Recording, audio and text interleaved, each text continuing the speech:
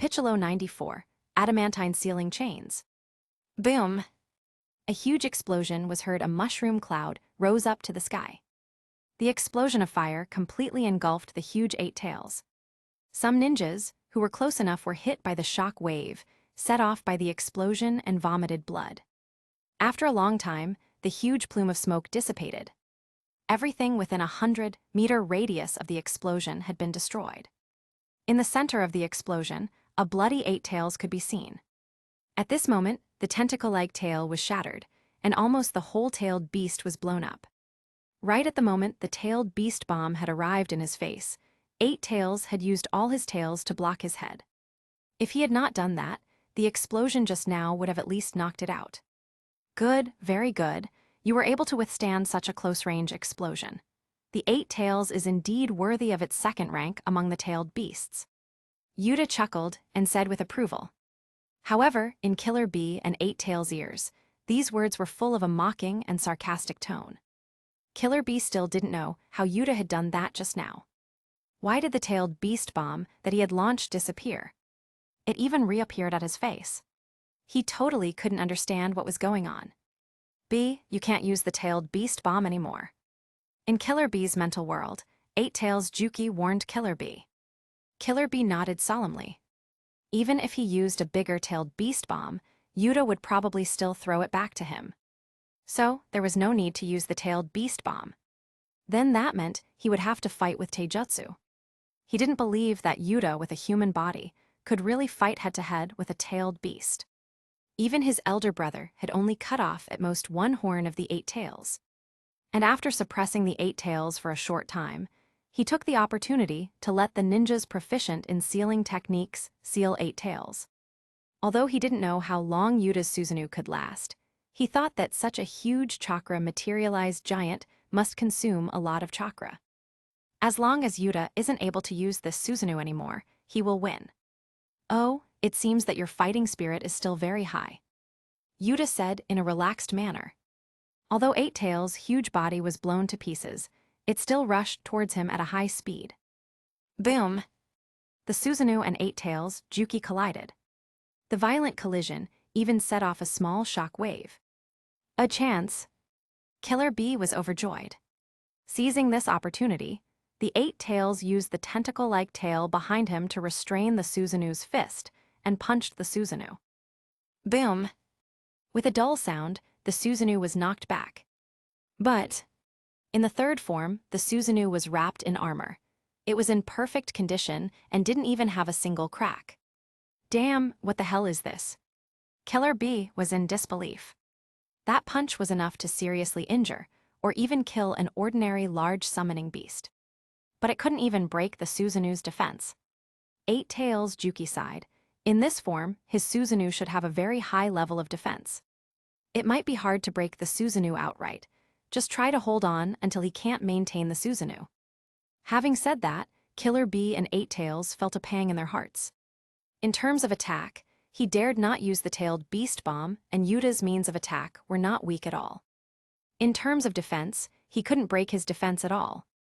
Obviously, he had already entered the tailed beast mode, but he still couldn't defeat him. He had never had a fight like this before. Only to this extent, then it's my turn now, Yuta said. One of the Susanu's arms was still bound by the 8 Tails' tail, but in an instant, 2 arms grew out of Susanu's back and slammed towards the 8 Tails. Not good. Killer Bee secretly thought that this was not good. He wanted to retreat immediately, but Yuta used the Susanu's arm to grab the 8 Tails' tail. The tail that was usually considered a powerful weapon now became a burden at this time. He had no way to retreat immediately. Boom, boom. 2 heavy punches hit 8 Tails on the head. The only intact horn of 8 Tails was smashed by a huge force.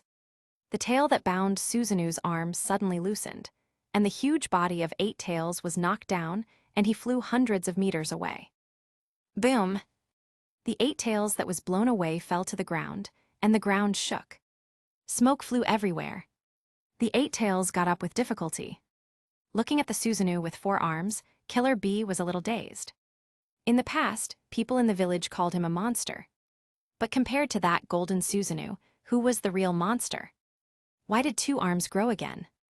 As long as I want, I can grow countless arms. Yuta chuckled lightly and controlled the Susanu to grow 2 arms again. Adding the first 4, he now had a total of 6 arms. The essence of Susanu is to use the powerful yin release and pupil power to shape a huge amount of chakra into a physical giant. So, as long as the pupil power is enough and the user is strong enough, Susanu can be adjusted into various structures. As of now, Yuta's pupil power is very close to the level of eternal Mangekyo, and he can immediately wrap the Susanu around his body. Just adding a few more arms was a piece of cake. Come on, let me have more fun. Yuta controlled the Susanu and charged up again. He could feel that in the fierce battle, his pupil power was growing rapidly. Perhaps after this battle, his pupil power would level up. Boom, booms, boom. The golden Susanu dealt brutal blows to the 8 tails. Damn it! Killer Bee barely controlled the fists and tail of 8 tails to parry. Even if they fight for strength, the opponent is completely pressing 8 tails to fight. The fists of 8 tails can only be barely parried, and the 8 tails behind him can only be used for defense, which is not very useful. For a time, 8 tails could only be beaten by Susanu with 6 arms. Far away, the ninjas of Konoha had cleaned up the remaining Kumo ninjas. At this moment, they were hiding far away and staring at this amazing scene with stunned eyes. He beat up the tailed beast so violently.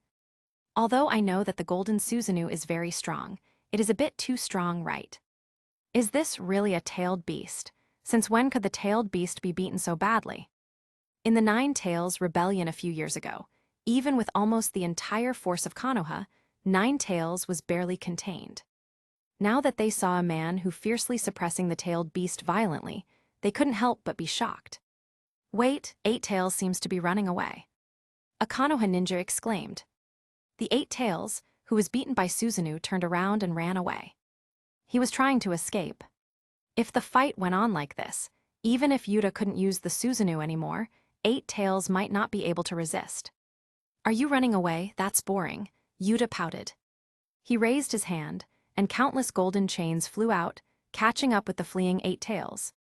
Golden chains bound 8 Tails' tail, arms, head, etc. one after another. Damn it, what is this? Killer Bee was horrified. He thought that this seemingly unremarkable golden chain could be easily broken, but it turned out to be surprisingly strong. Not only that, this chain seemed to be able to imprison the chakra of 8 Tails. It's the adamantine sealing chains of the Uzumaki clan. This thing has great restraint effect on tailed beasts. Damn, isn't that guy from the Uchiha clan? How could he have such a thing? The Uzumaki clan are distant relatives of the Senju clan, but what does it have to do with the Uchiha clan? How could the Uchiha clan have the exclusive sealing technique of the Uzumaki clan? This time, 8 Tails recalled that Yuta had previously said that there was an easy way to deal with them. If Yuta had used adamantine sealing chains from the beginning, there would be no need for such a long battle. Once bound by this golden chain, even he could only be captured. Bang! The huge body of 8 Tails disappeared, and Killer Bee's figure appeared. Adamantine sealing chains continued to entangle Killer Bee. Yuta stood in front of Killer Bee and poured pupil power into Killer Bee. Suddenly, the injected pupil power was directly dissipated. Idiot, Genjutsu is useless against me. Although Killer Bee was tied up, he still shouted loudly. He's a perfect Jinchuriki, immune to Genjutsu. Then I'll teach you another lesson today. A perfect Jinchuriki may also be affected by Genjutsu. The corners of Yuta's mouth twitched. Instantly, a huge amount of pupil power went straight into the depths of Killer Bee's spirit. Can a perfect Jinchuriki be absolutely immune to Genjutsu? Then he would control the tailed beasts, along with the Jinchuriki. Capitulo 95, Controlling a Perfect Jinchuriki. Is a perfect Jinchuriki absolutely immune to Genjutsu? What a joke. Infinite Tsukuyomi is also a Genjutsu. Could it be that a perfect Jinchuriki can also defend against infinite Tsukuyomi? In the final analysis, the reason why perfect Jinchurikis are not afraid of Genjutsus is because of their cooperation with the tailed beasts in their body. Genjutsus generally require the yin chakra to enter the target's body. Once a tailed beast detects the invasion of a foreign chakra, it disturbs the chakra of the Jinchuriki, and the genjutsu is lifted. But what if the tailed beasts are also put under a genjutsu? Kirigakura's fourth Mizukage, and the three tails perfect Jinchuriki was still controlled by Abido, right? If a large amount of pupil power is injected in an instant to control both the Jinchuriki and the tailed beast in their body, then the perfect Jinchuriki won't be able to resit the genjutsu. Damn, my consciousness is. Killer Bee and Eight Tails Juki felt a force invade their minds and taking control of their bodies at the same time. They wanted to struggle and resist, but it was too late. In just a few seconds, Killer Bee and Eight Tails lost control of their bodies. Master. Killer Bee fell to one knee and said with a respectful look. In the genjutsu world, the consciousnesses of Killer Bee and Eight Tails Juki were both imprisoned. They could only watch the scene outside and not do anything. Good. The corners of Yuta's mouth lifted up happily. He then took out a scroll from his body. Come on, sign the contract. From now on, you will be my summoning beast. Killer Bee slashed his palm obediently and completed the contract according to Yuta's instructions. Damn it, how dare you make me a summoning beast? In the genjutsu world, Killer Bee cursed with rage. Using a living human being as a summoning beast. This bastard. How dare he? Eight Tails Juki let out a long sigh. Since Killer Bee had become Yuta's summoning beast, it meant that he had also become Yuta's summoning beast. Speaking of which, Kurama was captured by Madara and turned into a summoning beast once. Now it's his turn. If other tailed beasts know about this in the future, they might laugh at him. In the real world, Yuta put away the summoning scroll with satisfaction. It was not impossible to sign a summoning contract with a person. Pain's animal path in could summon other Pains. During the battle between Naruto and Pain, Naruto summoned the shadow clone in Mount Mayaboku through the summoning technique, and then restored his senjutsu chakra. But Yuta could also directly release the Eight Tails in Killer Bee's body and let Killer Bee die. Then, he could forcibly sign the summoning contract with Eight Tails. But in that case, a strong enough container would be needed to seal the Eight Tails, which was a bit troublesome. It was better to sign a summoning contract directly with Killer Bee himself. And he usually wouldn't need to take Killer Bee with him. When he needs to use the power of the Eight Tails, he can summon Killer Bee. It was pretty convenient. Far away. After seeing the end of the battle here, the Konoha ninjas waited and watched for a while, and then approached this side tentatively. Lord Yuta, Eight Tails Jinchuriki, has he been controlled? Someone guessed this, as Killer Bee was being respectful to Yuta. Well, now Eight Tails is our support. Yuta said with joy on his face.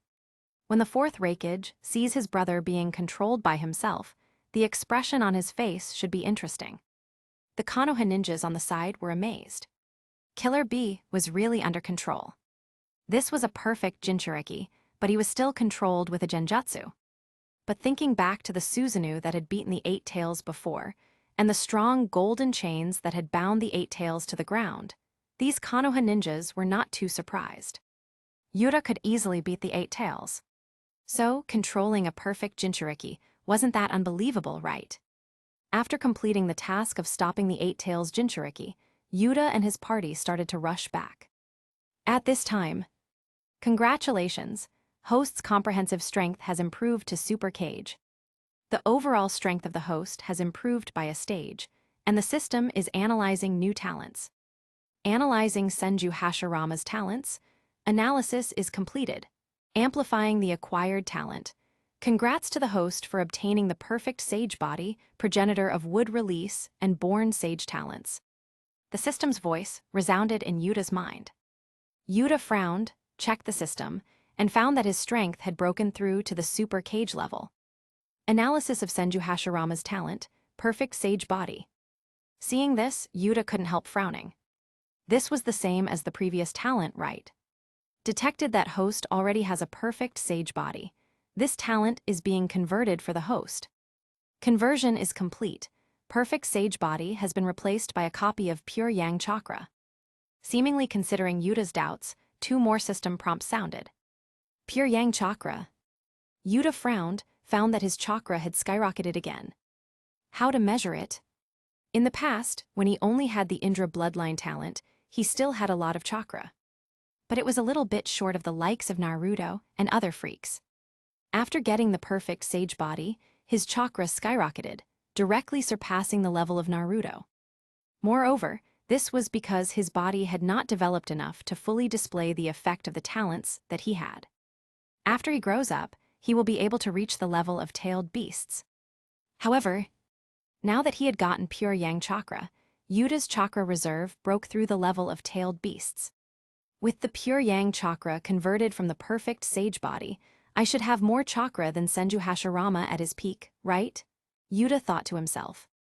This pure Yang chakra actually allowed him to have the amount of chakra that he would have when he would have developed the perfect sage body to its full potential in advance.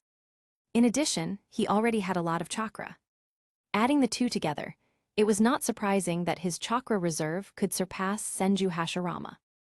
And, under the stimulation of Yang chakra, his pupil power, which had just entered the eternal Mangekyo level, greatly increased again. At the same time, the fusion speed of Yin and Yang chakra greatly accelerated. Indra's Yin and Asura's Yang. What do you get when the two are combined? Rinnegan. However, to awaken the Rinnegan, both the quality and quantity of chakra are important. In the original story, both Danzo and Abido had the Sharingan and Hashirama cells. But they still failed to awaken the Rinnegan. Why?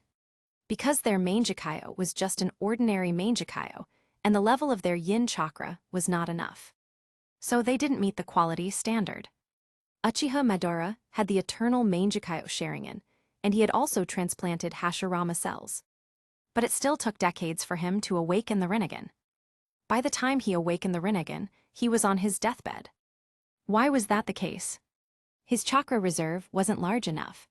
So, it took a long time for Yin and Yang chakra to fuse, and finally transform into Rinnegan. Even though he had both the blood of Indra and Asura at the same time, Yuta estimated that it would take at least 5 years before he could awaken the Rinnegan. Originally, he thought that he wouldn't be in a rush to awaken the Rinnegan, as it would already take him a long time to reach the level of eternal Mangekyo. But, after obtaining the pure Yang chakra transformed from the perfect sage body, the Rinnegan's fusion progress had been greatly accelerated. According to Yuta's current estimation, it would probably take less than a year for the fusion of his Yin and Yang chakra to be completed, thus awakening the Rinnegan. Checked the system and looked at the other two talents. Progenitor of wood release. You can perform any wood release ninjutsu at will.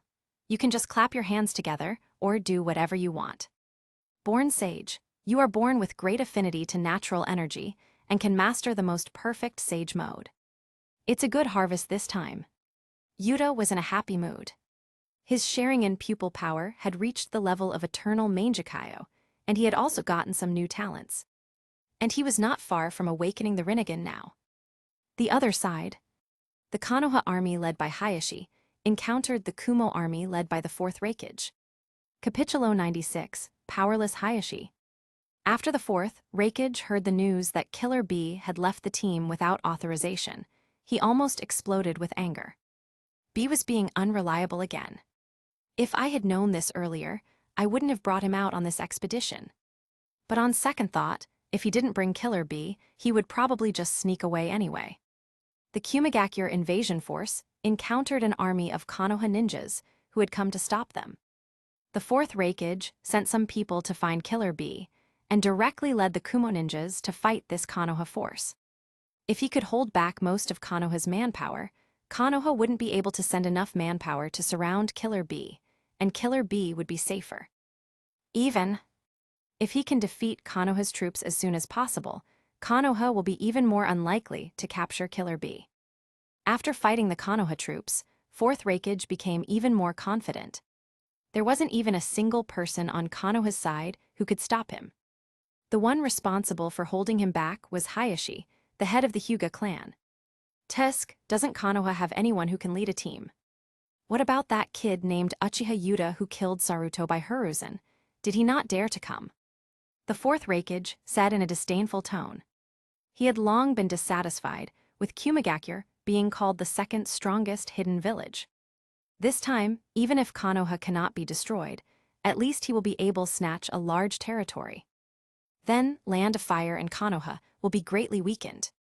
After Kumigakure digests the benefits obtained this time, the throne of the first hidden village will belong to Kumigakure. Hayashi gasped violently, blood dripping from his left arm. He felt a hint of bitterness in his heart. Although he hated Fourth Raikage to the point of madness and fought with overwhelming ferocity, there was still a major gap in their strength. He was no match for the Fourth Raikage at all. When he pressed the acupuncture points with all his strength, he was not even able to penetrate the lightning that surrounded the Fourth Raikage. However, even if he had successfully hit his acupuncture points and stunned him for a short time, it would have no effect. With the huge amount of chakra that the Fourth Raikage possessed, he would break free immediately. As for the 8 trigrams palms, with the protection of lightning release chakra mode, the damage that he could cause was limited.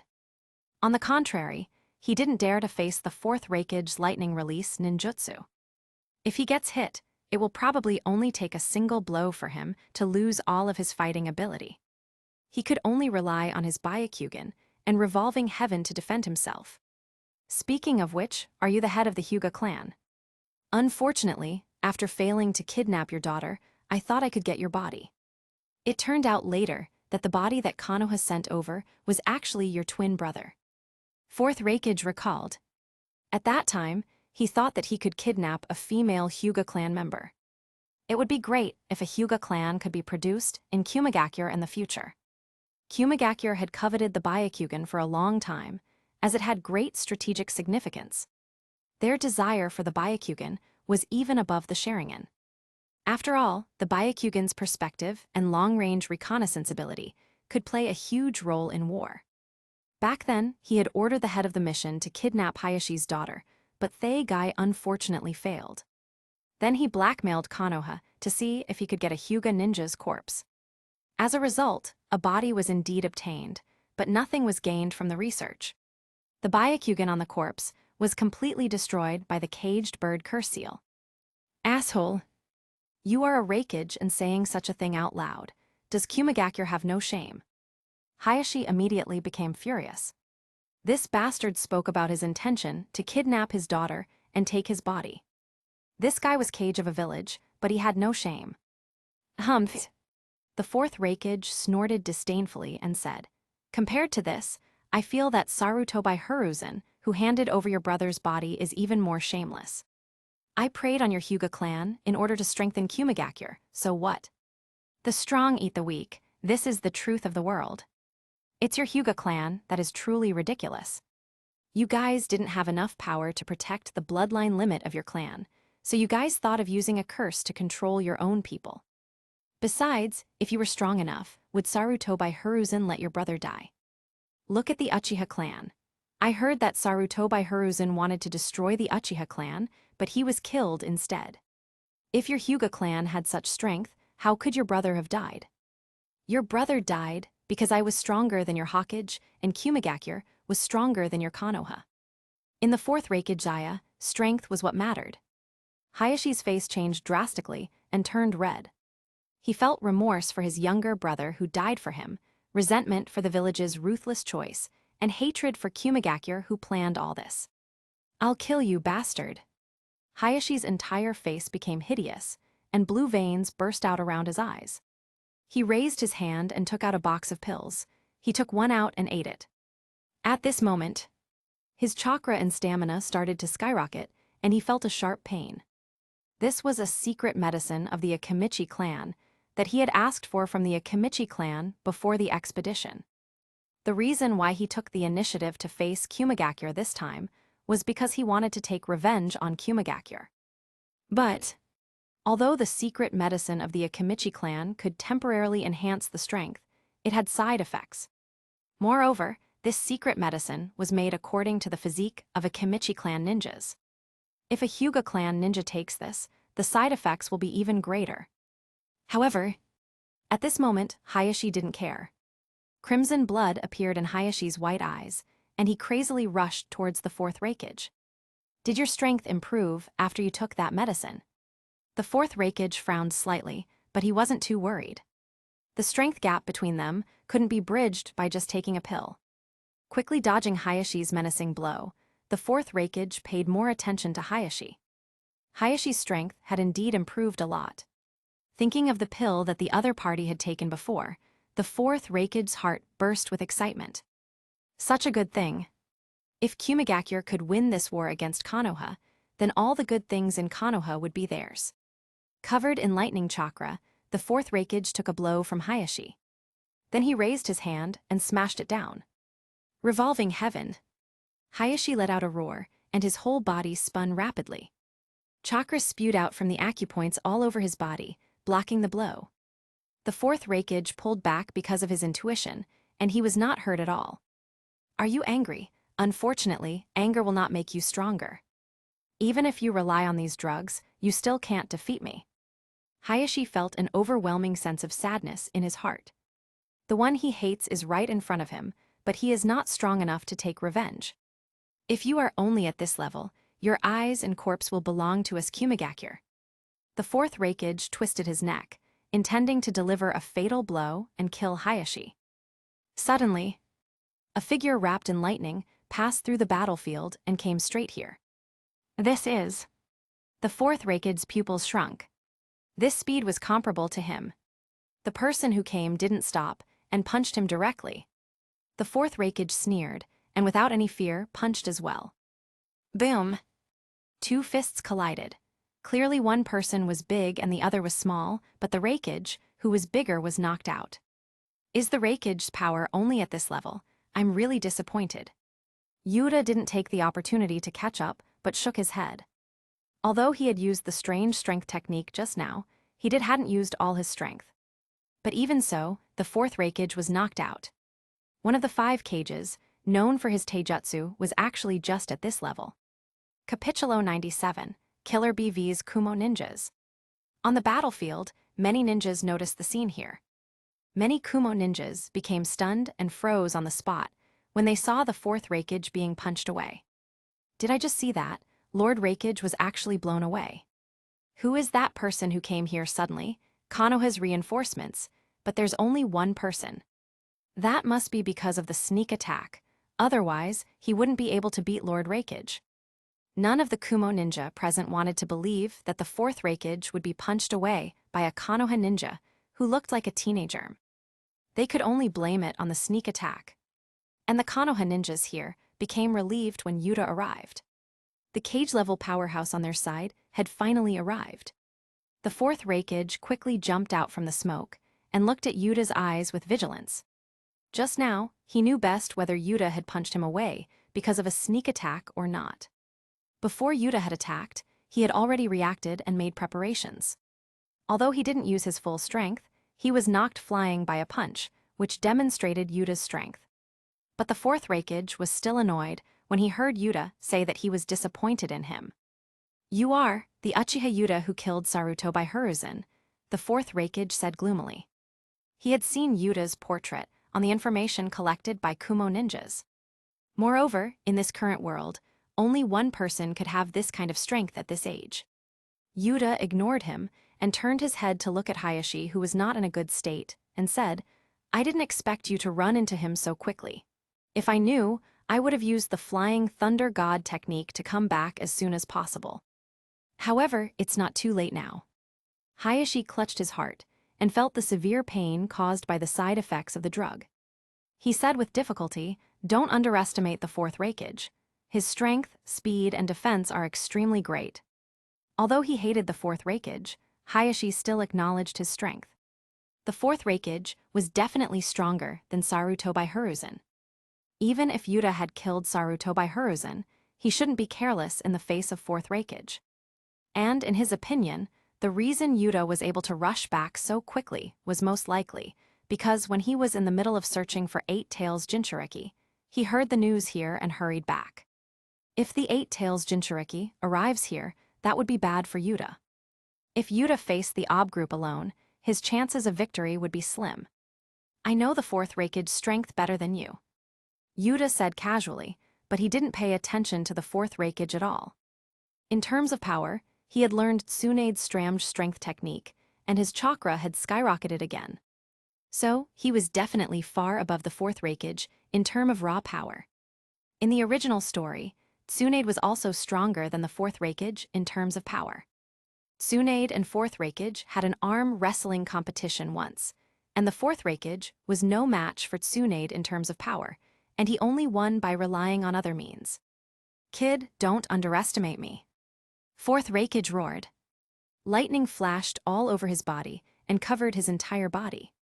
His hair stood up and he rushed over. Recurrent storm. The mighty lightning chakra gathered on his elbow and smashed Yuta with a heavy blow. "Don't be too impatient, I still have a surprise to give you." Yuta punched and hit the Fourth Raikage's elbow, easily parrying the blow. "What?" The Fourth Raikage's eyes widened, watching Yuta calmly catch his attack. Noticing that Yuta's leg was going towards his side waist, he hurriedly dodged. After backing away for a distance of about 10 meters, the Fourth Raikage stopped and looked at Yuta like he was a monster. This little kid likely had more power than him. Even he himself couldn't have caught that elbow so easily. Hayashi, who was behind Yuta, was stunned and almost forgot the pain in his body. When Yuta had knocked the Fourth Raikage off before, it might be because the Fourth Raikage hadn't used all his strength. But what about now? The Fourth Raikage's menacing blow was actually caught so easily. He couldn't do it even when he had taken the Akamichi clan's secret technique. How did Yuta train to have the same strength as Raikage at this age? Yuta looked back at Hayashi and smiled. Speaking of which, both clan leader Hayashi and the Fourth Raikage have younger brothers. This time, you probably wanted to avenge your dead younger brother. If that's the case, this surprise should also be given to clan leader Hayashi. But this was only a pleasant surprise for Hayashi. If the Fourth Raikage saw this surprise, he would probably curse him. Saying that, Yuta bit his finger, and before the wound healed, he stretched out his hand and patted the ground, and a black marks appeared. Summoning technique. With a bang, a cloud of smoke appeared. The Fourth Raikage raised his guard and looked over. Summoning beast. Judging from the size of the smoke, it should be a human-shaped summoning beast. If it wasn't some giant summoning beast, it would be much easier for him to deal with. The smoke dissipated. The Fourth Raikage froze. Killer Bee. Why is Killer Bee here? Wait. What's wrong with Killer Bee's state? His expression is dull, and why is he looked at Yuta so respectfully? That's not the main point. Why would Killer Bee be summoned here by Yuta? Lord Raikage, what do you think of my newly captured summoning beast? Yuta patted Killer Bee with a smile and said, "Summoning beast." The Fourth Raikage muttered and quickly understood what had happened. Killer Bee was captured alive and controlled by Genjutsu. This damn bastard even signed a summoning contract with his younger brother and used him as a summoning beast. Bastard, I'll kill you. The Fourth Raikage instantly became furious. The lightning on his body rampaged, and his whole body ejected like a cannonball. Yuta didn't move and ordered Killer Bee, use the tailed beast coat mode and stop him. Killer Bee immediately obeyed the order. A red-tailed beast chakra surrounded him, and he greeted the Fourth Raikage with a punch. Boom! Killer Bee in tail beast coat mode was beaten backwards in front of the Fourth Raikage's full-strength punch. Bee, wake up, damn it, what is Eight Tails doing? Why not disarm the Genjutsu? The Fourth Raikage cursed angrily. Isn't Killer Bee a perfect Jinchuriki? How could he still be under a Genjutsu? The Fourth Raikage tried to inject chakra into Killer Bee to help him lift the Genjutsu, but his chakra couldn't enter because of the tailed beast coat. Forget it, come back, you're too weak. Yuta shook his head and recalled Killer Bee. Even in the tailed beast coat mode, Killer Bee was actually still much weaker than the Fourth Raikage. If that's the case, then go deal with those normal Kumo ninjas. Go and kill those Kumo ninjas. Yuta ordered in a flat tone. Yes. Killer Bee responded respectfully. Then he rushed into the crowd of Kumo ninjas and started to kill. Lord Bee, are you mistaken? Lord Bee is under the control of a Genjutsu. Help him get out of the Genjutsu. We can't do it, the chakra outside is interfering. Isn't Lord B a perfect Jinchuriki? How could he still be controlled by a genjutsu? Damn, besides Lord Fourth Raikage, who can stop Lord B. The Kumo ninjas immediately felt helpless. Only the Fourth Raikage could stop Killer B. They weren't strong enough to even stand against Killer B. In the tailed beast coat mode, although Killer B couldn't beat the Fourth Raikage, he could easily deal with ordinary Kumo ninjas with just a punch. For a time, the pressure on the Konoha ninjas was greatly reduced. Damn B, stop. The Fourth Raikage yelled angrily and immediately wanted to rush over to stop Killer B. Your opponent is me. Yuta stopped him with a smile on his face. Lord Raikage, are you satisfied with this surprise? Hayashi laughed and burst into tears. Didn't you, Raikage, say before that I was not strong enough to protect my brother? Now it's your turn to protect your little brother. Seeing Fourth Raikage's frantic appearance, Hayashi felt a burst of joy in his heart. What goes around comes around. Tit for tat. Capitulo 98, Learning the Lightning Release Chakra Mode. Yuta, die for me. Fourth Raikage rushed up like a madman and attacked Yuta indiscriminately. He was really pissed this time. Yuta, this damn bastard, not only controlled Killer B with genjutsu, but also signed a summoning contract with Killer B. He actually used Killer B as a summoning beast. He actually ordered Killer B to kill Kumo ninjas. Is this something humans do? When had he ever been so angry? If this bastard doesn't die today, he'll not be worthy of being the Raikage. Why are you so angry? Weren't you very arrogant when you coerced Konoha to hand over the murderer? Yuta easily parried the Fourth Raikage's attack. The lightning release stimulation method alone could not increase his speed to the Raikage's level when using the lightning release chakra mode. But after incorporating Shisui's wind body flicker technique, Yuta's current speed was no less than the Fourth Raikage. Coupled with his strength that was far beyond the Fourth Raikage's, Yuta could handle the Fourth Raikage's attack with ease. Go to hell, die. The Fourth Raikage roared wildly. His arms were covered with high-density lightning chakra, and he wildly attacked Yuta. However, either those attacks were easily avoided, or they were simply parried. His anger couldn't be vented at all. On the contrary, he almost became mad with hatred. Relax, don't you want to appreciate your brother's strength? Look, Killer B has killed so many Kumo Jonins. Tusk, their death is really miserable. Even their chest collapsed all of a sudden. As expected of the perfect Eight Tails Jinchuriki, he is indeed powerful. While dealing with the Fourth Raikage, Yuta explained the battle situation on Killer B's side leisurely. He didn't feel the slightest guilt or psychological burden to target the Fourth Raikage in this way. At best, Kumagakure is the least shady and the most united hidden village. At worst, it is a gang of bandits. And the Raikage is the bandit boss. Obviously, the Kumo ninjas were sent to negotiate peace, but he ordered them to take the opportunity to kidnap the daughter of the Hyuga clan leader. After failing, he didn't feel ashamed at all, and even had the audacity to ask Konoha to hand over the murderer. In the past, Kumagakure had also tried to kidnap Uzumaki Kushina during the Third Raikage's period in order to get a good Jinchuriki candidate. The Cage of a Village took the lead in doing this kind of robbery. It could be seen what kind of village Kumagakure was. Just for some benefit, they dare to do anything. They are united among their own people and are friendly to each other. But to the enemy, they are absolutely shameless and immoral. If this kind of person is an ally, then it is good. But since he was an enemy, there was absolutely no need to be merciful. At this time, the Fourth Raikage saw Killer B raging among the Kumo ninjas, and he became very anxious. No one in among the Kumo ninjas could stop Killer B in tailed beast chakra mode. They couldn't even pierce through the chakra coat and dispel the genjutsu. He was now being blocked by Yuta, and there was absolutely no way to go over to support the other Kumo ninjas. He could only helplessly watch his villagers die under the attack of his younger brother rapidly. Glancing at this scene, the Fourth Raikage became even more angry. He attacked Yuta like a storm, but his attacks had no effect at all. Yuta was not only much more powerful than him, he was also as fast as him. His high-intensity attack didn't work at all. Speaking of which, I've always wanted to fight Lord Raikage. Lightning flashed all over Yuta, and he used his Sharingan to observe the Fourth Raikage's flow of chakra. Now I finally have a chance. I hope I can take this opportunity to learn the lightning release chakra mode. Hearing this, the Fourth Raikage almost laughed angrily.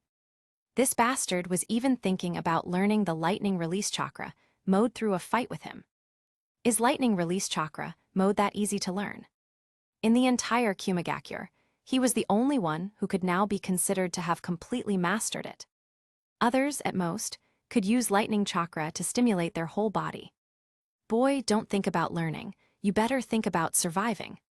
The Fourth Raikage's eyes were filled with coldness. Since his previous crazy attacks didn't work at all, he barely regained his calm. But the anger and hatred in his heart were getting stronger and stronger. The Fourth Raikage took a deep breath, and then the lightning chakra all over his body burst out. A fine lightning chakra covered his whole body. His speed increased to his maximum. Lightning chakra concentrated on his palm, and he slammed down. Lateral bolt of pain. Yuta's Sharingan flickered slightly. While copying the chakra flow in the Fourth Raikage's body, he slightly dodged sideways to avoid the blow. Click! The earth was torn apart. A huge crack emerged where Yuta was standing just now. It was conceivable that if Yuta hadn't escaped just now, he would have been in danger. I understand a little bit, let's try it. Yuta's eyes moved slightly, and he began to modify the lightning release stimulation method he had learned from Kakashi according to the chakra flow of the Fourth Raikage. Relying on the Sharingan's simple capture of the Fourth Raikage's chakra's flow and the lightning release prodigy talent, Yuta made some changes according to his conjectures. Then, fine lightning appeared on Yuta's body. Success! Yuta was overjoyed. It's probably still a little bit worse than the Fourth Raikage, but the prototype of lightning release chakra mode was now complete. With the lightning release chakra mode, a layer of lightning chakra covered his whole body surface. His physical defensibility greatly improved. In addition, his speed and strength were also further increased. This guy. The Fourth Raikage looked horrified. This kid really learned the lightning release chakra mode. After just fighting with him for a while, he learned it. How is that possible? If the lightning release chakra mode was so easy to master, countless other Kumo ninjas would have learned it by now. No matter what happens, I have to kill this kid. Kumigakure's lightning release chakra mode would spread if Yuta was allowed to live. Moreover, Yuta already has such strength at this age. If he doesn't kill him as soon as possible, he might really be powerless in the future. Now that I have learned it, let's try it out against you. Yuta looked at the Fourth Raikage and said with a smile. Insanity. The Fourth Raikage was furious. Although he didn't know how Yuta had learned his lightning release chakra mode. But he had just learned it, and now wanted to use it against him, who was a master in it. Yuta was walking to his own end. The Fourth Raikage leaped high, with awe-inspiring killing intent in his eyes. Lateral bolt of pain, chop. He slashed down at an outrageous speed. Come on. Yuta's Sharingan turned and copied the Fourth Raikage's movements and chakra's flow. Then, he also jumped high and slashed. Swish. The two passed by. Plat. Half an arm fell to the ground, bleeding profusely. The Fourth Raikage looked at his missing left arm and became stunned. He turned around and raised his head to look at Yuta, who was completely unscathed. His thoughts fell into a stagnation for a while. Capitulo 99, Majestic Attire. The Kumo ninjas who saw this scene felt like their eyes are about to pop out. Lord Raikage's arm was actually cut off. But the young Konoha ninja on the other side was unscathed. How is that possible? Lord Raikage actually lost. That Konoha ninja also knows Lord Raikage's lightning release chakra mode. Damn Konoha, they must have stolen our lightning release chakra mode. What should we do now? Lord Raikage cannot defeat that ninja, and Lord Killer Bee is under that guy's control. The Kumo ninjas here couldn't help but feel a hint of despair in their hearts. The Raikage had lost his arm in a head-on battle, and the Eight-Tails Jinchuriki Killer Bee was currently slaughtering them. What could they do in this scenario? Yuta shook the blood in his palm, turned around and looked at the Fourth Raikage. It's a pity that this is your limit.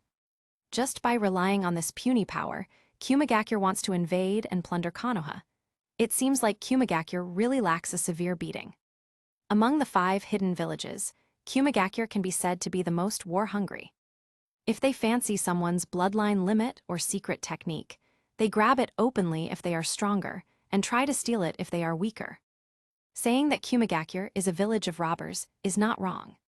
The Fourth Raikage's face was extremely gloomy. A bad premonition permeated in his heart. He realized that he really might not be able to beat Yuta. Although Yuta had just learned the lightning release chakra mode, his strength and speed had already completely surpassed him. In the head-on collision just now, he couldn't hit Yuta at all. On the contrary, his arm was broken and chopped off. The Fourth Raikage quickly stopped his thoughts. If he admits that he cannot win, then he will really have no chance of winning. With a sharp look in his eyes, the Fourth Raikage ignored the pain in his left arm. He continued to use the lightning release chakra mode with all his strength and roared with a ghastly expression. "Damn it, don't underestimate me." Guillotine drop. A large amount of chakra gathered on his feet, and he heavily smashed his foot down at Yuta. Yuta asked, "Do you think I meant to provoke you by saying that you were weak?" Yuta smiled disdainfully. He didn't dodge the attack at all. Instead, he reached out and grabbed the Fourth Raikage's calf. "What?"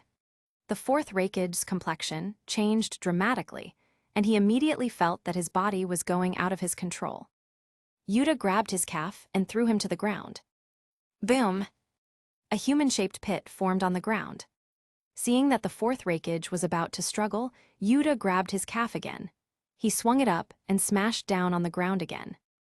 Damn it, this damn brat. The Fourth Raikage felt a sense of humiliation. Even if he wanted to break free from Yuta's grasp, there was absolutely nothing that he could do. He had never felt so powerless. Boom! Boom! Boom! Sometimes his body was smashed to the ground, sometimes he was smashed to a stone, and sometimes he was smashed to a tree. He was forced to eat a mouthful of dirt countless times. After a while, it seemed that Yuta was bored, so he just threw him out. Boom! The Fourth Raikage landed, and another big hole was formed on the ground. After being moved around by Yuta, the Fourth Raikage was feeling dizzy. His body was under the protection of the lightning release chakra mode armor, so did not suffer any serious injuries because of being smashed around. But it was very humiliating. He had never been this angry in his entire life. Yuta didn't smash him just now to hurt him. He had done that to humiliate him. Seeing this scene, the Kumo ninjas were in utter shock and disbelief. Even in the face of a tailed beast, the Fourth Raikage had never been this powerless. It was like Yuta was just bullying a child who was powerless to fight back. Yuta took a deep breath. He adjusted his chakra flow again and further perfected the lightning release chakra mode. Although the damage caused by the smashes just now were not high, they were extremely insulting. The Fourth Raikage was probably overflowing with anger now. When you Kumigakure thought of invading and plundering everywhere, you should have thought of this day, Yuta said indifferently. In this world, if you are strong enough, then naturally what you say is right and everything you do is right. But the problem is Kumigakure is not strong enough. Obviously they are not strong enough, but they still dare to do all kinds of wicked things. Together with Kirigakure, they destroyed the Uzumaki country and stole the sealing techniques of the Uzumaki clan. Later, they wanted to kidnap Uzumaki Kushina. They even tried to kidnap Hinata, and after failing, forced Konoha to hand over Hayashi, only to have Hisashi be forced to die. In the original story, Naruto had become the Hokage. Neji, who was part of the Konoha 12, had a big hatred with Kumigakure. Naruto also knew about this, but it didn't stop Naruto from getting along with Kumigakure. Neji's hatred. What does that have to do with him, Uzumaki Naruto? And Neji had also already died. How could Naruto possibly consider having a grudge with the Raikage for a dead person? Although Neji had died to protect Naruto, Naruto still didn't care enough about Neji's grudge. After all, Naruto even forgave Obito for killing his own father. So, it was normal for him to forgive the Raikage who had killed Neji's father. But that's disgusting. If Neji knew that Naruto, who he had desperately saved, had a very good relationship with Kumigakure, who had killed his father, what would his reaction be? Unlike Naruto, it was impossible for Yuta to forgive those who try to hurt him. The Fourth Raikage, who was smashed to the ground, shook his still somewhat dizzy head and stared at Yuta. Even though he knew in his heart that he was probably going to lose, he had absolutely no intention of giving up. He didn't dare to jump up like before, so, with a roar, the Fourth Raikage charged ahead. Lariat. His whole body seemed to have turned into a blue lightning bolt. His right arm faced Yuta's chest, trying to penetrate Yuta directly in the middle. Boring. Yuta reprimanded lightly. Electric lights flashed on his palm, and he rushed forward, cutting off the Fourth Raikage's other arm. Plat. The entire small arm was cut off and fell to the ground. Yuta didn't hold back at all this time. He stepped on the Fourth Raikage's back before he could come back to his senses. Click. The sound of bones breaking resounded. The Fourth Raikage spat out a mouthful of blood. Even with the protection of the lightning release chakra mode, he was still seriously injured by this kick. Without the defense of the lightning release chakra mode, the kick just now might have knocked him out. Kumagakure needs to remember this lesson. Yuta walked over and mercilessly stepped on the Fourth Raikage's legs. Click. The sound of a broken bone echoed. This time, the Fourth Raikage showed no signs of resistance. Clan leader Hayashi, I will hand over the Fourth Raikage to you. Yuta smiled at Hayashi next to him. Next, how to deal with the Fourth Raikage was Hayashi's business. Turning around, Yuta shouted to the Konoha ninja from a distance. All Konoha ninjas, get out of this area. The Konoha ninjas didn't know why, but they still obeyed the order and quickly separated from the anxious Kumo ninjas and retreated far away. The ninjas of Kumagakure looked at each other in confusion. They didn't know what Yuta was planning to do. Among the Kumo ninjas, Killer Bee quickly jumped out and came to Yuta's side. Come on, completely transformed to a tailed beast. It's time to end this farce, Yuta said with a smile. Killer Bee obeyed the order, and with a bang, the huge body of Eight Tails appeared. Yuta jumped to the top of Eight Tails' head. The pupil power in his eyes emitted frantically, and a golden, translucent armor gradually covered the Eight Tails' whole body. In a moment, the whole body of Eight Tails was wrapped in the golden Susano. Majestic attire. The Eight Tails, who was being held by Susano, lowered his head slightly and looked down at the Kumo ninjas below. Capitulo 100, Hayashi's Joy. This, what kind of monster is this? A golden Susano that was wrapped around the Eight Tails looked down at the Kumo ninjas below. All the Kumo ninjas who were watched felt a tingling sensation in their scalps. Some people even felt their legs go weak, and they almost fell to the ground. Some people gulped in shock and fear, some were fearless, and some wanted to hold their heads and wait for their inevitable death. After the Susano covered the tailed beast, its already great power increased even more. Many of the Kumo ninjas here had seen Killer Bee in his tailed beast mode. Some had even been involved in the operation to stop the rampage of the Eight Tails. However, even the rampaging Eight Tails was not as powerful as the quiet Eight Tails now. This move is called the Majestic Attire by Uchiha Madara. It was a move that Uchiha Madara used in the final battle with Senju Hashirama in the Valley of the End. It is your honor to witness this move now, Yuta in the Susanu's head said calmly. In the mental world of the Eight Tails, the consciousnesses of Killer Bee and Eight Tails Juki were imprisoned here. Eight Tails cursed angrily. When he was caught by Yuta before, he had guessed that it might be like this. Majestic attire. The name given by Uchiha Madara was too insulting to the tailed beasts. Everyone, let's attack together. I don't believe he can kill us all alone. A Kumo ninja tried to regain the morale of the army. That's right, it's not like I didn't follow Lord Raikage to suppress Eight Tails before. Isn't the body only just a little bigger? Who is afraid of who? The Kum ninjas said, with cold sweat dripping from their foreheads. They reluctantly relied on their words to cheer themselves up. Suddenly, the Eight Tails wrapped in the golden Susano moved. One step up, one step down. Boom! Some people who were frightened legs fell due to this huge earthquake. Thet wanted to get up, but found that they had no strength. No, attack immediately. Someone shouted. If it goes on like this, most will probably lose their fighting spirit without putting up a fight. At that time, they will really no chance of survival and can only be slaughtered. The Kumo Jonins scattered with their own squads and surrounded the mighty Susanu. Everyone used ninjutsu to attack from a distance. With a roar, countless ninjutsu hit the eight tails in the center. In front of the eight tails, relying on their taijutsu to fight it is completely unrealistic. The Raikage, who was able to suppress eight tails with his taijutsu, had already been defeated by Yuta. Now they could only try to use ninjutsu to penetrate the golden armor on the eight tails.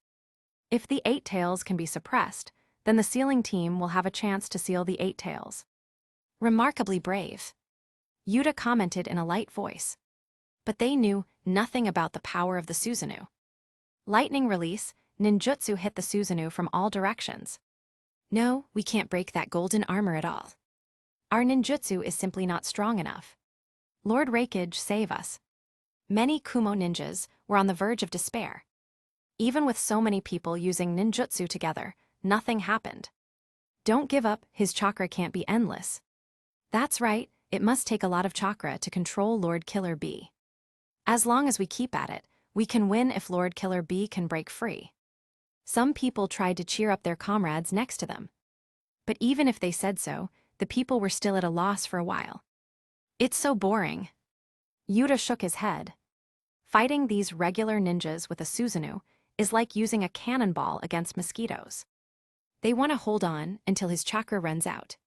How could that be possible? The chakra that is now used to maintain the majestic attire of Susanu is entirely provided by the eight tails. He only needs to consume pupil power to maintain the Susanu's form. With his current pupil power, even if he doesn't do anything and lets these Kumo ninjas fight, eventually the group of Kumo ninjas will be exhausted first. Well, if there's nothing you can do, then it's my turn. The corners of Yuta's mouth twitched. Without any extra movement, he directly controlled the eight tails tail to sweep 360 degrees. The eight tails wrapped in golden Susanu swept away all the Kumo ninjas along the way with its destructive power. The trees and boulders hit by the tail of eight tails were all pulled up and pushed flying all over the sky. With such a simple attack, the Kumo ninjas completely became powerless and couldn't resist. They reacted and tried to get back before the eight tails tail could hit them. If their response is slow, they will be swept into the sky. The Kumo ninja quickly backed away. Damn Yuta, that devil. The Fourth Raikage looked angrily, but there was nothing he could do. His left and right arms were cut off. The bones of both of his legs were also trampled. Now it was difficult to even stand up, so he could only lie here and look up, unable to do anything. Watching the ninjas of his own village being swept away by his younger brother, the Fourth Raikage felt maddened with hatred. Didn't you say before that the law of the world is the strong prey on the weak? Hayashi said with great joy in his heart. Why are you so angry now that you have become the weaker party? Since the strong are right in everything, then you should accept the ninjas of your village being slaughtered happily, right? Shut up. The Fourth Raikage roared with red eyes. Seeing this, Hayashi felt even more happy in his heart. His hatred was finally vented a little at this moment. Although he had taken the secret medicine of the Akimichi clan before, he still had some fighting ability. At least he was stronger than the Raikage, who couldn't even stand up. Come on, let me help you see more clearly. Hayashi stepped forward, grabbed the Fourth Raikage's hair, and roughly lifted him up. He reached out and twisted the Fourth Raikage's head to show him the scene of the Kumo ninjas being crushed. Hayashi, I will kill you. The Fourth Raikage felt his heart tremble and roared. How dare Hayashi treat him like this? Hayashi scornfully said, do you think you still have that chance? Hayashi unceremoniously punched the Fourth Raikage in the face. With one punch, the Fourth Raikage's nose became crooked and blood flowed out. Boundless humiliation filled the Fourth Raikage's heart. If he could survive this time, he swore that he would kill Yuta and Hayashi no matter what. However, he looked down and saw his bare arms. The Fourth Raikage couldn't help but feel sad. His arms were gone, so he had lost most of his strength. Besides, whether he can survive this time may depend on the mood of Konoha. Snapped. Hayashi slapped the Fourth Raikage in the face and said in a chilly voice, you still have time to think about other things. See clearly. Look inside that golden Susanu. That is your brother, the 8 tails Jinchuriki of your Kumagakure. Look at those ninjas that are being killed and running for their lives. They are all from your Kumagakure. Are you feeling angry now?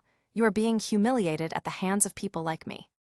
As you told me before, it's because you're not strong enough. You can't protect your brother, and you can't protect the Kumo ninjas. I'm a useless brother, and so are you, and you're a useless Raikage on top of a useless brother. Hayashi threw away his usual demeanor, and roared at the Fourth Raikage as if to vent. Capitulo 101, the Fourth Raikage's death. Just one person restrained the Kumagakure army. What restraint? He's clearly massacring them easily. I didn't expect that Lord Yuta's Susano could actually be used on the tailed beast. If this continues, won't Kumagakure's troops be wiped out by Lord Yuta alone? A few kilometers away from the battlefield where Yuta was, the Konoha ninjas, who fought against the Kumagakure army before retreated here. Watching the 8 tails wrapped in golden Susano raging among the Kumo ninjas from a distance, the Konoha ninjas' faces were full of horror. Should we get closer? If the Kumo ninjas run away, we're so far away now that we might not be able to hunt them down. Someone tentatively suggested. At such a distance, if the Kumo ninjas fled, they would not be able to catch up. Do you want to die? A Konoha ninja stopped that guy and said, Lord Yuta's Susano can also use a long-range attack ninjutsu similar to the tailed beast bomb. If we go there, it may cause trouble for Lord Yuta. He had followed Yuta to block Killer Bee before, and had seen the Susano use Yasaka Magatama up close. Even the 8 tails was bombed tragically by it. The Konoha ninjas, who went to stop Killer Bee, before spoke up to discourage him. Seeing this, the others gave up their intention to approach. Speaking of which, this time the Raikage has been crippled, and the 8 tails Jinchuriki has also been captured. If all the people here can be wiped out, I am afraid that Kumagakure will not be able to start a war in the next few decades. Indeed, and with Lord Yuta around, Kumagakure won't have the courage to fight again. The Konoha ninjas nodded. Looking to the other side, they saw Hayashi grab the Fourth Raikage's hair, and twist HSU head to force him to watch the slaughter of Kumo ninjas. Look, your Kumo ninjas can't hold on anymore. Some of them have already started to flee. Let me see, how many people have died so far? I'm afraid the casualties are almost 1,000 ninjas. Why did they die? Because you, the Raikage, were incompetent, because you were not strong enough. Hayashi yelled at the Fourth Raikage with a grim face. A few years ago, he couldn't do anything and could only helplessly watch his younger brother die under the arrangement of the village. Now, he wanted the Fourth Raikage to experience the same powerlessness that he had experienced at that time. What do you think will happen to your brother after this war is over? He has become Yuta's summoning beast, and his destiny will be controlled by him. He can only become Yuta's tool like a real summoning beast. It's just a pity. I wanted to kill your brother in front of you, but that's fine, Hayashi said with some regret. Hearing this, the Fourth Raikage's eyes became cold, and he turned his head hard to stare at Hayashi. What are you looking at? This is what you called the law of this world that one must learn to accept, Hayashi said mockingly. Hearing these familiar words, the Fourth Raikage's eyes froze, and his expression quickly darkened. If he could be stronger than Yuta, Killer Bee wouldn't be like this now. In the battlefield, Yuta looked around. Most people have already started to run away. Do they think that by spreading out and running away, they will be able to survive? Immediately, Yuta controlled the 8 tails and to open his mouth. A giant red and blue Susano-tailed beast bomb emerged. It was quickly spat out, and then the next one was being formed without any delay. Boom! Boom! Boom! A series of explosions sounded. A large number of Susano-tailed beast bombs chased after the fleeing Kumo ninjas. No. No, I don't want to die yet. Damn Konoha ninja. I want to go back to the village. Lord Raikage, come and save us. On the verge of death, various cries emerged. However, in front of the countless Susano-tailed beast bombs, all kinds of struggles were in vain. Everything within a range of more than 10 miles was directly razed to the ground. It has ended. Yuta sighed slightly and deactivated the Susano. Since the Kumo ninjas dared to take the initiative to invade the Land of Fire, there was no need to hold back against them. Since they took the initiative to provoke a war, they deserved to die. The huge body of the Eight Tails disappeared, and the figure of Killer Bee appeared again. Of course, he was still affected by the genjutsu. Yuta went over to Hayashi and saw the Raikage who had been tortured to death. What a pity, you invaded with so many ninjas and originally wanted to gain benefits, but they all died here. Yuta shook his head and said, Yuta, you killed so many people from Kumagakure. Kumagakure will resolve this hatred sooner or later. The Fourth Raikage gritted his teeth and roared. Really? Yuta didn't care at all and said, if I want, I can go and destroy Kumagakure now. Also, the reason I killed them all was to make Kumagakure remember the consequences of standing against me forever. The strength of your Kumagakure is not enough to dominate this world. In the distance, the Konoha ninjas gradually approached. Lord Yuta, what should we do about the Raikage? Bring him back to Konoha and lock him up? Someone asked. Dealing with the captured cage of a village was troublesome. If Kumagakure comes to negotiate peace later, they might want Konoha to release the Raikage. It's useless to keep him alive, just kill him directly, Yuta said casually. Since he had already forged a deadly feud, there was no need to spare the Fourth Raikage. Even if the Fourth Raikage was not strong enough to pose a threat to him, there was still no reason to let him go. Hearing this, Hayashi breathed a sigh of relief. He had made up his mind to kill the Fourth Raikage secretly if Yuta spared him, but it's not necessary now. I'll leave it to clan leader Hayashi. Keep his body intact and bring it back to Konoha for research, Yuta ordered casually. Understood. Hayashi replied, and immediately grabbed the Fourth Raikage with blood in his eyes. Kumagakure. Dadae, who was in charge of the logistics, was a little worried. Why hadn't the latest battle report from the front line come yet? Did something go wrong? After thinking about it, he felt that he was probably overthinking. The Fourth Raikage and Killer Bee had gone out together with so many Kumo ninjas.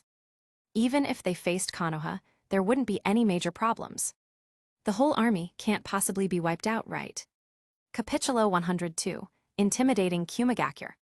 Lord Dadae, a ninja responsible for escorting the logistics, is back. An Anbu from Kumagakure came to report. Dadae finally breathed a sigh of relief, but he couldn't help frowning. Why was a ninja responsible for escorting the logistics back? Shouldn't someone dedicated to liaison communications be the one coming back? Soon, Dadae saw the ninja performing the escort mission. After listening to the other party talking in a panicked and messy tone, Dadae was completely stunned. Killer Bee was captured. The Raikage was maimed. The expedition force was wiped out by a Konoha ninja who controlled Killer Bee. How could that be possible? They had the Raikage, Killer Bee, and so many elite ninjas.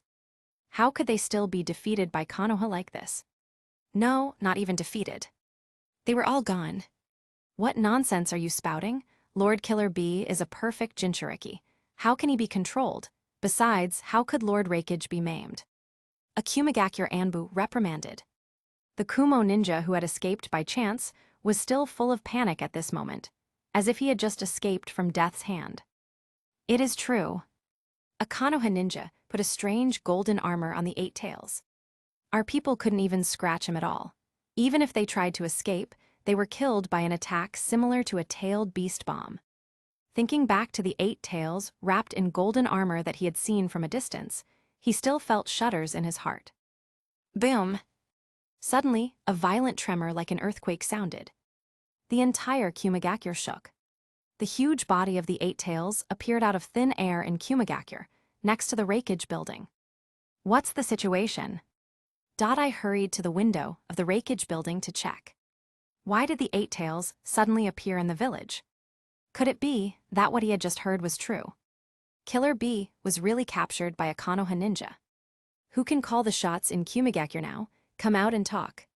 Standing on the top of the Eight Tails, Yuta held a corpse in his hand and said coldly. That.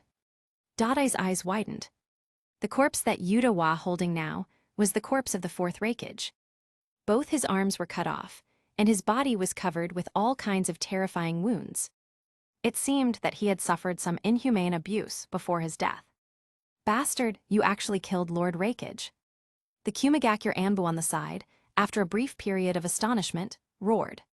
Before he had heard that Raikage was maimed, but he didn't believe it. But now that he saw the Raikage's body, he had to believe it. Damn Konoha ninja. He actually killed their Raikage. Yuta frowned and used his Sharingan to condescendingly use a genjutsu.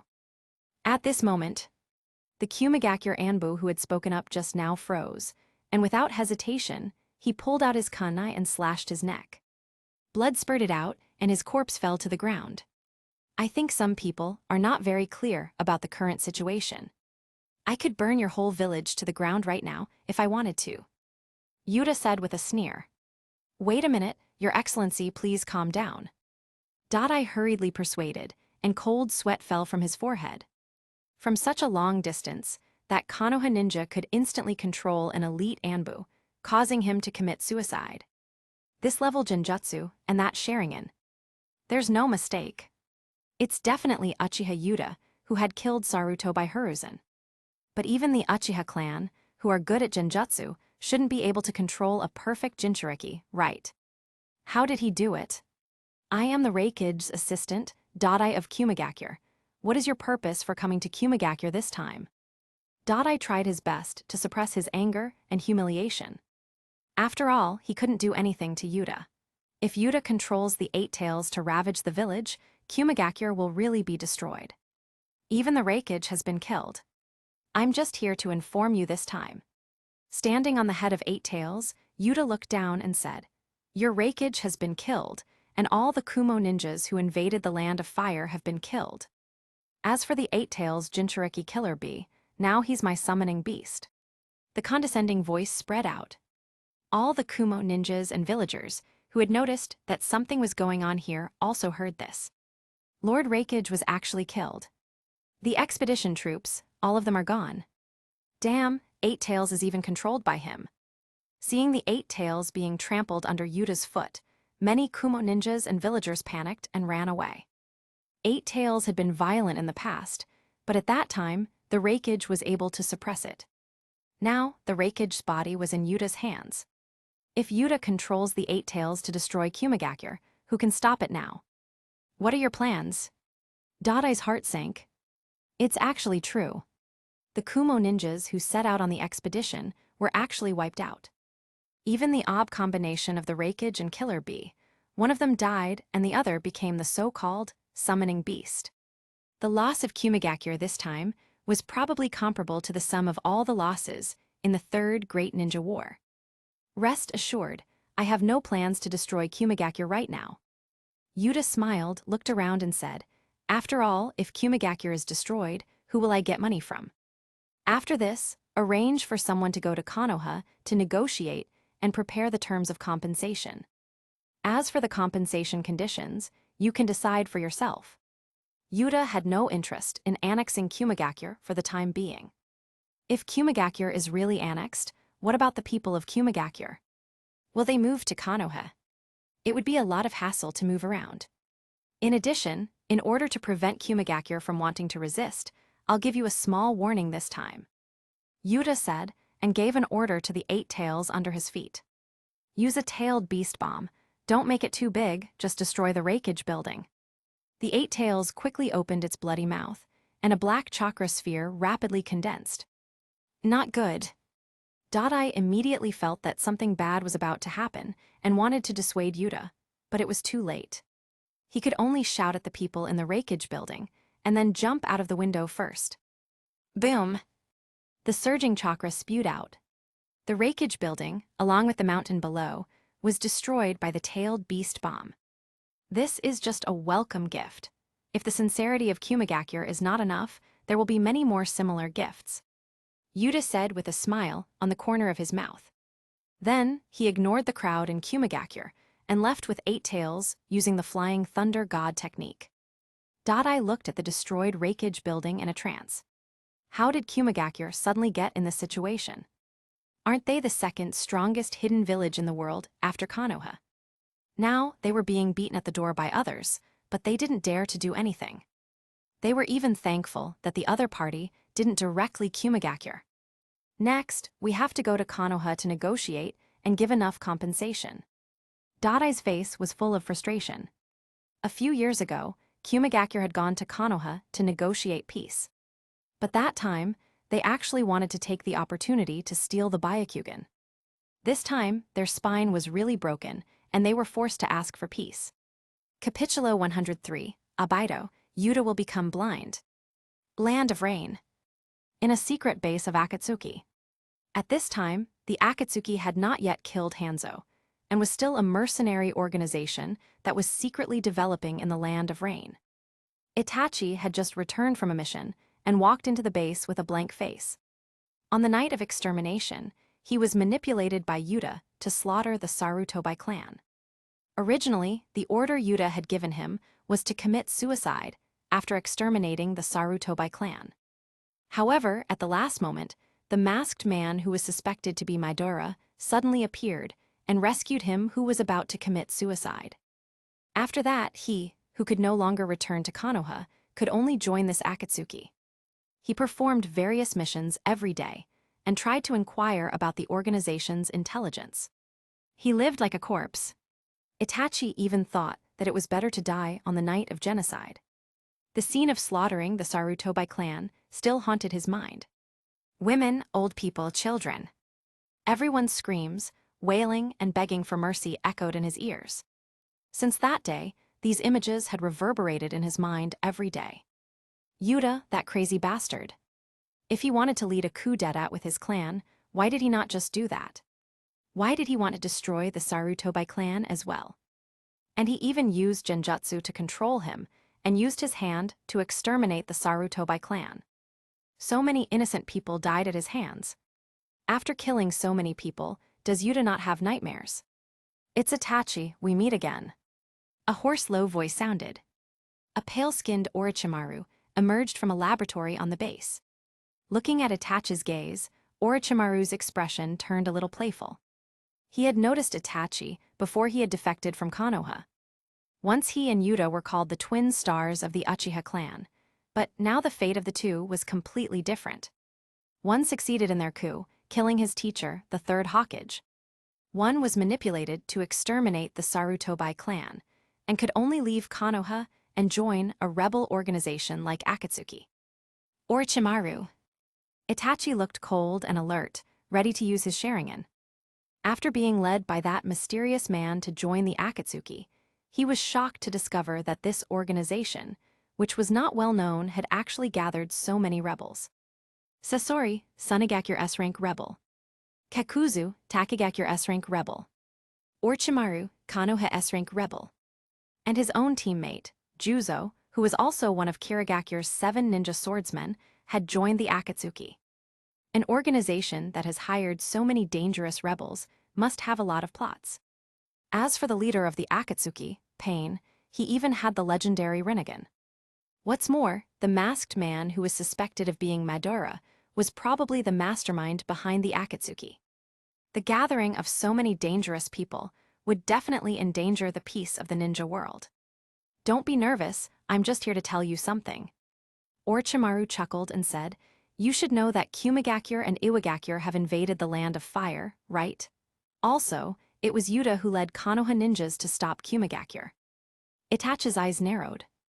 Of course, he knew that Kumigakure and Iwagakure had invaded the Land of Fire. In his opinion, the reason Kumigakure and Iwagakure had invaded was surely because of Yuta. If it weren't for Yuta's coup d'etat and murder of the Third Hokage and extermination of the Sarutobi clan, Kumigakure and Iwagakure wouldn't go to war with Konoha. The hard-won peace would not be destroyed. After hearing the news of the war between Kumigakure and Iwagakure, Itachi, who already hated Yuta, grew even more hatred for Yuta. War. This was the thing that he hated the most. Hee, but you probably don't know the latest news. The war with Kumigakure is over. Yuta killed the Fourth Raikage, wiped out the Kumigakure army that invaded the Land of Fire, and captured the Eight Tails Jinchuriki killer bee. After that, Yuta even took the Eight Tails to Kumigakure to intimidate them. He destroyed the Raikage building. Orochimaru said, with a look of fear in his eyes. He was familiar with Yuta. When he had defected, Yuta, who was only 8 years old at the time, had actually stalled him for a few minutes. This caused him to almost fail to escape. Now that several years had passed, he didn't expect Yuta to have grown to this extent. Yuta killed his teacher Third Hokage, Fourth Raikage, and even wiped out the Kumigakure army single-handedly. Orochimaru thought that even if he used all his forbidden techniques, he might not be able to do what Yuta had done. Itachi's expression suddenly froze. Destroyed the Kumigakure army. And also killed the Raikage and captured the Eight Tails Jinchuriki. What is Yuta trying to do? I see, if there is nothing else, I'll go to rest first. Itachi's eyelids drooped and he couldn't see anything. He went back to his own room. Soon, Abido floated in faintly and said with a light smile, "You don't seem to be in a good mood. Why? Is it because of the huge gap in strength between you and Yuta? Are you frustrated?" Itachi indifferently looked at Abido and said, "You promised me to get rid of Yuta. That's why I had joined the Akatsuki." If that wasn't the case, even if he had nowhere to go, Itachi wouldn't be willing to join a rebel organization like Akatsuki. He wanted to get rid of Yuta at all costs.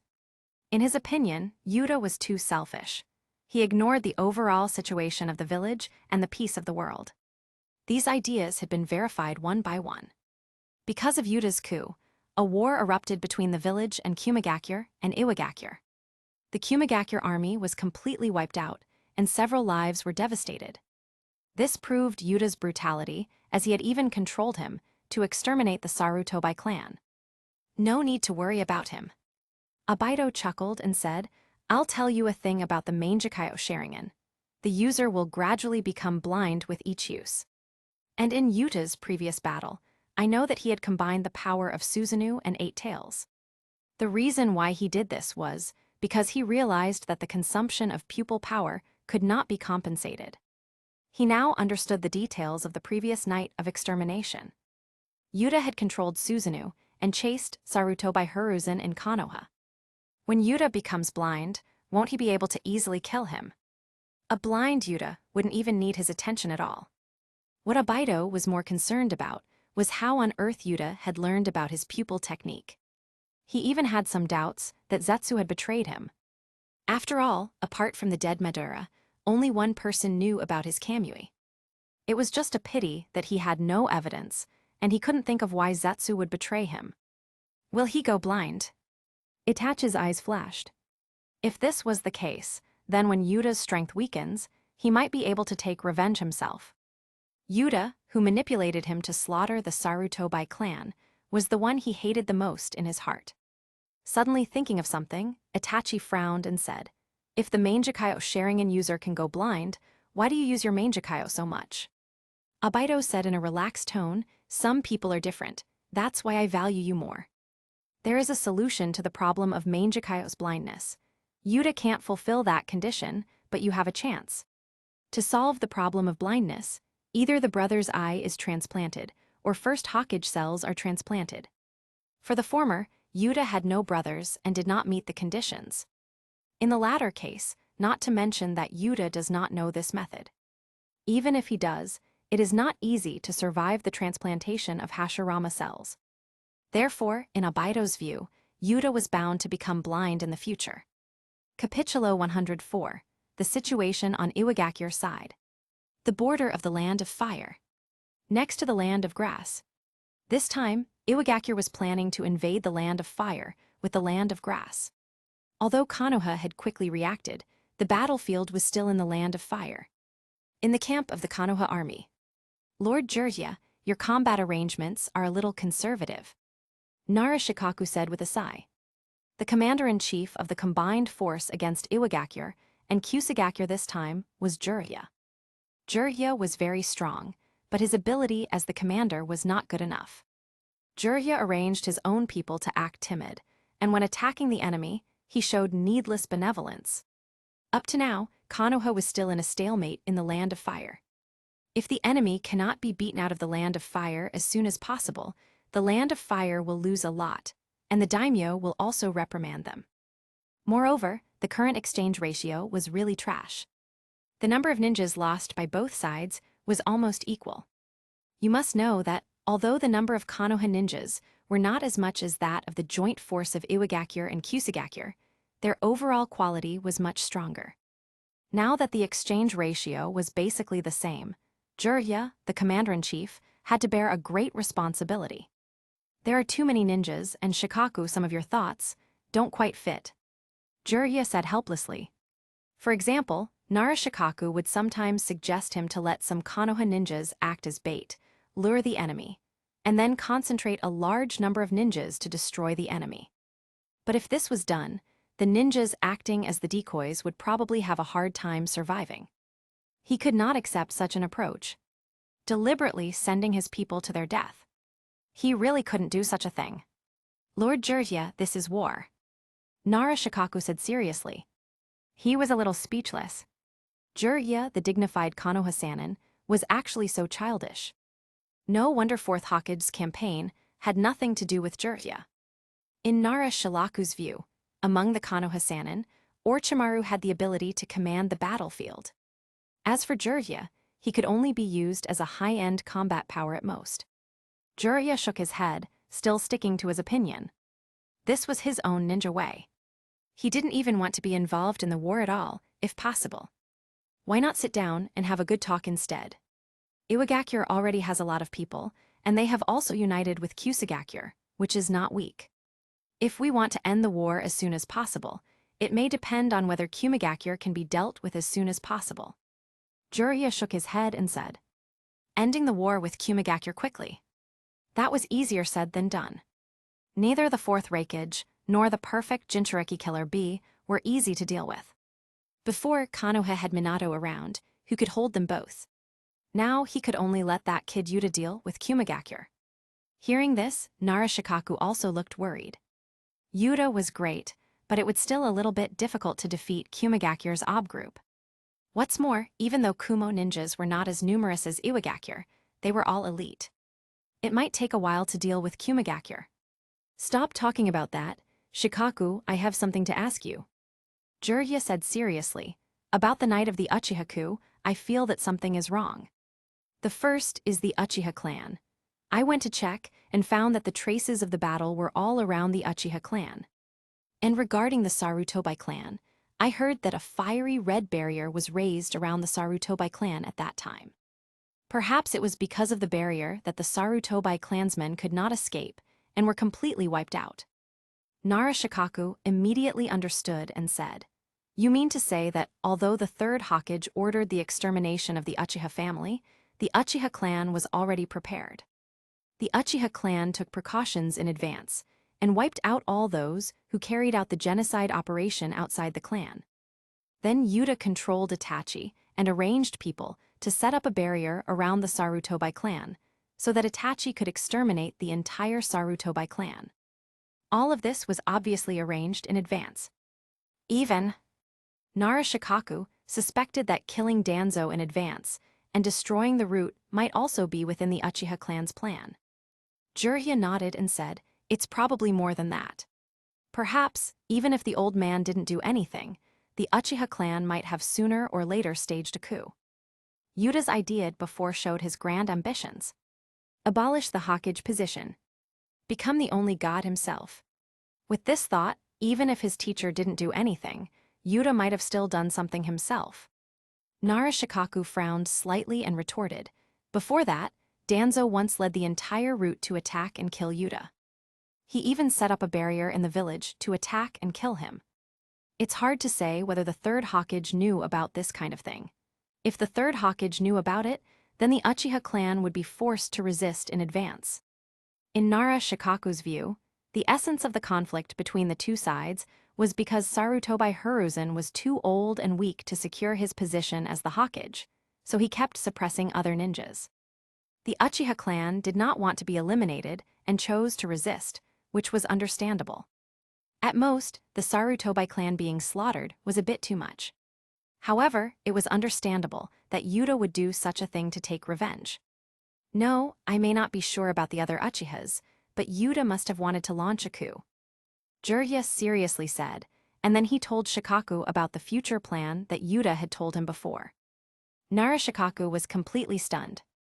He had always been confused about why Yuta didn't intend to become the Hokage, even after succeeding in the coup. Now he finally understood. Yuta didn't plan to become the Hokage because he didn't a Hokage to exist anymore. He wanted to be a god with absolute power. Yuta, is he crazy? Narashikaku murmured. Did he think just because he had the Susanu and could kill Saruto by Hiruzen, he was invincible? Did he really think he was comparable to Madara back then? No, even Madara back then wouldn't dare to say such a thing as being the one and only god, right? This time he took the initiative to confront Kumigakure. After being hit hard, he might not think so anymore. I have written a letter to Tsunade and said that I hope she can return to the village and become the Hokage. Jiraiya sighed. This was the best arrangement, according to him for now. With Tsunade as the fifth Hokage, Konoha would fare much better. As for Yuta, after being struck this time, he will probably not have the childish idea of becoming the god of order. If Yuta intends to become the Hokage again, he will definitely stop him. Killing the Sarutobi clan regardless of whether they were innocent or not, this kind of person is Hokage. He will not agree to anything. Is Tsunade-sama? Narashikaku nodded. Compared with the Uchiha clan, the Senju clan such as Tsunade was much better. Outside the tent, there was a sudden noise. Jiraiya and Narashikaku looked at each other, feeling a little puzzled. When they got up and went out, they saw Konoha ninjas forming a group outside. Really or not, Kumigakure has already lost. The entire Kumigakure army was wiped out, and even the Fourth Raikage was killed. Impossible, you said this was all done by Lord Yuta. In the center of the Konoha ninjas, a ninja who had just arrived to give a message was standing. The messenger ninja rolled his eyes and said, "Why would I lie to you? Now, all those who had set out to stop Kumigakure have returned to Konoha. The corpse of the Fourth Raikage is still in the village, and the Eight Tails Jinchuriki has been captured by Lord Yuta and even turned into a summoning beast. Also, I also heard that after that, Lord Yuta took the Eight Tails and went to Kumigakure to intimidate them. He let Kumigakure prepare some compensation and come to Konoha if they wanted peace." Once again confirmed, the Konoha ninjas here became excited. The battle with Kumigakure was already finished. The tailed beast was even brought to the enemy village to show off. On their side, they hadn't even been able to drive the enemy out of the land of fire. Capitulo 105, Jiraiya's failure as the commander. Jiraiya and Narashikaku looked at each other in shock. What's the situation? The war with Kumigakure is over. After being sluggish for a moment, Narashikaku came back to his senses and coughed lightly. Quiet. What is the specific situation? Report in detail. The messenger ninja stepped out of the crowd, cleared his throat, and recounted the battle with Kumigakure in detail. First, Yuta led more than 100 people to block Killer Bee and captured Killer Bee. He even signed a summoning contract, turning Killer Bee and Eight Tails into his summoning beast. Then, the Konoha troop encountered the Kumo troop, and when the two sides were at a stalemate, Yuta arrived first alone. He easily crushed the Fourth Raikage, and then used the power of Susanu and Eight Tails to destroy the Kumigakure army. After listening, Narashikaku suddenly thought of something and immediately asked, "Isn't Killer Bee a perfect Jinchuriki? How can he be controlled?" The messenger ninja shook his head, signifying he didn't know anything. How would he know such a thing? There is a legend that Sharingan has the ability to control tailed beasts, but I didn't expect that even the perfect Jinchuriki could be controlled by it. Jiraiya frowned. The legend of Sharingan being able to control the tailed beasts originally spread when Madara controlled the Nine Tails to fight the first Hokage. A few years ago, the Nine Tails Rebellion was also suspected to be because of a Sharingan wielder. So the threat on Kumigakure's side has been completely resolved. Narashikaku breathed a sigh of relief. That's right. The ninja's eyes shone, and they were full of adoration. Lord Yuta has returned to the village with all the people who set out to stop Kumigakure. Not many people were lost, and Kumigakure was completely beaten this time. Now, they're probably trying to figure out how much compensation to give to satisfy us. Hearing this, the Konoha ninjas around cheered again. The battle with Kumigakure had already ended, so they would be able to get some support soon. Compared with the easy end of the war on the other side, they were fighting extremely hard on this side. Not only did they fail to repel the enemy, but their own losses remained high. It would be nice if we were led by Lord Yuta. Someone couldn't help but complain. Others couldn't help but nod their heads when they heard it. The gap between the two leaders, Yuta and Jiraiya, was vividly reflected. Although he spoke very quietly, Jiraiya still heard it, and the corner of his mouth couldn't help twitching. Did he fail that much as the commander? Why were other ninjas starting to hate him? Narashikaku coughed and changed the subject. Since the war with Kumigakure is over, when will the support come? The war here also needs to be ended as soon as possible. If you fight on the territory of the Fire Nation, the loss will be too great after a long time. The messenger ninja hurriedly took out a handful of kunai and said, Lord Yuta asked me to bring this over and said that when I arrive, I can input chakra into these kunais. Hearing this, Narashikaku and Jiraiya's expressions changed. Looking at the kunai, they saw a flame fan symbol on it. Could it be he has already learned the Flying Thunder God technique? Jiraiya was surprised. It's possible. Before, Yuta had checked the scroll of seals without authorization. Maybe he copied the Flying Thunder God technique from it at that time. Narashikaku shut up after speaking. He did some simple calculation in mind. After the end of the Uchiha coup d'etat, Yuta went to check the scroll of seals, and not much time has passed since then.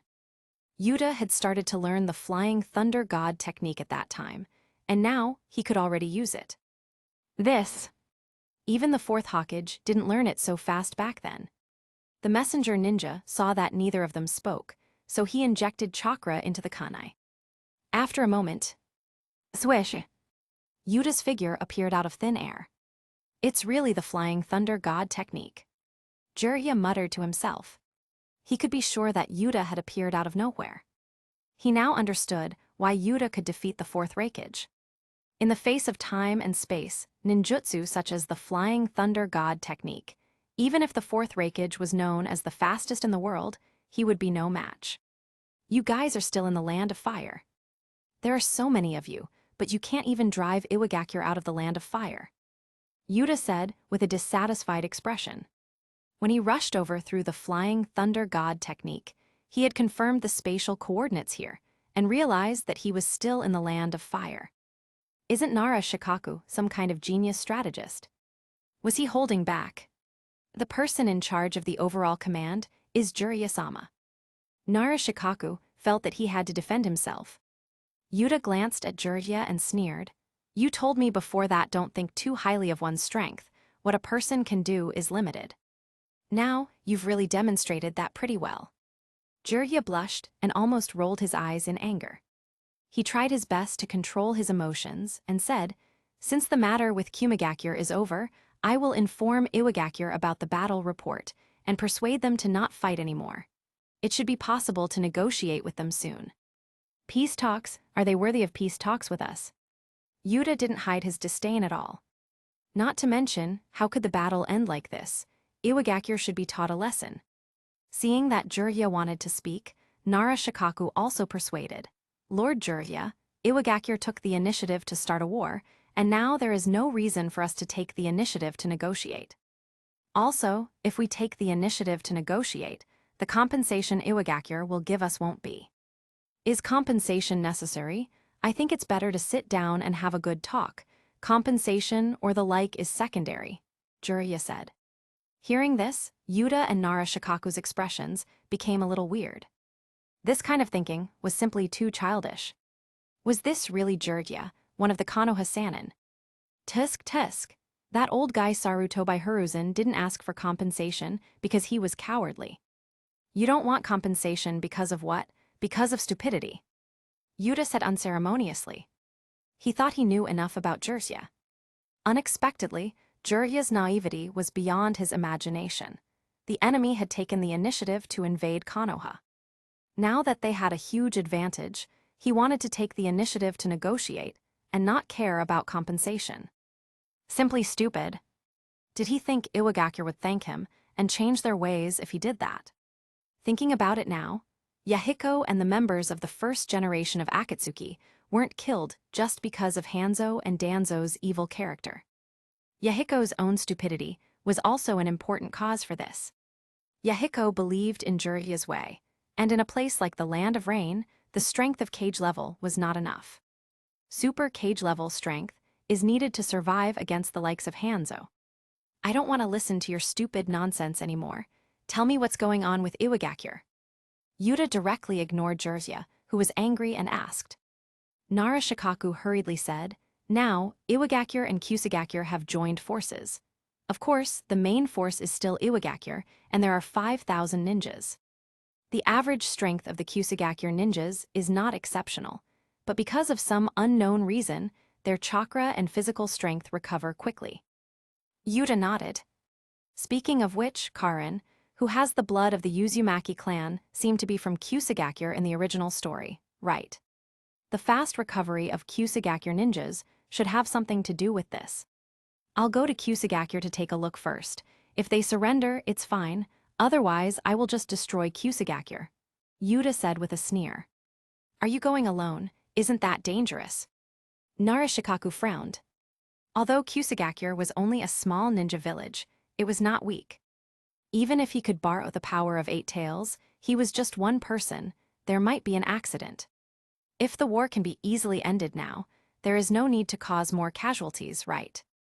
Jiraiya tried to discourage Yuta. He also developed a negative opinion on Narashikaku, as he didn't seem to think that there was any problem in destroying Kusagakure. He was just worried that it might be a little risky. I suggest that you better not get involved in anything. You are too stupid and weak, you can't do anything, Yuta said unceremoniously. If Jiraiya had the strength of Naruto in the future, and he wanted to carry out his own ninja, that would be fine. But Jiraiya was not strong enough, and he was extremely naive. He did nothing every day, except peeping, running around and writing his lecherous books. He pinned all hope for peace on the Son of Prophecy. Simply ridiculous. After he finished speaking, Yuta ignored Jiraiya and walked alone in the direction of the Land of Grass. Capitulo 106, Raiding Kusagakure. Is this Kusagakure? It's very shabby. Yuta stood near the gate of Kusagakure and looked inside. In terms of prosperity, it was far worse than Konoha. Although Kusagakure is relatively strong among small villages, its strength is still nowhere near the level of the 5 great hidden villages. Hey kid, are you courting death? A Kusagakure ninja at the gate said with a bad expression. This random bastard dared to say that their village was not good. Yuta turned his head to face the ninja and chuckled. He activated his Sharingan and said, "You came at a timely moment. I just needed someone to ask a few questions. Is there a little girl named Karin in your village?" The Kusagakure ninja was instantly struck by a genjutsu. With a dull expression, he replied obediently, "I do not know."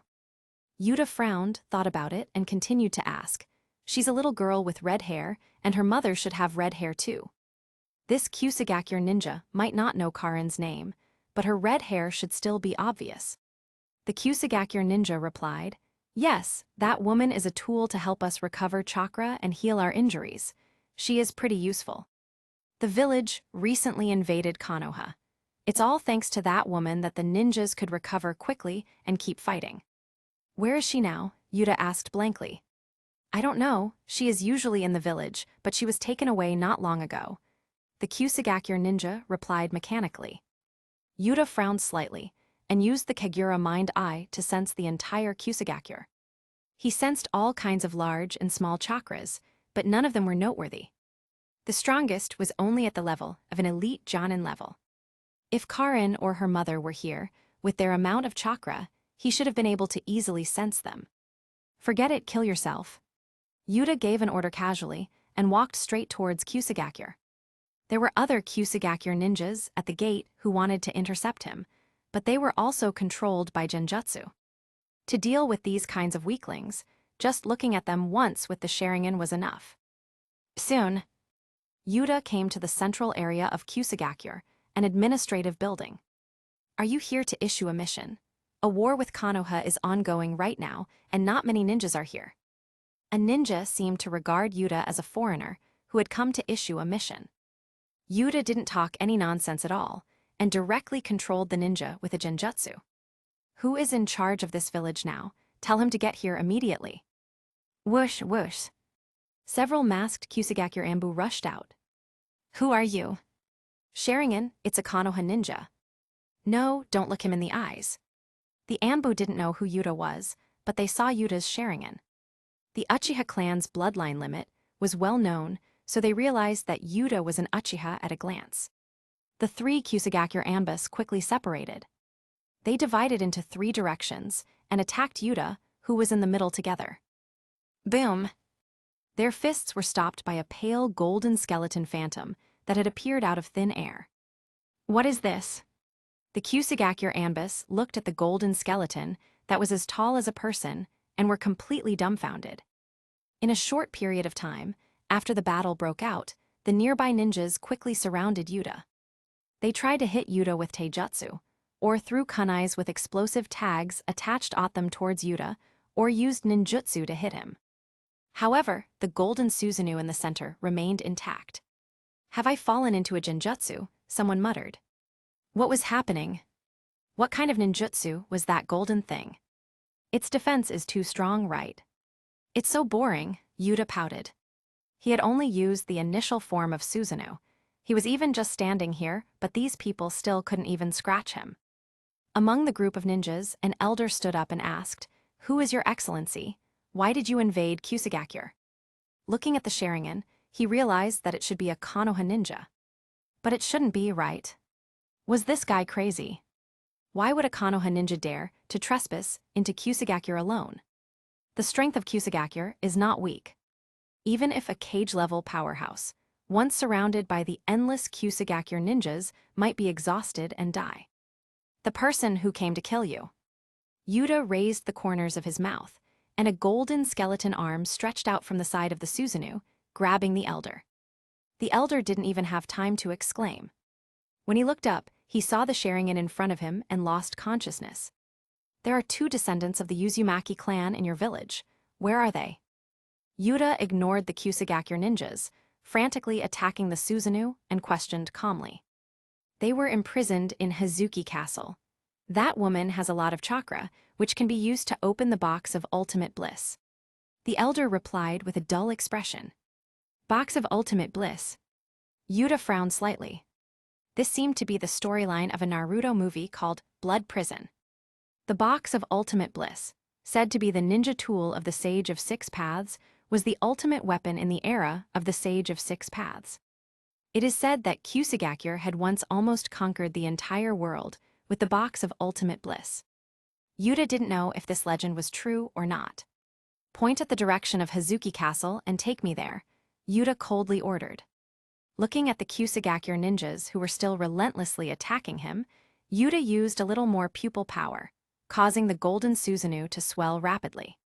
The Susanu entered the second form and reached a height of around 10 meters, arching through this administrative building. Boom! Walls shattered and bricks fell. A lot of Kusagakure ninjas were buried underneath before they could escape. What was that? Strange monster. The ninjas looked at the golden Susanu, and their bodies trembled. With your strength, you dare to fight against Konoha. Yuta stood in the middle of the Susanu and looked at the terrified Kusagakure ninjas around him with disdain. A small Kusagakure, under the influence of Iwagakure, invaded the land of fire and started a war against Konoha. They don't know they're standing. A steady stream of Kusagakure ninjas rushed here. The leading Kusagakure ninja took a deep breath, suppressed the fear in his heart, and shouted, "Let's kill him together. He can't be a match for so many of us." The other Kusagakure ninjas felt their fears subside a little at this time. They had the numbers on their side. If they just stall, they will be able to win, as that golden giant must consume a lot of chakra to maintain. The Kusagakure ninjas gathered up their courage, roared, and charged against the tall golden Susanu in front. Should I say that you are courageous or ignorant and fearless? Yuta looked at the Kusagakure ninjas, rushing over with a calm expression. The Susanu raised the 2 swords in its hands and slashed towards the ground. Boom! Click! A large spread across the ground. The 2 slashes extended for dozens of meters, and 2 huge cracks appeared on the ground. The rocks shattered and splashed, and the charging ninjas turned their backs. The ninja, who was about to rush up from behind, immediately stopped his steps and stood on the spot. What power is this? Is this kind of power really something they can contend with? Capítulo 107, Box of Ultimate Bliss. Around Kusagakure, there is a small island near the sea. There is a special prison here, Hazuki Castle. Hazuki Castle is a prison commissioned by various countries and established by Kusagakure, which is dedicated to detaining special criminals. For example, if a ninja commits a crime involving multiple ninja villages at the same time, they may be imprisoned in here. In a secret room in Hazuki Castle, the lord of Hazuki Castle, Mui, and 4 elders of Kusagakure had gathered here. The 4 elders had strange animal hoods on their heads. Sheep, cow, dog, monkey.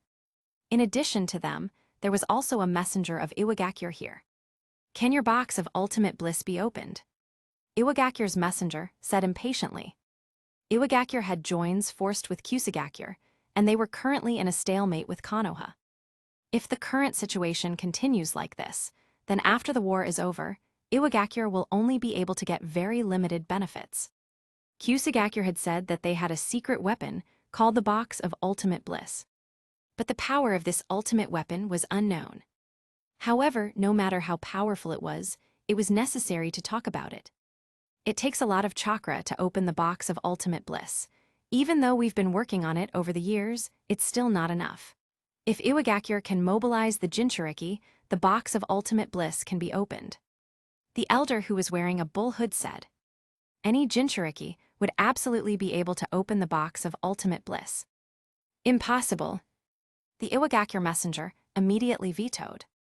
Iwagakure didn't have a perfect Jinchuriki like Kumagakure. So, they couldn't allow the Jinchuriki to enter the battlefield at will. If the Jinchuriki comes here to provide chakra to that Box of Ultimate Bliss, and something goes wrong, then what? Then, we can only rely on sacrificing ninjas, and quickly accumulate the chakra needed to open the Box of Ultimate Bliss. The bull-headed elder shook his head and said regretfully, every ninja was a village's reserve fighting force. If too many people die, Kusagakure's power will undoubtedly decline by a lot. Sacrificing that woman to the Box of Ultimate Bliss should be equivalent to sacrificing a lot of people. The elder wearing the monkey hood said. He was talking about Karin's mother. With the blood of the Uzumaki clan, her vitality and chakra were very exceptional. Sacrificing her alone should be equivalent to the lives of many people. Even with the current chakra reserves in the Box of Ultimate Bliss, maybe only she will need to be sacrificed. It's a pity, though, that woman's abilities are very useful. The elder, who was wearing a sheep hood, regretfully said, whether a person is injured or exhausted, as long as they bite the woman, they can immediately recover. This ability was very useful. This woman was one of the reasons that Kusagakure was able to fight against Konoha for so long this time. The injured or exhausted ninjas would take a bite, and soon recover their combat power and continue to fight against Konoha. But because they had been using that woman's abilities too frequently recently, now she was almost unable to hold on anymore. Exactly before she dies, she can still play a little role. The elder, who was wearing a dog hood, said with a sneer. Anyway, that woman was just a person who was exiled to Kusagakure. Moreover, she was being sacrificed in order to open the Box of Ultimate Bliss for the revival of Kusagakure. She should feel honored. The elder, who was wearing a sheep hood, nodded and said, the daughter of that woman has inherited her ability and she can replace her. It was just a pity that the child was still too young. Even with the blood of the Uzumaki clan, she doesn't have much chakra in comparison to her mother. At most, she can be used to heal 2 or 3 people at a time. The messenger of Iwagakure, listening to their discussion, couldn't help shaking his head. He thought he was already considered cold-blooded. Unexpectedly, these people from Kusagakure were even crazier than him. He knew that the woman they were talking about was from the Uzumaki clan. She had the special ability to heal wounds and restore chakra with a single bite of her flesh. Kusagakure had been using her completely and uncontrollably recently, draining the powerful vitality of that woman. That's the Uzumaki clan. Even an Uzumaki clansman, who was born with strong vitality, was exhausted. It could be seen that Kusagakure completely used that woman as a tool. And now, that woman was even going to be sacrificed to the box of ultimate bliss. If that's the case, it's settled. The lord of Hazuki Castle, Mui, was expressionless, but internally he let out a sigh of relief. In order to open the box of ultimate bliss, Kusagakure had paid a large price. Before, under the persuasion of several elders, he was even considering sacrificing his son Muku to the box of ultimate bliss. Now, if the woman with the blood of the Uzumaki clan is sacrificed, his son will not have to die. After making a decision, the group of 6 got up together. A cell was opened. A ray of light entered the dark cell and lit up the interior of the cell. Inside the cell, a red-haired woman was lying on the ground. A little girl with red hair, who was about 7 or 8 years old, was also there. "Get up, I need you for something," Mui said indifferently. Seeing that the red-haired woman did not move, Mui frowned. He stepped forward, grabbed her hair and lifted her up.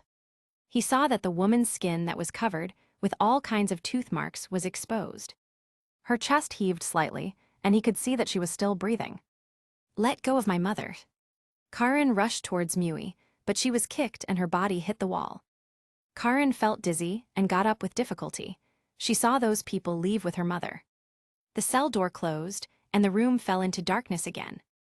Karin curled up into a small ball. "Someone help me. Someone save my mother." Underground of Hazuki Castle.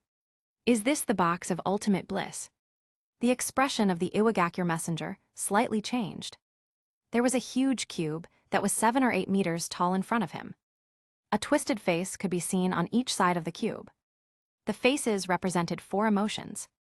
Mui skillfully sacrificed Karin's mother to the box of ultimate bliss without the slightest hesitation.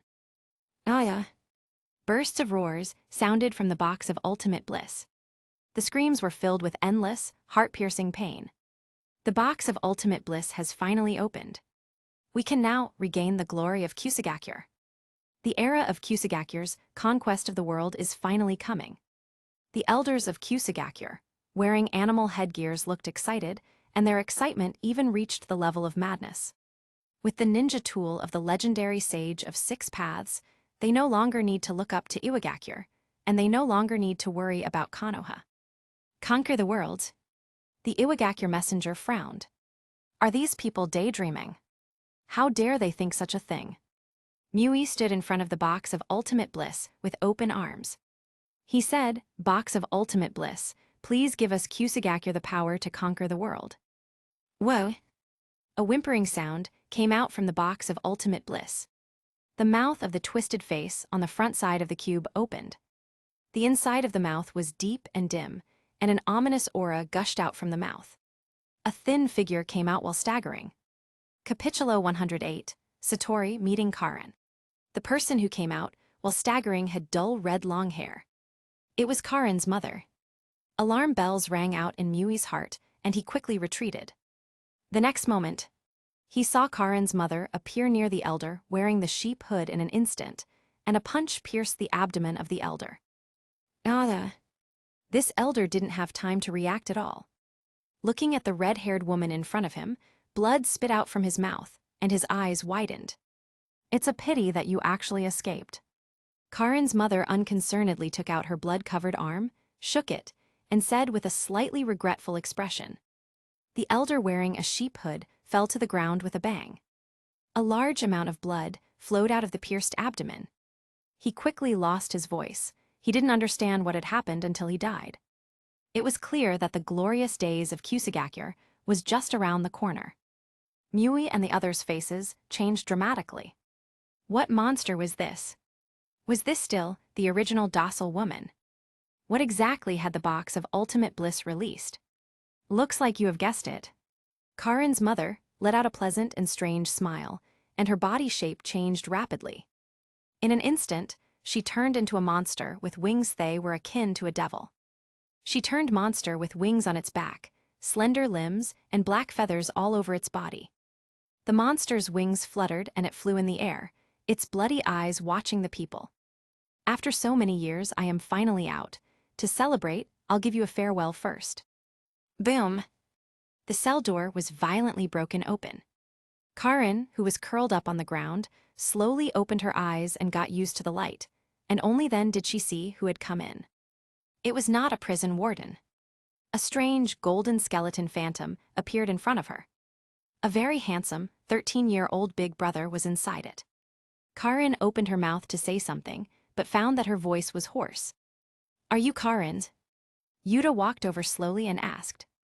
Under the leadership of the elder who was controlled by genjutsu, he went directly across the sea to the Hazuki castle on the island. Through the Kagura mind eye, he found a special chakra. The amount was not large, but it was brimming with vitality. Seeing that Karin couldn't speak, Yuta put his hand in Karin's mouth. "Bite me." Karin was confused, not knowing what Yuta was getting at. But she bit Yuta anyway. Then, she soon found that her chakra and physical strength were recovering quickly. Isn't this the ability of her mother and her? Why does this big brother also have it? "Can you stand up?" Yuta said without any fluctuations in his tone. Karin stretched her lower limbs and quickly stood up. She felt like all the powerlessness she had before had disappeared.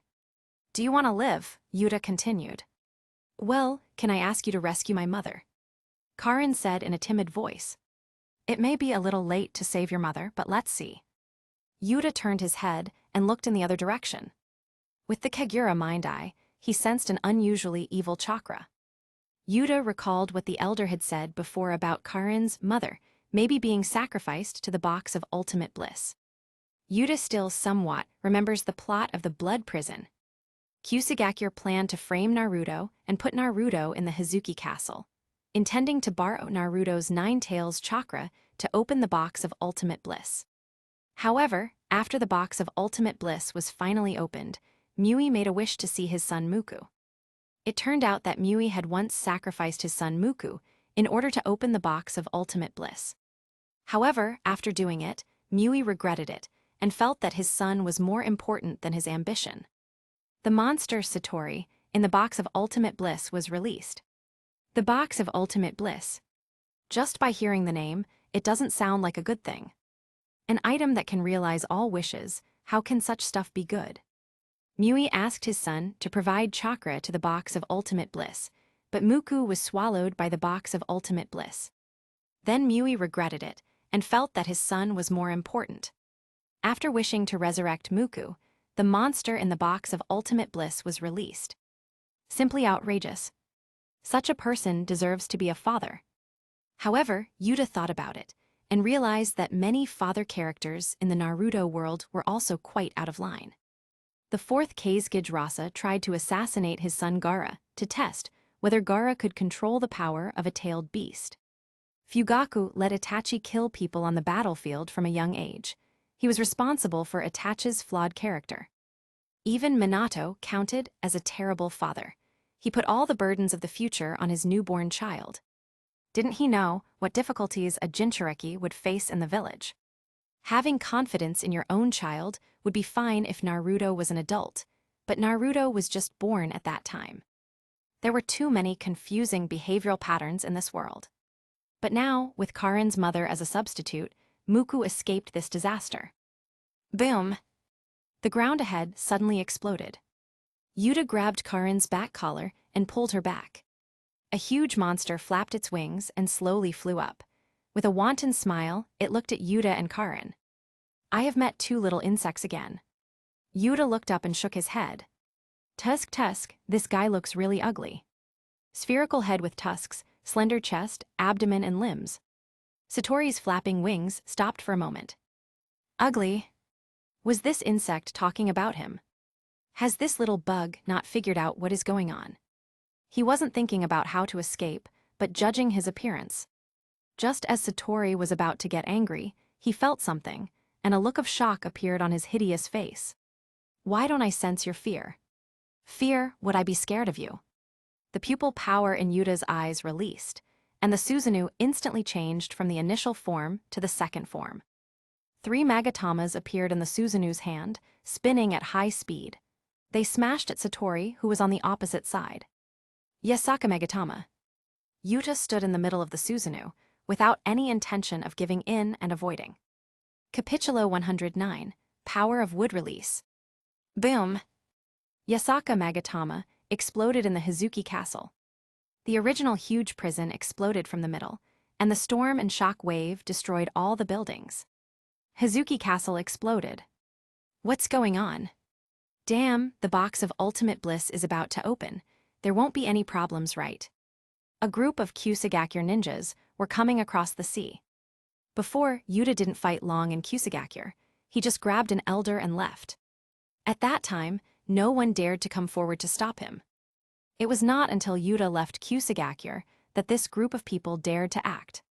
Seeing Yuta heading towards the island where Hazuki Castle was located, these people instantly became anxious. The secret weapon of Kusagakyur, the box of ultimate bliss, was in the Hazuki Castle. If there is a problem with the box of ultimate bliss, their many years' worth of efforts for the revival of the village would all be in vain. Immediately, Kusagakyur mobilized all the ninjas, and they crossed the sea to go to the island where Hazuki Castle was located. But before they could land on the island, they saw a huge explosion on the island. Speed up and land on the island as soon as possible. The first task is to protect the box of ultimate bliss, and the second is to kill the guy just now. A leading Kusagakyur ninja frowned and ordered. A large number of Kusagakyur ninjas obeyed the order one after another, speeding up and rushing towards the island. On the island, among the ruins. Boom! The Susanu in the second form struggled to push away all the rubble that was on top of its head. The golden Susanu jumped high from below and stood on top of the ruins. Yasaka Magatama's close-range explosion had affected the Susanu as well, but with the defensive power of the Susanu in the second form, no major damage was done. In comparison, Satori's condition was much more miserable. He tried his best to push away the gravel that was pressing on the top of his head.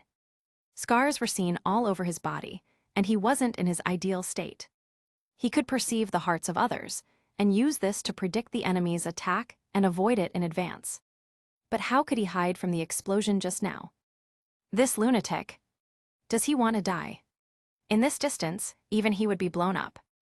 However, Satori looked up and saw that there was no change on the golden Susanu on the opposite side at all. The explosion just now seemed to be easily handled by the other party. Good, it's amazing. Karin's mouth widened in surprise. She had been standing in the Susanu just now, so she was completely unaffected by the explosion. However, seeing that the entire prison had been destroyed now, she could understand the power of the explosion just now.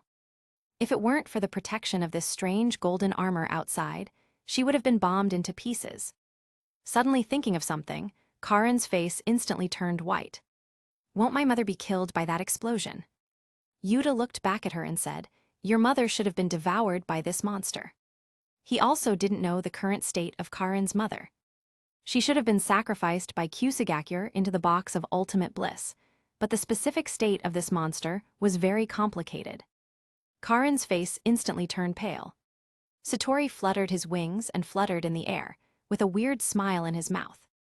Is this little girl's mother a red-haired female ninja?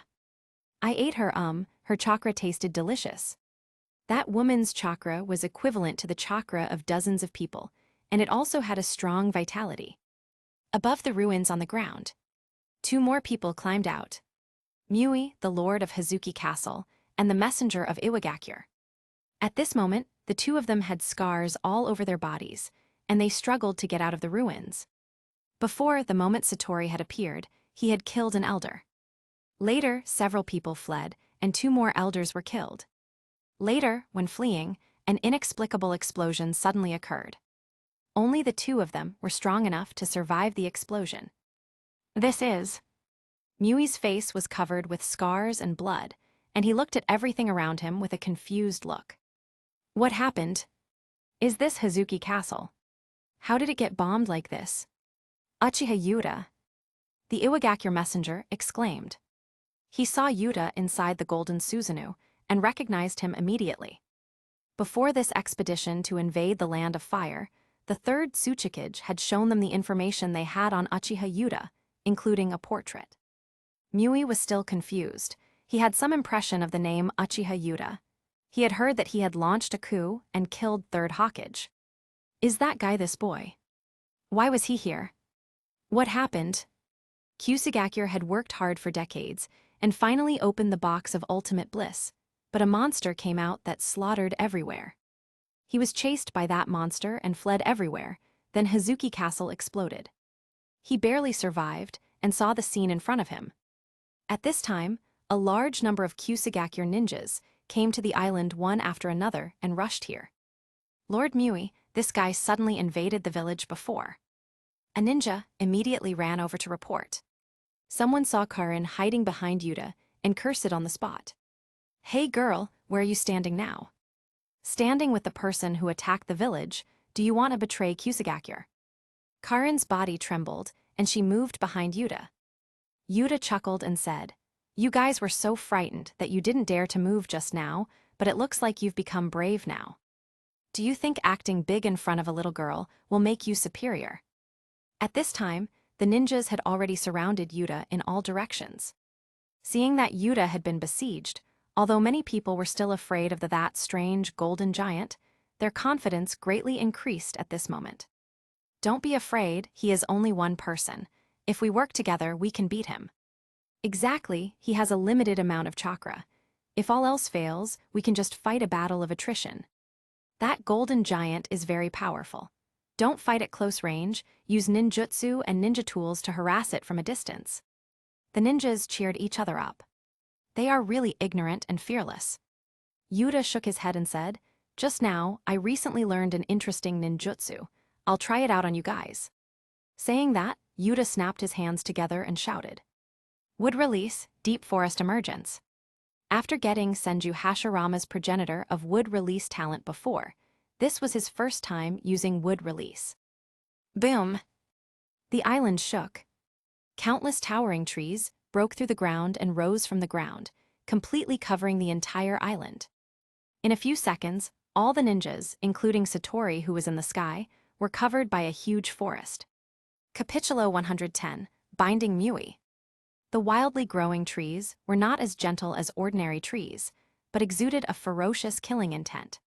Damn, what kind of ninjutsu is this?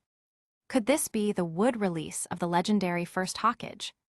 Damn, why is this damn tree so hard? Ah, this tree is absorbing my chakra. The Kusagakure ninjas were thrown over by the trees arching from the ground. Some tried to attack the trunk, only to find that the tree was unusually hard. They were accidentally entangled in wildly growing branches, and their chakra was quickly sucked away and drained quickly. Some tried to use ninjutsu to attack the trees, and they successfully interrupted a tree. But before they could be happy, a new towering tree emerged from the ground. Some were so frightened that they dared not attack and turned around to escape from the woods. It was difficult to avoid the branches that might come out from everywhere, and they found that this forest seemed to be endless. For a while, many people felt hopeless. How could they fight against this? The other party just used a ninjutsu and easily trapped so many of them. Tusk, as expected of wood release. Yuta enjoyed the struggle of the Kusagakure ninjas. With this simple ninjutsu, as long as there is enough chakra, the number of ordinary ninjas will basically lose their meaning. In terms of strength, the trees can be destroyed by some ninjutsu. But even if it is interrupted, it will immediately resume growth again. And the trees can also absorb the chakra of the trapped ninjas. Those who are trapped will gradually get their chakra sucked away. And this chakra will further strengthen the trees and further suppress the ninjas trapped. As expected, wood release is indeed the power that ended the troubled times. Amazing! Karin's eyes widened. All the bad guys who had bullied her mother were so easily suppressed. Speaking of which, it should be this guy who sacrificed your mother to that monster. Yuta looked at a figure who was jumping and dodging with difficulty in the distance. Yuta waved his hand from afar and controlled the trees to attack Mui one after another. Mui faced the trees that were attacking him from all directions and despaired. He reluctantly used fire release a few times, and after struggling for a while, he was finally tied up by the trees. Countless branches tightly wrapped around his body, making him almost breathless. As the branches moved, Yuta stood still, manipulating the trees to bring Mui over.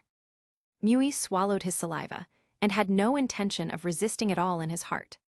Why are you here this time? Previously, Kusagakure was forced to join the war under the coercion of Iwagakure.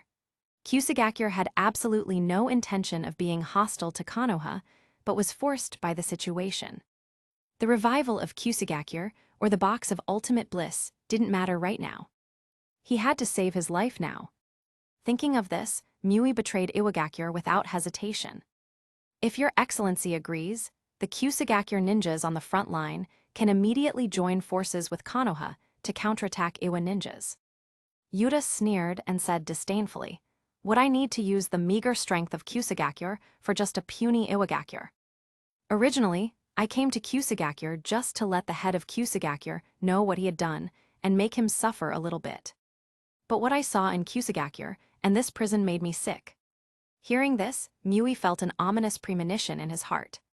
Looking at Karin, who was hiding behind Yuta, Mui felt even worse in his heart. Could it be that he wants to stand up for this little girl of the Uzumaki clan? Therefore, there is no need for Kusagakure to exist anymore. Yuta's voice indifferently pronounced the fate of Kusagakure.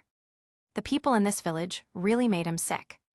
Mui's brain went blank for a while, and he quickly said angrily, "Do you want to destroy Kusagakure? So unscrupulous. Isn't Konoha afraid that other villages will join forces against Konoha?" Click. What? Mui let out a shrill scream. Just now, the branches that were binding him tightened even more, breaking several of his ribs. "Is a trash like you worthy of yelling at me? With your weak strength, how dare you think of standing against Konoha? Are you worthy?" Yuta's expression was extremely disdainful. Kusagakure really thought they were something. A village built on a country that is used as a battle zone by the land of fire, and the land of earth dares to threaten Konoha. Simply ridiculous. Suddenly, a gust of wind appeared in the sky. Satori, who was flying in the air, swooped down quickly, and the claws on his slender arms stretched towards Yuta. "I didn't pay attention to you, little bug, for the time being, but you dare to sneak attack me." Yuta raised his head and controlled Mui, who was tied by the branches of a tree, and used him as a shield. The sharp claws pierced Mui's abdomen. A large amount of blood spurted. Mui screamed, and his face suddenly paled. On the side, a large number of trees rushed towards Satori in the middle, and the latter hurriedly fluttered to avoid it. "Damn bastard!" Satori cursed furiously. How dare this guy say that he was a bug? When had he ever been disrespected like this? However, Satori sadly found that he could only fly around at this moment, barely avoiding the trees that were constantly growing. Once bound, even he would not be able to break free. If he is bound for a short time, that guy will use the exploding ninjutsu on him again. Can't you detect people's hearts? Let's see how you dodge this ninjutsu. The corners of Yuta's mouth curled, and his hands folded together. Wood release, cutting technique. Countless trees pointed at Satori's direction. Then, one after another, wooden thorns continuously shot towards Satori. The sharp wooden thorns were more than 1 meter long and 10 centimeters thick. Accompanied by the whistling sound they made by tearing apart the wind, like a rain of arrows, they flew all over the sky. "Damn it," Satori swore loudly. Such a large-scale ninjutsu. The number of wood thorns were overwhelming, and there was no way to dodge them all. Satori fluttered his wings, sending out countless feathers, trying his best to block the wooden thorns that came at him. Ding, ding, ding. The sharp feathers collided with the thorns, knocking off most of the thorns targeting him. But under the blow of the massive wood thorns, many wood thorns still weren't blocked. Satori reluctantly avoided parrying, and was slashed by a wooden thorn. Many of the wooden thorns that were shot in the air were not blocked, and finally fell toward the ground. In the end, the ninjas below suffered one after another. While avoiding the branches in all directions, there was a wood thorn rain in the sky as well. For a while, countless screams were heard. Many people were pierced by wooden thorns that fell from the sky and nailed to the ground. Damn it! Mui vomited blood. When he looked at the ninjas who were dying and being wounded quickly, he realized that Yuta really wanted to exterminate Kusagakure. Capitulo 111, Suppressing Satori. The wood-thorn rain that filled the sky completely scared the Kusagakure ninjas. They no longer had any thought of struggling and resisting. They gathered in groups of 2s and 3s and ran desperately to get out of the island. In the face of such an enemy, even if the entire village attacks together, they have no chance of winning. That monster alone can destroy all of them. They rushed out desperately regardless of casualties, and some people were about to get to the edge of the island. A slight hint of hope flashed in the eyes of these people. No matter how powerful that monsters would release is, it can only be used on land. In other words, as long as they escape to the sea, they can survive. Want to escape? How can it be that easy? Yuta watched some people escape to the edge of the island unhurriedly and clapped his hands together. Wood release, tree wall barrier. Boom! Huge wooden walls rose from the edge of the island. The walls that were tens of meters tall completely enveloped the island where Hazuki Castle was located. The ninjas who were about to escape sluggishly looked at this scene. The little hope that had just sprouted in their hearts was about to be thrashed again. Some people didn't give up and stepped on the wooden wall to climb over it, but they were too late as the trees behind had already caught up to them. No, damn it, let me go. The branches of the trees entangled the ninjas standing on the walls and dragged them back. Now, the Kusagakure ninjas were really desperate. What do they do now? They can't fight, and they also can't escape. Even if they want to attack Yuta, they can't even get close to him. You bastard, why are you so vicious? Mui coughed out blood from his mouth and cursed with a hideous expression.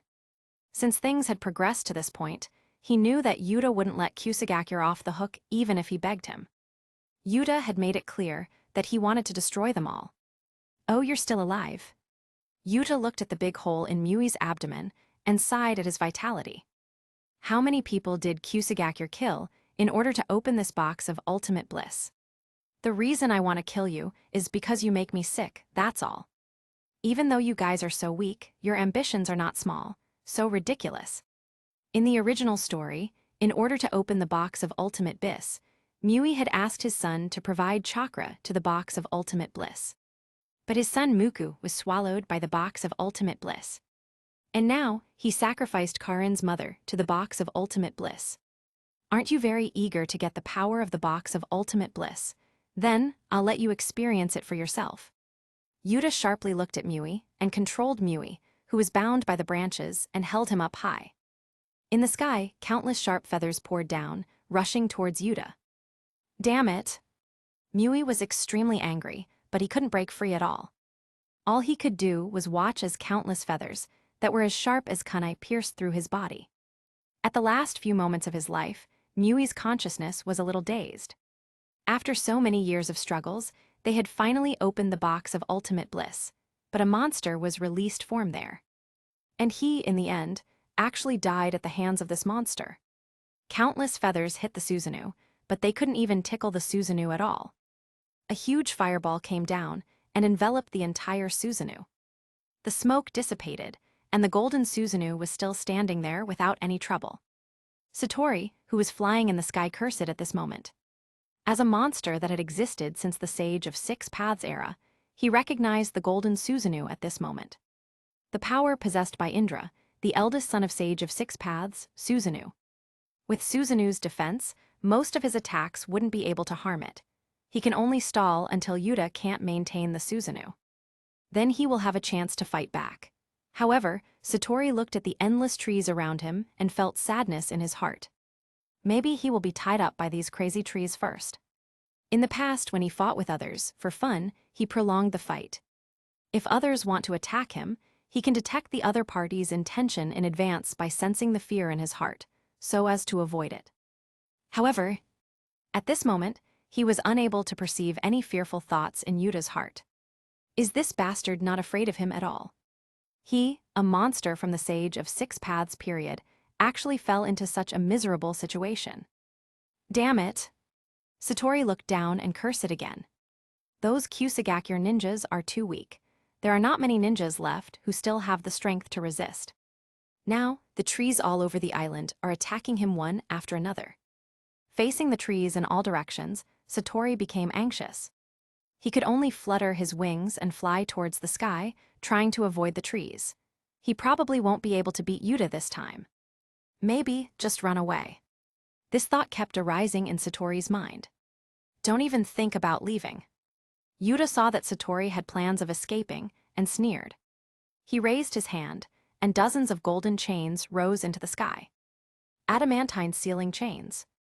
Satori immediately panicked. Who is this kid? He can use Susanu, wood release, and now even adamantine sealing chains. Isn't this guy a descendant of Indra? Desperately dodging a large number of golden chains, Satori continued to fly towards the sky at the same time. If that guy can't hit him, he will be able to escape. Boom! Suddenly, Satori bumped into something like an invisible wall. In the sky, ripples appeared in a pale golden light. A barrier. Satori was at a loss. Why was there a barrier here? After sensing his surrounding, he found that the entire island was covered by this transparent barrier. Adamantine sealing chains is not just for sealing. Yuta smiled and looked at Satori, who was at a loss.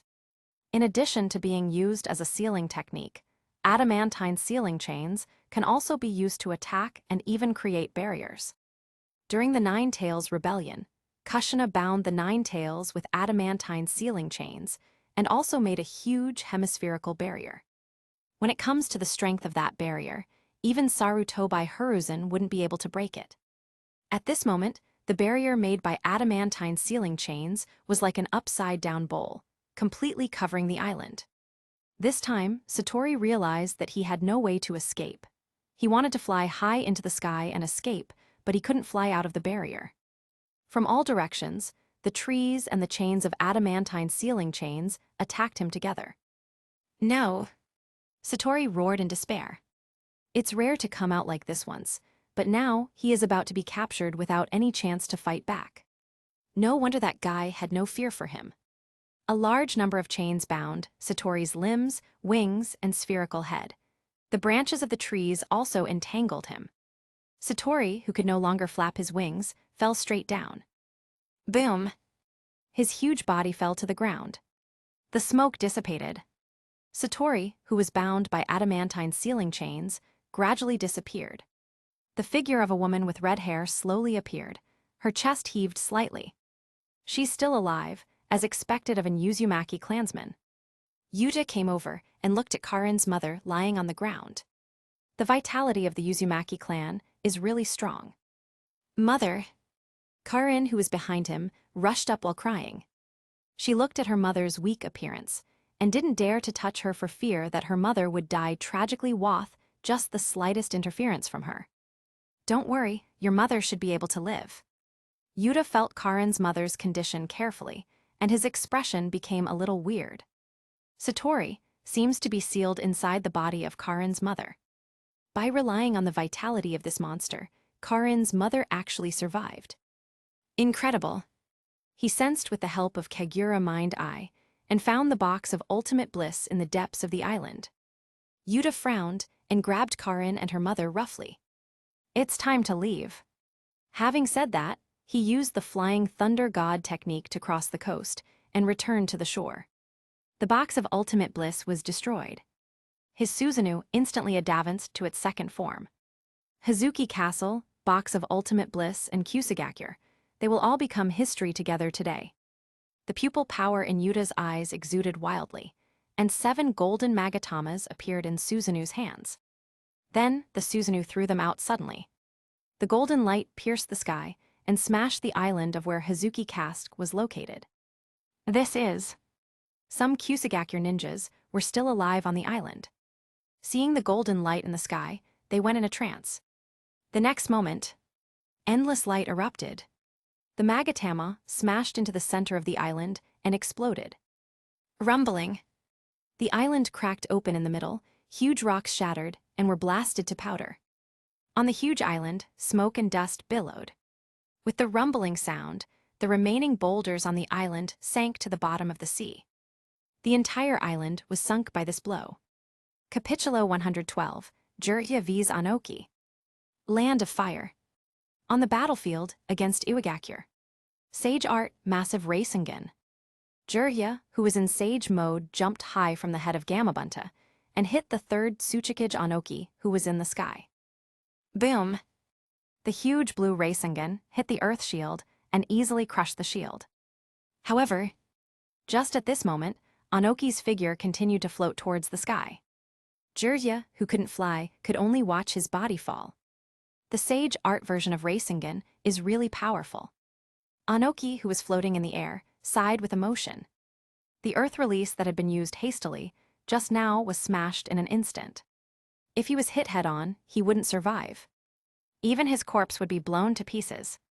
But it was a good thing that he could fly. He just had to be careful not to let Jiraiya get close. Boss Fukasaku, is there any sage art in Mount Mayaboku that can help me fly? Jiraiya looked at Anoki in the sky, feeling anxious. After jumping up, he only stayed in the air for a short time, taking advantage of this opportunity to attack Anoki.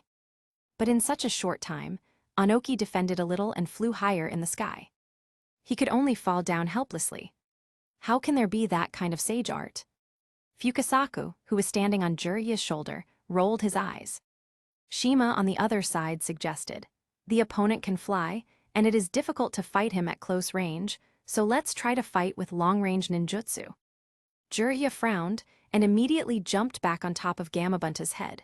His long white hair behind him suddenly stood up. Sage art, hair needle senbon. His white hair was injected with senjutsu chakra, and it turned sharp and ejected out. They quickly rushed towards Anoki in the air. Anoki was already prepared. A white light appeared in his hand, and a cone aimed at Jiraiya. Dust release, atomic dismantling technique. The beam annihilated the massive amount of hairs and hit Jiraiya. No, Gamabunta, get out of the way. Jiraiya's heart beat wildly, and Gamabunta, who was under his feet, also sensed the strong chakra fluctuations on the opposite side in advance and jumped quickly. Gamabunta's body was too large, so although he sensed it in advance, he wasn't able to completely avoid it. The white beam rubbed Gamabunta's body and hit the woods behind. No sound was heard. The trees, rocks, and land hit by the white beam were broken down into atoms and disappeared instantly. Who tilde so dangerous? Jiraiya wiped the cold sweat on his forehead. Anoki's dust release was too troublesome. As long as a person is even just lightly grazed by it, that person will die. This is why Jiraiya had to entangle Anoki. If Anoki used dust release on Konoha ninja, at least a few dozen Konoha ninjas would be gone in one blow. However, fortunately, the preparation time for using dust release was relatively long. In Sage mode, Jiraiya's sensory ability had been greatly improved. Before Anoki launched dust release, he sensed it and avoided it in advance. It'll be too much trouble to dodge ahead of time again. Jiraiya found Anoki troublesome, and Anoki also found Jiraiya troublesome. After Jiraiya enters Sage mode, all of his aspects would be greatly enhanced. Before, Anoki had used Earth Release to strengthen his defense, and confidently received a punch from Jiraiya in Sage mode. But that attack nearly broke his waist. Since then, in the face of Sage mode Jiraiya's attacks, Anoki tried to dodge as much as he could. With the advantage of flight, it was relatively easy for him to dodge. But it was very difficult for him to attack Jiraiya, as the sensory ability of Sage mode Jiraiya was extremely strong. And his dust release takes a long time to use. When he is in the middle of using dust release, Jiraiya would sense and evade in advance. None of them could defeat the other party. They could only keep each other in check. Do you want to use that trick? Fukasaku suggested. No. Jiraiya outright vetoed. He knew what the trick that Fukasaku said was. Sage art, Gomen. He creates a large amount of oil. Fukasaku uses wind release to move the oil towards the target, and Shima uses fire release. Thus, a super large range Sage art fire release is displayed. However, the problem is that the scope of Sage art, Gomen, is too large.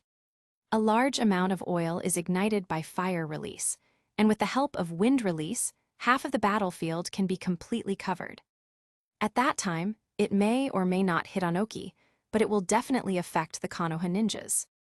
Then there's no other way, you can only keep on fighting that guy, Fukasaku said helplessly. Don't worry, I have asked Shikaku to help me find opportunities.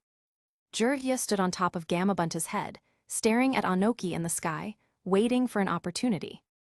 Suddenly, Anoki, who was flying in the sky, felt his body freeze. "I can't move, what's going on?" Anoki quickly tried to break free from this hold.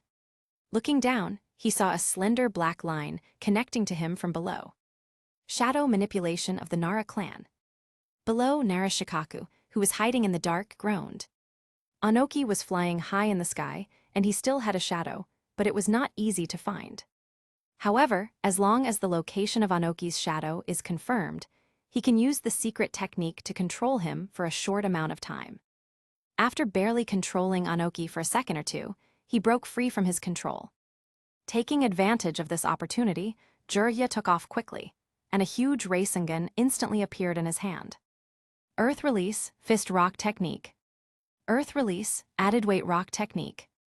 Anoki quickly used two ninjutsus, and the rock fist that was supported by the added weight rock technique hit the Rerengan. In front of the Rerengan blessed by Senjutsu chakra, the rock fist was easily crushed. Just when Jiraiya thought that this attack would finally connect, Anoki suddenly fell. After being stunned for a moment, Jiraiya reacted. Since Anoki had used the added weight rock technique, he couldn't perform the lightweight rock technique at the same time, so he couldn't continue to fly in the sky. Relying on this moment of dragging him, the opponent fell and avoided this attack. "Ah, my waist!" Anoki screamed and hurriedly performed the lightweight rock technique again, so that he would not fall to the ground. The weight of his body had increased significantly when he had used the added weight rock technique just now, which hurt his old waist all of a sudden. Anoki felt that his waist was not in a good condition. Damn it! Seeing that Anoki flew up again, Jiraiya felt that his efforts just now were completely useless. Narashikaku had briefly controlled Anoki for a moment, and he took the opportunity to launch an attack. That didn't work, and now he didn't have any other moves to use.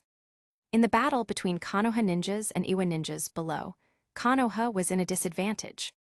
There were too many Iwa ninjas. Konoha was understaffed, and even if the average quality of their ninjas was higher, they couldn't match up against the many Iwa ninjas. Why did Yuta go to deal with Kusagakuer first? Dealing with Iwagakuer here first would be a better idea, right? Jiraiya complained in his heart. Suddenly, a golden arrow spanned hundreds of meters and flew ahead from the sky. What? Anoki raised his brows, and his figure flashed in the air, dodging the golden arrows. Looking in the direction of the arrow's source, he saw a golden giant. It was galloping fast, and in a flash, it had come to the back of the Iwa ninjas. "You are surrounded by me." Yuta appeared behind the Iwa ninjas.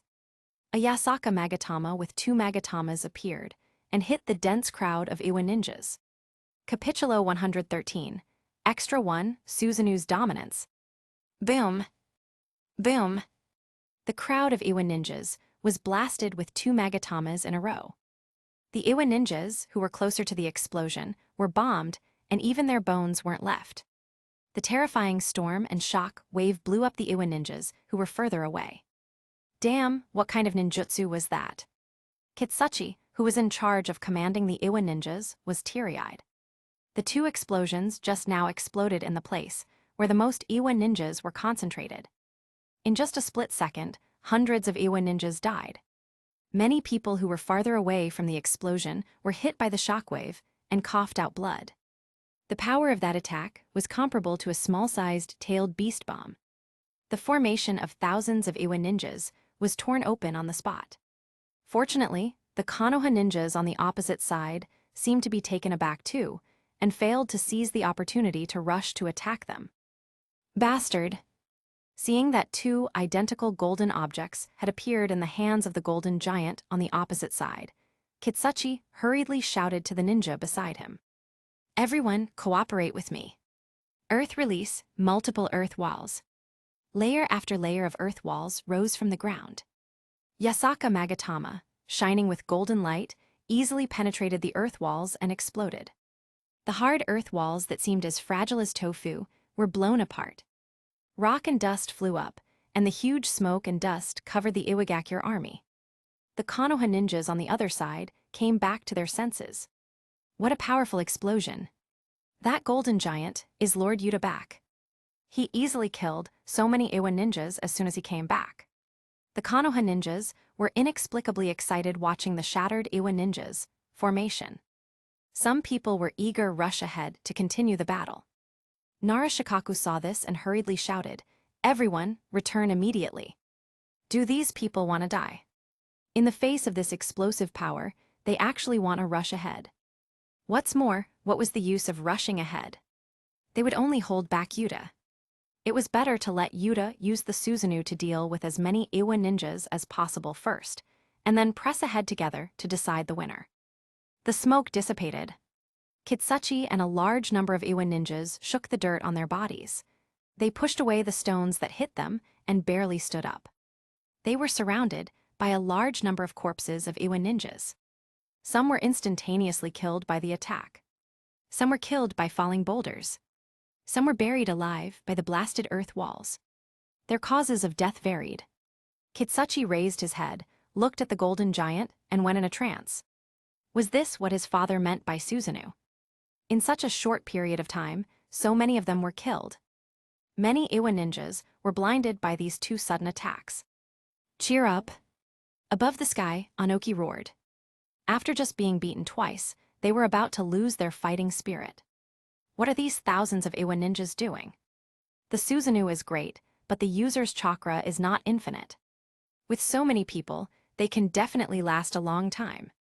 Looking at the size of the Susanu, Anoki noticed that it was similar to the Susanu that Madara had used back then. He could handle a Susanu of this size. Now he is Iwagakure's third Tsuchikage, not the young ninja when he faced Madara in the past. Everyone use Earth Release to contain him remotely. Anoki flew higher and higher until Jiraiya couldn't hit him at all. He joined his hands together, and a cone-shaped white light appeared in his palms. Dust Release, atomic dismantling technique. The beam that could destroy everything hit the Susanu. Too slow. Yuta jumped, easily avoiding the white beam. Seeing that a small bottomless hole appeared on the ground hit by the beam, Yuta slightly frowned. Dust Release was really worthy of being the only known bloodline selection, Keke Toda. If that attack just now had hit the Susanu would probably disintegrate. However, the shortcoming of Dust Release was obvious. A long time is needed to use it. Relying on the sensory ability of Kagura Mind Eye, Yuta could easily dodge in advance. Yuta raised his head and looked at Anoki in the sky. Then, a bow and arrow appeared out of thin air in the Susanu's hand. The Susanu aimed at Anoki in the sky and shot an arrow. "Do you think that I won't be able to hit you if you fly in the sky?" The corner of Yuta's mouth curled up, and the Susanu kept shooting out arrows, like it was a hunter hitting a bird in the sky. "Asshole!" Anoki scolded angrily, dodging the arrows in a frenzy. It was like he had become a prey now. So frustrating. The arrows seemed to be endless, and Anoki could only dodge hastily for a while. He didn't have enough time to use Dust Release. Kitsuchi's eyes lit up, and it seemed that he had found a great opportunity. He quickly formed hand seals and suddenly slapped the ground. Earth Release, bedrock coffin technique. Boom!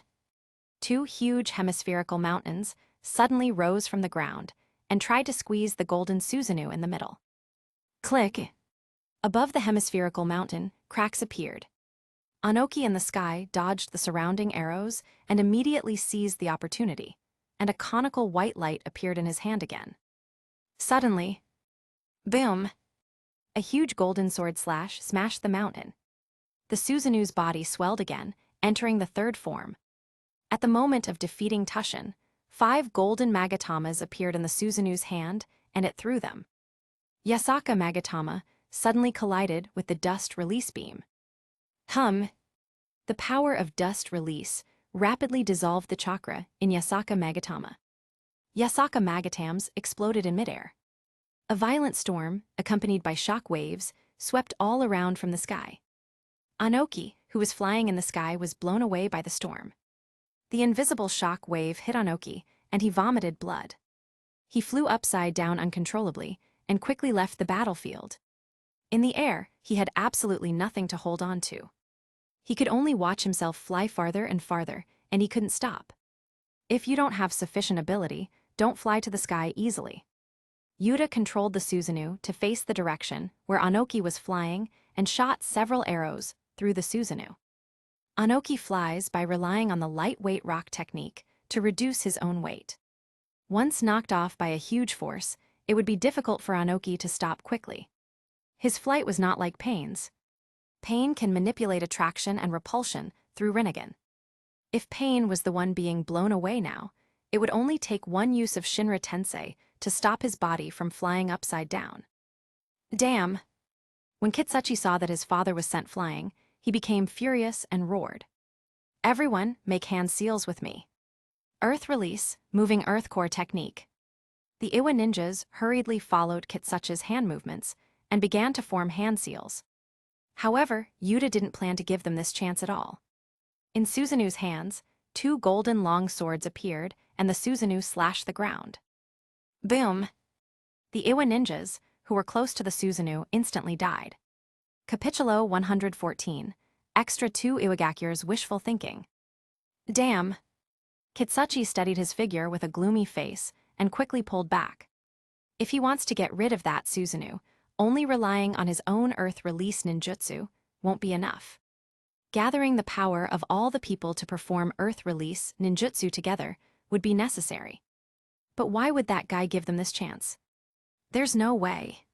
Kitsuchi's heart sank and he ordered loudly, "Come on, some of you come forward and stop him temporarily." In the current situation, some people had to be sacrificed to delay Thay Guy.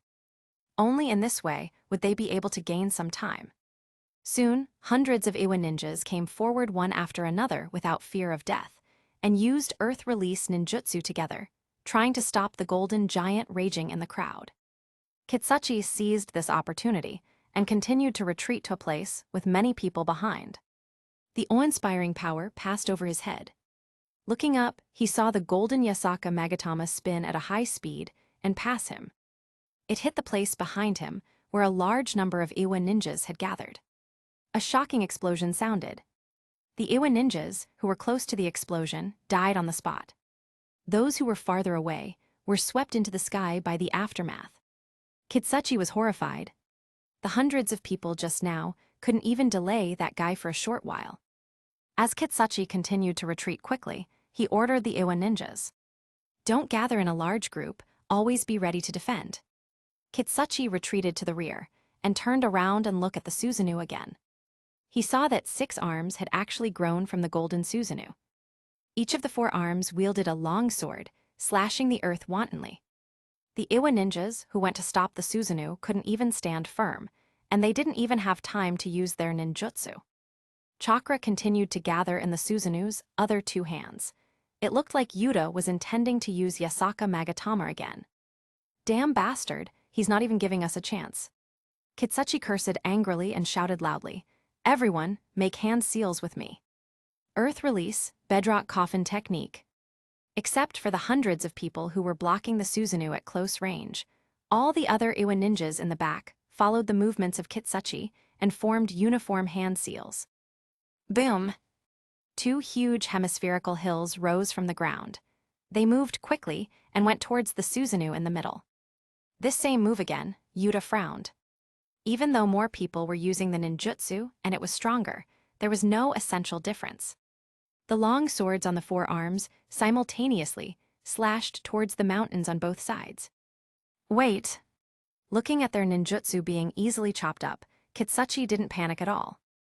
A look of surprise appeared in his eyes, and he shouted, "Speed up and seize this opportunity. Make hand seals together." Earth release, moving earth core technique. Thousands of Iwa ninjas made hand seals and slammed their hands to the ground. The ground where the Susanu was standing collapsed in an instant. The land quickly subsided, and the Susanu that had just chopped up the mountain above sunk deep into the ground.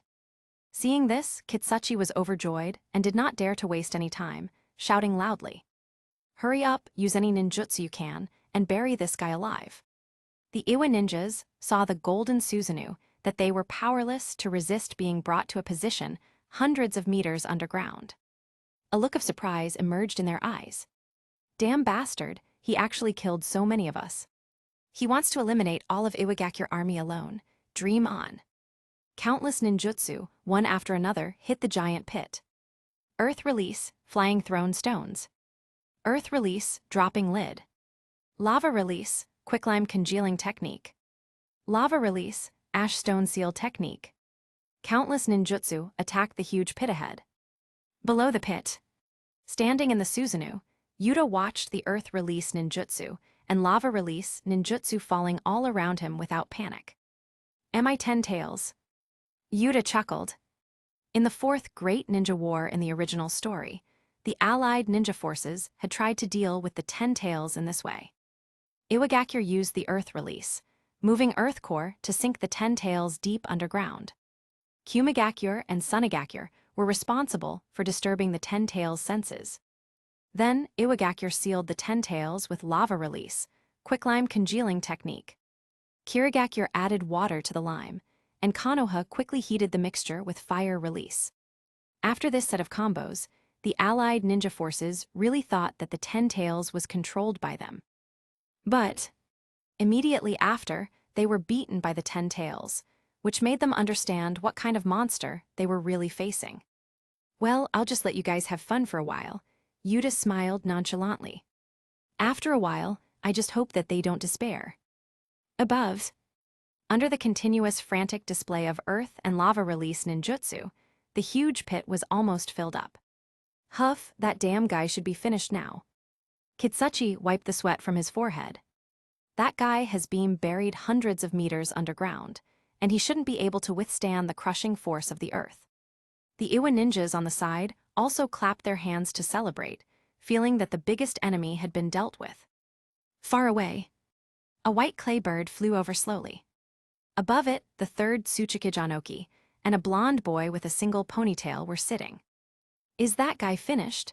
I wanted to ask him about that golden explosion ninjutsu before, Deidara pouted. He had seen the Yasaka Magata spinning at a high speed from a distance before, and he was astounded. Too beautiful. So artistic. Such a beautiful ninjutsu. Simply perfect. It was a pity that that guy was buried alive before he had time to ask him for advice. Shut up. The embarrassed Anoki scolded angrily. Deidara, this brat, what is he talking about? That's Iwagakure's enemy. He wants to ask the other party for ninjutsu lessons. If he had known, he wouldn't have brought Deidara to the battlefield. Hey old man, I rescued you. Deidara exclaimed disapprovingly. Anoki's headache got worse. He really shouldn't have brought Deidara here. This kid is obsessed with explosive art all day long and talks a lot of nonsense. However, if Deidara was left at Iwagakure, Iwagakure would be blown up by the time of his return. After gathering his thoughts, Anoki frowned and looked at the huge pit in front of him. That Yuta, was he really finished? He had an ominous premonition. The other side, the Konoha ninjas, who had retreated far away, had worried expressions on their faces. Do we go and rescue Lord Yuta? Someone hesitatingly proposed. The other people's faces were not very good-looking. Yuta had been buried hundreds of meters underground. How could they rescue him? Yuta might have been crushed to death. That brat, I told him long ago not to think too highly of his strength, yet he was still so arrogantly. Jiraiya said with an ugly expression. Going against thousands of Iwa ninjas alone was like walking to one's own death. With that little strength, that kid wants to become a god and bring peace to the ninja world. Sure enough, after killing his teacher, Yuta got carried away. Everyone, prepare to keep fighting. Jiraiya shouted to the Konoha ninjas. No matter what had happened to Yuta now, the battle with Iwagakure was not over yet. Suddenly, boom! Strong vibrations came from the depths of the earth and spread over a distance of more than 10 miles. The trees on the ground were shaken, and the birds on the trees hurriedly flew up. Boom! Boom! Boom! A series of huge earthquakes came from the ground. The Iwa ninjas and Konoha ninjas on the ground were stunned and didn't know what was going on. That vibration, it came from there just now. Some Iwa ninjas pointed to the buried pit ahead with shaking hands. The Iwa ninjas were shocked. That guy just now, hadn't he been killed yet? How could this be possible? He still hasn't died. Is that guy even human? Boom! A shocking explosion resounded from the bottom of the pit. Anoki in the sky, and the Iwa ninjas who were closer, were blasted into the sky. The golden Susanu slowly flew up. Boom! The Susanu that flew out of the pit landed on the ground, causing a huge earthquake. It was taller than a mountain and wore armor, and it looked like a god. On top of the golden Susanu's head, Yuta said, "You should be honored to see the true power of a god." Complete Body Susanu. Capitulo 115. Dust Release V's Complete Body Susanu. On the open battlefield, the golden Susanu, like a god, just stood there quietly. The sun shone on the large golden Susanu. It was a beautiful scene. However, now the Iwa ninjas here couldn't give birth to any feelings of appreciation. Everyone looked up, dumbfounded. Sweat dripped from their foreheads uncontrollably, but they didn't think of wiping it off. They didn't even dare to move.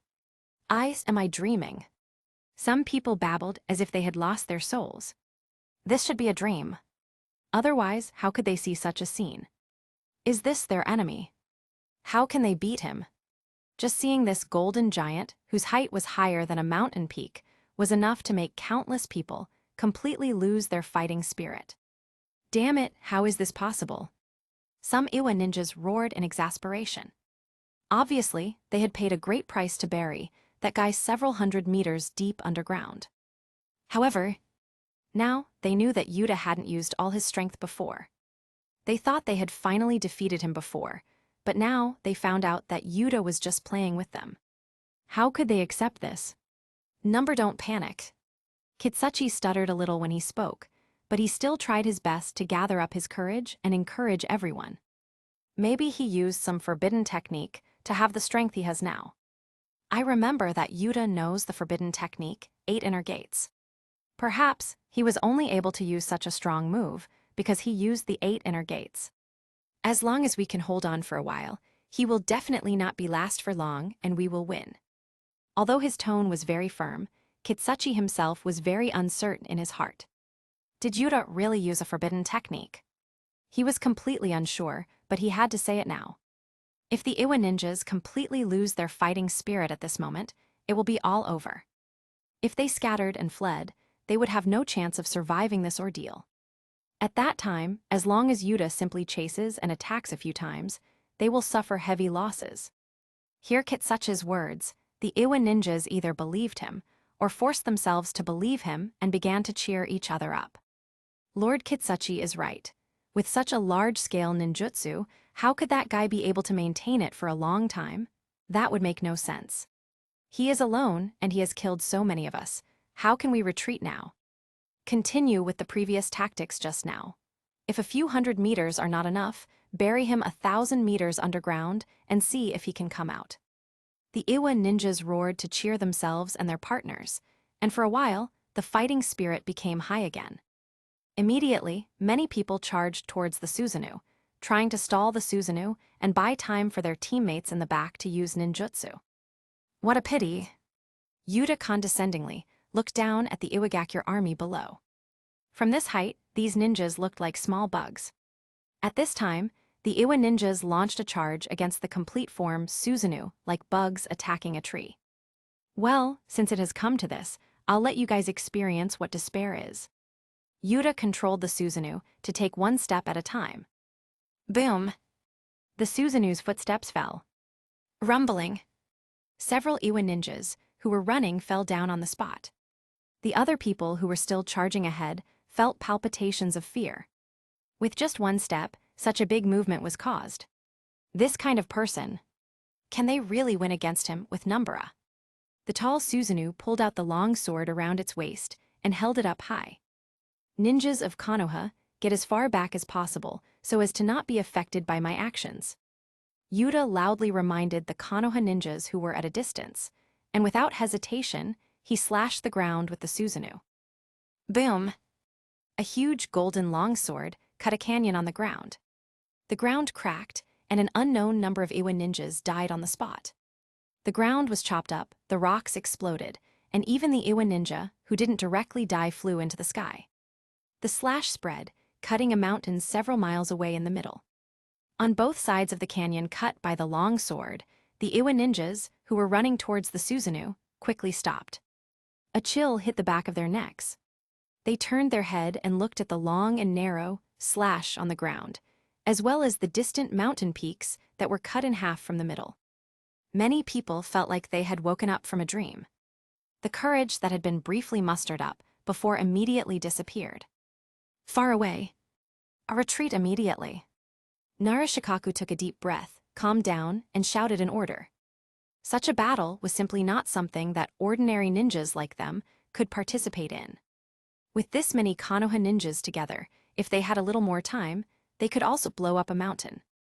But in front of the mighty force of the Golden Susanu, who had cut down a mountain with ease, normal ninjutsu seemed like a child's slap. Jiraiya on the side looked gloomy and said nothing. Fukasaku, who was standing on his shoulder, said in a low voice with worry in his eyes, "Little Jiraiya, is this the one the great toad sage said? Son of destruction. Ominous eyes that can destroy everything in the entire world." And within Konoha, Yuta, who was currently controlling the Susanu, fit this description perfectly. "I don't know, let's retreat first," Jiraiya said in a disappointed voice. At this moment, even if he wanted to step up to stop Yuta and persuade him, he was powerless. Soon, the Konoha ninjas here began to retreat in an orderly manner without hesitation. After seeing the slash just now, they realized that even if they retreated 10 or 20 miles, they might still be affected. Is this the real Susano? Anoki was a little taken aback. Once again, he recalled the scene when he was beaten by Madara. At that time, the Susanu Madara used was far less tall than the current Susanu. What was the reason? Deidara. Anoki suddenly roared, "Take me there." Deidara, who was controlling the clay bird, was shocked and said, "Old man, do you want not die? Anoki wants to go there. He's not in a good state right now, and even if he was in good shape, what could he do? Send me there." Anoki firmly said, "If I don't stop him, our people will definitely die." The reason why he had asked Deidara to send him over instead of flying over by himself was because he wanted to save a little chakra. It's really troublesome.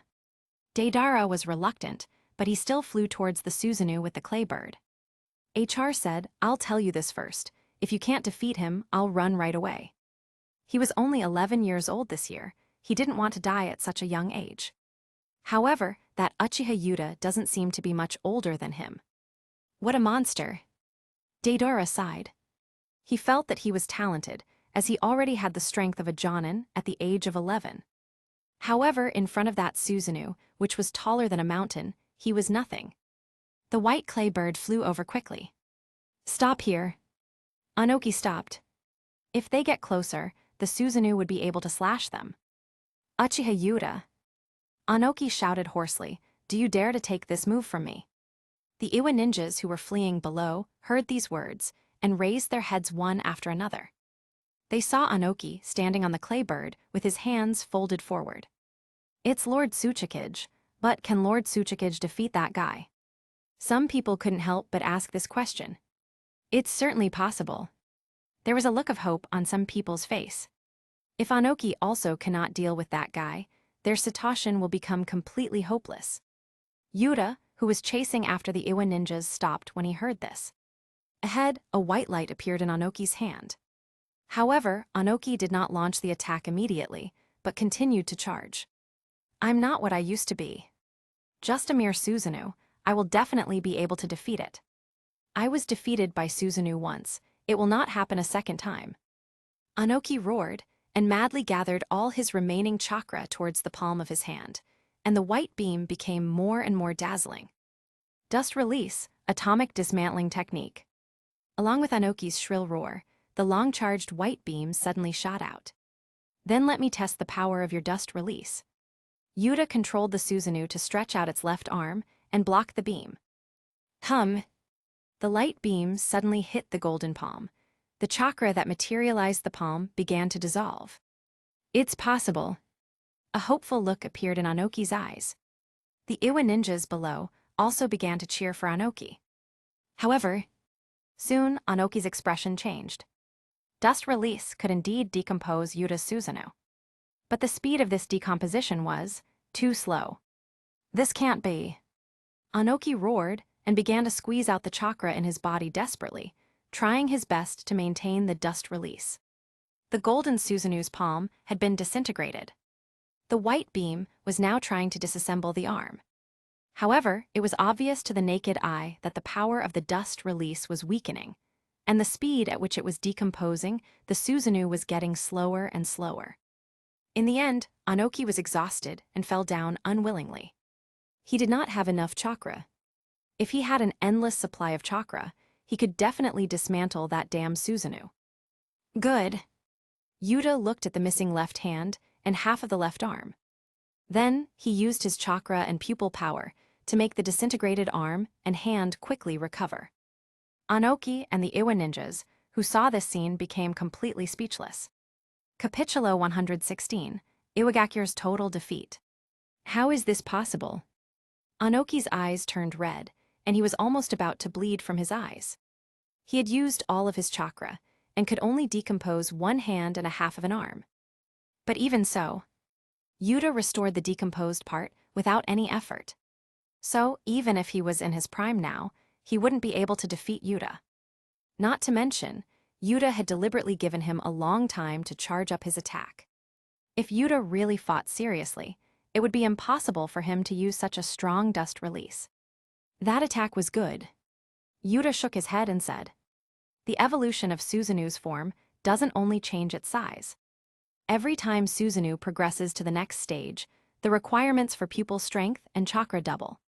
In the form of complete body Susanu, even a palm of the same size consumes far more chakra than a hand of another form of Susanu. This means that the complete body Susanu is far stronger than other forms of Susanu. The complete body Susanu is extremely dense, and even dust release would find it extremely difficult to disintegrate it." Anoki had gone through a great battle before, and he had less than half of his chakra left. Being able to disintegrate a hand and half an arm was already very powerful. If Anoki was in good condition, he would have no problem disintegrating a whole arm of the Susanu. But even if Anoki disintegrated an arm through hard work, Yuta could easily recover it.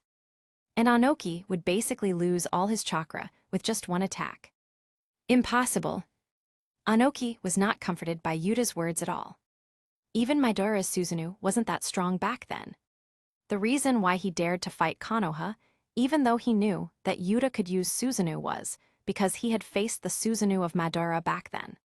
Although that Susanu was powerful, with his current dust release, he could deal with it. But what's up with this big, outrageous Susanu? Hearing this, Yuta sneered. Do you think Madara used all his strength back then? Senju Hashirama was the only one who could make Uchiha Madara use the complete body Susanu. Complete body, Susanu, Anoki couldn't help but lose his mind. Madara didn't use all his strength when he beat him and his teacher. After his teacher had learned dust release, he used to think that he would be able to beat Madara. Now, Anoki knew that when Madara had beaten him and his teacher back then, he was just playing with them. Madara didn't even consider them real opponents at all. Stop talking nonsense. Yuta controlled the Susanu and raised the long sword again. Since you dared to start a war, I think everyone is ready to die in war. Then you shouldn't mind a little more people dying, right? The faces of the Iwa ninjas turned green. After a moment of dead silence, the Iwa ninjas exploded everywhere, shouting and fleeing. They completely lost order. Everyone was in a mess, and only focused on taking care of themselves. Boom! The earth-shattering sword slashed, and a slash that was dozens of miles long appeared on the ground. The direction of that slash happened to be the direction where the most Iwa ninjas were gathered. In one fell swoop, hundreds of Iwa ninjas perished. Many people were knocked into the sky and fell to the ground. Some were killed by the swirling boulders. Run separately, don't gather too closely. Kitsuchi, who was also fleeing frantically, roared. Even he could only run away now. Even his father's dust release didn't work. The powerful earth release ninjutsu he was proud of was no different from tofu in front of that Susanu. That Susanu can even cut through a real mountain with one slash. No matter how powerful his earth release ninjutsu is, it can't compare to a real mountain. The Iwa ninjas escaped into the ground with Earth Release ninjutsu. When others saw it, their eyes lit up. If they escaped underground, Yuta would not know which direction they were fleeing to, so he would go after people in other directions, right? Immediately, many people followed suit. How stupid! Yuta smiled disdainfully. Yasaka Magatama quickly condensed in the Susanu's hand, and it slammed it down to the ground. Boom! The huge vibration exploded a deep pit, squeezing the ground below. Many Iwa ninjas who had escaped to the ground were crushed to death without even having time to say their last words. In the charred black pit, red blood emerged. Go ahead, if you all hide underground, you won't even have a corpse. Yuta chuckled lightly. After seeing the people who had escaped to the ground die so miserably, the other people who wanted to escape underground quickly stopped their plans. Many Iwa ninjas had a look of despair on their faces. Now, they could only hope that Yuta would target someone else. Only in this way would they have enough time to escape. The golden Susanu chased after the fleeing Iwa ninjas. The tall Susanu, though slow, had a huge stride. Compared with the Iwa ninjas who were running at full speed, its speed was not much worse. A violent storm blew, blowing many running Iwa ninjas to and fro. Someone took advantage of this situation to get up and looked back, but saw the Susanu flying into the sky. The Iwa ninjas were about to curse.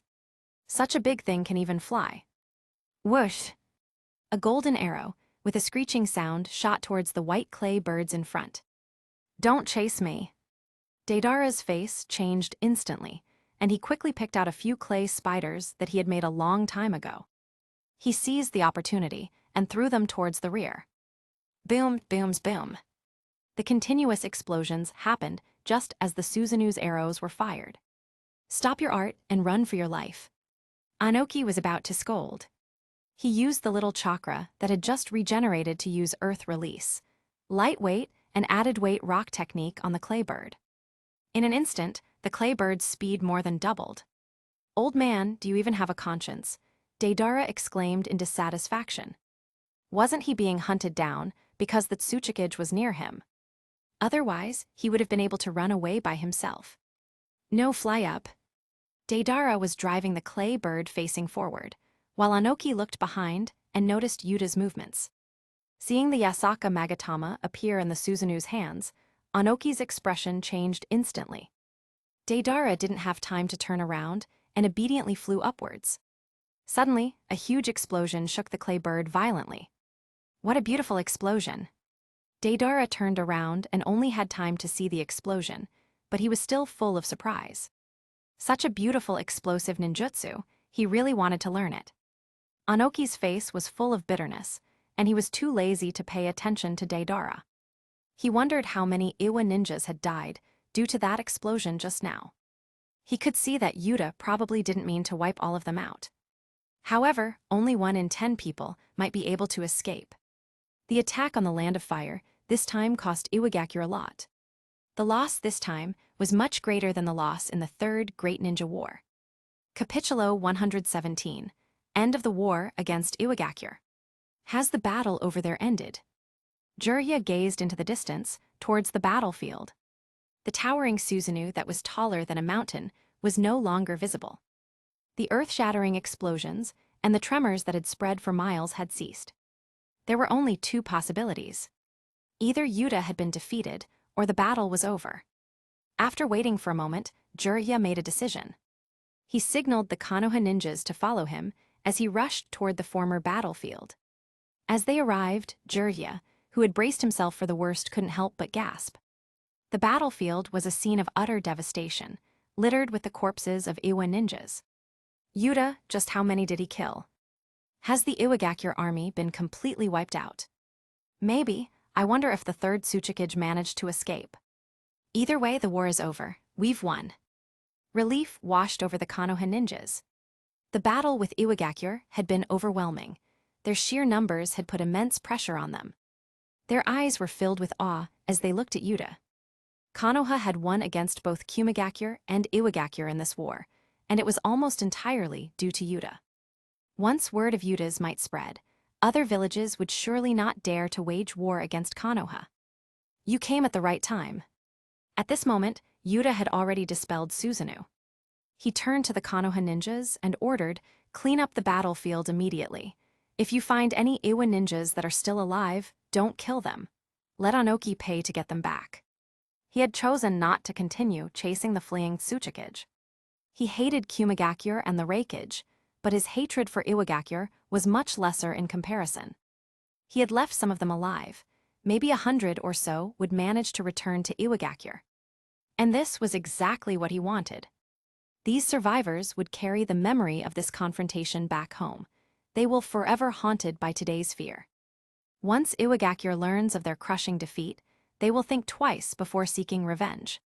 The Konoha ninjas obeyed his command and began gathering the bodies. Jiraiya walked towards while suppressing his frustration.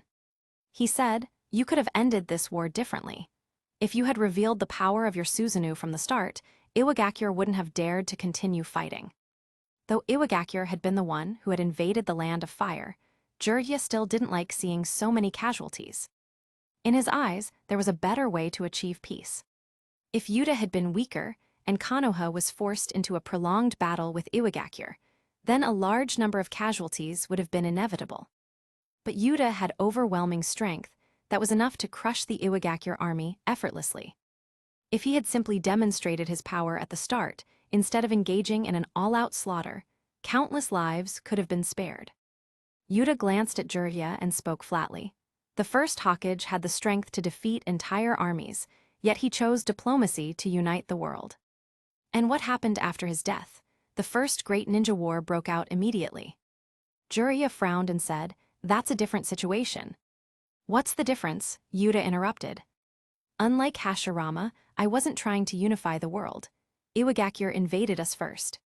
And you think that by showing them mercy, they'll suddenly appreciate it, that they'll be grateful we didn't slaughter them all." His voice grew colder. "If they dare to invade, then we should destroy their ability to wage war. Otherwise, what will happen after I die? Another war will break out. And who will stop it then? You, do you think you're capable?" Jiraiya's face turned red with anger, but for a moment, he was unable to respond. At this moment, Yuta had lost all respect for Jiraiya.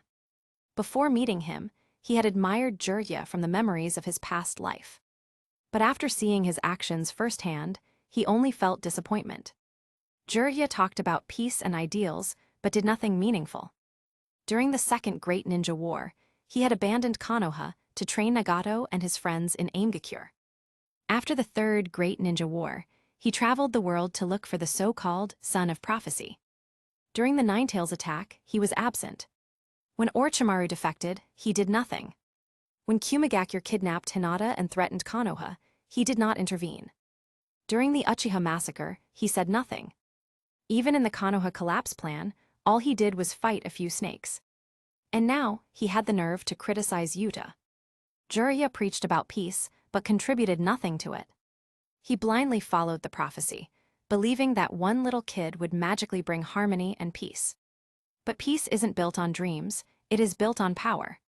If Jiraiya had the strength of Hashirama or Madara, then maybe his ideals could become reality. But he didn't. Jiraiya was just another fool who had inherited Hashirama's naive, thinking without his overwhelming strength. "You." Jiraiya clenched his fists in frustration, but he couldn't argue against Yuta's words. This battle had been won entirely by Yuta. Jiraiya's contribution was minimal. Jiraiya knew this, but the blatant disrespect caused his heart in anger. Yuta, however, had no interest in continuing the conversation. He said coldly, "I don't want to hear your nonsense. In my eyes, your so-called ninja way is ridiculous." Without waiting for a response, he used the Flying Thunder God technique and vanished, returning to Konoha. The remaining Konoha ninjas watched in silence. They had no intention of siding with Jiraiya. Iwagakure had invaded, and Yuta had crushed them. That was all that mattered in their hearts. Trying to scare them away with force, ridiculous. Jiraiya sighed, feeling defeated. "Little Jiraiya." A small voice sounded beside him. It was Fukasaku. Fukasaku said, "That Uchiha Yuta, he may be the one the great Toad Sage foresaw." Jiraiya's shoulders tensed. He said tiredly, "I know, I have to find a way to correct his views." Yuta sought peace through absolute power, but in Jiraiya's eyes, that was just peace built on fear and oppression. And if left unchecked, Yuta could very well become the next Kaguya. This was something that Jiraiya didn't want to see. Capítulo 118, Reactions of All Parties. Soon, the results of Konoha's 2 battles against Kumigakure and Iwagakure spread throughout the world. Yuta's name completely resounded across the land. Capturing the perfect Jinchuriki, Killer Bee. Killing the Fourth Raikage. With the power of 8 tails, he single-handedly wiped out Kumigakure's elite army. Then he took 8 tails into Kumigakure. With one-tailed beast bomb, he reduced the Raikage building to rubble. After that, he went alone to attack Kusagakure, sinking the entire island where Hazuki Castle was located. The Kusagakure ninjas sent to stop him were completely annihilated. But the most terrifying display of power was yet to come. With absolute dominance, he crushed the 5,000-strong Iwagakure army led by the 3rd Tsuchikage Anoki. The Iwagakure army was utterly defeated and fled in terror. Only about 1,000 managed to escape back to Iwagakure, and even those survivors were mostly injured. The Iwa ninjas who escaped knew the truth better than anyone. If Yuta had wanted to kill them all, he absolutely could have done so. And he hadn't even used the 8 tails in that battle. After defeating the Iwagakure army, Yuta simply chased them for fun like herding a pack of fleeing sheep. Yet even then, thousands more died during the retreat. How could a giant that was more than hundreds of meters fly? A single swing of its blade could slice through a mountain. The Susanu soared through the sky, but it didn't even hunt them seriously. It just sliced here and there, but thousands of Iwa ninjas still perished. If Yuta was truly keen on their destruction, not a single one of them could have escaped. Inside Sunagakure, Fourth Raikage Rasa shuddered as he read the battle reports. He suddenly became glad that he had hesitated to launch a war against Konoha. When Kumigakure and Iwagakure had first invaded of the Land of Fire, Rasa had briefly considered taking advantage of the chaos.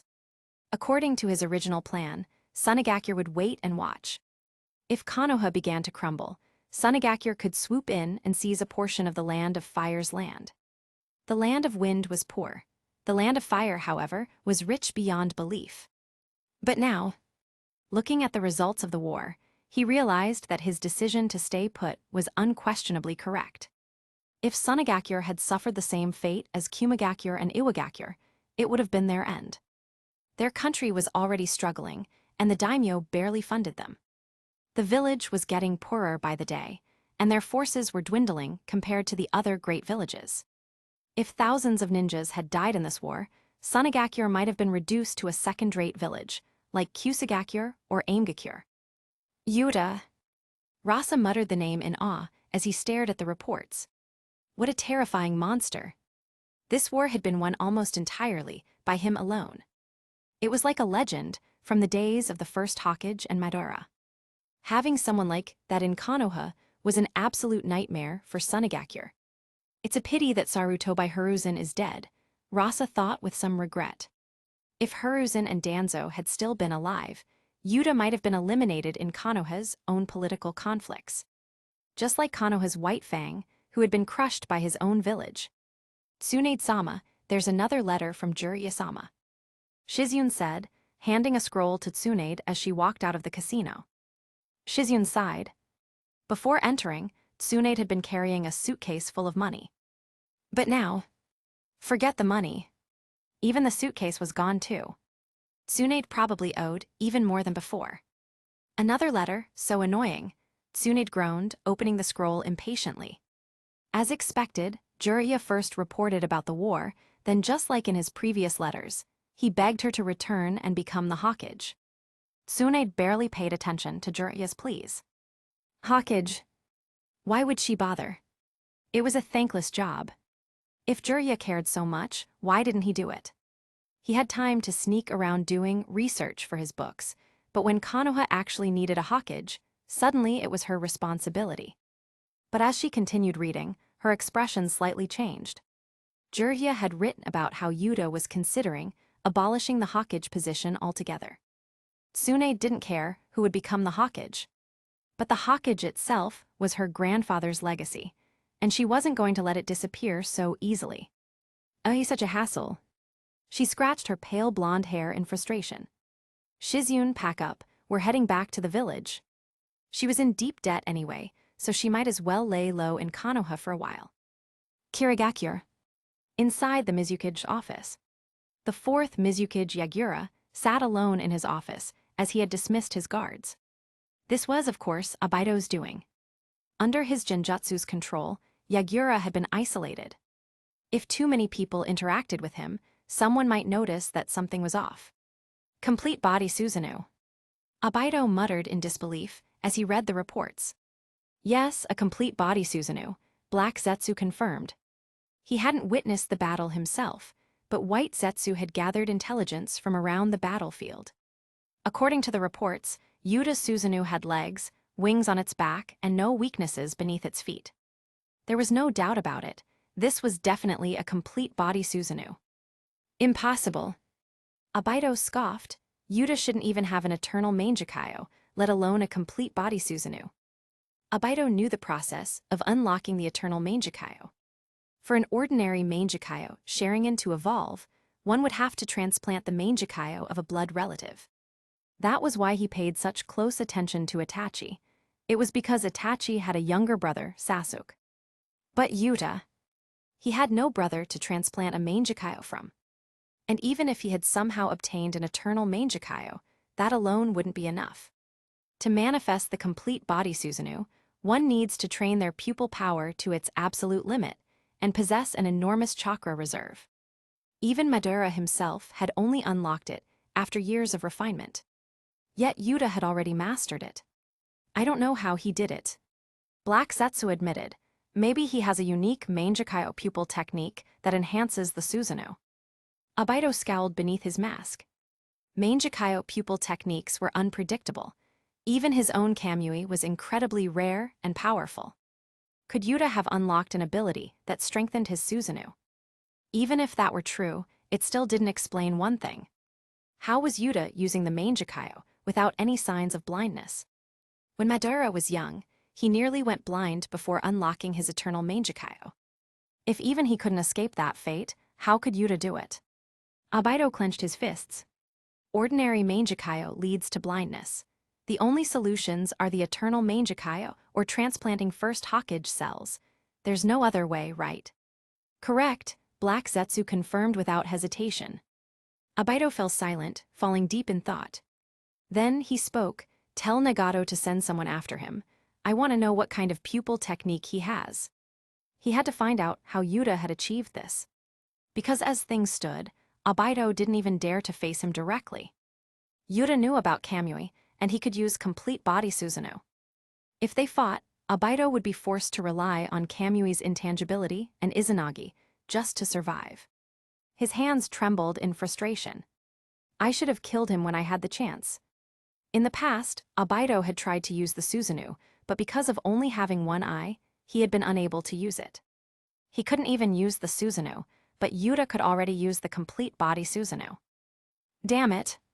Capitulo 119, Akatsuki's reaction. Land of Rain. Inside a dark cave. Two massive hands, stretched out from the ground, as if some giant had been buried beneath, that was desperately reaching upward. A series of colorful phantoms suddenly appeared on the fingertips of the hands. There were 8 figures in total. What's the matter? I've been very busy lately, Satori said in a low and annoyed voice. Orochimaru, who was standing nearby, echoed his sentiment. He had his own experiments to conduct and had little interest in these constant and tedious meetings. Thinking about it now, Orochimaru regretted joining the Akatsuki. When he had defected from Konoha, he had heard from Yuta that the leader of the Akatsuki possessed the Rinnegan. After some searching, he found that it was true. And Pain, the leader of the Akatsuki, even seemed to be one of the 3 Aimgakure orphans that Jiraiya had once saved. Unfortunately, he was no match for Pain. Orochimaru had joined the Akatsuki out of curiosity about the Rinnegan, and because Pain had personally invited him. But after joining, he rarely ever saw Pain in person. The organization's operations were mostly conducted through this ninjutsu, called the Magic Lantern Body Technique. If not for the Akatsuki funding his research, Orochimaru would have left long ago. Pain ignored Satori and Orochimaru's impatience and instead scanned the gathered members and frowned. There were 9 people in the Akatsuki. But there were only 8 people here. Him, Konan, Orochimaru, Satori, Itachi, Juzo, Kakuzu, and Zetsu. After scanning the group, he noticed something. "Kakuzu, what happened?" Pain asked with displeasure. "He was too slow to dodge my ninjutsu during the mission," Kakuzu answered without hesitation. A teammate who slowed down his money-making efficiency would be better off dead. After eliminating the mission target, he had even collected the bounty on his fallen partner. This isn't the first time. Pain's face darkened. Time and time again, Kakuzu's partners had not died at the hands of their enemies, but at his own. Nagato was growing tired of this, but he couldn't just kill Kakuzu, as his cage-level strength made him a valuable asset. And truthfully, Kakuzu's teammates were usually way weaker than him. After a brief pause, Pain spoke.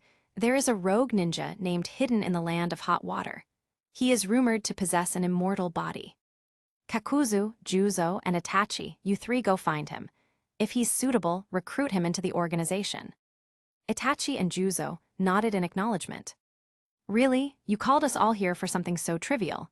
Satori said, his voice filled with irritation. He had far more important things to do. Pain ignored his complaints and said, "The reason I gathered everyone is to inform you all that the war between Konoha and Kumigakure, as well as Iwagakure, is over." The Akatsuki members were stunned. It was over already. They had heard about Kumigakure's downfall, but Iwagakure had deployed thousands of troops. How could it end so quickly? It was because of that guy, Yuta. Zetsu explained. He single-handedly destroyed the Iwagakure army. Zetsu then proceeded to explain the details of the battle. Silence filled the chamber. A Susanu taller than a mountain. The 3rd Tsuchika Janoki barely managed to escape. He was unable to even damage the Susanu's arm. One swing of the sword split an entire mountain. Was he even human? We don't know exactly how he did it, but based on the strength Yuta displayed, he is already comparable to Hashirama and Madara. Black Zetsu stated in a raspy voice. Kakuzu's green eyes flickered. He remembered his humiliating defeat at the hands of Hashirama long ago. Pain's expression remained unreadable, but internally, he wondered how his Rinnegan would compare to the strength of the legendary Hashirama and Madara. Meanwhile, Itachi's face became grim. "That damned Yuta. He has grown even stronger. If this continues, when will he ever get his revenge?" "Itachi, you seem troubled." Orochimaru observed Itachi with interest, licking the corner of his lips. "I thought you hated war. Shouldn't you be pleased that it's over?" He still recalled their past conversations. Back when Itachi was only 4 or 5 years old, he was shaken by his first battlefield experience. They had spoken about the meaning of life back then. Orochimaru believed that he understood Itachi quite well. Even later, when Itachi turned his back on his clan and agreed to Konoha's orders to massacre them, Orochimaru could still predict his thoughts. To Itachi, it was all about sacrifice, giving up his family for the so-called greater good. It was pathetic. He turned into nothing more than a tool for Konoha, without even realizing it. "I don't care about any of that." Itachi said flatly, "I only want to kill Yuta." In his mind, the war had started because Yuta had staged a coup. And it had ended only because Yuta had slaughtered thousands of Iwa ninjas. Brutally ending the war in such a way was nothing to celebrate. Satori interjected with a hint of mockery. "Speaking of which, Orochimaru, didn't you have some history with Yuta? I heard that when you defected from Konoha, an 8-year-old boy stopped you. You were almost killed back then." Orochimaru's expression darkened. His eyes narrowed slightly, but he said nothing. Even though Yuta was powerful now, the fact that Orochimaru, one of the Sannin, had been stopped by an 8-year-old. It was still humiliating. Pain commanded, "In that case, Orochimaru and Satori, go to the Land of Fire. Gather intelligence on Konoha and keep an eye on the Nine-Tails Jinchuriki. Try not to provoke Yuta. If you two encounter him, you might not survive," Black Zetsu warned seriously. These Akatsuki members were crucial to the organization's plans, and losing them now would be a waste. As if I need your warning, Satori scoffed, unimpressed. A mere intelligence gatherer dared to talk down to him. Orochimaru merely chuckled, agreeing internally. Besides, even if he did run into Yuta, he wasn't entirely without options. Perhaps, if the opportunity arose, he could finally test out that interesting forbidden technique. Capitulo 120. Is Jiraiya the first Hokage? Konoha. The Kumigakure peace delegation had just arrived. However, instead of a warm welcome, they were met with rotten eggs and vegetables thrown by Konoha's citizens. Some villagers even hurled insults at them. One of the Kumo ninjas wiped the egg from his face and shouted in anger, "Is this how Konoha treats us?" The Konoha ninjas assigned to receive them sneered, "And how do you think you should be treated? You say you're here for peace talks, but everyone knows the truth. You're here to beg for mercy." The Kumo ninja glared at him, but didn't respond. Dodai, the leader of the delegation, frowned and calmed his men. Their situation was already bad enough. The Fourth Raikage was dead, Eight Tails Jinchuriki was captured, and their Raikage's office had been destroyed. They had no room to act arrogant. But the Konoha ninja wasn't done and continued, "This is not just because you lost the war. Look at the Iwagakure delegation. They also suffered heavy casualties, but they weren't treated like this when they arrived. Have you already forgotten what you did in Konoha a few years ago?" At the mention of Kumigakure's past, Dodai's expression darkened.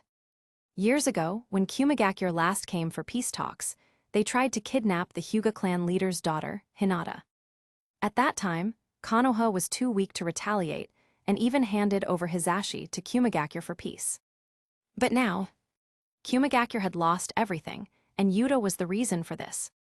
Inside the Hokage building, the leaders of Konoha, including Jiraiya and Tsunade, gathered for the peace negotiations. The Kumigakure and Iwagakure delegations were also present. At the head of the table, Yuta casually tossed aside the peace agreements from both villages and scoffed, "I won't even talk about Iwagakure's proposal. But Kumigakure, have you still not recognized your situation? You offer almost nothing for reparations. You want the Fourth Raikage's body back. You want Eight Tails Jinchuriki to be returned." Yuta laughed mockingly. "Do you think this is some kind of joke?" Dodai took a deep breath and insisted, "We are willing to increase the reparations, but we will not compromise on Lord Raikage's body and Killer Bee." Returning the Fourth Raikage's body was a matter of Kumigakure's pride.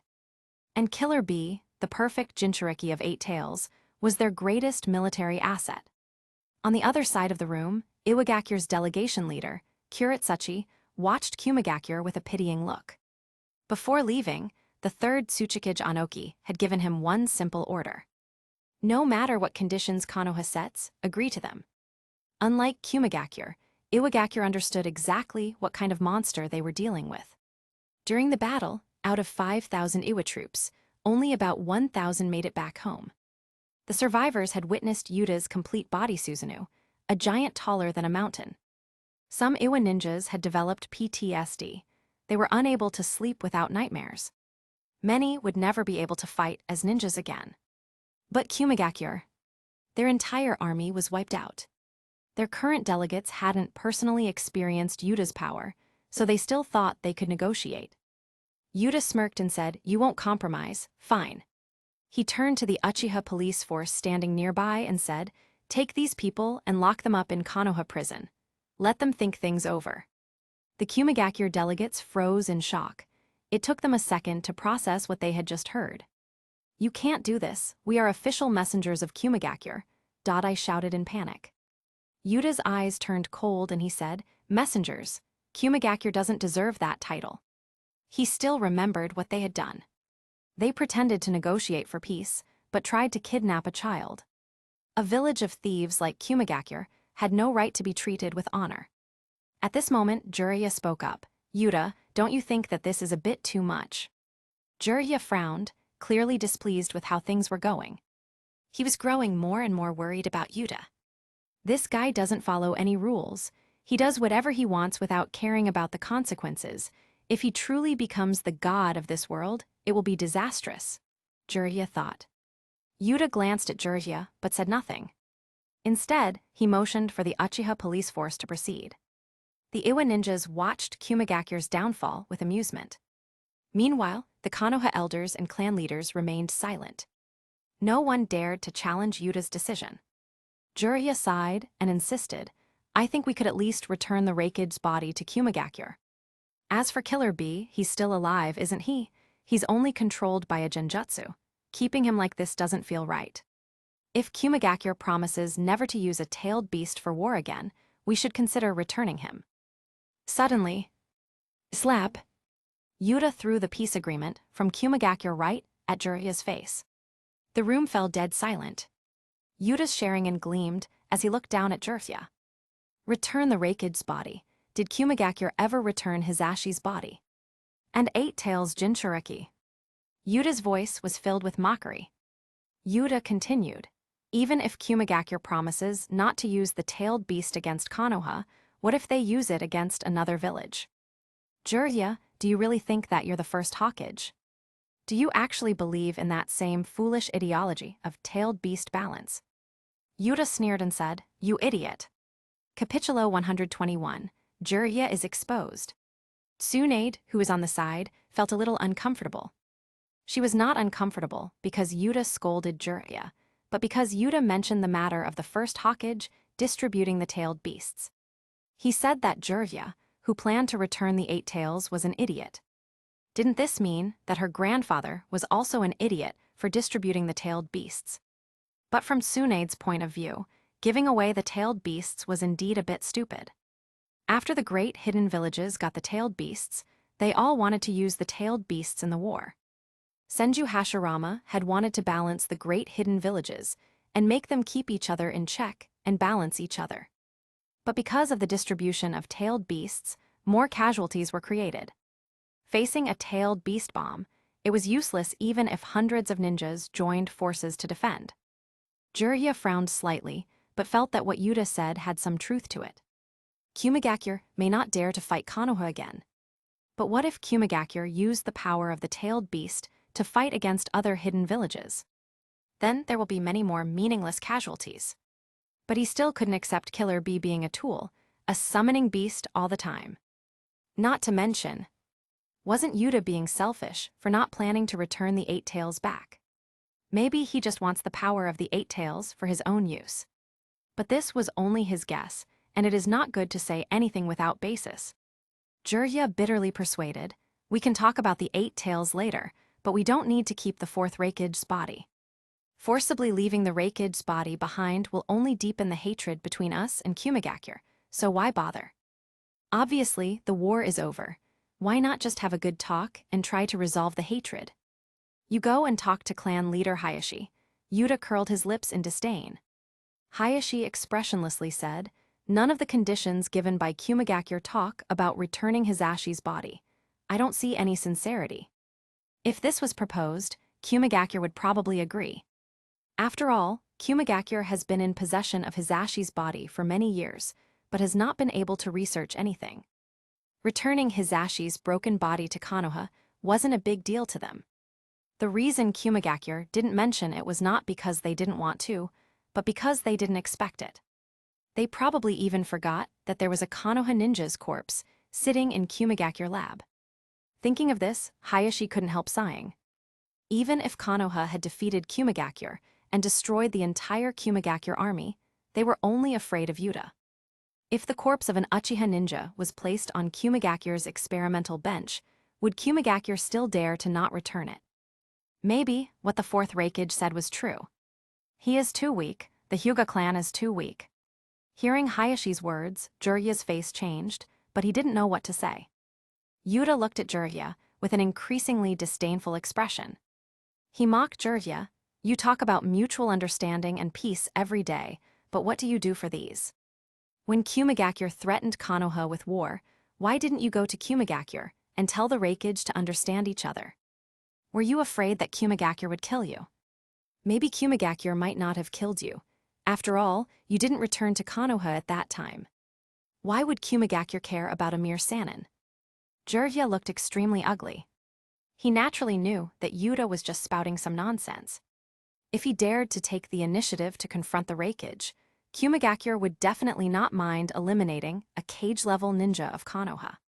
He wanted to refute, but it was true that he had not returned to Konoha. That matter ended too quickly at the beginning, and Kumigakure and Konoha didn't really fight in the end. Tsunade spoke out to help out Jiraiya. That matter had ended too quickly, and Hisashi was quickly pushed out to die. Neither she nor Jiraiya were in Konoha at the time, and by the time she had gotten the news, it was all over. "You two are very busy," Yuta said with a mocking look on his face. One was busy gambling and losing money. One was busy peeping around and collecting materials, and published one book after another. After leaving Konoha, they didn't come back for more than 10 years and didn't care about anything. The 12 years from the Nine Tails rebellion to the Konoha collapse plan can be said to be Konoha's weakest period. These two Sannin were not in the village as they were very busy. "Just now, I heard some interesting matters related to Jiraiya." Yuta waved to Enlihuo beside him and said, "Lihuo, tell everyone here what you and I talked about before." "Yes." Lihuo looked at Jiraiya with burning eyes and said, "The police force has recently received several reports. Some hot springs and bathing shops have reported that some unknown person has been peeping. But because the guy ran too fast, he was never caught. But some people saw that that person had long white, hedgehog-like hair." At this moment, in the conference room, Konoha ninjas and the members of the Iwagakure mission team all turned their attention to Jiraiya. "White hedgehog hair. Isn't that Jiraiya?" Tsunade cursed in her heart. "Jiraiya, this bastard is really shameless."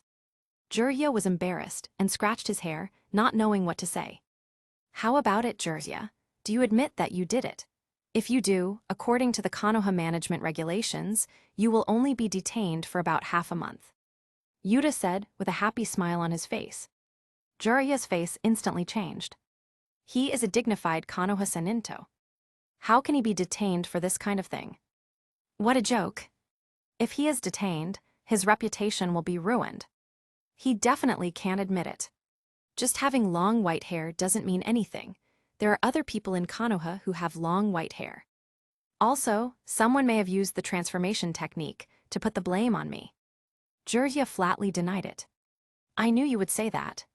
Yuta shook his head and used the Sharingan to instantly control Jiraiya.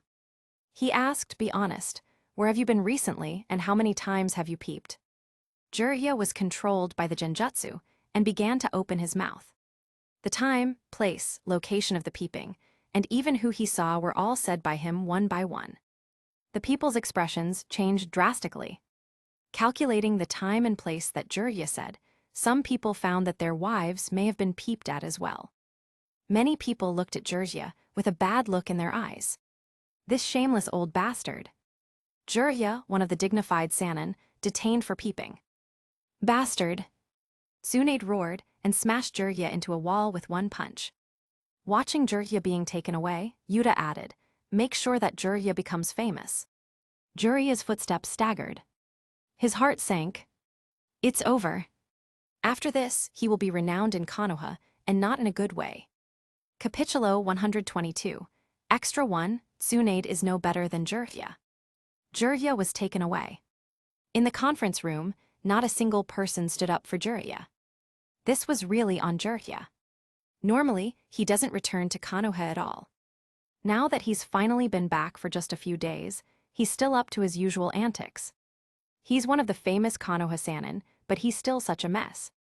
Many people even thought to themselves that Jiraiya shouldn't have come back to Konoha at all. He didn't contribute much to the war, and now that the war was over, he still wasn't taking things seriously.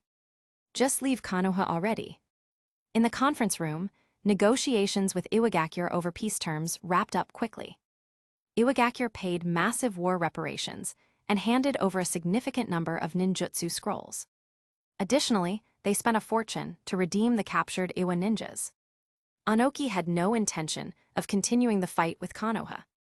After the last battle, Anoki knew that if Yuta wanted to, he could completely obliterate Iwagakure and annihilate all Iwa ninjas. In this situation, Iwagakure had no leverage to negotiate with Konoha. Not to mention, Iwagakure's backbone was a 70-year-old Tsuchikage. And how old was Yuta? Among the younger generation, no one could compete with him. Even Deidara, whom Anoki had high hopes for, was nowhere near close to Yuta. Iwagakure's current state was even worse than when the village was first founded. Back then, although Madara was a threat to all the villages, Hashirama sought peace. Besides, both Madara and Hashirama were already getting old. Iwagakure just needed to outlast them. But now, Ohoki estimated that by the time Yuta reaches his peak, he himself will have already been long dead. Given these circumstances, Iwagakure has no choice but to submit completely. No matter what Konoha demanded, as long as it wasn't total destruction, Iwagakure had to and would agree. They had originally planned to negotiate, but after witnessing what had happened to Kumagakure, they knew what they should do. Yuta, what are you planning to do next? After the Iwagakure delegation left, Tsunade stood up and stared intently at Yuta. Earlier, Jiraiya had written in his letter that Yuta intended to abolish the Hokage position. Yuta glanced at Tsunade and suddenly smiled. He said, "Looks like Jiraiya told you about my plan. I'm guessing he's against it, but knowing Jiraiya, he doesn't want to be tied down as the Hokage either. So, let me guess. He wants you to take the position instead, right?" Tsunade's eyes flickered with surprise, but she didn't deny it. She said, "That's right." "And what do you think?" Yuta asked. Tsunade wrinkled her nose in irritation and said, "Only an idiot would take on such a troublesome job like the Hokage. That idiot Jiraiya finds it troublesome and doesn't want to become the Hokage, so he pushes it onto me instead. What does he take me for?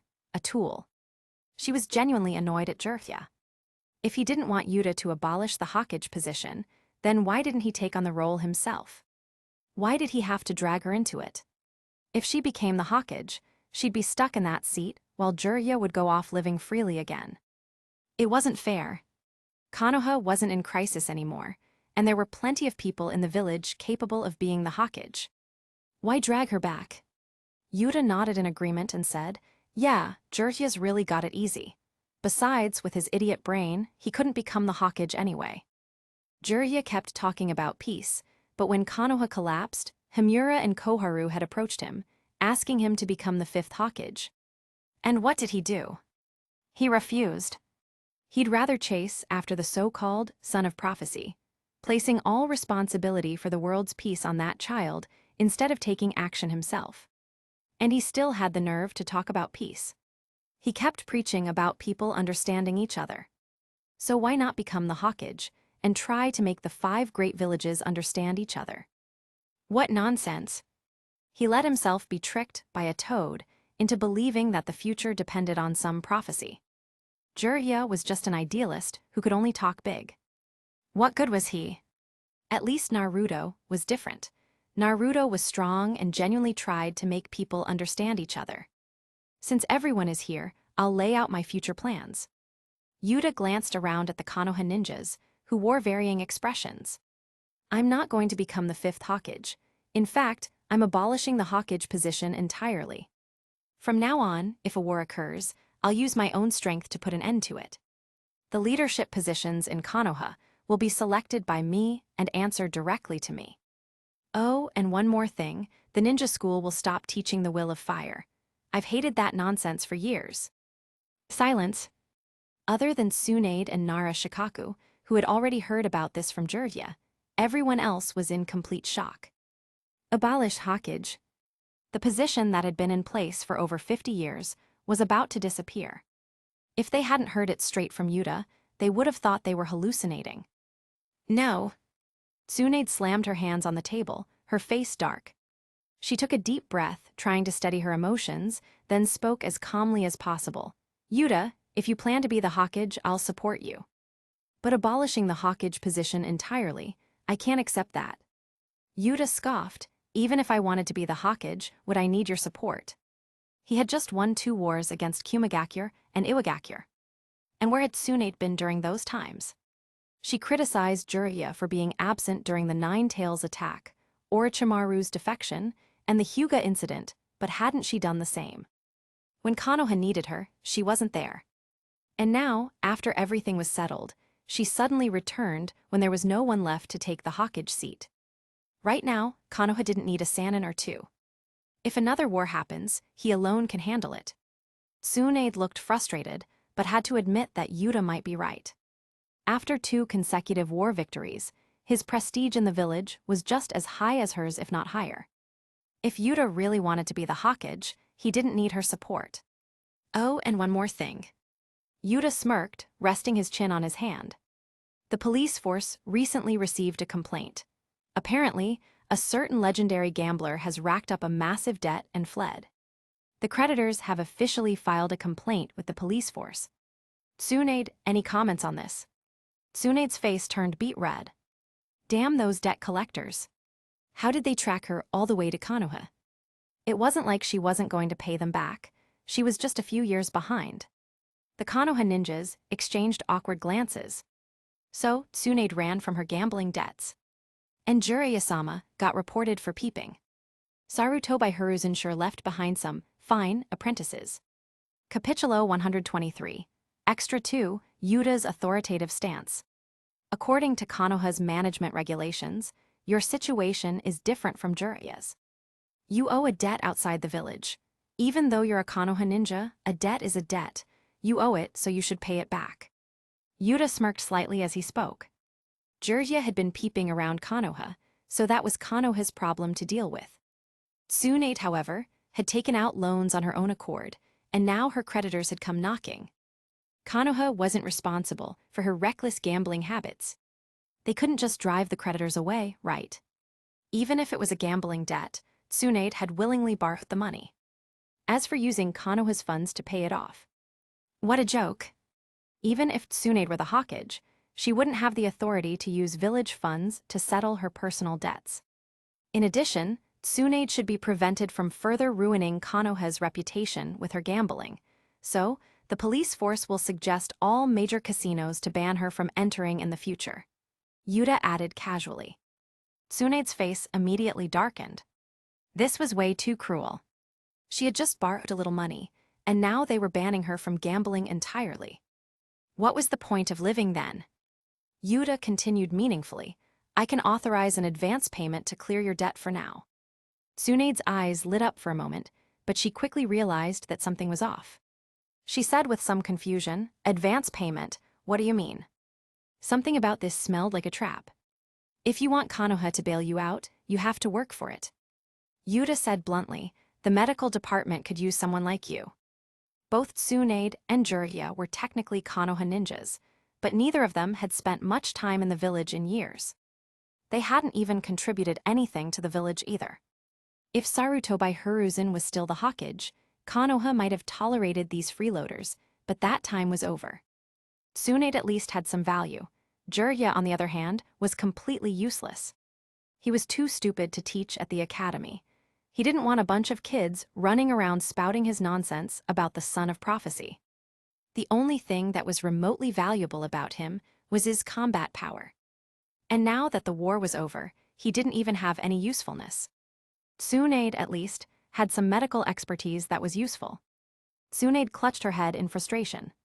She had only come back to Konoha for a short visit. How had things turned out like this? Wasn't she supposed to stop Yuta from abolishing the Hokage position?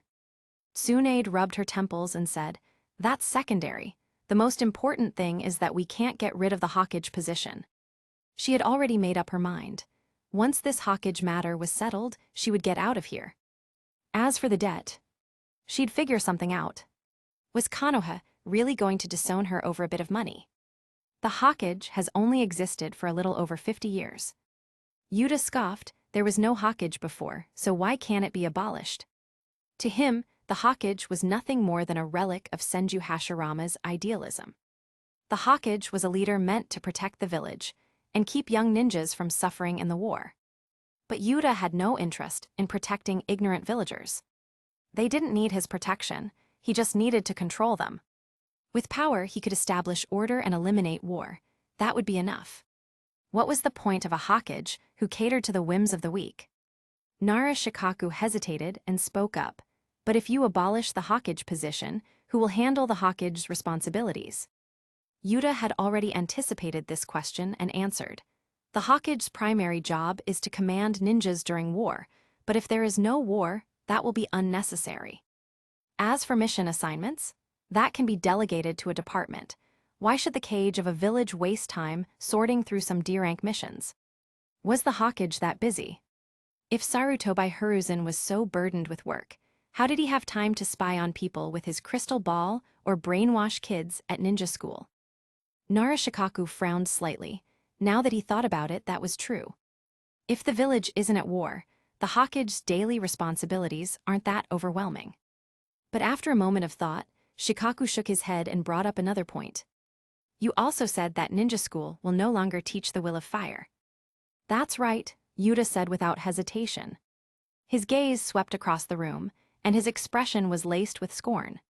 He said with disdain, none of you are worthy of preaching the will of fire. If Konoha truly believed in it, Hisashi wouldn't have been forced to die. According to the will of fire, a few should sacrifice themselves to protect the majority. But in Konoha, the majority force a few to die for their own sake. What kind of will of fire is that? The room fell silent. Hisashi's death was one of Konoha's greatest shames, and it wasn't just Sarutobi Hiruzen's fault. When Kumagakure had threatened to restart the war, many Konoha ninjas had chosen to stay silent. If war broke out, their own clansmen would have to fight. If sacrificing a single Hyuga could avoid that, well, better them than us. I have no argument against that, Shikaku admitted bitterly. At the time, he too had been one of the Jonins who had remained silent. But I still think the will of fire has value. Teaching students to support each other on missions is important, he insisted. Even if war wasn't common anymore, conflict still existed, and ninjas had to fight. Yuta's eyes darkened with disappointment. He said, do you really believe ninjas have no other purpose beyond taking missions? Ninjas can use ninjutsu, and what do they do with it? Escort goods, assassinate targets, steal intelligence. Have ninjas ever contributed anything to the world? Ninjas can use earth release, but no one builds bridges. Instead, ninjas just get hired to destroy them. Ninjas have existed for over 1,000 years, and the only meaningful development is medical ninjutsu. And even that was created for war. Shikaku frowned and said, but... Boom! A golden Susanu slammed a sword onto the table. Yuta coldly said, I've had enough of your nonsense. You still don't understand the current situation, do you? I am not negotiating with you. You have no room to bargain with me. You cannot win a war. You cannot sustain an economy in another way besides doing menial missions. You are nothing. The room fell into stunned silence. For the first time, they felt the true weight of Yuta's power. His golden Susanu loomed over them. You want authority. Yuta's scarlet Sharingan glowed as he scanned the room. Then prove your worth to me. And you, Tsunade, if you don't want your status as a Konoha ninja to be revoked, then start contributing. Konoha does not support freeloaders. His gaze was absolute, and his will was unquestionable. From this moment on, there is no Hokage. All power comes from me. He waited for a moment to let the bystanders process his words. Then he said, now who stands with me and who stands against me? The golden Susanu's sword hovered, ready to strike at any moment. Capitulo 124, Rubbish Will of Fire. Wouldn't it be nice to do this earlier? Did you really think I'd negotiate nicely with you like the first Hokage? Yuta put away the Susanu with a smirk. Among this group, not a single person had the strength to stand up to him. Who would dare challenge him here? What a pity. I thought someone would be willing to sacrifice their life for the will of fire. If that were the case, I wouldn't mind fulfilling their wish. But it seems I overestimated you. So your so-called belief in the will of fire is just that, nothing but words. Yuta blatantly mocked all of them. The expressions of everyone in the conference room turned ugly. Some people believed in the will of fire, but if they were asked to risk their lives for it, that's not happening. Defending one's family. Maybe. But dying for some abstract ideal. Only a fool would do such a thing. Next, the discussions over the power distribution within Konoha's departments began. The people present could only argue among themselves. No one dared to challenge Yuta's words or decisions. Soon, the restructuring of Konoha's organizations was settled. Yuta didn't fight for real power. He had no desire to take on extra responsibilities. But whichever department it was, one thing was common between all of them. Strength is the greatest power. This is enough for today, Yuta said, standing up and preparing to leave. Do you think I want to clean up your mess? Some things are just too disgusting. I won't tolerate people I find disgusting. That's all. As he stepped outside the Hawkage building, Yuta suddenly used the Susanu once again. The Konoha ninjas that were accompanying him were startled. What is Yuta doing now? Didn't they just finish discussing everything? They had all agreed with what he had said. Their questions were answered in an instant. The Susanu drew back its bow and aimed at one of the Hawkage rock statues. Third Hawkage, Saruto by Hiruzen. Whoosh! Boom! The arrow shot out and precisely hit Saruto by Hiruzen rock statue. The statue then exploded into dust. But the statues of the second and fourth Hawkage beside it remained unchanged. Saruto by Hiruzen, one of the people I despise the most. That old man, Hawkage, is he worthy of having a rock statue? Yuta's expression was full of disdain. When the tree leaves bloom, one shall find flames. The fire's shadow will illuminate the village. And once again tree leaves shall bud anew. Saruto by Hiruzen often repeated these words.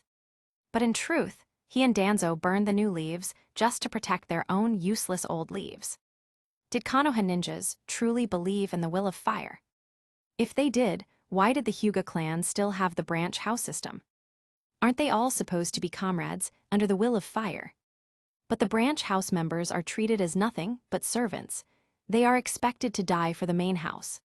Even Naruto, who believed in the will of fire, never abolished the branch house system even after becoming the Hawkage. Tsunade, who was beside Yuta, remained calm. She had originally wanted to persuade Yuta to reconsider abolishing the Hawkage position. She didn't even mind supporting him as the Hawkage, as long as the position itself could remain. But she never expected Yuta to turn against them so suddenly. Yuta used the Susanu against his own fellow villagers, without hesitation. For a moment, Tsunade recalled the prophecy Jiraiya had once told her about. The son of destruction, foretold by the great toad sage. Could Yuta be that guy? Smack! Tsunade slapped her forehead and cursed inwardly. Was her brain malfunctioning? She was actually believing Jiraiya's nonsense. Son of prophecy, son of destruction. What a load of crap. Only that idiot Jiraiya would fall for it. Suddenly, Tsunade saw Yuta pull out a kunai and hurl it toward a corner. The kunai ricocheted off the wall, changing direction, and struck a dark crevice. Tsunade blinked in confusion. A snake. Yuta walked over and found a small snake pierced by the kunai. He had sensed someone watching him from a certain location, and he attacked that location on instinct. But it turned out to be just a tiny brown snake. Tsunade approached Yuta and immediately recognized that snake. Her expression changed and she wondered, could it be Orochimaru? Why was there a snake near the Hawkage building? And it was not just any snake, but one that looked exactly like Orochimaru's summons. It's probably not Orochimaru, but it's interesting. Yuta activated Kagura Mind Eye and scanned the entire Konoha. Summoned creatures retain traces of their summoner's chakra. Relying on this, he could track down the summoner. Soon, he locked onto the summoner's location. Kabuto, huh? Yuta narrowed his eyes. Meanwhile, in a forest 20 miles from Konoha, Orochimaru and Sasori waited in the shadows. Pain had ordered them to gather intelligence on Konoha. They weren't planning on being reckless. Both of them had their own trump cards, but sneaking into Konoha directly was too risky. It was safer to send someone else. That someone was Kabuto, who posed as a Konoha ninja. Sasori sneered impatiently. HMPH, Orochimaru, your minions are too slow. Orochimaru, this fool, has no idea that Kabuto is already under my secret control. Sasori thought to himself. If anything happens to Orochimaru, Sasori will know instantly. Relax, Orochimaru chuckled darkly. With eternal life ahead of you, you should learn to take it easy. He had nearly perfected his living corpse reincarnation technique. It wasn't true immortality, but as long as he switches bodies every few years, he will basically be immortal. Sasori, on the other hand, had transformed himself into a complete puppet. In a way, that was also a form of eternal life. Orochimaru wasn't oblivious, and he knew all about Sasori's tricks. Sasori had planted a brainwashing seal inside Kabuto's mind. It was a technique that allowed him to control his movements. But Orochimaru had already discovered and nullified the manipulation. He only left just a little bit of the technique that was enough to fool Sasori. Sasori thought he had everything under control. In reality, Orochimaru was only letting him think that. The two continued their mind games while waiting. Soon, the rustling of leaves sounded. This meant that Kabuto was approaching. "That's Kabuto's chakra," Orochimaru said. Once they knew about Konoha's current situation, they would leave immediately. There was no way he would risk confronting Yuta again. At least, not after he had seen him single-handedly defeat an army of thousands of ninjas. Ha. Kabuto arrived while panting. Just as he opened his mouth to report, something moved at a terrifying speed behind him. "Perfect," Yuta's voice rang out. "Orochimaru and Sasori both are here. Looks like I can take care of both of you in one go." Yuta turned to Kabuto and smirked. He said, "Kabuto, thanks for leading the way."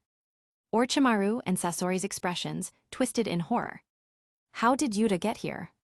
Yuta was the one person they wanted to avoid the most. And this damn Kabuto had just led him straight to them. Was this guy a traitor? Capitulo 125. Orochimaru and Sasori's trump cards. Kabuto blankly looked behind him. Why did someone thank him for leading the way? He didn't even know that someone had been following him. However, the moment Kabuto saw Yuta, his expression changed drastically. He immediately recognized the man that had trailed behind him, Uchiha Yuta. The one who had single-handedly defeated the forces of Kumokure and Iwagakure. And now, he had unknowingly led Yuta right to them. Orochimaru and Sasori must be cursing him right now. He looked towards Orochimaru and Sasori, and sure enough both Orochimaru and Sasori were staring at him with murderous eyes. "This has nothing to do with me." Kabuto defended himself. All he had done was summon a small snake to eavesdrop near the Hawkage building. After gathering enough information, he had made his way here. As for how Yuta had followed him, how was he supposed to know? "Long time no see, Orochimaru." Yuta approached them without any rush, his demeanor completely relaxed. Now that these two were right in front of him, where could they possibly escape? Previously, he had planned to track down the Akatsuki after the war to deal with Itachi. However, since the Akatsuki was still operating covertly within the Land of Rain, finding their base had been a hassle. But now, he had a much easier solution. If he wanted information about the Akatsuki, what better way was there than to extract it from Orochimaru and Sasori? Meanwhile, Orochimaru internally cursed Kabuto, but didn't dare to act recklessly. "It has been a long time indeed," he admitted with a tone of both nostalgia and disbelief. To think that the 8-year-old boy from back then would rise to fame so quickly. Orochimaru's words were genuine. A few years ago, Yuta, at just 8 years old, had barely held him off for a minute using the 8 inner gates. But now, this same boy had grown powerful enough to annihilate an entire army of thousands. In contrast, his own strength had stagnated. The difference between them had completely reversed.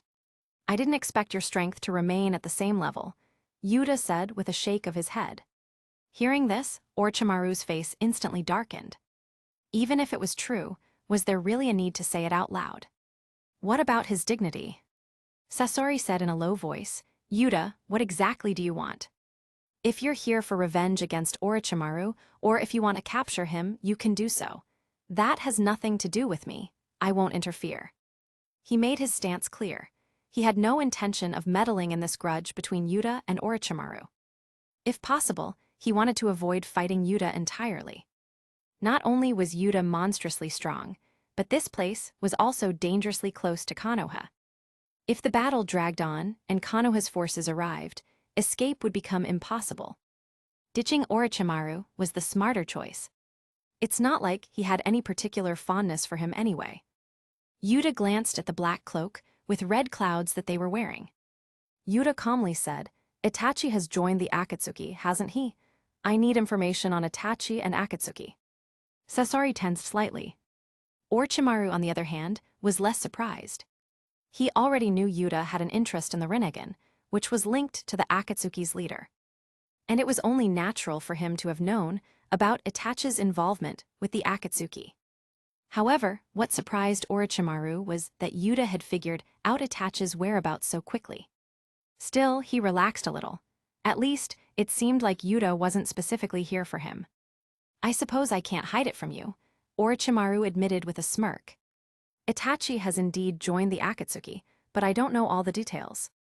"Orochimaru," Satori said in a displeased voice. "How dare you leak the Akatsuki's information?" Orochimaru chuckled and felt unbothered. Satori likely held some loyalty to Akatsuki. But Orochimaru, he had joined the Akatsuki solely out of interest in the Rinnegan. Now that his pursuit of the Rinnegan had failed, his next target was Itachi's Mangekyou Sharingan. He had just been waiting for the right opportunity to confront Itachi alone. Yuta nodded and said, "I need the location of the Akatsuki's base."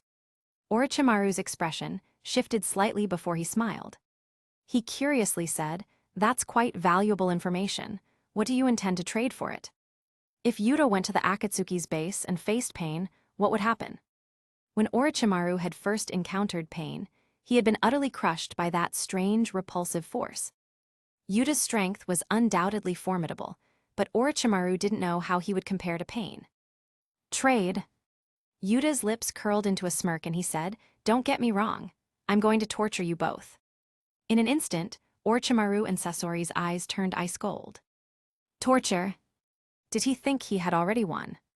Just because they didn't want to fight near Konoha didn't mean they were ready to surrender. Seems we'll have to fight today after all," Orochimaru said with some malice in his eyes. Being stopped by an 8-year-old Yuta years ago had been a humiliation. Now, he finally had a chance to redeem himself. His own strength hadn't increased much in the past few years, but he had acquired new techniques over the years. Orochimaru bit his finger and swiftly made a series of hand seals. Summoning technique. Boom! 3 coffins rose from the ground with a cloud of white smoke. Each of the coffins was engraved with the characters first, second, and third respectively. "This will be the first time I'm using this in real combat," Orochimaru mused. "And when it comes to fighting against the Mangekyou Sharingan, these two have plenty of experience."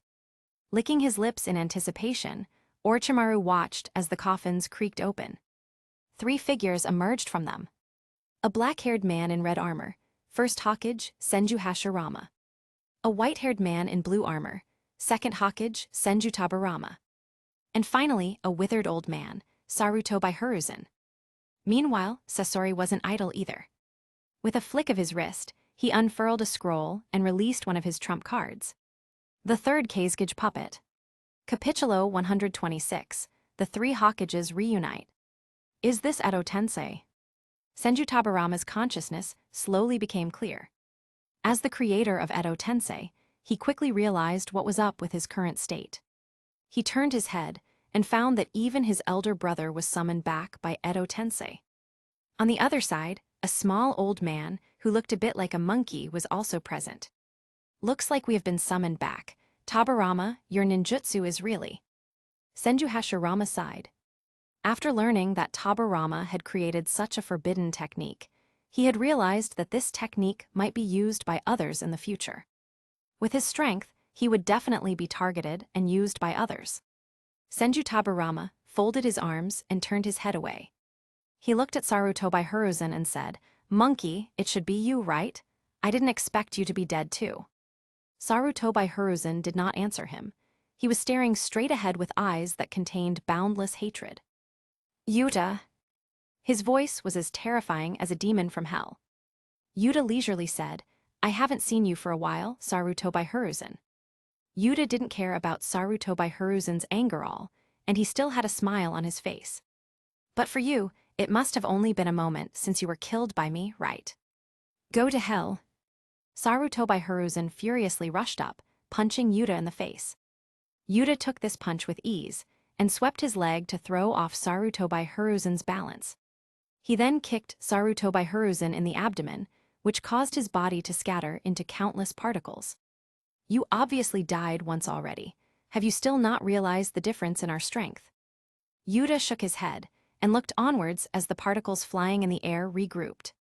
Sarutobi Hiruzen, who was killed, regained his consciousness again, but did not rush ahead this time. However, there was still bitter hatred in his eyes. On the side, Senju Hashirama and Senju Tabarama looked confused. According to Yuta's words, they realized that this little old man with an aged look was indeed Sarutobi Hiruzen. But what had happened to him? Why was he so angry? As soon as he saw Yuta, he immediately rushed forward without hesitation. Uchiha Yuta was the boy across from them, from the Uchiha clan. Monkey, what happened? Make it clear first. Senju Tabarama looked around with a grim expression. The one who had summoned them through Edo Tensei should be the pale-skinned guy. The guy next to him, who looked like he was lying on the ground, should be this guy's accomplice. The puppet in front should be from Sunagakure. The chakra of these two people was not weak, probably comparable to a general 5 Kage. The one on the opposite side should be a boy named Uchiha Yuta, who was likely the opponent of the two. With the strength of these two people, they still needed to summon them to deal with him. So, this young man should not be weak. Tabarama-sensei. Sarutobi Hiruzen explained, the one who summoned us should be my former disciple, a Konoha rebel, Orochimaru. Judging from the situation, Orochimaru and Yuta are going up against each other, and he called us out to confront Yuta. Yuta, this damn bastard, led the Uchiha clan to launch a coup d'etat. He killed me in the village and slaughtered the entire Sarutobi clan. Senju Hashirama looked at Sarutobi Hiruzen, then at Orochimaru, then at Yuta again, and scratched his head. He said, so brutal, I don't think that's the case. Senju Tabarama snorted coldly and said, he's from the Uchiha clan. It's not surprising for them to do such a thing. I clearly took precautions against the Uchiha clan, but these guys still ended up launching a coup d'etat. He killed the Hokage and even slaughtered the Sarutobi clan. What an evil kid. With that said, Senju Tabarama's chakra erupted. Boom!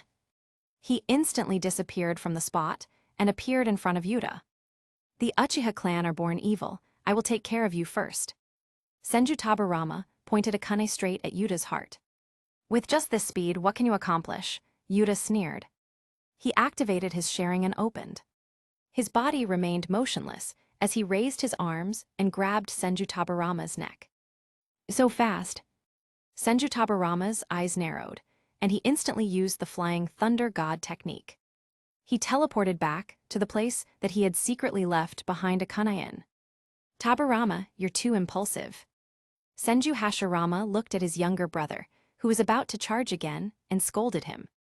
They hadn't even figured out the situation yet, and he was already rushing into battle. Tabarama was still the same, always calling the Uchiha evil at every opportunity that he got. Senju Hashirama asked, is what Monkey said about that boy Uchiha Yuta just now true? Sarutobi Hiruzen's demeanor just now was abnormal. Senju Hashirama didn't fully believe Sarutobi Hiruzen's one-sided words. Seeing that Senju Tabarama and Sarutobi Hiruzen did not continue to charge, Yuta said, since the first Hokage has asked, I'll tell you what happened.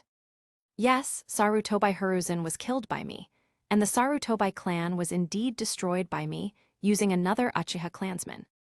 The one who exterminated the Sarutobi clan is Uchiha Itachi. He had taken on a mission from Sarutobi Hiruzen to wipe out the Uchiha clan.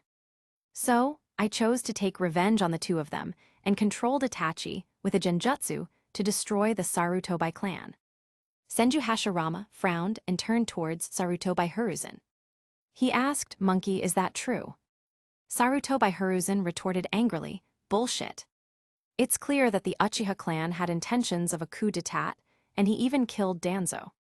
In order to prevent their coup from destroying the village, Itachi offered to exterminate the Uchiha clan first. Yuta sneered and said, you really try to act like a saint. However, it was your decision to exterminate everyone in the Uchiha clan. You can't argue with that, right? Sarutobi Hiruzen insisted. It was Itachi who voluntarily chose to do this. Enough, Monkey. Senju Hashirama's face darkened and he scolded, I don't care who proposed it. You were the Hokage. As the Hokage, Is it right for you to exterminate an entire clan in your village? At this moment, a rustling sound came from the woods. Someone was approaching. Soon, Tsunade arrived. Out of curiosity, she had followed Yuta. But as she got closer, she sensed several familiar chakra signatures. First grandpa, second grandpa. Tsunade was dumbfounded. Capitulo 127. Tsunade exposes Naruto by her reason. Senju Hashirama said with some hesitation, "You're little Tsunade." Tsunade was only 5 or 6 years old when he had died.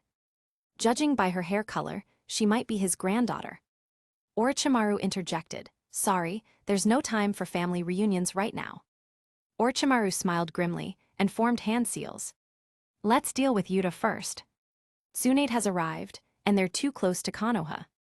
If Yuta isn't handled quickly, Konoha's ninjas might surround him." In an instant, the Senju brothers froze. Orochimaru controlled their bodies through Edo Tensei. Senju Hashirama sighed, "This is troublesome." His hands folded uncontrollably against his own will. Would release, birth of the tree world. Boom! Massive trees erupted from the ground. The branches and trunks surged toward Yuta as if they were alive. Yuta said with some disappointment, "Is that all?" The first Hokage, revived by Edo Tensei, seemed unimpressive. Maybe the offering for the Edo Tensei was too weak. "Young man, don't be careless, huh?" Senju Hashirama was just about to warn Yuta when he saw Yuta clap his hands together. Would release, birth of the tree world. And Yuta's version of would release was larger and more intense than his own. And it wasn't over yet. 5 wood clones emerged from Yuta's body. Instead of taking action himself, Yuta let his clones face the enemy. Orochimaru, Senju Hashirama, Senju Tabarama, Naruto by Hiruzen Satori. 1 wood clone for each of them. Senju Hashirama said with astonishment, he actually knows would release. Senju Hashirama's shock was evident. No one in the Senju clan, before or after him, had inherited wood release. And now, a boy from the Uchiha clan was using it. Did he transplant Big Brother's cells? No, that's not it. There's no trace of it. But this kid's chakra isn't like a normal Uchiha's. It carries a hint of yang release. Senju Tabarama looked puzzled. At first, he thought that Yuta had stolen Hashirama's cells to gain wood release. But he couldn't detect any traces of Hashirama's cells. In fact, Yuta's chakra felt oddly similar to that of the Senju clan. How is that possible? He is supposed to be a pure Uchiha, right? Could he be a hybrid of Uchiha and Senju? Boom! A golden Susanu arrow shot at Senju Tabarama. Susano! Senju Tabarama barely escaped the arrow with the flying thunder god. His face darkened. Not only did Yuta know would release, but also Manjikayo Sharingan and Susano. You always call Uchiha born evil this, born evil that. I've had enough of you. Yuta raised his Susano to the complete body form. He controlled the Susano to draw its bow and aim at Senju Tabarama. Golden arrows rained down on Senju Tabarama. But relying on the flying thunder god, Senju Tabarama dodged every single arrow. You're fast, but can you keep it up? Another wood clone appeared, bringing 3 more wood clones along with him. 5 wood clones surrounded Senju Tabarama, and they all used Susano at the same time. All the Susanus drew their bows and shot their arrows. Damn it, Senju Tabarama cursed. Sure, he had always criticized the Uchiha. But was this revenge really necessary? Everyone else faced just 1 wood clone. But him. The main body and 5 wood clones were all going up against him. 6 Susanus were breathing down his neck. Even Madara had never bullied him like this. Did Yuta not care about the chakra consumption or strain on his eyes? Tabarama, I told you to stop provoking the Uchiha. Senju Hashirama scolded Senju Tabarama while fighting off a wood clone. Compared to Senju Tabarama, he had it easy as he was just facing a single wood clone using wood release. But he was still losing. I'm so weak now, Senju Hashirama sighed. In his current state, he didn't even have 1/10 of the strength he had in his prime. He wasn't even as strong as an average cage-level ninja right now. Wood release, wood dragon technique. Wood release, advent of a flowering tree. He used some stronger techniques, but nothing worked. As for the wooden golem technique, forget it. Now, he couldn't even use Birth of the Tree World properly. If Madara knew that he was losing to a junior's wood clone, he'd probably die laughing. This is getting boring. Yuta's wood clone lost interest. Looks like Orochimaru only used Chunin-level sacrifices this time. It's no fun. The people who are revived by Edo Tensei basically have infinite chakra, as their chakra keeps on regenerating infinitely. But the strength of the offering determines their upper limit. For example, if Madara is revived using a Genin-level offering, he can use the Great Fireball technique infinitely. But using the Great Fire Annihilation technique, that's out of the question. Senju Hashirama was facing a similar predicament. He couldn't use any advanced ninjutsus. Meanwhile, Orochimaru analyzed everything and noted every flaw in Edo Tensei. Firstly, if weak offerings are used, the revived people can't unleash their full power. Secondly, his control over the revived ninjas was still too stiff. He was currently planning what improvements he could make to Edo Tensei. How dare you control my grandpa's, Orochimaru? Tsunade used her strange strength, and the ground shattered as she chased after Orochimaru. Boom!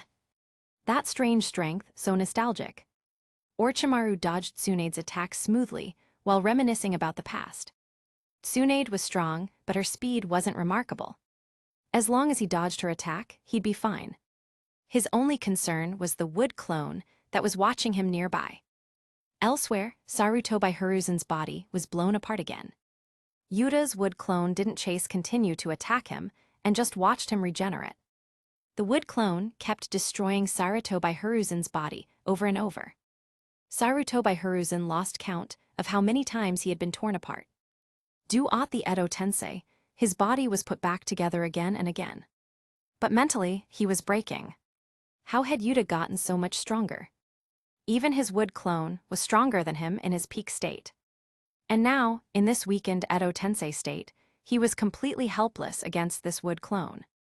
Sarutobi Hiruzen snapped, "Tsunade, what about me? He's controlling me too." The first Hokage and second Hokage were her grandpas, but he was her teacher, right? "Shut up, old man." Tsunade punched the ground and glared at him. She angrily said, "I just found out that the Senju and Uzumaki clans were wiped out because of you and Danzo." Senju Hashirama and Senju Tabarama's faces froze. "Tsunade, what did you say?" "Monkey, is that true?" Both of them glared at Sarutobi Hiruzen. Capitulo 128. Sarutobi Hiruzen's weak excuses. Hearing Tsunade's words, Sarutobi Hiruzen's expression instantly changed. How did Tsunade know this? It doesn't make sense. Only Danzo and a few others should have known about these things. "Tsunade, don't talk nonsense. That's just slander. It just be Yuta's doing. Yuta, this bastard, killed me, slaughtered my clan, and even framed me." Sarutobi Hiruzen said with a livid face, as if it were the truth. The Senju brothers became unsure after hearing Sarutobi Hiruzen's words. The Senju clan and the Uzumaki clan had been wiped out, but Sarutobi Hiruzen shouldn't have done such a thing. Was Tsunade just making false accusations? Tsunade sneered and looked at her former teacher without a shred of respect. She disdainfully said, "Even after dying, you're still making excuses." What I just said was extracted from the mouth of those two old bastards, Himura and Koharu, after you died. Now, the entire Konoha knows how many insane things you and Danzo have done. Before, when she had just returned to the village, Tsunade had been confused. Why did everyone curse Sarutobi Hiruzen the moment they heard his name? Why did they wish they could bring him back to life, just so that they could kill him again? Was he really that detestable? At first, Tsunade had thought Sarutobi Hiruzen's only fault was tolerating Danzo. The Senju clan's disappearance from the village had always seemed like Danzo's doing to her. After all, Sarutobi Hiruzen was her teacher, and Tsunade had trusted him. But as she uncovered the full truth of the matter, all the respect and trust that she once had for Sarutobi Hiruzen vanished. What a pathetic excuse for a teacher. She was his disciple, and her great uncle had been his mentor. If not for Senju Tabarama, Sarutobi Hiruzen and Danzo would have died in the Land of Thunder decades ago. But after returning to Konoha and becoming the Hokage, Sarutobi Hiruzen did everything he could to suppress the Senju clan. Was this something a human being could do? Sarutobi Hiruzen's face turned extremely ugly. Himura and Koharu. Those two bastards exposed everything. Worthless old fools. Why hadn't you just killed them both? Tsunade, there must be some misunderstanding. Sarutobi Hiruzen tried to explain. Danzo may have done a lot behind my back. And yes, I admit that I did condone Danzo a little too much. Decades of companionship made me become lenient to him, and I failed to restrain him strictly. Maybe Danzo really did something to the Senju clan and the Uzumaki clan, but I truly didn't know. At this point, this was all that he could say. He had no other choice than to blame everything on Danzo. He just had to claim ignorance on this matter. Go to hell. Tsunade scowled, hurling a fist at Sarutobi Hiruzen. Boom! The terrifying impact instantly shattered a towering tree in the middle of the forest. All of it was done by Danzo, and you knew nothing. Do you think I'm a 3-year-old? You, as the Hokage, personally approved missions, sending the descendants of Senju into deadly battles. Don't tell me you didn't know about any of that. You knew about Orochimaru and Danzo abducting children with Senju blood for wood release experiments. You deliberately delayed the rescue mission to the Uzumaki country, leading to its destruction. Was that Danzo's doing too? Tsunade's fists rained down as she exposed Sarutobi Hiruzen's crimes one by one. On the other side, Senju Tabarama was dumbfounded. This monkey did all this. To protect his Hokage seat, he framed the Senju clan. He intentionally delayed doing anything, leading to the Uzumaki clan's destruction. He manipulated public opinion and set traps to suppress Konoha's strongest ninjas. He cowered before Kumigakure's threats, but used the opportunity to oppress the Hyuga clan. He even schemed against the son of the fourth Hokage, a mere child. He spread propaganda, isolating him to become an important figure in his heart and later manipulate the Nine Tails Jinchuriki. Let alone the Hokage, even a human being shouldn't do that. Monkey! Senju Tabarama's face darkened with rage as he shouted. Did you really do what Tsunade said? I want the truth. Sarutobi Hiruzen trembled, barely dodging Tsunade's attacks. It was the first time he had seen Senju Tabarama be so furious. Tabarama-sensei, maybe Danzo did those things, but I truly didn't know. At this point, he had no other excuse. Orochimaru shook his head and said with a smirk, Sarutobi-sensei, you have always been like this. You let others do the dirty work while you act as the righteous Hokage in the spotlight. That idiot Itachi was tricked into massacring his entire clan by you. He even thought that he was doing the right thing. Tusk. When it comes to manipulating minds and brainwashing, Sarutobi-sensei, you far surpass me. Orochimaru admitted he was skilled at deceiving others. But to deceive someone into exterminating their own clan and still making them feel grateful. He couldn't do that. I see. Senju Tabarama's eyes darkened. From Tsunade's accusations and Orochimaru's words, he already knew the truth. Sarutobi Hiruzen's some excuses like, I didn't know, it was all Danzo, meant nothing. They were all lies. Senju Tabarama's hands moved to form seals.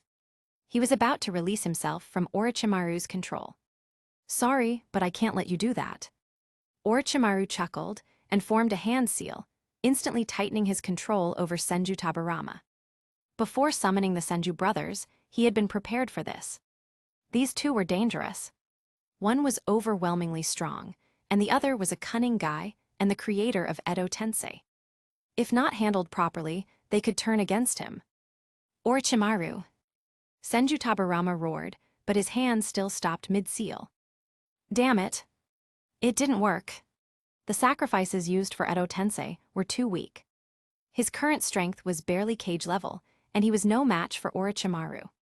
To break free from the control, the summoned soul would need to have vastly superior strength than the caster. Seeing this, Sarutobi Hiruzen sighed in relief.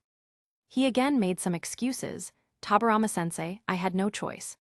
You had just died, and both the Senju and Uchiha clans were vying for the Hokage seat. Danzo convinced me to use the Hokage's power to assign dangerous missions to those who opposed me. If I hadn't done that, I would never have remained the Hokage. Now certain Tabarama couldn't escape, Sarutobi Hiruzen finally admitted the truth. So it really was your doing, monkey, Senju Hashirama said. As the Hokage, he framed his own people just to secure his position. He should have guessed the truth. If Sarutobi Hiruzen could make Itachi wipe out his entire clan, why wouldn't he do the same to others? Good, very good. Senju Tabarama's rage boiled. Fueled by pure fury, Senju Tabarama forced his body to move. Through sheer willpower, he broke free from Edo Tensei's control. Sarutobi Hiruzen hurriedly said, "Orochimaru, stop him." But it was too late. A wisp of mist dispersed. Senju Tabarama was now free. His eyes locked onto Sarutobi Hiruzen with a chilling glare.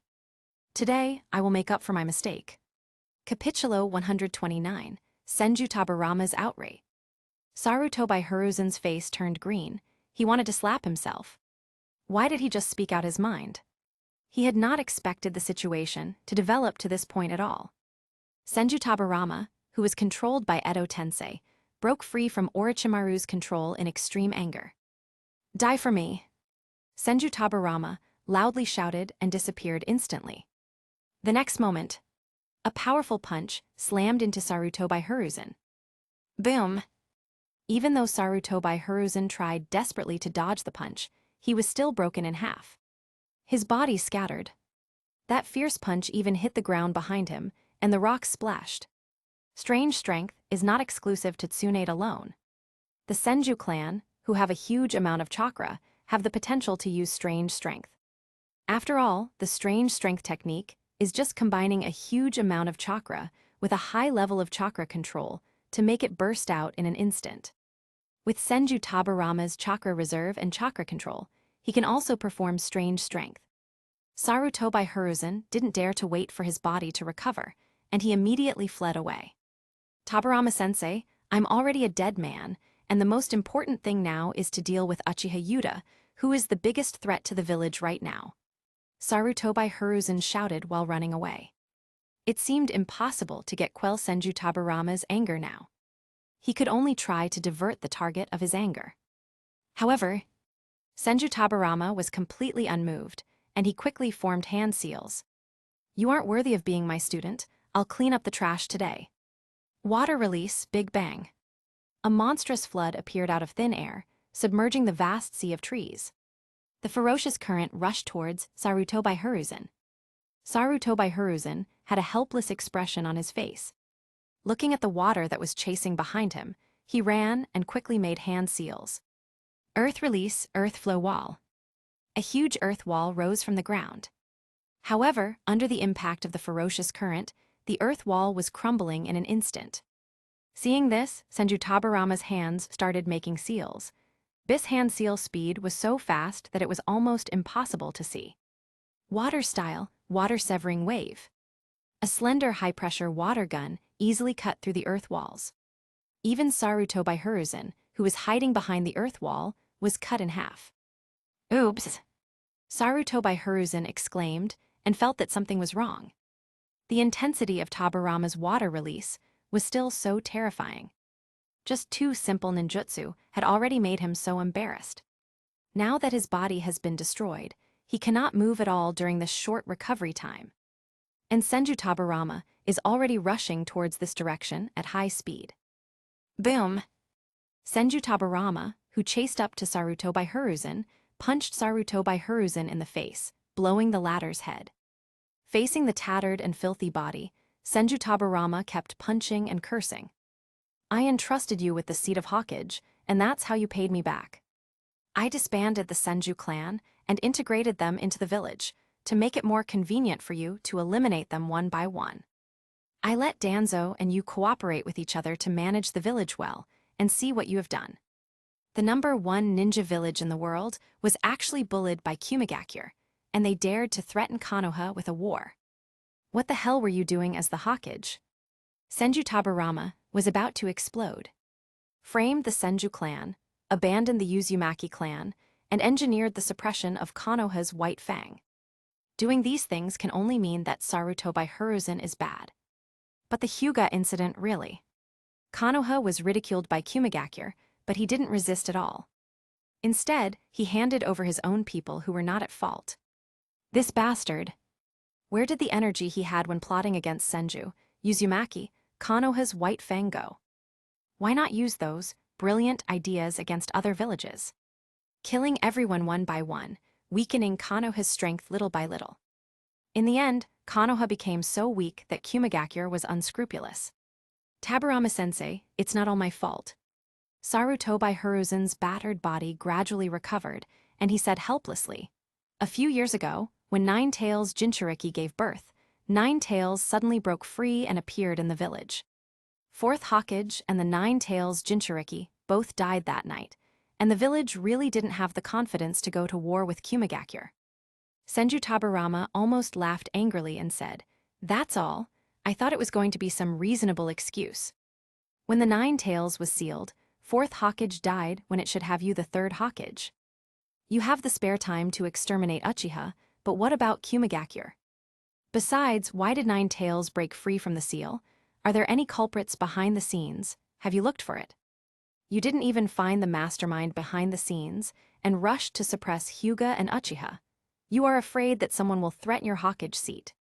You might as well hand over the seat of Hokage directly to someone else. Even the people of the Uchiha clan are better than you as the Hokage. At least the people of the Uchiha clan will not compromise and hand over their own people because of threats from other villages." For Senju Taburama, the Hyuga incident was the one that angered him the most. It's normal to suppress people who might threaten you, but what Sarutobi Hiruzen did was too inhumane. Even his own clan was not spared. Sarutobi Hiruzen's actions made him too angry. In the face of foreign enemies, he didn't think about how to unite his own people, but took the opportunity to suppress his own people. This kind of person is not worthy of being a Hokage at all. Thinking of this, Senju Taburama's face was full of frustration, and even the mad anger before was relieved a lot. Perhaps it was a mistake to entrust the Hokage seat to Sarutobi Hiruzen in the first place. "Taburama-sensei, I have recognized my mistake." Seeing Senju Taburama stop, Sarutobi Hiruzen's heart moved, and his face was filled with remorse. Suddenly, the conversation changed, and Sarutobi Hiruzen looked at Yuta, who was watching a play not far away, and said, "Taburama-sensei, the top priority now is to get rid of Yuta. After I was killed, the village is now under the control of the Uchiha clan." Even though he was dead, Sarutobi Hiruzen's hatred for Yuta had not diminished in the slightest. Even because Yuta uncovered all of his dark past, the hatred in Sarutobi Hiruzen's heart grew stronger. If it wasn't for Yuta, what he did in the past would never be known. In this way, even if he died, he would be a glorious Konoha Hokage. And now, his reputation in Konoha may have sunk to the bottom. Capitulo 130, Mutually Multiplying Explosive Tags. New book Naruto, Trait Hoarder.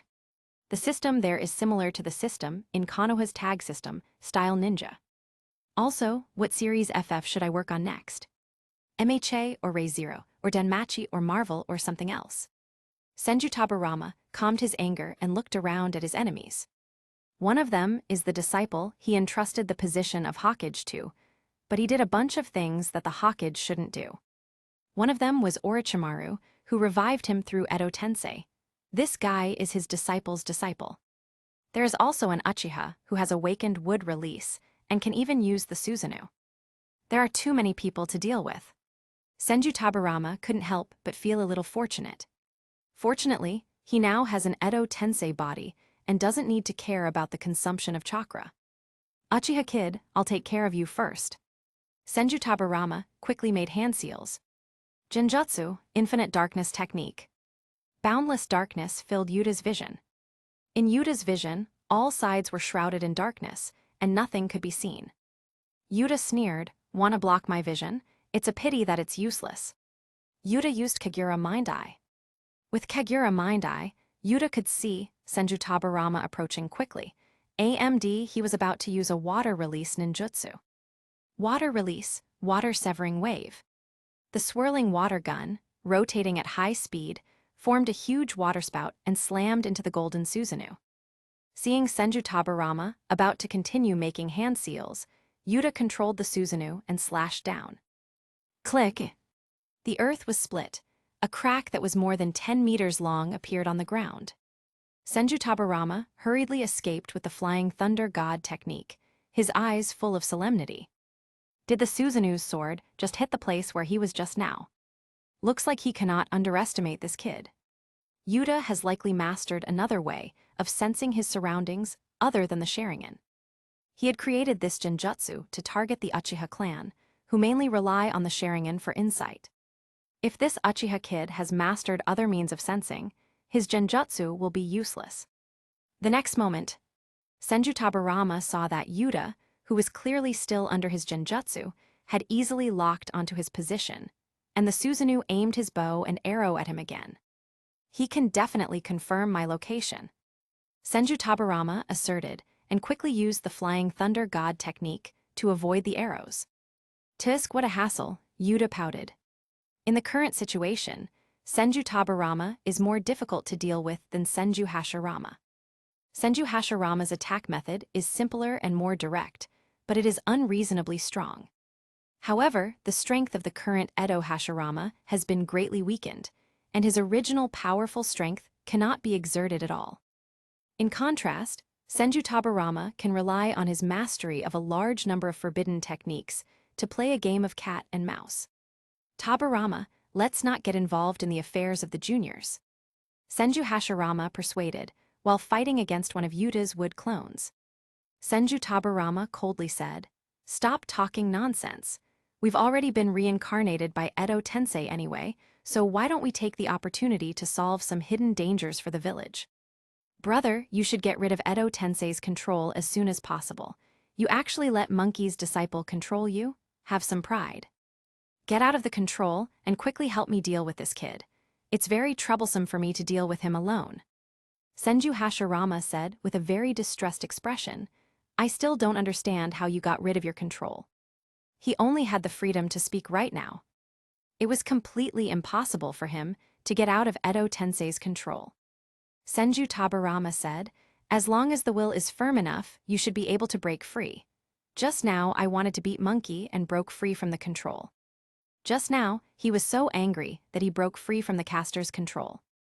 Come to think of it, Edo Tensei, the forbidden technique he developed, still has many flaws. Is the way to break free a strong will, but I don't want to do anything right now. Senju Hashirama scratched his head. He was also angry at what Sarutobi Hiruzen had done just now. But after watching Tabarama beat him, his anger was almost all gone. Well, forget it. They are already dead, so let the younger generation handle the affairs of the world themselves. Hey Uchiha boy, how is the village now? Senju Hashirama chose to slack off and started talking to Yuta. He no longer thought about how to get out of Orochimaru's control. He completely handed over the control of his body to Orochimaru. Tsunade heard Senju Hashirama and suddenly thought of what had happened before. She interjected, "Grandpa, Yuta is going to abolish the Hokage position.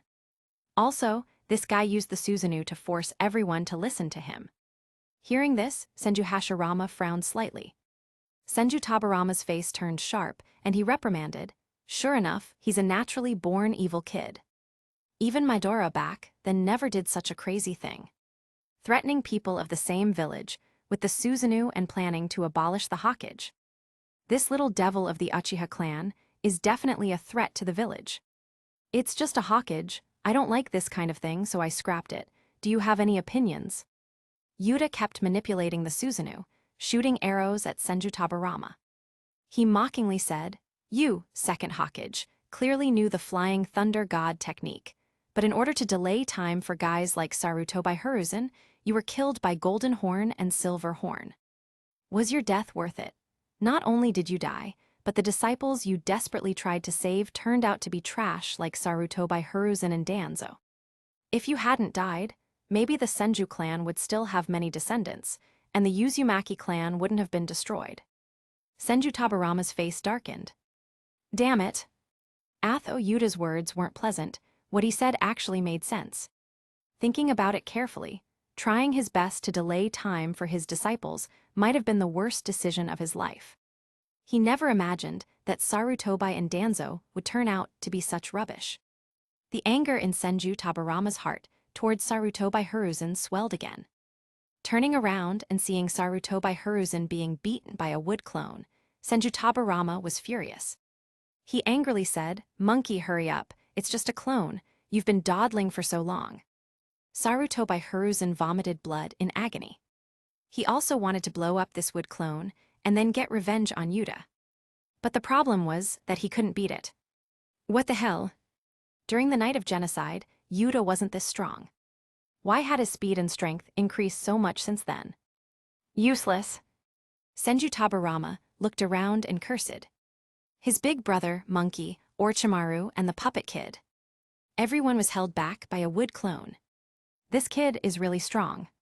Senju Tabarama's eyes were solemn. Yuta's main body was using Susanu, and the wood clone was also using Susanu. He was raying on the flying thunder god technique to manage between the two Susanus. After fighting for so long, Yuta still showed no sign of excessive pupil power consumption. Forget it. He can deal with this Uchiha kid himself. Now that he is in the Edo Tensei state, he can try out mutually multiplying explosive tags. Senju Tabarama took out several flying thunder god kunai and threw them towards Yuta. Whoosh! Senju Tabarama flashed in front of the golden Susanu in an instant and threw an explosive tag in his hand. He said, "Watch this, kid. This is a ninjutsu I specially developed to work along with Edo Tensei." Senju Tabarama made several hand seals, and the number of explosive tags in the air began to increase at a rapid rate. The vast amount of explosive tags completely wrapped the golden Susanu. The next moment, an earth-shattering explosion erupted in the sea of trees. Click! Yuta looked at the cracks that appeared on Susanu, and his eyes moved slightly. Such a dense and continuous explosion. If he wants to completely block it, he will probably need to use the complete body Susanu. However, it doesn't have to be that troublesome. After all, there is an easier way. The other side. Yuta's wood clone, who was fighting with Sarutobi Hiruzen, quickly left a flying thunder god mark on Sarutobi Hiruzen's body. Swish! Before Sarutobi Hiruzen could react, his figure disappeared in an instant. The next moment, he appeared inside the Susano. The golden Susanu was now full of cracks, and he was the only one inside. An explosion that could destroy everything was about to hit him. Tabarama-sensei, stop. Sarutobi Hiruzen's face turned green, and he shouted frantically. However, the deafening sound of the explosion completely covered up his shouting. Click! Under the continuous explosion, Susanu completely shattered. The continuous explosions submerged Sarutobi Hiruzen. That's all, kid, Senju Tabarama said coldly. This kid Susanu's strength is far inferior to Madara's Susanu. Capitulo 131. Extra 1 Uchiha, Senju and Uzumaki hybrid. The numerous explosive tags shook the earth. The sea of trees for several kilometers were blown up. Senju Hashirama, Tsunade, Orochimaru, Sasori, and even Yuta's wood clone avoided it by going far away. That kid shouldn't have been blown up. Tabarama was too impulsive. Senju Hashirama sighed while looking at the golden Susanu that was submerged in the explosion. Although Tsunade said that the boy named Yuta planned to abolish the position of Hokage, he still wanted to ask about Hiya plans first. He didn't think that the Uchiha clan was inherently evil. How do you even stop such an explosion? Sasori's face was grim. The strongest defensive method he could use was the magnet release iron sand of the third Kazekage puppet. However, iron sand's defensive power probably isn't comparable to the legendary Susanu. If he was at the center of the explosion, he'd be reduced to dust by now. Hey, Orochimaru, let's hurry up and leave now, Sasori said. The mission to gather intel on Konoha had failed. He had even lost track of Kabuto just now. He didn't know if that guy had escaped in time. But honestly, it didn't matter even if Kabuto had died. He was just a pawn anyway. There's no rush. Orochimaru licked the corner of his mouth, his eyes filled with excitement. If we need to retreat, I can just let the first and third Hokages stall second Hokage and Tsunade. Even though Senju Tabarama had broken free from his control and could now move freely, the first Hokage and his teacher, Sarutobi Hiruzen, were still under his grasp. If Yuta is dealt with, he can simply order them to hold back Tabarama and Tsunade, ensuring a safe retreat. Hearing this, Satori frowned slightly but nodded in agreement. Indeed, Yuta was the greatest threat to them.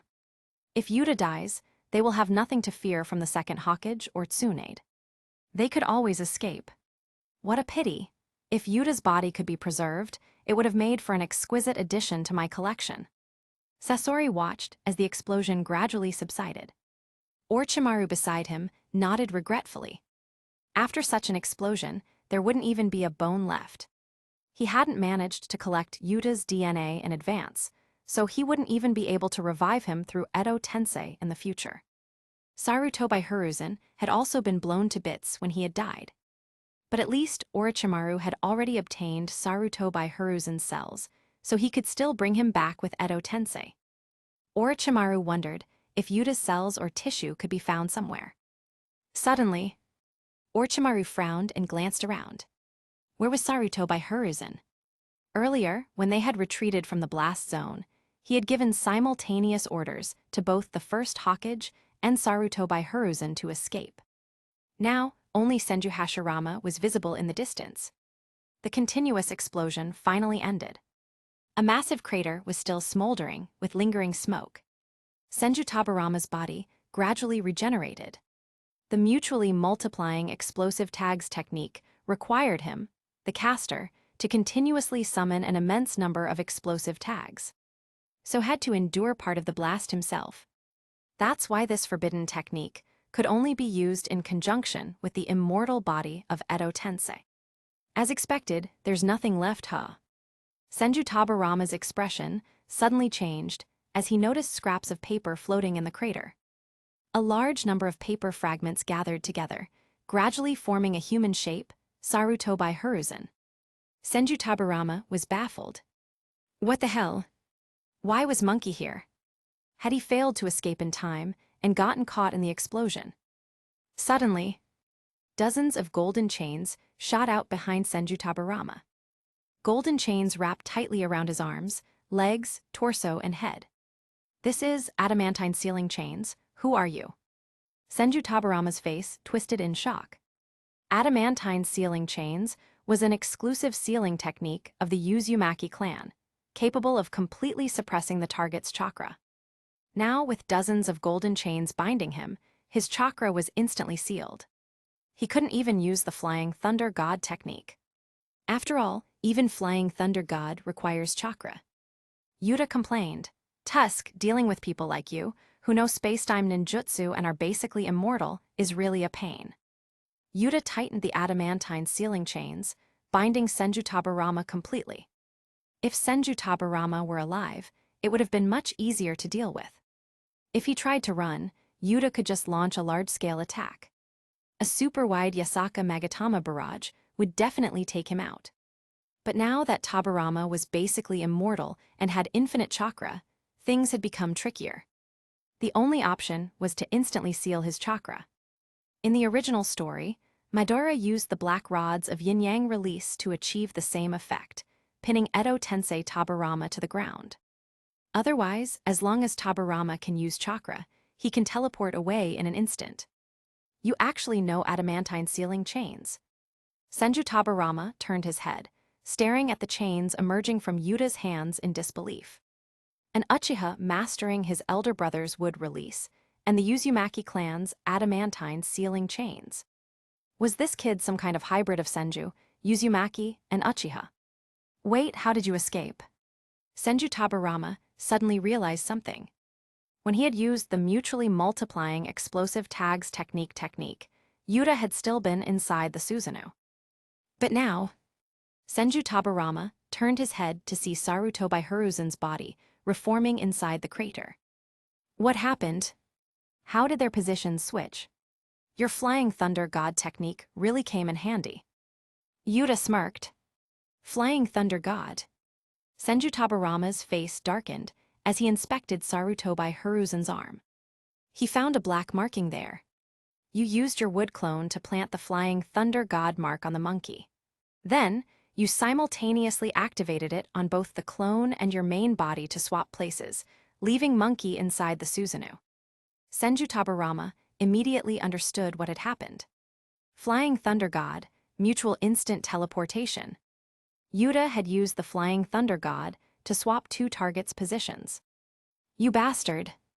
Sarutobi Hiruzen's face twisted with rage.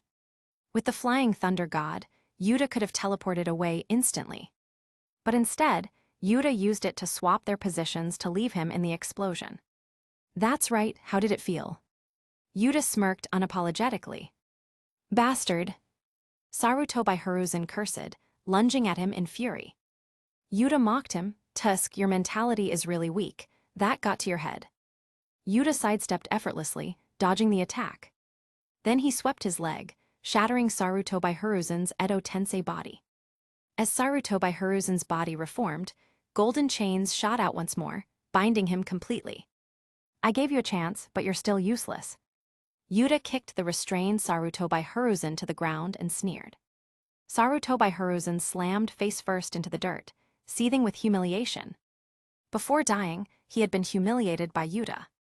After dying, he was still being humiliated by Yuta again. How the hell could he ever take revenge? Capitulo 132, Extra 2, Cooperating. Stop him. With a low voice, Orochimaru ordered Senju Hashirama, who was not far from him. Then he himself turned and fled without hesitation. He thought before that Yuta was dead. Even if he was lucky enough to survive the explosion, he could rely on Senju Hashirama and Sarutobi Hiruzen, who were under his control, to hold off Yuta and retreat calmly. However, he never imagined what would happen next. In the blink of an eye, Yuta easily dealt with Senju Tabarama and Sarutobi Hiruzen. And it didn't look like he had exerted a lot of effort. What's more, he even knows the Flying Thunder God technique. Orochimaru, who was familiar with Minato, knew about the Flying Thunder God technique very well. If he doesn't run now, it will be very dangerous. If Yuta leaves a Flying Thunder God mark on himself, his death will basically be confirmed. It would be useless even if he successfully escapes. After the Flying Thunder God mark is engraved on the body, it cannot be erased at all. At that time, Yuta can teleport over and hit him at any time. On the side, Satori cursed, and also chose to turn around and run away. Wood release, tree boundary wall. Yuta's low voice came from behind. Boom! Huge wooden walls that were dozens of meters tall rose from the ground. Orochimaru and Sasori's escape was blocked. Yuta jumped high and stomped down on the ground. Click! The ground beneath his feet exploded. A muffled sound came from the ground, and blood leaked from the ground. Don't think about escaping, Yuta said coldly. Just now, the Orochimaru who was running on the surface was just a clone. Orochimaru's real body was trying to escape from underground. However, even if he hid underground, he couldn't escape Yuta's Kagura mind eye. Orochimaru, who was fleeing underground, was severely injured under Yuta's blow. Cough cough, I really can't hide from you, Yuta-kun. Orochimaru crawled out of the ground with difficulty. His broken body fell to the ground, and his mouth opened to an unbelievable extent. A new Orochimaru crawled out of the bloody mouth, and this Orochimaru didn't have any injuries on his body. That's disgusting.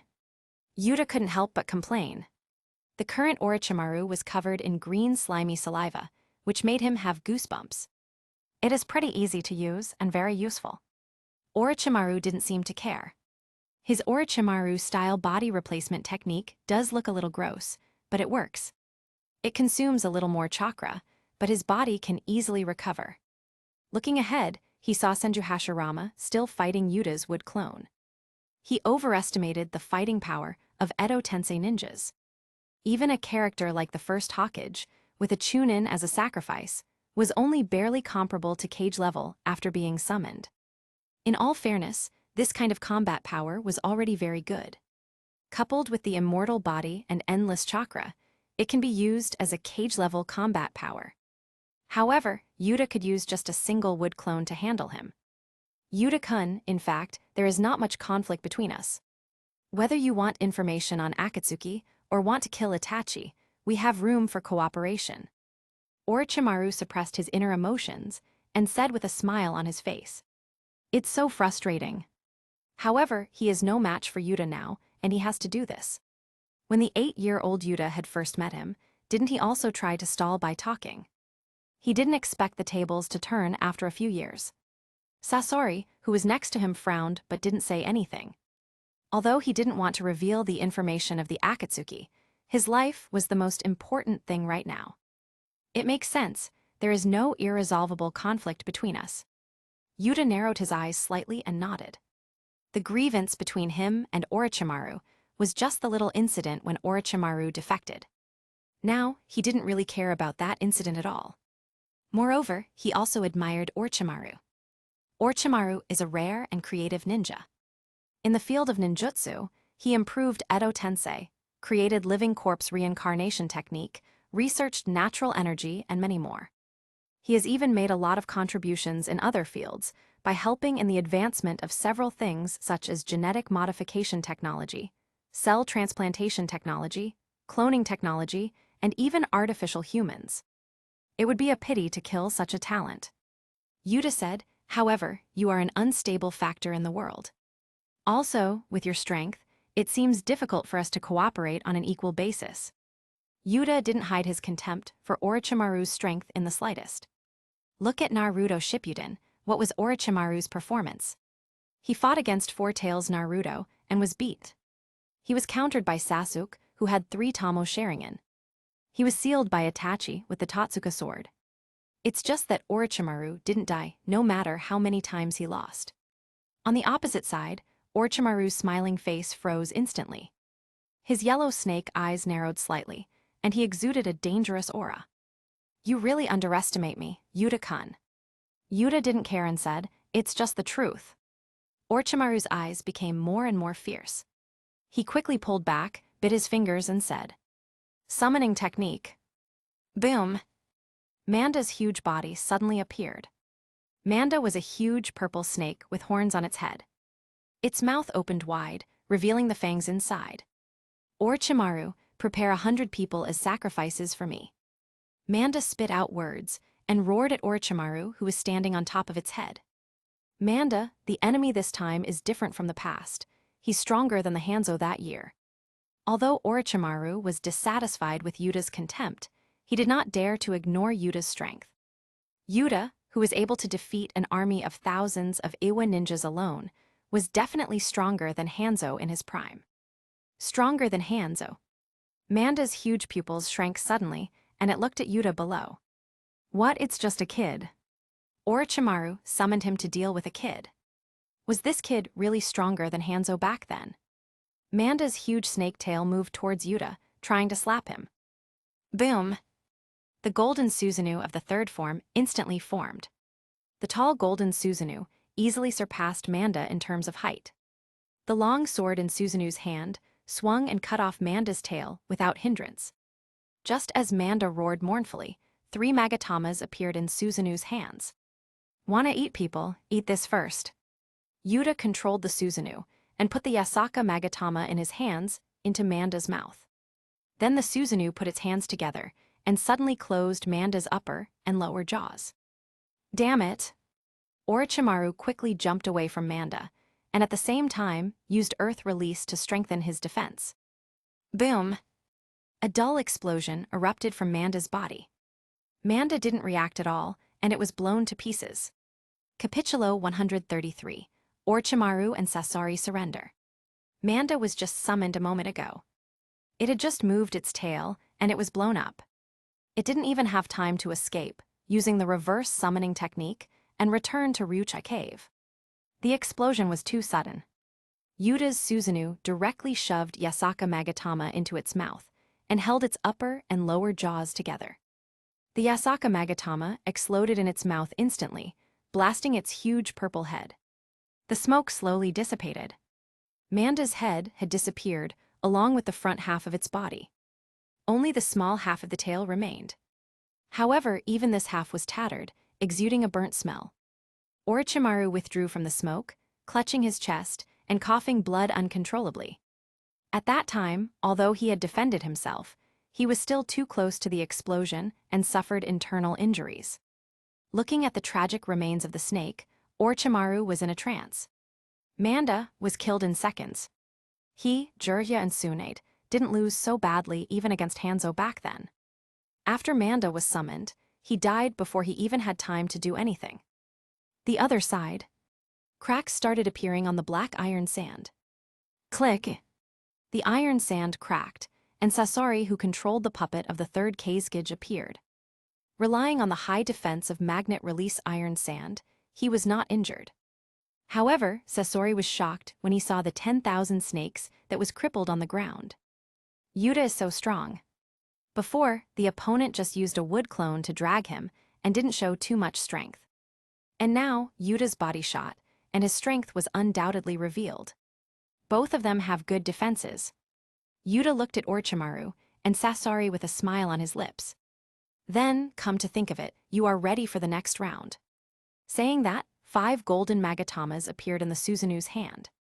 5 magatamas, end to end, started spinning in the Susanu's palm. It will explode in 3 seconds. Get ready, the countdown begins.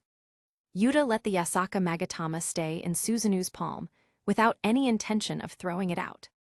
Orochimaru and Sasori cursed it in their hearts. This lunatic. Does he not care about blowing himself up? Although they were cursing wildly in their hearts, their movements were not slow at all. Orochimaru quickly retreated and performed various earth-release defensive ninjutsus. Sasori manipulated the third Kazekage puppet, using a large amount of thick iron sand to form a shield, covering him in all directions. 3, 2, 1, explode. With Yuta's unhurried countdown, a dazzling light erupted from the Susanu's palm. The astonishing explosion engulfed the tall Susanu, and the trees in a radius of hundreds of meters were instantly destroyed. Terrifying storms and shock waves spread far away. Senju Hashirama, Tsunade, Yuta's would clone in the distance. Senju Tabarama and Sarutobi Hiruzen, bound by adamantine sealing chains, were all blown away by the storm. In particular, Senju Tabarama and Sarutobi Hiruzen's conditions were particularly miserable. Their whole bodies were bound by golden chains. They couldn't move and mobilize their chakra at all. They could only helplessly stay in the radius of the explosion. They were hit by broken trees and gravel in the air from time to time. Senju Tabarama and Sarutobi Hiruzen both began to scold Yuta in their hearts. A long time later, the aftermath of the explosion dissipated. In the center of the explosion, the tall Susanu still stood unscathed. A huge crater that was the result of the explosion was present under its feet. At this moment, the iron sand defense had been blown to pieces, and even the puppet of the third Kazekage had become dilapidated. It was obviously going to be unusable for a while. In the back, Sasori's clothes were tattered. The Akatsuki uniform on the puppet's body had become tattered, but it shouldn't have affected Sasori, who was hidden inside. Click! One arm of the third Kazekage puppet swayed and fell to the ground. Sasori's face was extremely gloomy. This was his most precious collection, and it was actually blown up like this. What about Orochimaru? His condition is already like this, so Orochimaru must be dead, right? Sasori looked in the direction Orochimaru had fled before, only to find a small bump on the ground. Orochimaru had used multiple earth walls to try to save himself. However, under the violent explosion, the multiple earth walls were broken up in an instant, and Orochimaru himself may have been buried alive below. Suddenly, the ground below the Susanu suddenly burst open. Orochimaru rushed out suddenly. He opened his mouth wide, and a long brown snake spit out from his mouth. Then a sword spit out from the snake's mouth, coming straight to Yuta's throat. Didn't I say I could sense you? Yuta easily dodged the Kusanagi sword and punched Orochimaru in the abdomen. Puff! Orochimaru spat out a mouthful of blood and felt that his internal organs were severely damaged. How come Yuta is stronger than Tsunade? Don't spit on me. Yuta avoided Orochimaru's blood with disgust. Orochimaru almost vomited blood on him. Disgusting. Orochimaru lost his anger at this moment and became dazed. Is he really weak? Shouldn't he be one of the Sannin? Why could he not even resist in front of Yuta? Looking down, he saw what he had expected. A black flying thunder godmark was engraved on his abdomen. It should have been left behind when Yuta had punched him just now. Now there's really no escape. Satori, are you still going to resist? Yuta ignored Orochimaru, who was in a trance, and looked at Satori. At the same time, the Susanu aimed at Satori with a bow and arrow. Don't underestimate me too much, you bastard. Satori scolded and took out a huge scroll in his hand. With a bang, white smoke rose, and the seal was released from the scroll. Whoosh! Countl's red-clothed puppets appeared. Why don't you keep a few puppets for yourself? It's a pity that they're all going to be destroyed. Yuta said as the Susanu shot arrows one after another, without hesitation. Sasori's face twisted in frustration. After just a few moments, his precious puppets were all gone. Yuta nonchalantly said, if I shoot some arrows again, how any puppets do you think will be left? The Susanu's arm stretched forward. Stop! Sasori yelled anxiously, full of grief. I admit defeat. He couldn't fight anymore. If he did, all his puppets would really be gone. Capitulo 134, Brazen Tsunade. Yuta stepped forward and pierced the red cloud robe on Sasori's body and pressed his palm lightly on his heart. You!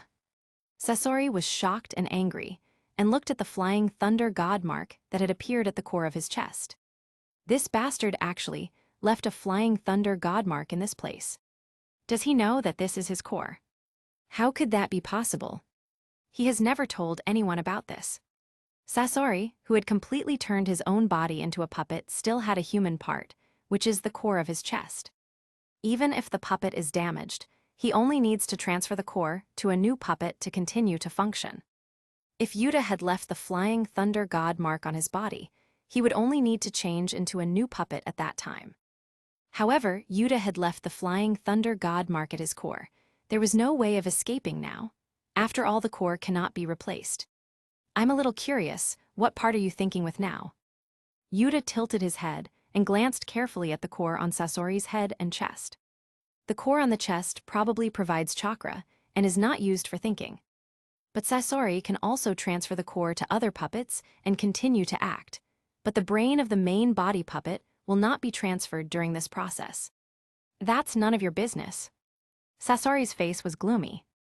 Tusk, is this the attitude a prisoner should have? Fortunately, I'm more generous and don't care about your misbehavior. Yuta shook his head and didn't care. After the core is replaced, it may be possible to think and act through the human puppet's brain. However, it's still amazing. Yuta unceremoniously grabbed Sasori and threw him to Orochimaru. The two looked at each other, and each saw the flying thunder god mark on the other. They both pursued immortality, but now they have lost their freedom forever. What is the meaning of such immortality? After losing freedom, eternal life has become even more painful. Let's talk about the current situation of the Akatsuki.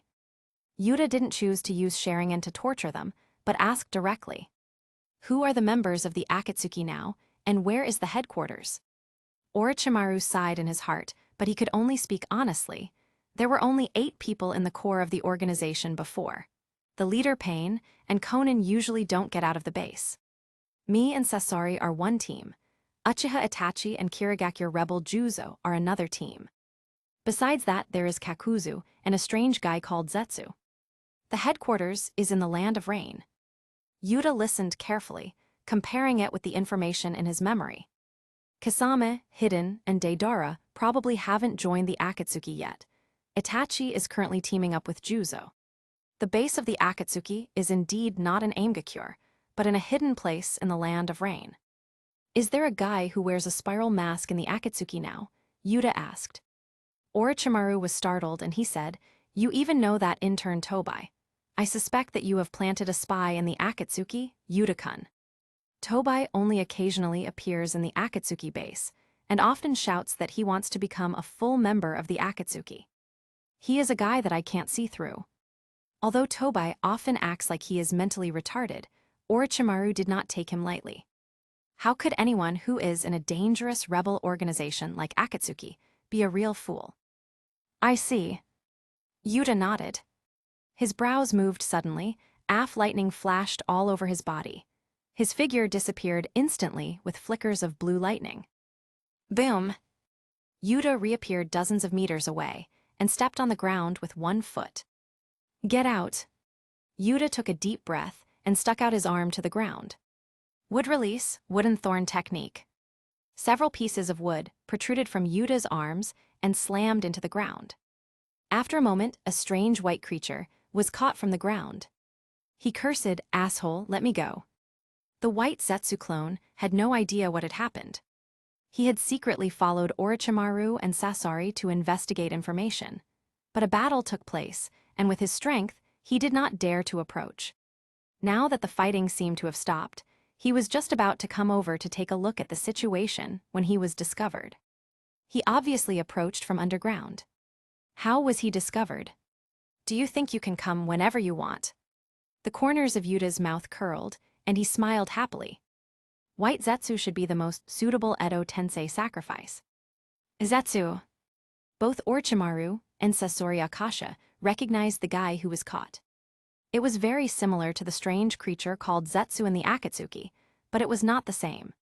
This guy's whole body was white, but Zetsu was half black and half white. Yuta looked at Orochimaru and Sasori with a smile on his face. He said, "You two better be obedient in the future.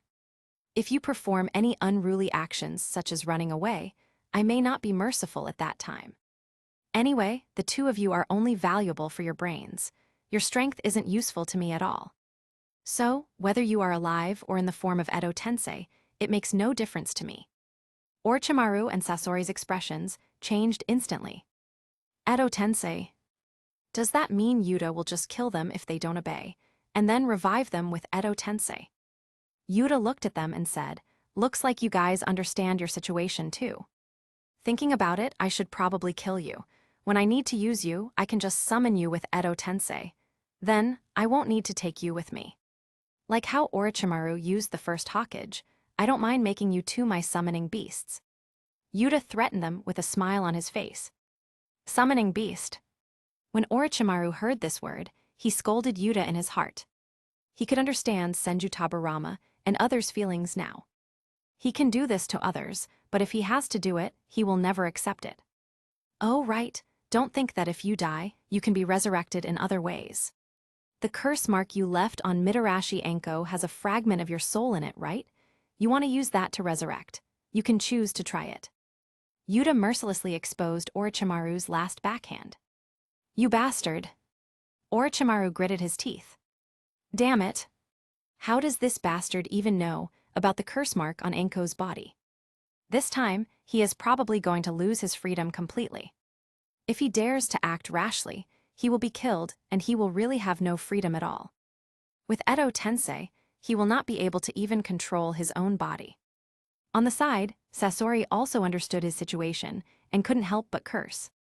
Is the second Hokage sick? Why did he develop this damn ninjutsu? Originally, for ninjas, everything ends when they die. But with Edo Tensei, even death might not be the end. Far away, Senju Tabarama, who was bound by the golden chains, lied weakly on the ground. He was constantly trying to break free from the chains on his body. However, he couldn't mobilize his chakra at all, so now he was no different from ordinary people. Little Tsunade, come and help me untie the chains. Senju Tabarama whispered to Tsunade. Sarutobi Hiruzen was also tied up now.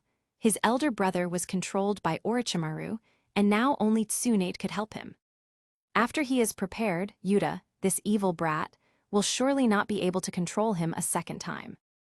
Tsunade was moved when she heard this. Boom! A golden arrow was shot a few meters away from Tsunade.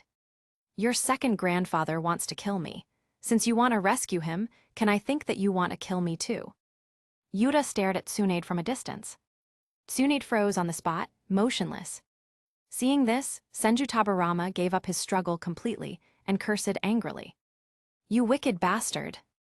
Yuta squinted his eyes and suddenly laughed. He grabbed White Zetsu's clone in front of him. Since you said so, wouldn't it be a loss for me to not act a little evil? Orochimaru, you should have Senju Tabarama's cells here, right? Capitulo 135, Summoning Beast 2 and 3. Orochimaru was startled at first, but he soon understood what Yuta was getting at.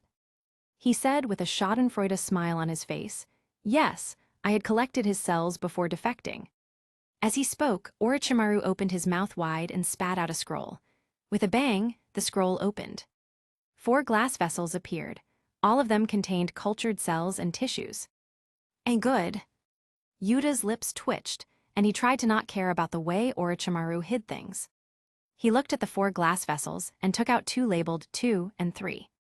Yuta asked again, "By the way, what about your improved Edo Tensei? Bring it out too." Orochimaru didn't hesitate. He spat out the improved Edo Tensei. Anyway, he was about to lose his freedom. If he had the chance get others to be treated the same as him, or even worse, he would be happy to help. Yuta resisted the nausea from the saliva on the scroll. He flipped through it and nodded from time to time. Edo Tensei was not difficult to use, and it basically didn't require any talent. Yuta sighed. "It's a pity that there's only one white Zetsu here." Yuta flipped through the scroll and looked at white Zetsu, who was bound by would release and kept yelling. He didn't have anything against Senju Hashirama, so he didn't plan to revive him through Edo Tensei. However, Senju Tabarama and Saruto by Hiruzen. Don't even think about escaping. Edo Tensei is really useful. Immortal body, infinite chakra. Moreover, the dead who are summoned don't even need to sleep. After pondering for a moment, Yuta grabbed white Zetsu and pressed it down.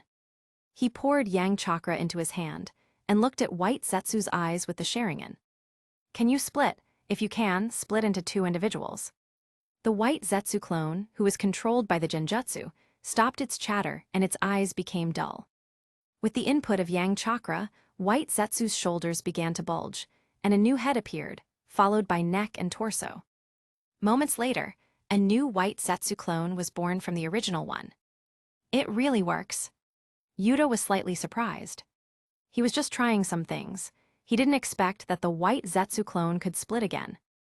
Next, Yuta approached Senju Tabarama and Saruto by Hiruzen. He didn't waste time arguing with them, and directly controlled both of them with Genjutsu. "Dispel Edo Tensei by yourself." Yuta ordered Senju Tabarama. Then he turned to Saruto by Hiruzen and said, "You, follow his hand seals." Senju Tabarama and Saruto by Hiruzen had dull expressions as they began making seals with their hands. After a while, their bodies disintegrated. Whoosh! A gust of wind blew past, and their bodies dissipated into the air. With a happy smile, Yuta injected Senju Tabarama's and Saruto by Hiruzen's cells into the bodies of the 2 white Zetsu clones. "Damn it, what are you doing? Damn it, let me go." The 2 white Zetsu clones continued to yell. Tsunade, who was not far away, was startled and suddenly came to her senses. Yuta had just forcibly released the Edo Tensei from her second grandfather. Why was he bringing her second grandfather back again? "Wait a minute." Tsunade shouted, "Yuta, stop." Tsunade couldn't take it anymore and rushed forward. Yuta wants to revive Senju Tabarama through Edo Tensei. Click. Susanu's longsword slashed the ground in front of Tsunade. Yuta coldly said, "Don't challenge my patience. Since he attacked me and wanted to kill me, I don't need to respect him as the Hokage anymore." Tsunade cursed, "Damn it." Tsunade gritted her teeth, but she didn't dare to rush forward. If she acts rashly again, the Susanu might actually slash her next time. "Grandpa, do you not care about this?" Tsunade shouted toward Senju Hashirama on the other side. "Well, Tabarama was really impulsive just now," Senju Hashirama said while scratching his head. Without figuring out what was going on, Senju Taburama went up to fight Yuta. It's no wonder that this annoyed Yuta. However, Senju Taburama was still his younger brother, after all.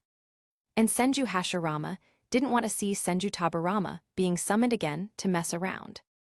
Moreover, Edo Tensei is a forbidden technique with endless troubles and is best used sparingly. Senju Hashirama persuaded with a smile, "Young man, why don't you forget it? Anyway, Taburama isn't very strong. Even if you summon him, it's useless. If you have time, you might as well learn more about my wood release." Yuta looked at Hashirama, then at Tsunade and said, "See, this is the attitude you need to have while speaking." Senju Taburama attacked first and thought later. Tsunade too planned to rush ahead directly. The strength of these two people is not as good as Senju Hashirama, nor is their character comparable. However, Yuta didn't stop his movements. A black chakra spread to White Zetsu's body as Yuta slapped his hand on the ground abruptly. Edo Tensei Jutsu. At this moment, the underworld and the present world were connected. Two souls that had just returned to the Pure Land soon returned again. Two blue spirit bodies descended from the sky and fell into the bodies of the two White Zetsu clones. The White Zetsu clones screamed in pain as their body began to deform, transforming into the appearance of Senju Tabarama and Saruto by Hiruzen. I am back again. Senju Tabarama's face was blank. In his memory, he had just been controlled by Yuta's genjutsu, and the Edo Tensei was lifted. Why was he still here? Wasn't Edo Tensei cancelled? Go punch Saruto by Hiruzen. Yuta instantly controlled Senju Tabarama and ordered him to punch Saruto by Hiruzen. Click! Senju Tabarama's body moved involuntarily, landing a punch on Saruto by Hiruzen. Boom! Before Saruto by Hiruzen could react, he was sent flying through the air. You brought me back again. Senju Tabarama finally understood what had happened. It was Yuta's direct order to him just now. In other words, this bastard released him from Edo Tensei just to become the caster himself and order him around. Damn it. Tusk, with your attitude, it's hard for me to let you go like that. Yuta put his hands together and used wood release ninjutsu.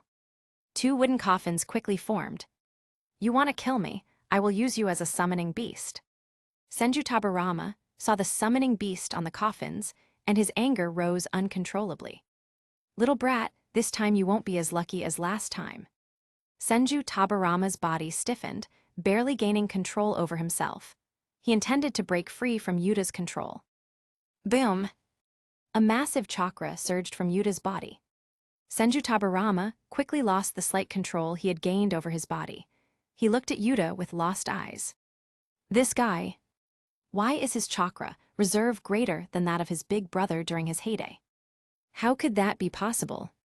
Capitulo 136. Saruto by Hiruzen is the strongest Hokage. Although Edo Tensei is still flawed, as long as the strength gap between the caster and the summoned is large enough, the summoned can't forcefully break free. The corners of Yuta's mouth curled, and he looked at Senju Tabarama with a relaxed expression. Did Senju Tabarama think he could repeat the old tricks and break free again? His current strength is basically equivalent to Madara in his peak and Senju Hashirama when he does not use Sage Mode. He can use Wood Release and Susanu at the same time. He is probably at the peak of Super Cage level. Although Senju Tabarama is strong, he was only at the peak of Cage level before his death. What's more, he's in the Edo Tensei state right now. Impossible. Senju Tabarama's expression changed drastically. How could this kid be so strong? He has more chakra than his elder brother. Is this kid really from the Uchiha clan? Senju Tabarama asserted, you must have the blood of the Uzumaki clan. There is a slight possibility of learning Wood Release, but only Uzumaki clansmen have ever been able to use adamantine sealing chains. Wood Release is a fusion of Earth Release and Water Release's chakra nature transformation, plus Yang Release at most. If these three types of chakra nature transformations are mastered, it is possible to integrate them to Wood Release. But adamantine sealing chains has nothing to do with chakra nature transformation. In history, all the users of adamantine sealing chains were descendants of the Uzumaki clan. Tsunade and Senju Hashirama, who were on the side, looked surprised. Did Yuta have any Uzumaki clansmen among his ancestors? Orochimaru looked at Yuta with a deep curiosity in his eyes. It would be great if he could dissect. No, just study Yuta's body. What would happen if the Senju, or Uzumaki's sage body, is merged with the Uchiha's Sharingan? Has there ever been an intermarriage between Senju or Uzumaki and the Uchiha clan? Orochimaru looked at Senju Hashirama and asked curiously. Senju Hashirama said, there is no such thing in my memory. Senju Hashirama frowned as he recalled. Whether it was before or after Konoha was established, there was no such thing. Throughout the recorded history of the Senju clan, the Senju and Uchiha had always been hostile. Even after the two clans united and established Konoha, their relationship was not in harmony. So, intermarriage was basically impossible. Also, there's something wrong with your Sharingan. Seeing that he was powerless and couldn't resist, Senju Tabarama simply gave up. He began to ask a few questions. Shouldn't you have awakened the Mangekyo? Why was there still a 3-tamo pattern in your Sharingan when you used the Susanu? It stands to reason that, when using Mangekyo's pupil technique or Susanu, the Sharingan's form will automatically change from 3-tamo pattern to Mangekyo's pattern. I never seem to have said that I had awakened the Mangekyo. Yuta rolled his eyes and said. His pupil power was far superior to ordinary 3-tamo Sharingans. He could easily use the Susanu, and even use the complete body Susanu, but his Sharingan has always been in the 3-tamo state. Mangekyo is a cursed eye that requires extreme emotional stimulation. Senju Tabarama said with confusion, no Mangekyo. Then, why are you so extreme that you even want to abolish the Hokage position? Senju Tabarama was a little stunned. He always thought that Yuta was mentally abnormal because he had awakened the Mangekyo. Yuta said, I want to abolish the Hokage position because I'm tired of the will of fire thing. Sarutobi Hiruzen is an old man who talks about the will of fire every day, but look at the things he does. Which one is in line with the will of fire? Yuta looked at Sarutobi Hiruzen next to him, with a very obvious disgust in his eyes. Compared to Danzo, he hates Sarutobi Hiruzen even more. People like Danzo are not good and don't look like a good person at first glance. He basically does not walk openly in the village. But Sarutobi Hiruzen, despite doing all kinds of dirty things, puts on the mask of a kind old man all day long. That's why even after killing Sarutobi Hiruzen, Yuta revealed all the dirty things Sarutobi Hiruzen had once done to the public. Yuta wanted to let Sarutobi Hiruzen die with infamy, and not heroically. Bullshit. Even though I have done a few wrong things, I have done more good than bad for Konoha. Sarutobi Hiruzen retorted with a gloomy face. In fact, in his mind, he still didn't think he had done anything wrong. Especially the things he had done against the Uchiha clan. He just hated himself for failing to kill Yuta. If it weren't for the first and second Hokage being nearby, he wouldn't even say that he had made a mistake. Yuta sneered with a disdainful expression. Your so-called merits outweigh demerits. You made Konoha weaker and weaker, and even got bullied by Kumigakure. The golden era, left behind by the predecessors, was reduced to a mess by you. You sent the young high-level combat powers to their death. You even dared to revise the textbook of ninja school, saying that you were the strongest Hokage in history and brought Konoha to the top. You aren't even ashamed. Hearing this, Senju Hashirama's expression became slightly subtle. The strongest Hokage. For him, Sarutobi Hiruzen was probably just a little stronger than Kakuzu, who had tried to assassinate him. Senju Tabarama raised his eyebrows and scolded, Monkey, you did such a thing. Even if you want to maintain your authority as the Hokage, there is no need to tell such ridiculous lies. Did this dead monkey do such a thing? In order to elevate himself, he used his big brother as a stepping stone. Doesn't Monkey know his big brother's strength? His elder brother was able to easily beat up Nine Tails back then. When Nine Tails appeared in the village, Sarutobi Hiruzen could not deal with it, so he let the young fourth Hokage spend his life to seal it. How dare he brag that he is the strongest Hokage? Sarutobi Hiruzen's face turned red. In his heart, he scolded Yuta again and again. This damn bastard, why did he say this as well? Capitulo 137, Talk with Senju Hashirama. But then again, why on earth do you want to abolish the Hokage seat, just because you hate Monkey? Senju Hashirama asked earnestly. For him, Konoha comes first, and Hokage doesn't really matter. As long as Konoha's situation becomes better, even if there is no Hokage in the future, he could accept it. It's only been a few decades since Hokage existed anyway. Anyway, Hokage is not something sacred and irrevocable. Yuta didn't answer directly, but recalled a past event. A few years ago, I left the Land of Fire for the first time on a mission. It was an escort mission to the Land of Rain. The escorted supplies were for the daimyo of the Land of Rain, but we were targeted by Aimgakure ninjas on the way. Even if they knew that the supplies were to be given to the daimyo of the land of rain, they didn't plan to leave. Senju Hashirama took some interest and asked, "Who is the leader of Aimgakure? Does he not care?" Yuta replied, "The leader of Aimgakure, Hanzo, has been reclusive in recent years and has basically never left Aimgakure. In this case, it is not surprising that Aimgakure ninjas lost their restraints and used their power to do all kinds of crazy things." Senju Hashirama frowned and became thoughtful. He felt as if he had understood something, but he still didn't quite understand it.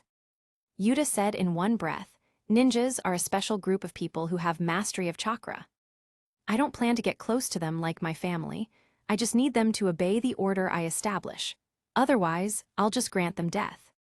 That's why I don't want the Hokage to exist anymore. Ninjas don't need a Hokage to protect them like they're their family. They need rule that brings order and peace." Thankfully, Senju Hashirama was in the opposite side, and he had a good attitude, so Yuta spoke so seriously. If there was an idiot like Jiraiya, or someone like Senju Tabarama, he wouldn't reason with them. "I guess I get it," Senju Hashirama nodded, still thinking. Senju Tabarama interjected with a nonchalant expression. "That's what you say, but who knows if you're just being selfish? Who can guarantee that you will always just want to make peace? What if your mentality changes in the future, and you act recklessly and do things that harm Konoha?" He also understood what Yuta had said. It was just establishing order by force. But the problem lies here.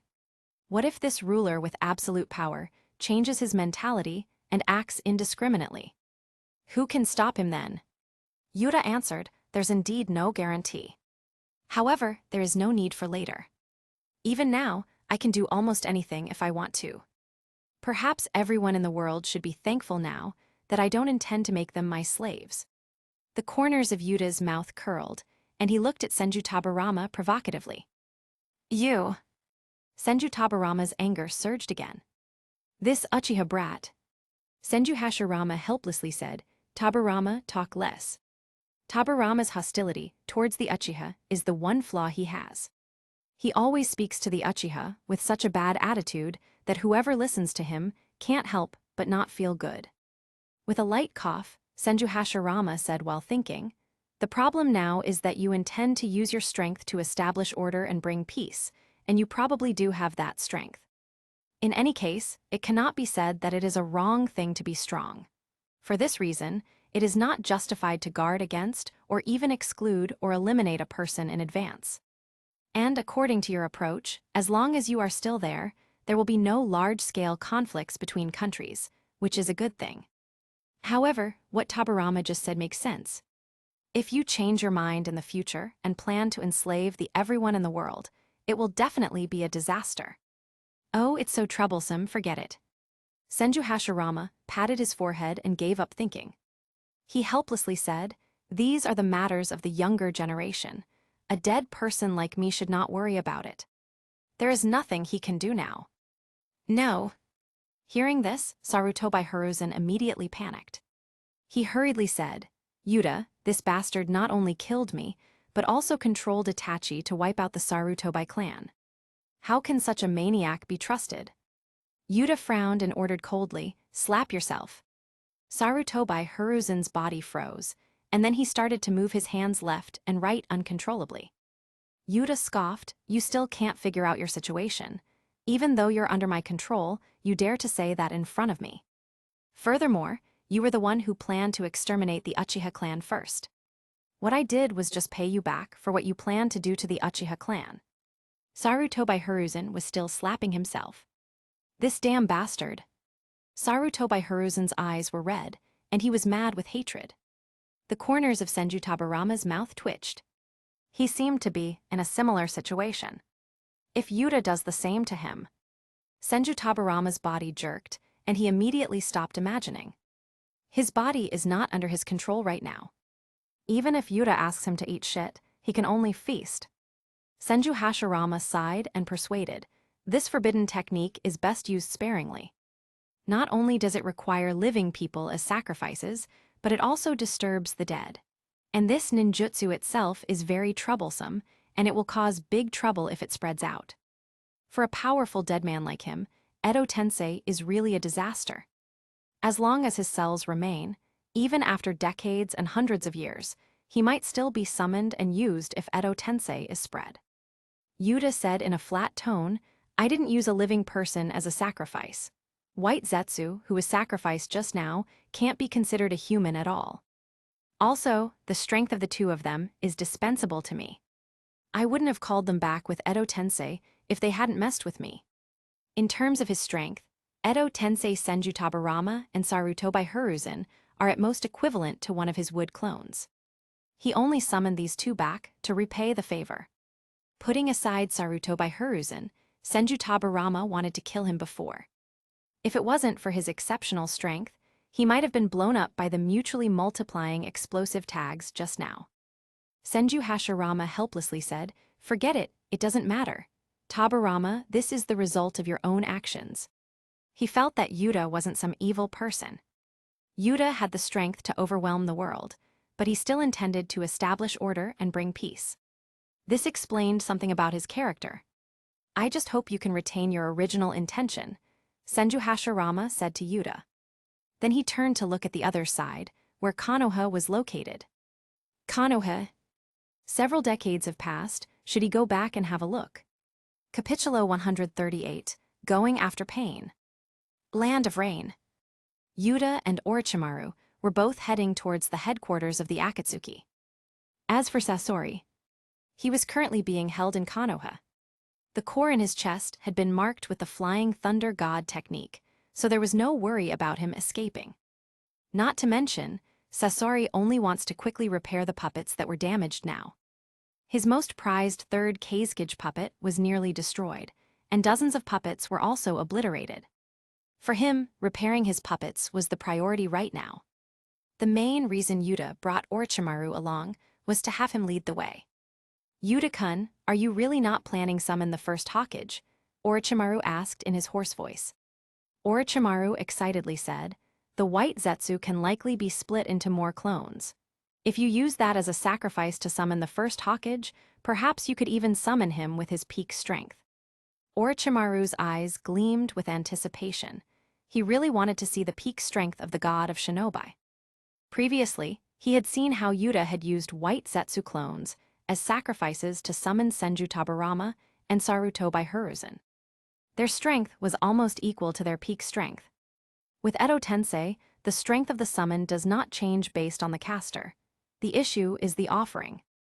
The white Zetsu clone was the perfect offering for Edo Tensei. Yuta said without looking at Orochimaru, "If you have the courage, grab a white Zetsu yourself and summon the first Hokage. If you die in my hands, it doesn't matter to me. I'll just revive you again through Edo Tensei." Even if he used white Zetsu to summon Senju Hashirama, Edo Tensei Senju Hashirama wouldn't be able to use his peak strength. And there was no need for all that trouble anyway. A wooden clone could defeat a cage-level ninja with ease. "Cough, never mind," Orochimaru responded awkwardly. If he summoned the second Hokage and he broke free from his control, he might have a chance to escape. But if the first Hokage breaks free, he likely won't survive. Orochimaru wondered, why is white Zetsu clone so suitable as a sacrifice for Edo Tensei? In terms of strength, the white Zetsu clone doesn't seem that powerful. The strength of the summoned depends on both the deceased strength and the quality of the sacrifices. Typically, the stronger the sacrifice, the closer the summoned body will be to their peak strength. Perhaps it's because of yang release. Yuta thought for a moment and explained. Edo Tensei summons the soul of the dead from the Pure Land, and the soul's chakra is primarily yin. The body of the white Zetsu clone has yang release, and when combined with yin, it allows the strength of the Edo Tensei body to be fully exerted. He recalled that in the original timeline, Midora had injected Hashirama's cells into the Jido statue, which led to the creation of white Zetsu. These white Zetsu were likely dormant in the Jido statue, a tool from the infinite Tsukuyomi centuries ago. It was the Hashirama cells that awakened white Zetsu. Maybe that's why, when a white Zetsu clone dies, a tree grows in its place. Yin and yang fusion, Orochimaru muttered, his eyes glinting slightly. The bloodlines of Uchiha, Senju and Uzumaki correspond to yin and yang. What if they merge? What would happen then? Could this be why Yuta is so strong? Drip, drip. Cold raindrops began to fall. We're almost there, Orochimaru said while wiping the rain from his face. He said, it always rains when I come here. I wonder if Pain considered this when he chose this location. Rain can wash away any traces, making it perfect for when the Akatsuki needs to retreat in an emergency. The rain helps ensure that any pursuers lose them. No, it's quite the opposite, Yuta remarked. He looked up at the rain and turned towards a particular direction. Orochimaru was still talking. Because they chose this location for the headquarters, it rains all year round here. Yuta interrupted him, move, they've already spotted us. In the rain, Yuta sensed a faint chakra. This wasn't normal rain, but one created by ninjutsu. Pain likely used a technique called the Rainmaker technique to control the rain. When Yuta spoke, Orochimaru's face immediately changed. Pain has found us, but we're still more than 10 miles away from their base. How could he have detected us from this far? Yuta replied calmly, Pain is strong, but I don't know exactly how strong he is. Orochimaru's spirits lifted. He had once been easily defeated by Pain with a single move. While he knew Pain was strong, he had no idea about the true extent of his power. Orochimaru asked, Yuta-kun, are you really confident in dealing with the legendary Rinnegan? If Yuta can't hold off Pain, Pain will definitely go after him. After all, he led Yuta to the Akatsuki, so Pain will definitely try to attack him.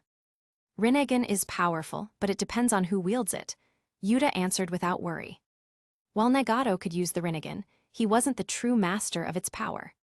Not to mention, Nagato lacked the strength to fully wield Rinnegan's abilities, such as the Limbo Hengoku. Yuta was confident that with his complete body Susanu, he could handle the situation. The primary reason Yuta came here was to eliminate Itachi. Secondly, he wanted to try and reason with Nagato to see if he could bring the Akatsuki under his control. But if Nagato refused to cooperate peacefully, he'd just use the Susanu to force him to listen. Capítulo 139, Madara's Obito's Betrayal. In the dark underground base, Nagato's upper body was exposed, and a large number of black rods was embedded in his thin back. Orochimaru, he actually the betrayed Akatsuki. A cold light flashed in Nagato's eyes. He had already sensed that Satori might have been killed, though he wasn't sure where. Orochimaru, who had gone to investigate Konoha's information, had not reported back to the organization. Instead, he brought Yuta here. Konan said, Orochimaru has coveted your Rinnegan from the very beginning, and he joined Akatsuki with his own agenda. He has no true loyalty to the organization. Konan frowned, her expression tinged with repulsion. Even Uchiha Itachi and that Madara all had their own agendas. If some high-level combat power wasn't needed for the plan, such individuals would never have been allowed to join. Do you want to retreat for now? Konan asked with concern. Right now, only she and Nagato were left in the Akatsuki. Itachi, Juzo, and Kakuzu had gone to the Land of Rain to investigate Hidden, the so-called immortal. And now, Yuta was coming to the Akatsuki's base. It seemed that Orochimaru had already informed him about the Rinnegan. No, Nagato coldly said. Since he's here, I'll deal with him personally. He has defeated the Fourth Raikage, beaten the Third Tsuchikage, and even crushed an army of thousands of Iwa ninjas alone. He might be the biggest obstacle in the Akatsuki's future plans. Perhaps I can take this opportunity to learn more about him.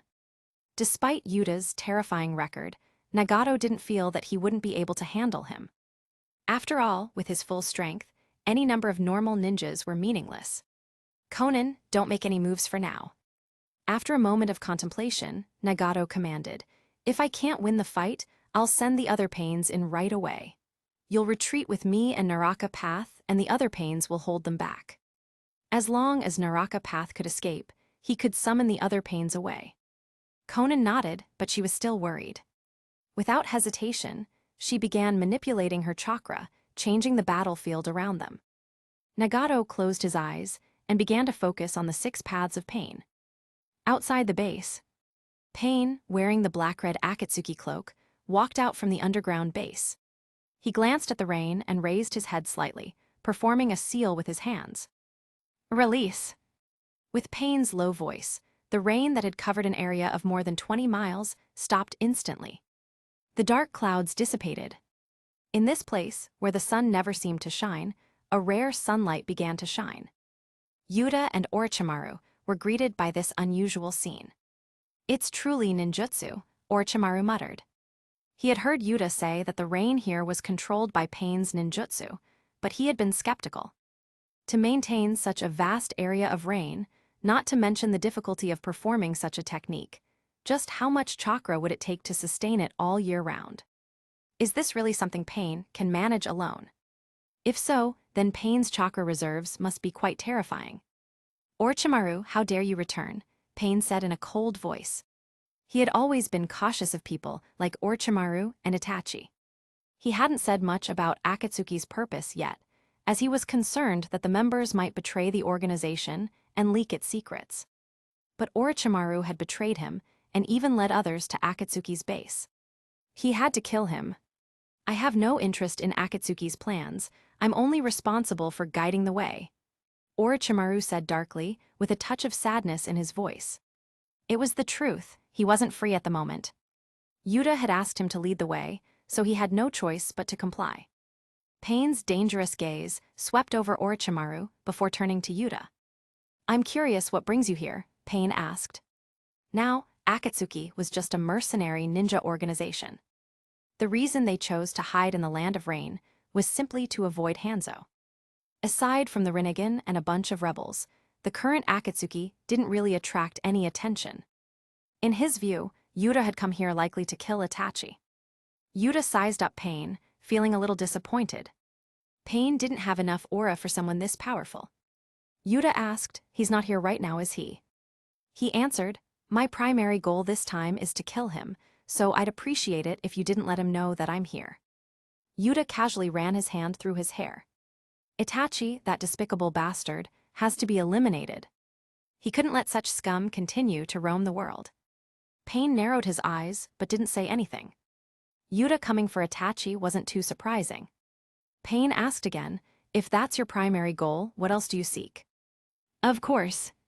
My secondary goal is that I think Akatsuki's activities might disrupt the order of the world, and I want to be a part of that." Yuta spoke plainly, revealing his intentions without hesitation. With the power he possessed, if he didn't deal with this beforehand, would he wait for Akatsuki to gather all the tailed beasts? Instead of letting Akatsuki contribute to Abaido's Eye of the Moon plan, he would claim their help for himself. For a moment, the atmosphere was thick with tension. The air seemed to freeze. "Then I have nothing to say, that's impossible," Pain replied coldly. "Want to join the Akatsuki? Dream on." As he spoke, a huge chakra surged from Nagato's side through the black rods. The power emanating from Pain grew stronger. "It's still not enough," Yuta said, releasing his chakra calmly to meet Pain's momentum. "Besides, are you alone? That might not be enough. What about the other 5? Though their strength is average, they should still be able to provide some support." Pain's expression shifted instantly. This guy knows about Rinnegan and the 6 paths of Pain. How did he find out? Only he, Konan, Madara, and Zetsu should know about it. Konan wouldn't betray him. Could it be Madara and Zetsu? Did Madara betray him? Capitulo 140, Testing Pain. It doesn't make sense. Pain couldn't understand why Madara would do this. He had always suspected that Madara had an ulterior motive, but their goals should have aligned for now. Madara had no reason to betray him and leak information. "Where did you hear about Pain?" Pain looked up and asked indifferently, with no emotion in his voice. "Swish." Several figures emerged from the underground base. The other 5 Pains, all with the same orange hair, each had the Rinnegan in their eyes. The 6 paths of Pain were here. Orochimaru felt his spirit shake, and his breathing grew heavy. 1, 2, 3, 6 pairs. A full 6 pairs of Rinnegan. Their auras were overwhelming, and among them, the first main Pain had the most intense presence. How did he do that? Was it the power of the Rinnegan? But now wasn't the time to dwell on that. Orochimaru recalled how he had been easily defeated before and quickly warned Yuta, "Yuta-kun, Pain can perform a ninjutsu that's suspected to be repulsion, and it's extremely powerful. It should not be underestimated." Although Yuta had deprived Orochimaru of his freedom, the fact that he was still alive meant he had a chance. If Yuta lost to Pain today, it would be over. Pain would definitely kill him, as he was a traitor. I don't know how strong your Rinnegan's pupil power is, so let me test it. Yuta used his Sharingan, and his golden Susanu shifted to its second form. In terms of power and nature, the Rinnegan was definitely superior to his Sharingan. But when it came to pupil power, things were different. Although Pain had the Rinnegan, his pupil strength might not match Yuta's Sharingan. Looks like you're not going to answer, Pain remarked indifferently. Well, forget it. Anyway, I'll just read your memory directly. The moment Pain finished speaking, the immense power of the Rinnegan and a huge chakra burst forth. He shouted, "Submit under the power of God." Shinra Tensei. An invisible force erupted and swept everything in its path. Dirt, rocks, and water were picked up, forming a chaotic storm as a fierce force collided with the golden Susanu. Boom! The golden Susanu was pushed back, and it carved a deep ravine in the ground. The Susanu continued to slide back, and the ravine stretched for dozens of meters before the repulsion stopped. At this moment, everything between Pain and Susanu was destroyed by the force of the repulsion. The strength is impressive, but it's not enough. Yuta, standing in the Susanu, was completely unaffected by the repulsion. Orochimaru, who had been beside him just a moment ago, was nowhere to be seen. He was sent flying to an unknown location. Pain's gaze locked onto Yuta, and his eyes widened in shock. This guy. After taking a full-force Shinra Tensei, he was completely unharmed. Is this due to the Susano? So that's it. Whoosh! A golden arrow shot toward Pain. Predapath Pain rushed forward, raising its hands to form a spherical barrier. Blocking technique absorption seal. This was the ability of Predapath. It could form a barrier to defend, absorb the chakra of enemy ninjutsu, and nullify the attack. The golden Susanu arrow slowly melted away upon impact with the barrier. Predapath was about to relax when the Asura Path suddenly shouted, "There's an attack from behind." The golden Yasaka Magatamas gleamed with light, drawing an arc in the air as it headed straight for them. Asura Path quickly raised his wrist, revealing a mechanical structure beneath his skin. More than a dozen small missiles were fired. A massive number of missiles collided with Yasaka Magatama, one after another. The air was filled with dense explosions and smoke. Whoosh! The golden Yasaka Magatama broke through the smoke and continued to charge toward Pain. What? Pain's expression changed. The Asura Path's explosive barrage couldn't stop this ninjutsu. What kind of ninjutsu is this? The power is so immense. The Preda Path reused its protective shield, though it was visibly struggling to maintain it. But in the end, Yasaka Magatama was absorbed and neutralized. Pain let out a breath of relief. The Asura Path's attack had weakened the power of that attack significantly. If not for that, the Preda Path might not have been able to block it.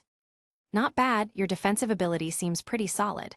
Yuta spoke in a neutral tone. That Yasaka Magatama had 3 Magatamas, and it was as powerful as a small-tailed beast bomb.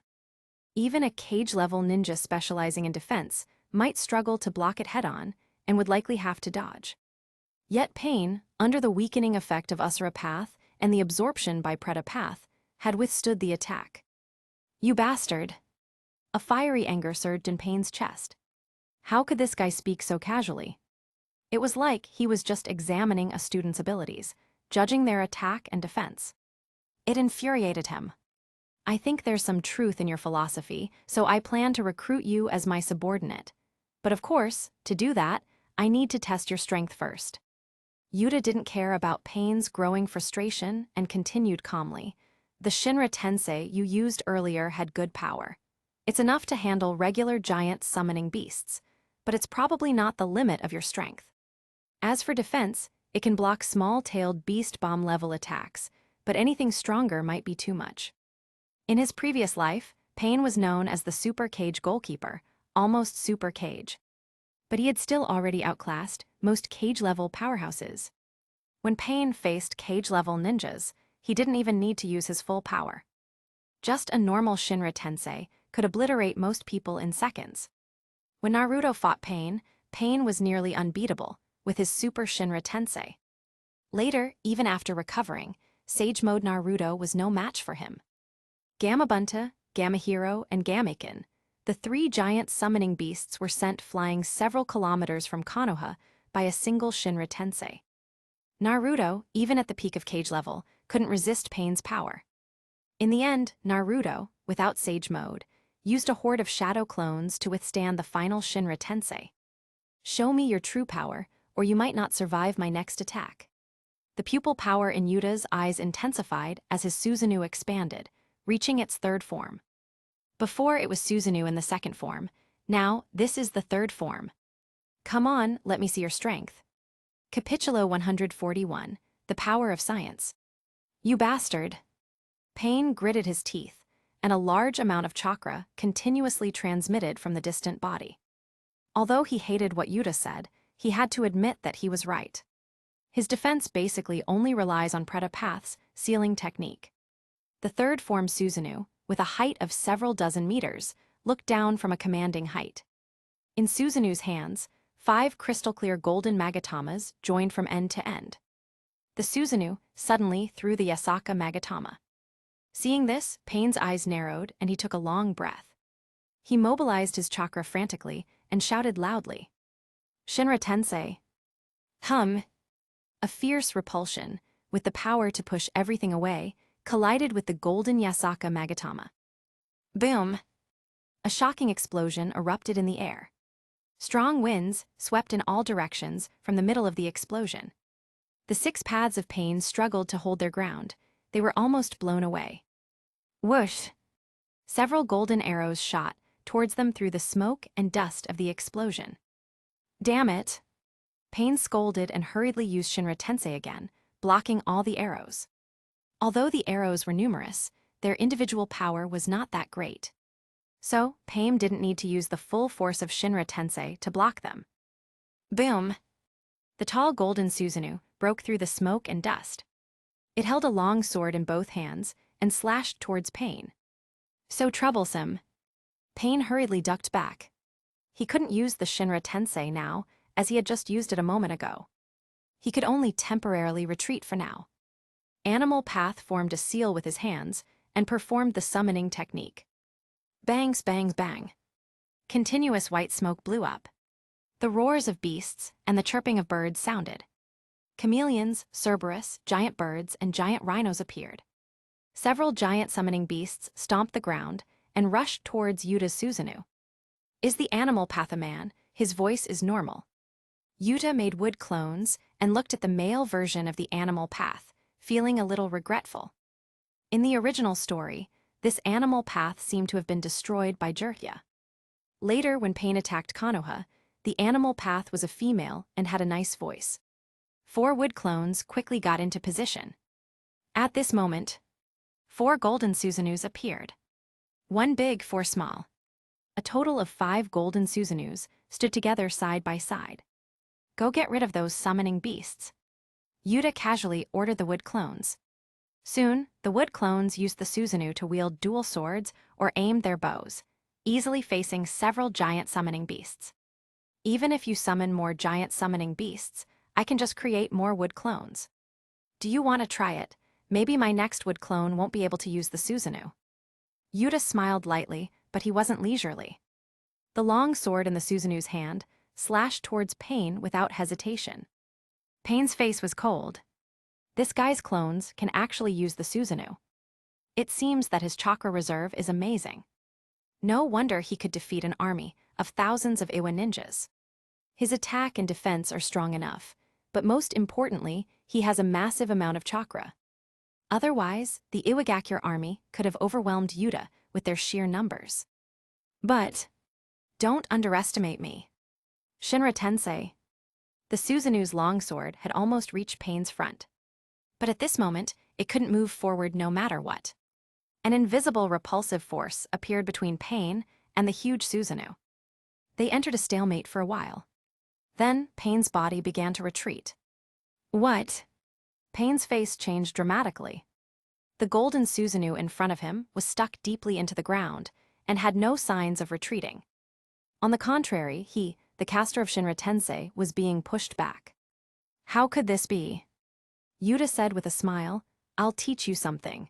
To every action there is an equal and opposite reaction." The huge, repulsive force was unable to do anything to the massive golden Susanu. Instead, it pushed Pain backwards.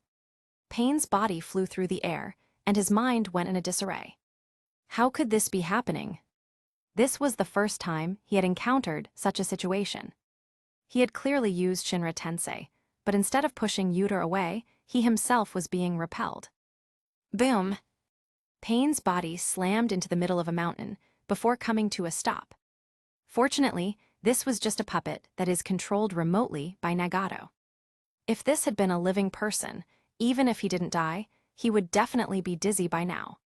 Pain moved his body and recalled what Yuta had said earlier. To every action, there is an equal and opposite reaction. He had probably figured it out. There was nothing wrong with Shinra Tensei itself. The problem was that he was too weak. If Shinra Tensei's repulsion failed to push the target away, then under the rebound of that force, he, the caster, would be pushed away instead. It made perfect sense. Rumble. The huge golden Susanu approached Pain, but did not immediately attack. Even so, Pain quickly raised his guard. The strength you can normally display is just at this level. Do you still want to continue fighting? We're not actually enemies. In fact, I understand your ideology. It's just that you are not strong enough, so you can only rely on the tailed beasts and the ten-tails to bring peace to the world. But I am strong enough to bring peace to your land of rain and the entire world by myself. Yuta looked at the battered Pain and spoke slowly. Pain became even more confused. How did this guy know so much? Did Madara tell him all this? Madara must be insane to reveal this much. But if Madara didn't tell him, then how did Yuta know about his plan to collect the tailed beasts, resurrect the 10 tails, and bring peace to the world? His mind was in turmoil, but Pain had no intention of stopping. "I can't trust you," Pain said in a voice that was devoid of emotion. He had trusted Hanzo once, and he was betrayed. Yahiko died, leaving only him and Konan to rebuild the Akatsuki. Since then, Nagato had understood that peace achieved through the power of others could be lost just as easily through betrayal. If he wanted peace, he had to seize it with his own hands. Capitulo 142. Super Shinra Tensei vs Complete Body Susano. At this moment, in a giant tree, more than 10 miles away from Yuta and Pain's battlefield, Nagato and Konan were hiding here. Before the battle, Konan had taken Nagato and left through the base's secret exit. This giant tree was created by Konan using her technique. The trunk of the giant tree was hollow, and there was a huge space inside. Nagato, who was sitting on the wooden cart, spit out blood from his mouth. He made marks on his hands and continued to transmit chakra towards Pain in the distance. "Is the battle not over yet?" Konan asked worriedly. This is the first time since Nagato had awakened the Rinnegan's true power that he had been in a fight for so long. Even Orochimaru, one of the Sannin, could easily be killed by Pain in seconds. "Uchiha Yuta, he's strong." Nagato gasped violently and said with difficulty, "If I just use Rinnegan's general power, I won't be able to beat him." Hearing this, Konan immediately understood Nagato's plan. Her face changed, and she immediately spoke out to discourage him. "No, what about your life?" The Rinnegan already placed a heavy burden on Nagato. As a result, Nagato has now become so skinny, and his entire body looks like a skeleton. If he uses more power, Nagato's vitality will be depleted even faster. "This is my decision," Nagato firmly said. "Peace cannot be obtained by mutual understanding. Even if Yuta is willing to bring peace to the land of rain, what if the interests of the land of fire and the land of rain conflict? Who will he favor at that time? Only the peace won through one's own strength is true peace." Saying that, Nagato shouted loudly, and a large amount of chakra squeezed out from his cells and transmitted through the black rod. With the continuous input of chakra, Pain's momentum gradually increased. "Why bother?" Yuta shook his head and said, "With your method, it may bring a short-term peace to the land of rain. But you can't live long by doing this. After you die, how can the peace of the land of rain be maintained? Pain was unmoved and said, I will revive 10 tails and find a suitable successor. As long as the power of 10 tails can always be controlled, peace can be maintained forever. Seeing that Yuta even knew about 10 tails and Akatsuki's real purpose, Pain no longer concealed his thoughts. Really, there's a bit of maneuverability. Yuta nodded with some approval. The idea of the Akatsuki is to use the power of 10 tails to deter everyone. It's similar to the deterrence of nuclear weapons in his previous life. Although local disputes and even wars may not end, large-scale wars can still be avoided with a large deterrence. Moreover, Nagato was also considering a successor. However, in the original story, after Nagato's death, the order established by Pain in the Land of Rain was lost. By the time of Boruto, Aimgakure was still in a chaotic situation. However, there is still a problem with your philosophy. Yuta shook his head and said. Pain did not act immediately, but listened quietly. If Yuta's goal was really peace, they might not be absolute enemies. You know too little about the world. Yuta directly pointed out the problem with Nagato's idea. With your strength, even if 10 tails is added, you still won't be strong enough to deal with the dangers that the world may face. That's the problem with Nagato. His ideas are fine, but he doesn't have enough strength. Pain had difficulty beating just half 9 tails. 6 tails Naruto could stand the repulsion of Shinra Tensei, and in turn bounce Pain away. 8 tails Naruto nearly broke free from Pain's planetary devastation. And this was only half 9 tails. Is Pain strong? Very strong. But he doesn't have enough strength to freely do anything in the world. Therefore, the current Akatsuki can only develop in a wretched manner. Once the 5 great hidden villages know that the target of the Akatsuki is the tailed beasts, the Akatsuki's end will not be far away. Pain can't even deal with the 5 great hidden villages. HW can he deal with Abaido, Madara, Otsutsuki Kaguya? Even 10 tails is ultimately just a tool to advance to the 6 paths level. Hearing Yuta's words, Pain's brows moved. He thought that Yuta was about to point something wrong about his idea. Unexpectedly, he felt that even with 10 tails, his strength would not be enough. You'll know if my strength is enough or not, Pain said, and his chakra erupted. Boom!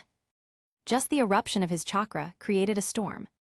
However, the Susanu on the opposite side was still standing firmly. Pain's expression remained unchanged, and he said in a low voice, Next, I will use all my strength. His red cloud robe swayed, and Pain rose to the sky. Massive chakra and pupil power was mobilized.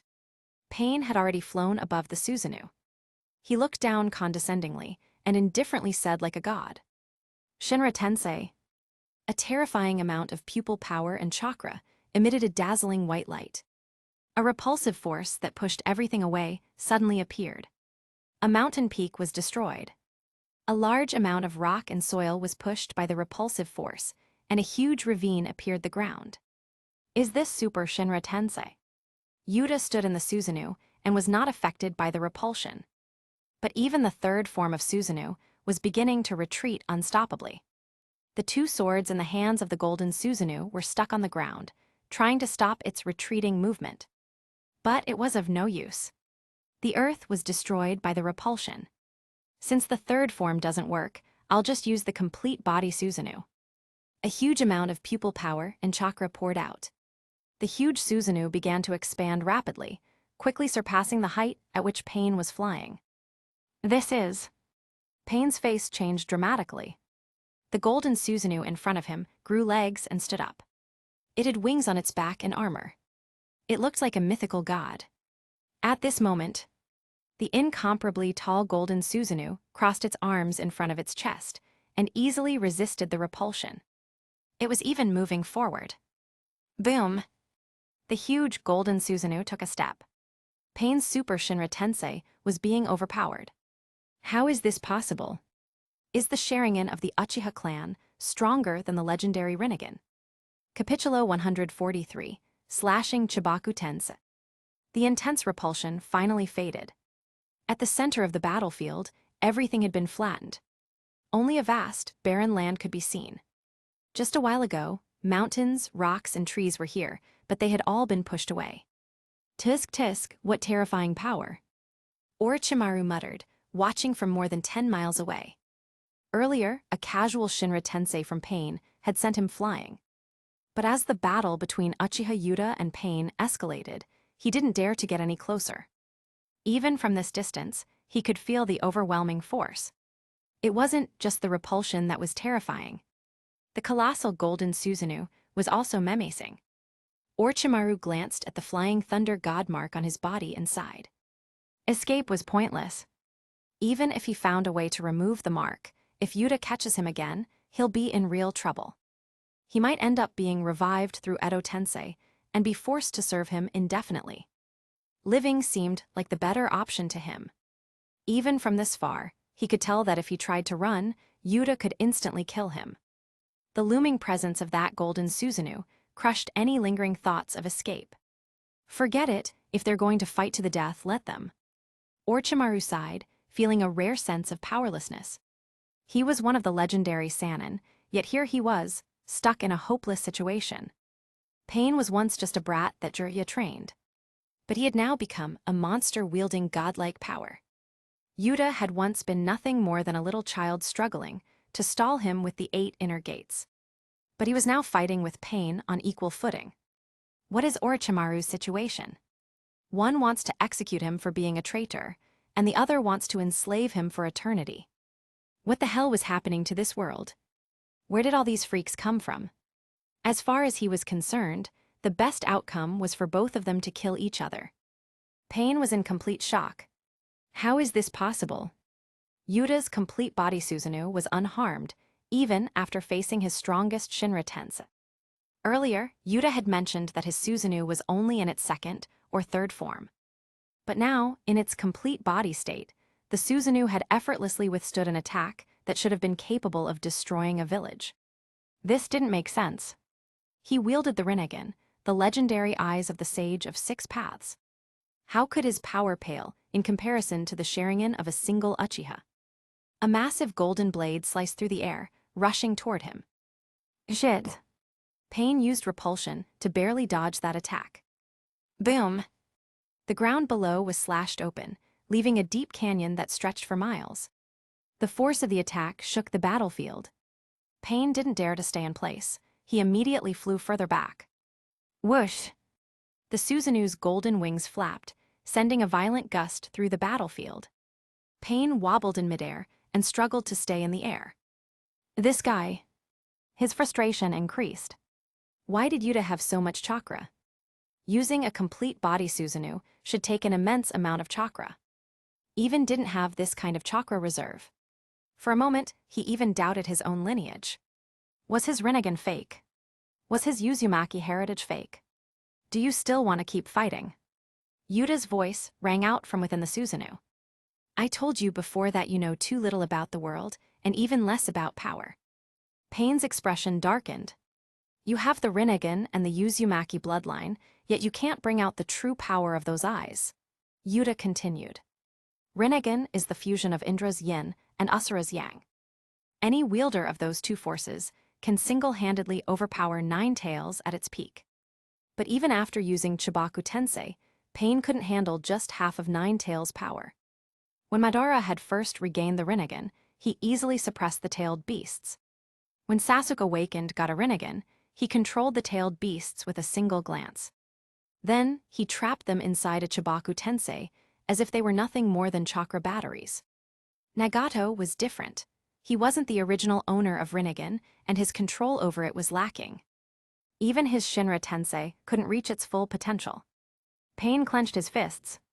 I haven't used all my moves yet. His voice was filled with frustration. Yuta's words nearly made him doubt himself. But he was certain of one thing. The Rinnegan's true power had yet to be unleashed. Pain descended from the air and pressed his hands together in a firm seal. At the same time, within the hollowed-out tree, Nagato coughed up a mouthful of blood. Conan worriedly said, Nagato, what are you doing? There's no need to take it this far. If he's too strong, just retreat. Nagato shook his head as blood dripped from his mouth. He said in a weak voice, Don't stop me, Conan. Uchiha Yuta, Let's see if you can handle this. A black sphere appeared in his trembling palm. The air around the black sphere warped. The black sphere was so dark and so dense that even light seemed to be devoured by it. Nagato raised his hand and let go. The black sphere shot into the sky. Chibaku Tensei. Pain's voice thundered across the battlefield. A massive gravitational explosion erupted. Cracked. The ground split apart. Everything, including rocks, trees, even chunks of mountains, began rising into the air, drawn toward the black core. What the hell is going on? Even though he was over 10 miles away, Orochimaru could still feel the pull. If the gravitational force was this strong here, how insane was it at the center? He has to move. Meanwhile, the golden Susanu was also being pulled towards the core of Chibaku Tensei. Orochimaru glanced back as he fled. "Come on, Pain, kill him," he muttered under his breath. Pain was dangerous, but at least he wasn't trying to enslave him. If someone was going to win no matter what, he really didn't want that person to be Yuta. Back on the battlefield, Yuta remained composed. He let the Susanu be pulled in, and let the Susanu draw both of its swords. In the sky, a massive sphere that was hundreds of meters in diameter was forming. But Yuta remained unfazed. Not now. The Susanu lifted its sword. Yuta didn't resist the pull. Instead, he allowed the gravity to pull him in and then swung his blade. Boom! A single earth-shattering slash tore through the sky. The colossal sphere split apart. The black core at its center shattered instantly. The entire Chibaku Tensei, Pain's ultimate technique, was undone in a single stroke. Pain's expression froze in horror. Impossible. Capitulo 144, Jido Statue's Power. Pain was still maintaining Chibaku Tensei with a hideous face, but his expression froze at this moment. Yuta actually smashed his Chibaku Tensei so easily. Isn't this Rinnegan's ultimate pupil technique? Isn't this the technique that the legendary sage of 6 paths used to create the moon? It was smashed with one slash. Is he crazy, or is the world crazy? Boom! The tall golden Susanu slammed to the ground, and the earth shook. Why is this? Pain muttered to himself absent-mindedly. He had used almost all of Rinnegan's moves. In contrast, Yuta didn't use much effort at all. He thought that even if he didn't collect all the tailed beasts to resurrect 10 tails, he had no rivals in the entire world.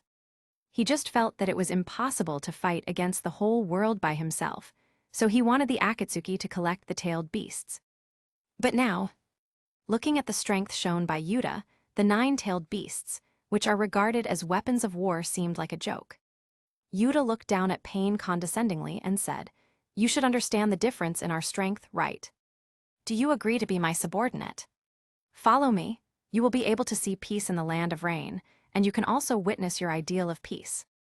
Pain was expressionless. Surrender. He was somewhat unwilling, but this was not important. Yuta. Can he really bring peace to the world? Taking a deep breath, Pain said with a serious expression, "I need to see your strength. Next, I will use my last resort. If I still lose, the Akatsuki will obey you from now on." The strength of tailed beasts might be nothing in front of Yuta. But what about 10 tails? The strongest power he can use now is the body of the legendary 10 tails, Jido statue. But using Jido statue is too strenuous on his chakra and vitality. It costs far more than Super Shinra Tensei and Chibaku Tensei. No problem. The corners of Yuta's mouth curled slightly and he said, "I hope your ultimate means will not let me down." In the distance, on a mountain peak. What happened?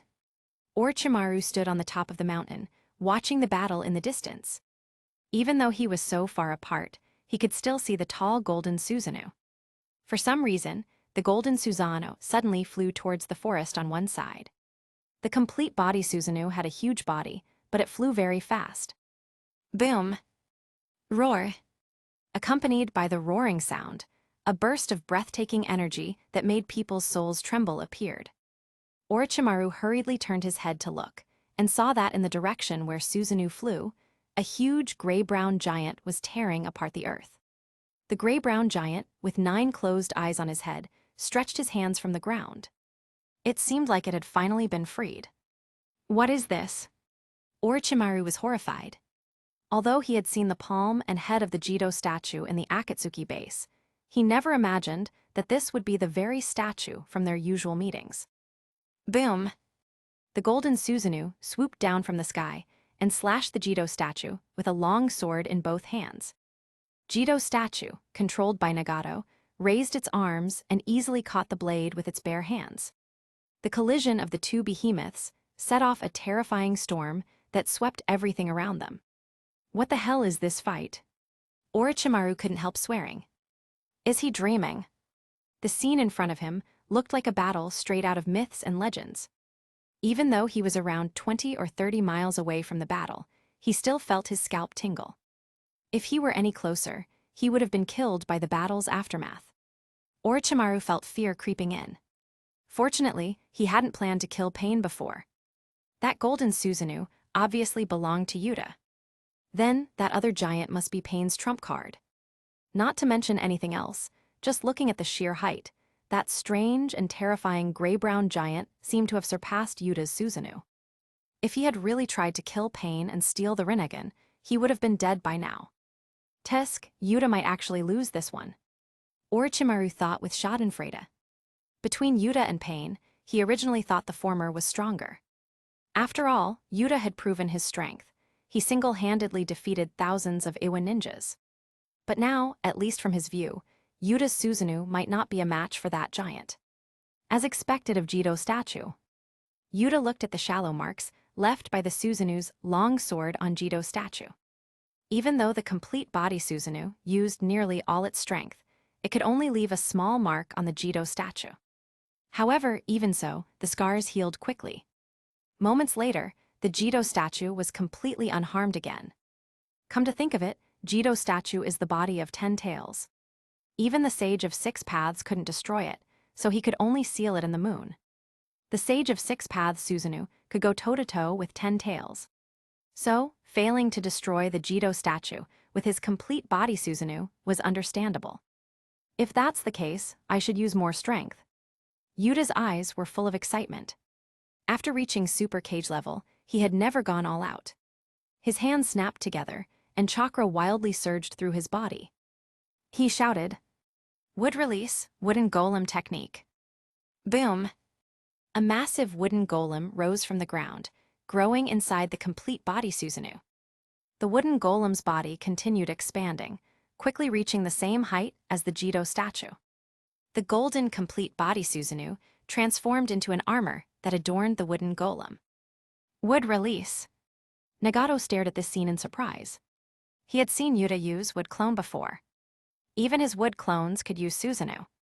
However, he hadn't expected Yuta's wood release to be so powerful. It was not weaker than his Susanu. The wooden golem combined with complete body Susanu was on par with his Jito statue. Did Konoha's first Hokage have this kind of power too? Nagato's face no longer showed his usual arrogance. After awakening the Rinnegan's true power, he had considered himself a god. He believed that no Kage surpassed him, not even the first Hokage. But today, Yuta taught him a lesson. Wood release was Senju Hashirama's power. Susanu was Uchiha Madara's power. And Yuta had mastered both.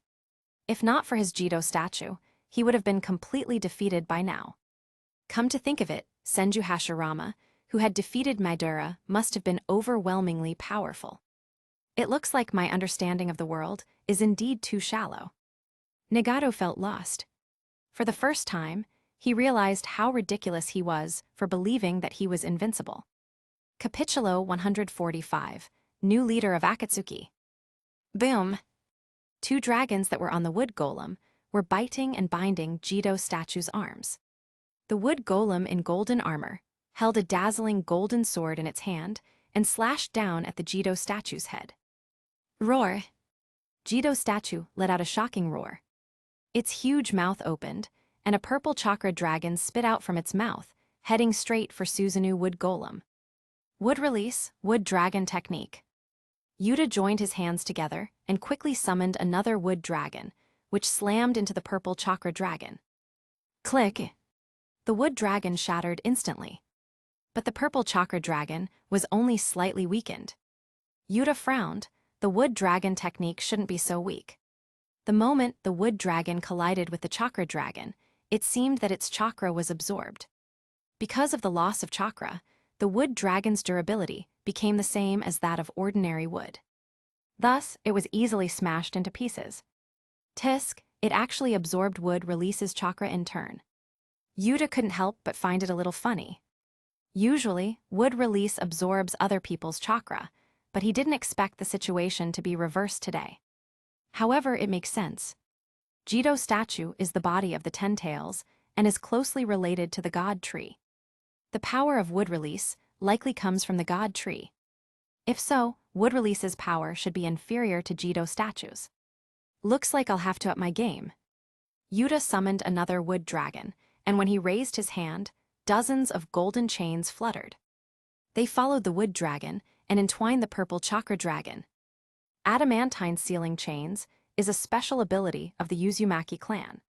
The Uzumaki clan possess the bloodline of Sage of Six Paths, and their source is Otsutsuki Kaguya and the God Tree.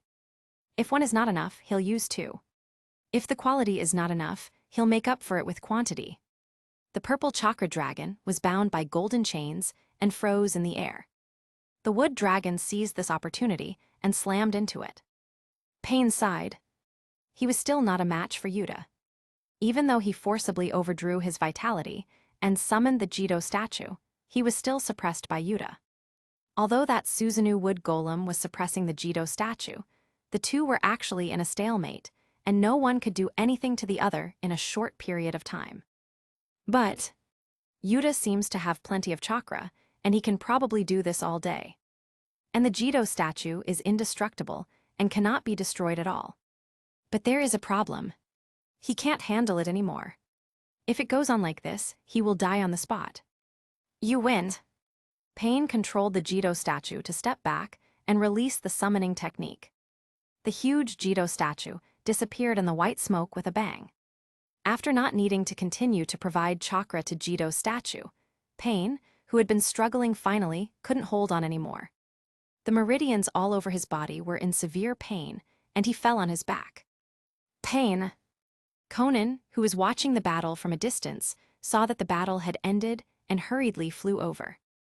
I'm fine, cough, it's just that the consumption was a little big. Pain struggled to his feet, panting heavily. His consumption this time was more than a little big. Originally, the Rinnegan had already placed a great burden on him. His lifespan has been seriously affected by this all-out battle. Why does you fight so hard?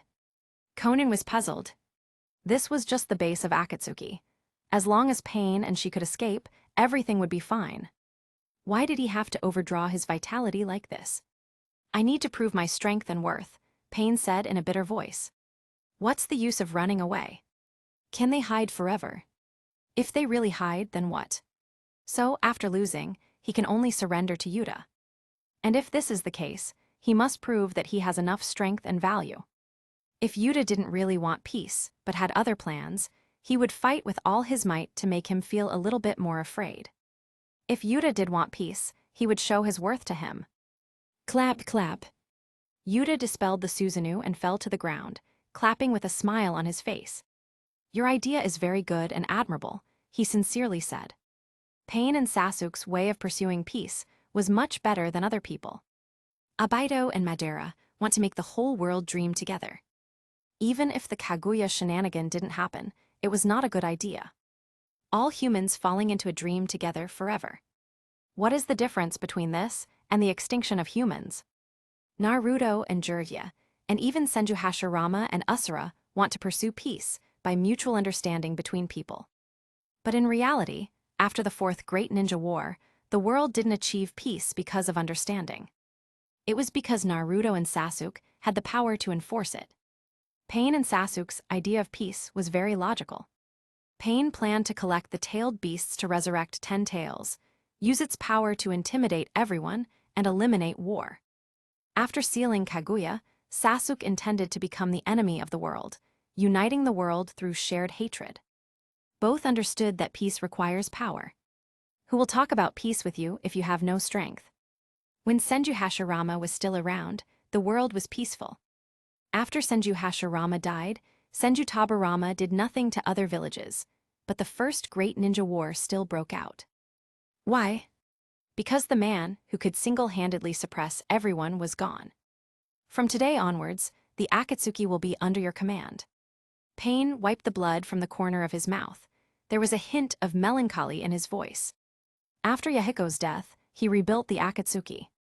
He turned Yahiko's corpse into Devapath pain, making him continue being the Akatsuki's leader. But today, Akatsuki's leader was going to be replaced. Don't notify the members of the Akatsuki for the time being. After Itachi comes back, I'll surprise him. The corners of Yuta's mouth raised in an arc. When Itachi comes back and finds that Akatsuki's boss has changed, what will be his reaction? Will he be stunned? Capitulo 146. Nagato's rejuvenation. Nagato's face was pale, and he spat out another mouthful of blood. Yuta commented, "You look bad." Yuta observed Nagato with his Sharingan. His Sharingan was constantly evolving towards Rinnegan, and his insight had been getting stronger and stronger recently. He could feel that Nagato's vitality was seriously lacking at this moment. In the battle just now, Nagato had forcibly extracted chakra from his body, overdrawing a lot of vitality. Nagato said, "I can still live for another 10 years or so, but I won't be able to take action for a while. I need to rest for a while." Even though this was the case, Nagato wasn't too sad. If his wish for peace can come true, he will happily follow Yahiko right now.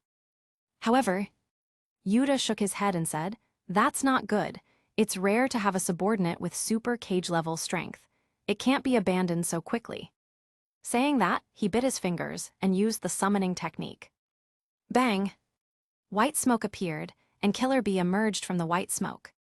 After the end of the war with Kumigakure, Killer Bee was locked up in Konoha. Except for his will being controlled by him, he is no different from ordinary people. Yuta ordered Killer Bee to use the tailed beast coat. Then he said to Nagato, "Try to use the power of Preta Path to absorb the chakra of the tailed beast and see if it works." Yuta remembered that Nagato seemed to have done this in the original story. He had sucked Killer Bee's tailed beast coat all at once. The tailed beast chakra.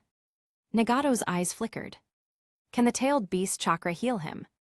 Nagato tentatively reached out and touched Killer Bee. Then he activated Rinnegan's Preta Path ability to absorb his chakra. Soon, the red-tailed beast chakra coat on Killer Bee was being sucked away at a visible rate.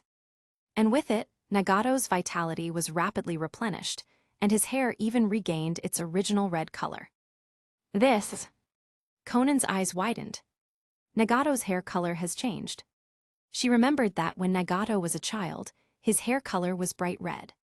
After he awakened the Rinnegan's power, the Uzumaki's signature red hair gradually faded.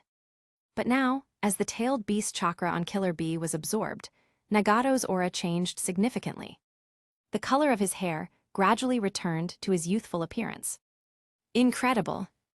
Nagato looked at his hands and felt a sense of strength. He felt that his strength had recovered, and he had even become stronger than before. But if he fights with Yuta again, the result should still be the same. Nagato stood on the ground and moved slightly. He felt that his body's agility had improved. During the first generation Akatsuki organization's destruction, his leg was injured by Hanzo. He had made the 6 paths of pain to make up for the lack of his body mobility. And now, although his condition was still very bad, he saw some hope of moving freely. It's a little bit worse. Yuta looked at Nagato's bare feet and said. There were traces of previous blasts all over it. Suddenly thinking of something, Yuta's figure instantly disappeared. Before Nagato and Konan could react, they saw Yuta come back with a person. Orochimaru. Nagato's face darkened. Although Akatsuki's boss had been replaced, it didn't mean that Orochimaru, Akatsuki's traitor, could be spared like this. Orochimaru looked bewildered. He was dozens of miles away, waiting for the result of the battle. Unexpectedly, Yuta suddenly appeared and grabbed him. Then, he used the Flying Thunder God technique to come over without saying anything. What's going on here now? That blue-haired girl is Konan, a member of the Akatsuki. But where is Pain? This red-haired guy seems to be the kid Jiraiya rescued back then. How could he also have the Rinnegan? Moreover, why was he questioning him? Don't be in a hurry. Yuta discouraged Nagato. Orochimaru's research on Hashirama cells is good, and he might be able to help you heal your injuries. In the original story, Danzo's arm that was full of Sharingan was made by Orochimaru using Hashirama cells. Orochimaru can be said to be the first in the Naruto world in terms of knowledge about the human body and cell transplantation. Nagato looked at Orochimaru with a bad expression and said, "You have spent so much money of the organization. It's time to repay some of it." Orochimaru usually does research and spends organizational fines for various materials. However, even after spending so much money, he didn't submit any results, but instead betrayed the organization. "Your pain." Orochimaru listened to Nagato's tone and then reacted. "That makes sense. Pain and those 5 other guys with the Rinnegan might just be a part of Rinnegan's ability." Orochimaru had always wondered why Yahiko had the Rinnegan. He had seen Yahiko's eyes back then and was pretty sure that it wasn't the Rinnegan. Before, he could only interpret it as the awakening of the bloodline limit. He only realized now that the real Rinnegan was in the hands of Nagato. Back then, Nagato had red hair and covered his eyes, and he didn't pay attention to him at the time. Thinking about it now, Orochimaru became mad with hatred. Orochimaru exclaimed, "It was you who had the Rinnegan. Because you covered your eyes with your hair, I didn't notice it." If Yahiko had the Rinnegan, then it meant that Yahiko had later awakened the Rinnegan. But if Nagato had the real Rinnegan, it meant that Nagato had that since he was a kid. Among the 3 little kids that he let go back then, one actually had a pair of Rinnegan. Orochimaru cursed inwardly.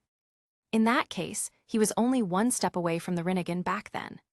He was just 1 step away from having the eyes of the legendary sage of 6 paths. What's up with that idiot Jiraiya? Obviously, his own disciple had the legendary Rinnegan, but he did not report it to the village. If he had known earlier, he might have been able to capture the Rinnegan while Nagato was weak. And Yuta too. When he defected back then, if he could kidnap Yuta and then take over Yuta's body, then now he would have the power to overwhelm the world. He missed 2 opportunities to reach the top of the world. Capítulo 147, Regretful Orochimaru. Nagato replied, "I didn't expect you to remember the things that had happened such a long time ago so clearly." Nagato was slightly emotional. That had happened during the Second Great Ninja War, more than 20 years ago. At that time, in order to cover up the Rinnegan and protect himself, he covered his eyes with his hair. Unexpectedly, Orochimaru still remembered such details. Orochimaru looked aggrieved. He had forgotten this kind of thing. It was only after thinking about the Rinnegan that he remembered it. At that time, he didn't care much when he saw Nagato's red hair. The Uzumaki clan were not the only ones with red hair. Sunagakure's Fourth Raikage, Rasa, also had red hair but had nothing to do with the Uzumaki clan. What's more, even if Nagato was really a descendant of the Uzumaki clan, it had nothing to do with him. His position in the village was not enough at that time. Even if he really took a descendant of the Uzumaki clan back to Konoha, he would either be asked to leave him to Saruto by Hiruzen or Danzo. But he didn't expect that the red-haired kid who was hiding behind Yahiko actually had a Rinnegan. Orochimaru was filled with regret. Nagato recalled the past and said, "Time flies by so fast." In those days, Orochimaru, you, Jiraiya-sensei and Tsunade should have just finished fighting with Hanzo and gotten the title of Sannin when you met us. Orochimaru's expression immediately froze. The Sannin was just a title given to the defeated. Back then, he had wanted to kill the 3 of Nagato. Now, Orochimaru felt the terrifying power of Nagato's Rinnegan. The situation had completely reversed. Nagato could easily kill him. Damn it. He, Orochimaru, is also a well-known powerful ninja. How can he be like this? By the way, what about Satori? Was he killed? Nagato asked. This time, he only saw Orochimaru. But Satori, who had gone to the Land of Fire to investigate information, was nowhere to be seen. Compared to Orochimaru, Satori was a member who truly had a sense of belonging to Akatsuki. Yuta replied, "He's temporarily imprisoned in Konoha. He may be allowed to return to the Akatsuki in the future. Anyway, Satori has already been marked with the Flying Thunder God technique. He can bring him anytime he wants. However, random killings are prohibited in the future, Yuta said with a serious expression. The purpose of bringing the Akatsuki under his command was to restrain this group of people who basically had cage-level strength. The world needs order and peace. I will warn them, Nagato nodded earnestly. Before, the Akatsuki basically took any mission, even missions related to war. On the one hand, it was to make money. On the other hand, it was to monopolize the war, and finally completely control the war in the world in the hands of the Akatsuki. However, now the Akatsuki is under Yuta's command. Moreover, with Yuta's strength, he can just use his strength to subdue the 5 great countries and establish order. Orochimaru's eyes flickered slightly. Yuta has subdued Nagato. So frustrating. When he saw the gray-brown giant before, he thought that Yuta was about to fail. In his heart, he longed to be free again.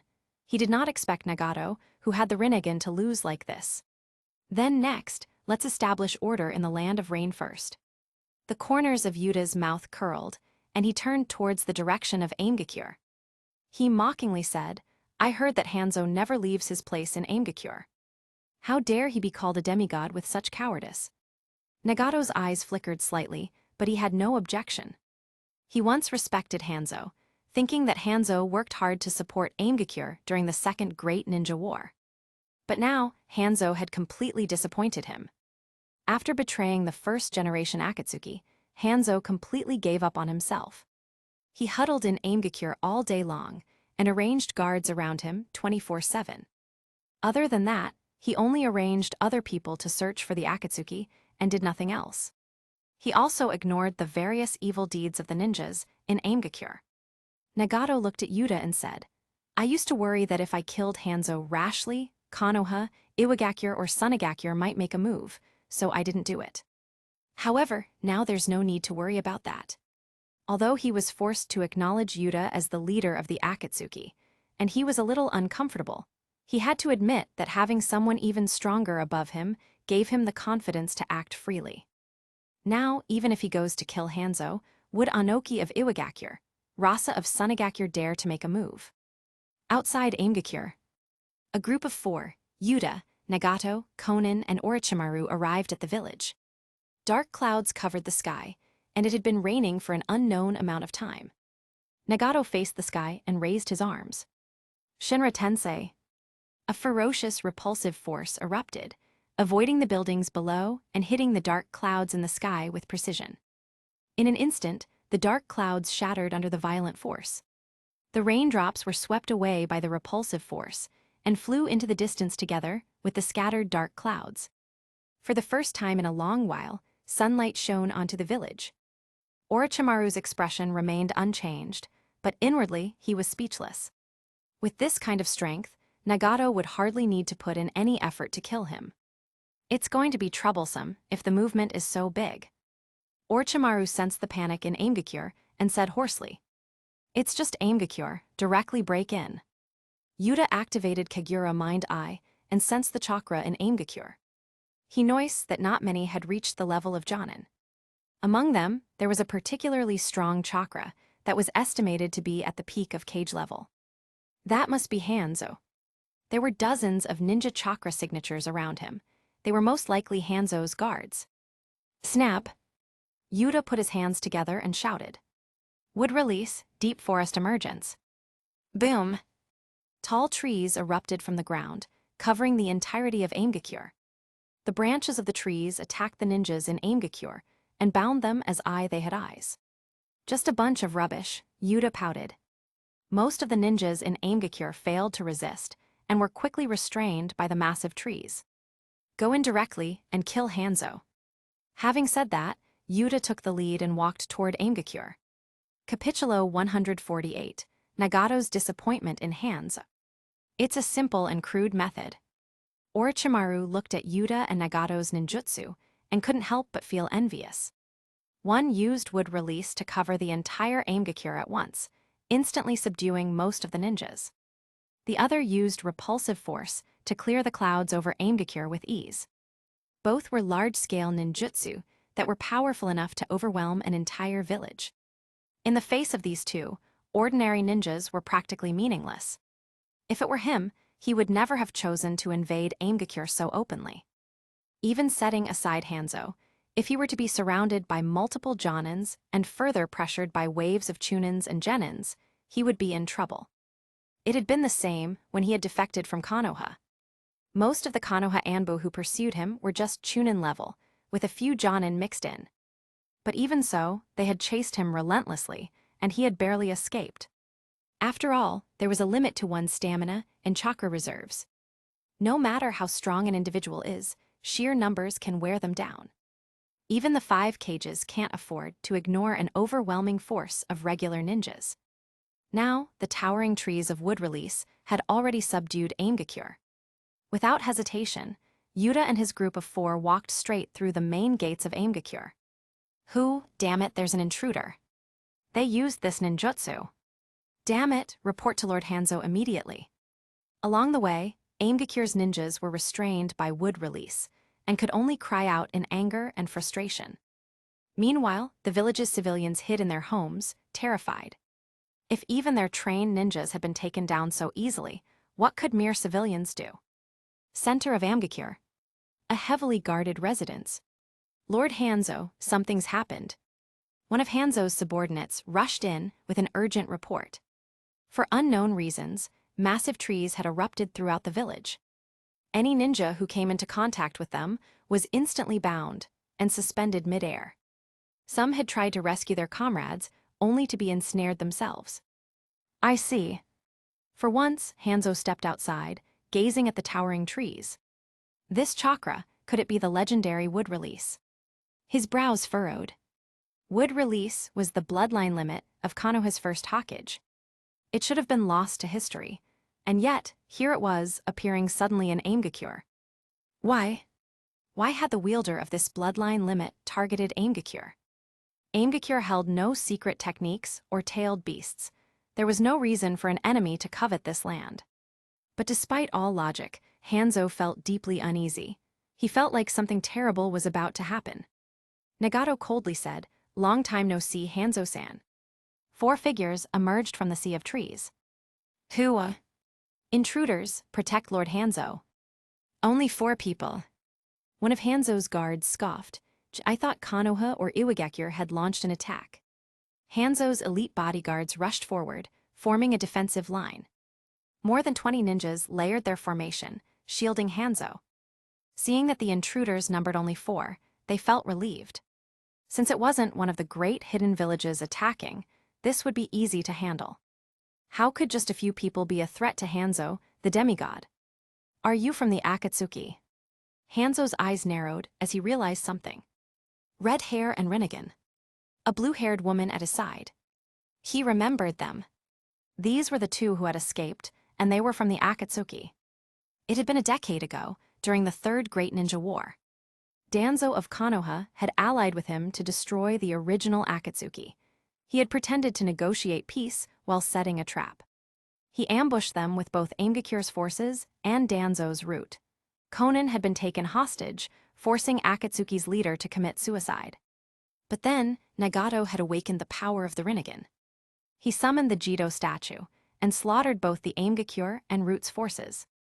Hanzo had barely escaped, thanks to his mastery of the body flicker technique and Nagato's injuries slowing him down. Orochimaru, and Hanzo's gaze shifted. He recognized Orochimaru. After all, he was the one who had bestowed the title of Sannin upon him, Jiraiya, and Tsunade. But the last figure, he had never seen him before. Hanzo's expression tensed as he studied the group's dynamic. Among these 4, this young man was the leader. Who was he? He is so young, but his standing is above even Nagato, who wields the power of the Rinnegan. Uchiha Yuta. Hanzo's face darkened as he realized. Despite his reclusive nature, he wasn't entirely ignorant of the world affairs. The young Uchiha who had defeated Konoha's 3rd Hokage, Kumigakure's 4th Raikage, and Iwagakure's 3rd Tsuchikage. The same one who had single-handedly crushed both Kumigakure and Iwagakure's forces. Despite living in seclusion, Hanzo had heard the rumors. His own greatest feat had been defeating thousands of Konoha ninjas, including Orochimaru, Jiraiya, and Tsunade. But at that time, the Sannin's strength had not yet reached its peak. Moreover, his victory had been achieved by largely relying on poison. And even that had been enough for people to call him a demigod. But Yuta had destroyed entire armies through sheer, overwhelming force. Compared to him, Hanzo felt that his title of demigod was laughable. "You're here for revenge, aren't you?" Hanzo's voice was low, and his gaze shifted to Nagato and Konan. Aimgakure had nothing of value to these people. That meant their target was him. "Revenge?" Nagato let out a cold chuckle. "If all I wanted was to kill you, you'd already be dead." Hanzo's face tensed. Hanzo, there was once a time when you fought against the great hidden villages for the sake of Aimgakure." Nagato's voice was filled with contempt. "But now, you're old, weak, you don't even dare leave Aimgakure. You're terrified that someone will kill you and take away what little power you still have." His Rinnegan glowed. "I'm completely disappointed in you." Capitulo 149, Hanzo's death. Nagato's biggest disappointment with Hanzo was not that he had betrayed the Akatsuki, but that he had completely abandoned the land of rain. During the Second Great Ninja War, it was Hanzo that had allowed Aimgakure to retain a little dignity in the hands of Konoha, Iwa, and Suna. However, the leader of Aimgakure, known as a demigod, was now so timid that he needed guards around him 24/7. How pathetic. Even now, Hanzo was hiding behind a group of Aimgakure ninjas. He doesn't even have the courage to face reality. Does he think that these weak Aimgakure ninjas can do anything? Insanity. Lord Hanzo is not someone who you can despise. How dare you say that you will kill Lord Hanzo? What a joke. The Aimgakure ninjas, who were standing in front of Hanzo, sneered. There were only 4 people in total. 2 were Akatsuki's remnants, and another was Orochimaru, who was also Hanzo's defeated opponent. As for the young boy, the Aimgakure ninjas ignored him. Could just these few people be Hanzo's opponents? Swish! Konan ran out of patience and raised her arms. Papers flew. Countless pieces of paper turned into sharp shurikens, slamming towards the Aimgakure ninjas. She had no sympathy for Hanzo's subordinates. It was because of her capture that Yahiko had to commit suicide. So she wanted to do something. Damn it! The expressions of the Aimgakure ninjas changed drastically, and they all took out their kunai to block. The paper shurikens were seemingly fragile, but incomparably sharp. Soon, a series of screams echoed. Konan didn't hesitate. She raised her arm again, and under her control, a dense swarm of explosive tags flew toward the Aimgakure ninjas at high speed. Fall back. Hanzo's pupils suddenly shrank. With a loud roar, he took the lead in retreating. Most of the others, however, weren't so lucky. Thousands of explosive tags filled the sky, covering everything. Boom! A deafening explosion erupted. Many Aimgakure ninjas died on the spot, without even having time to scream. What an extravagant waste. Yuta's mouth twitched slightly. He couldn't help but complain. Thousands of explosive tags at once. Even the reward from an S-rank mission, probably, wouldn't even cover the cost of so many explosive tags. But for Konan, this was nothing. Even the 600 billion explosive tags she set up against Abaido wasn't the most ridiculous part. The craziest part. She had rehearsed it multiple times. Nagato said, "There's no need for this, just leave Hanzo to me." Nagato hurriedly stopped Konan, who was about to bomb Hanzo again. Save some. If Kakuzu saw this, he'd probably vomit blood. Konan's face remained cold. She didn't plan to attack Hanzo again, but didn't intend to stop either. "I'll handle the rest, I won't let anyone interfere." Saying that, instead of using explosive tags, she cleaned up the remaining ninjas. Yuta said, "Come on, it's just Hanzo, I'm not interested." Well, at least we'll have some spectators. After Yuta spoke to Nagato, he stretched out his hand. The sea of trees around them shook, and countless trees surged. The Aimgakure ninjas, who had been bound by the branches, were dragged and gathered in one place. However, Yuta had no plans to let them down. Countless trees enclosed the area, creating a rare open space in the center. Above, most of the Aimgakure ninjas were hanging from branches. They were bound and helpless, and could only look down in anger. Lord Hanzo, please kill these intruders. How dare they challenge Lord Hanzo? They must be insane. Hanzo and Nagato stared at each other. Cold sweat dripped from Hanzo's forehead. Facing Nagato, he felt immense pressure.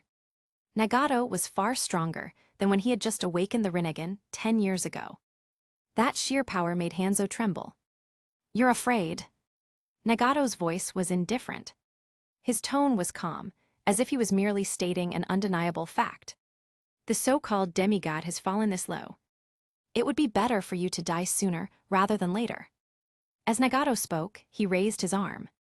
Shinra Tensei. The moment Nagato's dull voice echoed, Hanzo's heart clenched.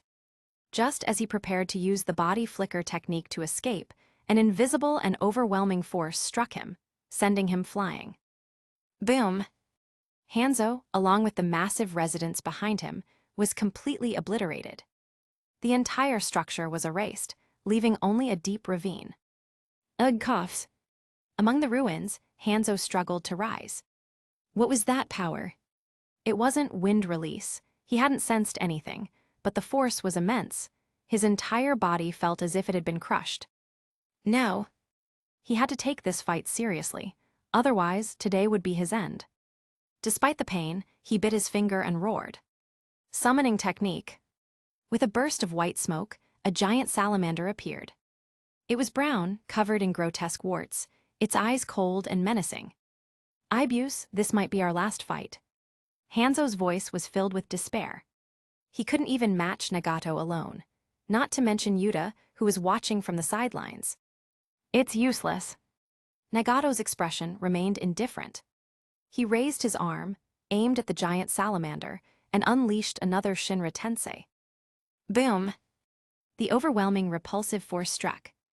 Ibuse let out a pained cry before being sent flying, crashing out of Aimgakure entirely. Seeing this, Hanzo was utterly crushed. From a distance, Orochimaru observed the one-sided battle with a complicated expression. When he, Jiraiya, and Tsunade had fought Hanzo, they weren't his match. Now, Hanzo was powerless against Nagato. Any ninjutsu he tried was instantly shattered by Shinra Tensei. His famed body flicker technique couldn't even get him close. The so-called demigod was nothing more than a struggling old man now. The old era is over. Nagato held a black receiver made of yin-yang chakra. Without hesitation, he drove it through Hanzo's heart. Before his death, Hanzo's eyes were dazed. He didn't even have any last words. How did I fall to this point? Above, the Aimgakure ninjas hanging from the trees were in complete shock. Lord Hanzo was killed this easily. Was this a genjutsu? So boring. Yuta pouted. Even though Hanzo was called a demigod, his strength wasn't at the level of a true powerhouse. Even if Nagato had yet to fully master the Rinnegan, Hanzo was no match for him. Go contact Itachi and the others. Tell them to come directly to Aimgakure. I'll be waiting here, Yuta ordered Nagato. Capitulo 150, Itachi and Yuta's reunion. Yes, I will explain it to them. Juzo ended his communication with Pain and looked up. He said, we don't need to go back to the original headquarters and just head straight to Aimgakure. According to the leader, the so-called demigod of Aimgakure is dead. The village is now ours. With him were Itachi, Kakuzu, and Hiden, who had been brought from the land of hot water to join the Akatsuki. Itachi remained as expressionless as ever, his cold gaze unreadable. He calmly said, the so-called demigod was killed just like that. The leader's power is truly unimaginable. He couldn't help but wonder just how strong Pain was. If Pain faces Yuta, who had slaughtered countless people, could he defeat or even kill him? If so, perhaps he could manipulate them into clashing. To Itachi, both Yuta and Pain were threats to the world's peace. The best outcome would be for both of them to be eliminated.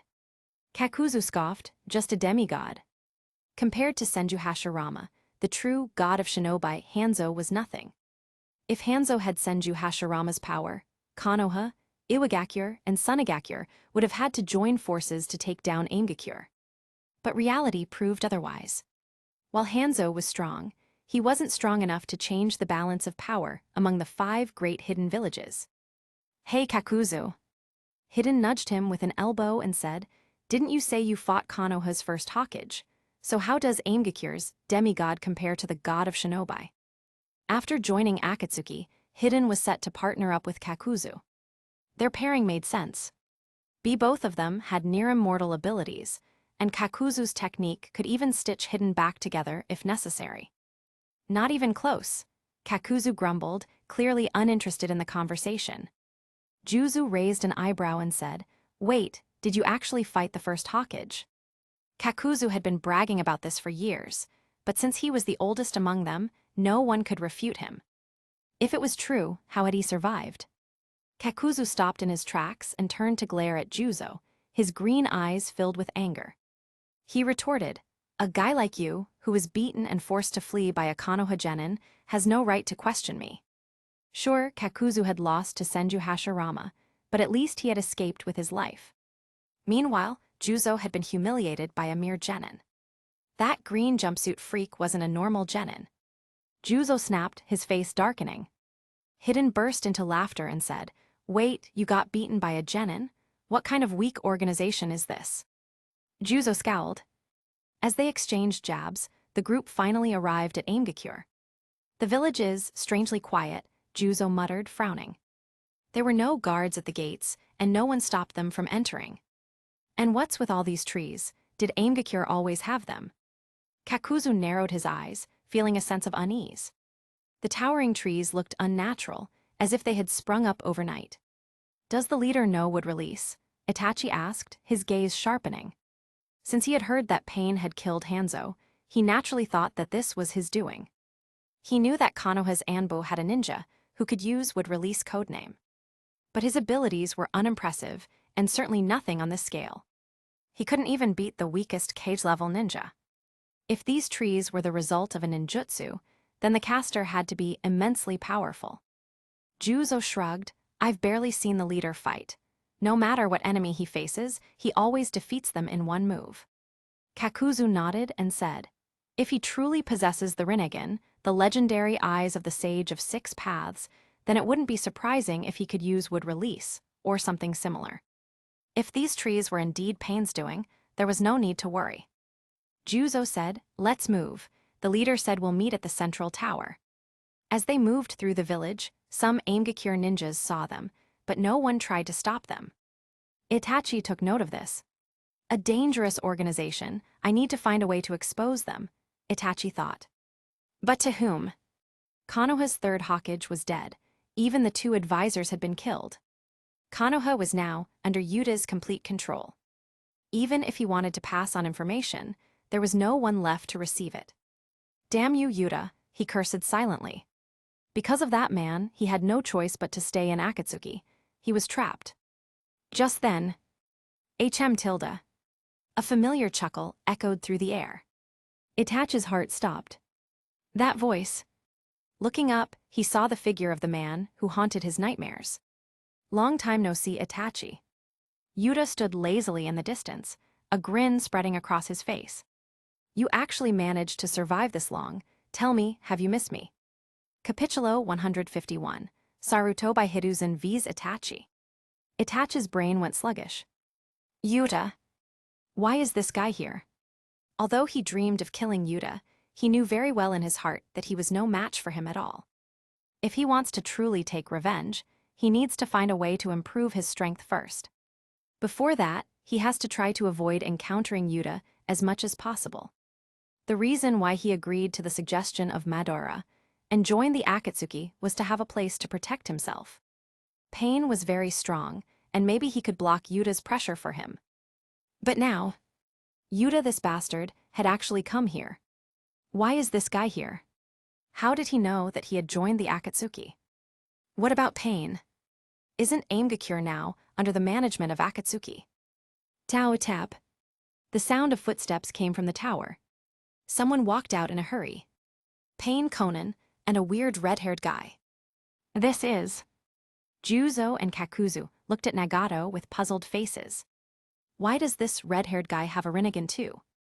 I'm Pain, In other words, the pain you've seen before is just a clone of me. Nagato explained to the two elders of the Akatsuki. Now that his body's condition has been greatly improved, he does not need to always move through pain. Let me introduce him to you. This is Yuta, the new leader of the Akatsuki. Nagato said with a slightly awkward expression. The Akatsuki, which he had built with so much hard work, was just given away. Thinking about it, he still found it a little hard to accept. Juzo. Kakuzu. The two looked at each other in confusion. They had just gone out to do a mission. By the time they returned, the boss had been changed. Hidden shouted in dissatisfaction, "Hey, is your organization reliable? How can you even change the boss at will?" He was defeated by Kakuzu and forced to join the Akatsuki. As a result, looking at it now, this Akatsuki that he thought was awesome turned out to be so outrageous. The boss has been replaced inexplicably. Is your name Hidden? With a smile on his face, Yuta stretched out his arms to Hidden. Shut up for now, I'll deal with you later. In the direction of Yuta's outstretched arm, a giant tree suddenly burst out of the ground. Endless branches wrapped around Hidden, tying Hidden layer by layer. Hidden was about to scream, but a tree branch blocked his mouth, and he could only make a whimper. He tried to break free from the entanglement of this branch, but he found that the strength of this tree was amazing. And it was even absorbing his chakra. In this short period of time, his chakra was drained rapidly. Without chakra, his struggle got smaller and smaller. In the end, no matter how much he resisted, he could not break free from the shackles of this branch. Gulp. Kakuzu looked at Hidden, who had been swept away in seconds, and swallowing his salive. Cold sweat dripped from his forehead. This scene was all too familiar to him. When he had gone to assassinate Senju Hashirama, after struggling for a while, he was tied up just like this. Yuta. Isn't this guy from the Uchiha clan? Why can he use wood release? Yuta continued, now it's your turn, Itachi. I wonder what you're thinking about now. Are you thinking about how to escape, or are you thinking about how to kill me? Yuta stood still, not at all worried about Itachi escaping. The entire Aimgakure was within the reach of his Kagura mind-eye. No matter what means Itachi tries to use to escape, he cannot avoid Hai. Itachi's Sharingan had already activated to Manjikayo, but he still didn't dare to move. His two pupil techniques, Amaterasu and Tsukuyomi, were completely ineffective against Yuta. Yuta could dodge Amaterasu with his speed. Facing Yuta, who was stronger than him, Tsukuyomi was probably useless. If he wants to defeat this guy, maybe he can only rely on the Susanu's secret weapon. But, although he can finally use Susanu after his hard work, he can only use the first form, and it can only last for a few minutes at most. He has to beat Yuta in such a short time. Leader, Itachi is also a member of the Akatsuki. Juzo said hesitantly to Nagato. Although the time together was not too long, the relationship between him and Itachi was not bad. He didn't want to see his partner die in front of me. I'm no longer the leader. Nagato retorted quietly. Also, it's family matter, and we don't need to be involved. He knew something about Itachi.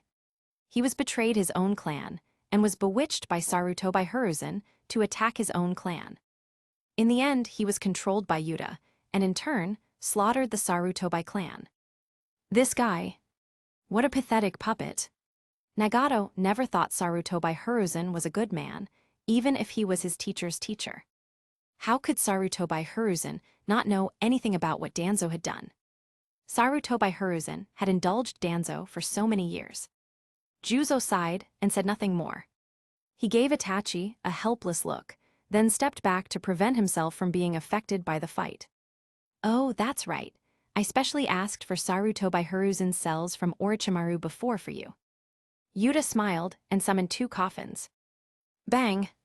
The coffins were opened, and Senju Tabarama and Sarutobi Hiruzen came out. Ahi. As soon as Senju Tabarama came out, he couldn't help sighing. It would have been better if he had known it earlier. This guy Yuta has such a strong sense of vengeance. His elder brother can freely take a look at the current Konoha and return to the Pure Land. But he and Monkey can only be stuffed in the coffin. They were like summoning beasts. Third Raikage. Itachi looked at Sarutobi Hiruzen, who had come out of the coffin. Wasn't he killed by Yuta? And the guy next to him is TGE's second Hokage. Is this the forbidden technique, Edo Tensei? This guy Yuta actually used the old Hokages as a tool. Come on, Sarutobi Hiruzen, this is the enemy who wiped out your entire clan, show your strength. Yuta instantly manipulated Sarutobi Hiruzen's will and ordered him to attack Itachi. Sarutobi Hiruzen and Itachi, these two guys, can be regarded as the top 3 people he hates the most. Now, he can let these two dogs bite each other. Capitulo 152, Teacher and Student vs Itachi. Damn it!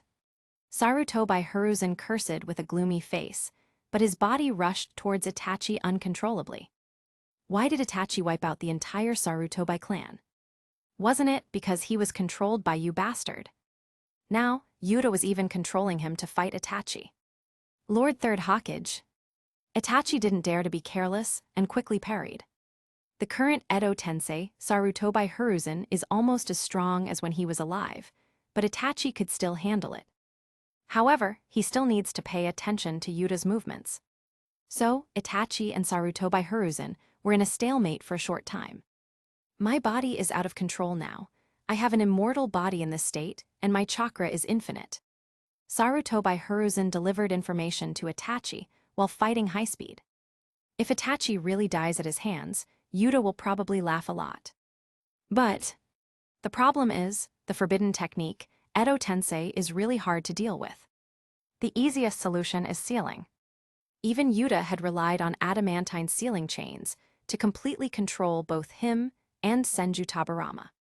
However, if Itachi wants to successfully seal, he must be able to defeat him and temporarily make him incapacitated. Itachi's eyes flickered, and while fighting, he thought about countermeasures. He knows something about sealing. However, that method cannot be used easily. It is the trump card he had prepared to deal with Yuta. If he uses it now, he will be in trouble if Yuta raises his guard. Sorry, Lord Third Hokage. The Mangekyo of Itachi's right eye aimed at Sarutobi Hiruzen.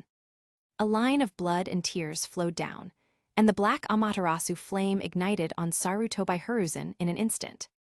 Since Edo Tensei's body can be restored infinitely, Amaterasu can burn it forever. This is...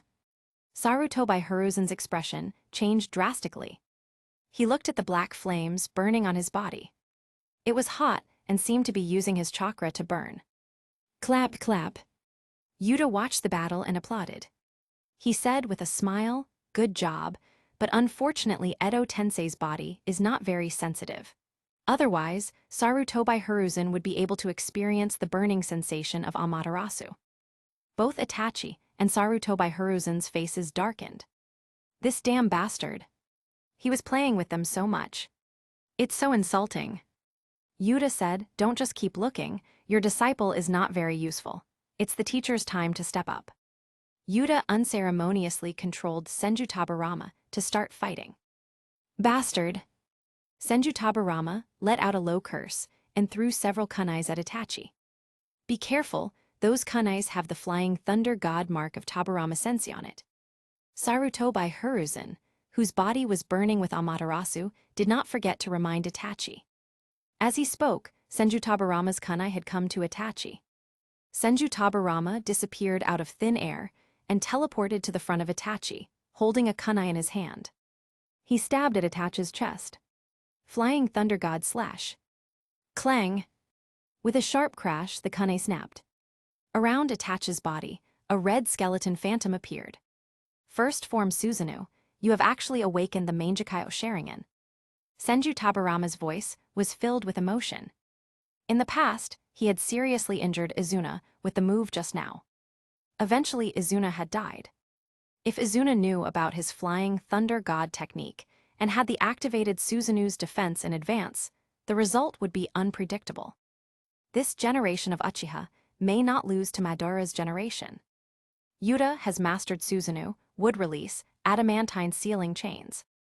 And his chakra reserve is even greater than his elder brother in his prime.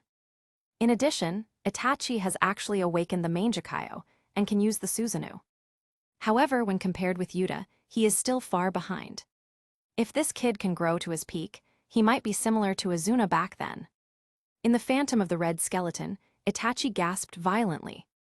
If it's only the first form Susanu, he can last longer. But it still consumes a lot. The requirements for pupil power and chakra are great. Evil and stupid. Itachi was a little surprised to hear the second Hokkage's evaluation of him. What did he do to make second Hokage say that about him? Senju Tabarama said in a cold voice while stepping back to perform water release. You were fooled by Monkey to slaughter all of your clan. Aren't you evil and stupid? What's more, you actually plan to bear all the charges after that.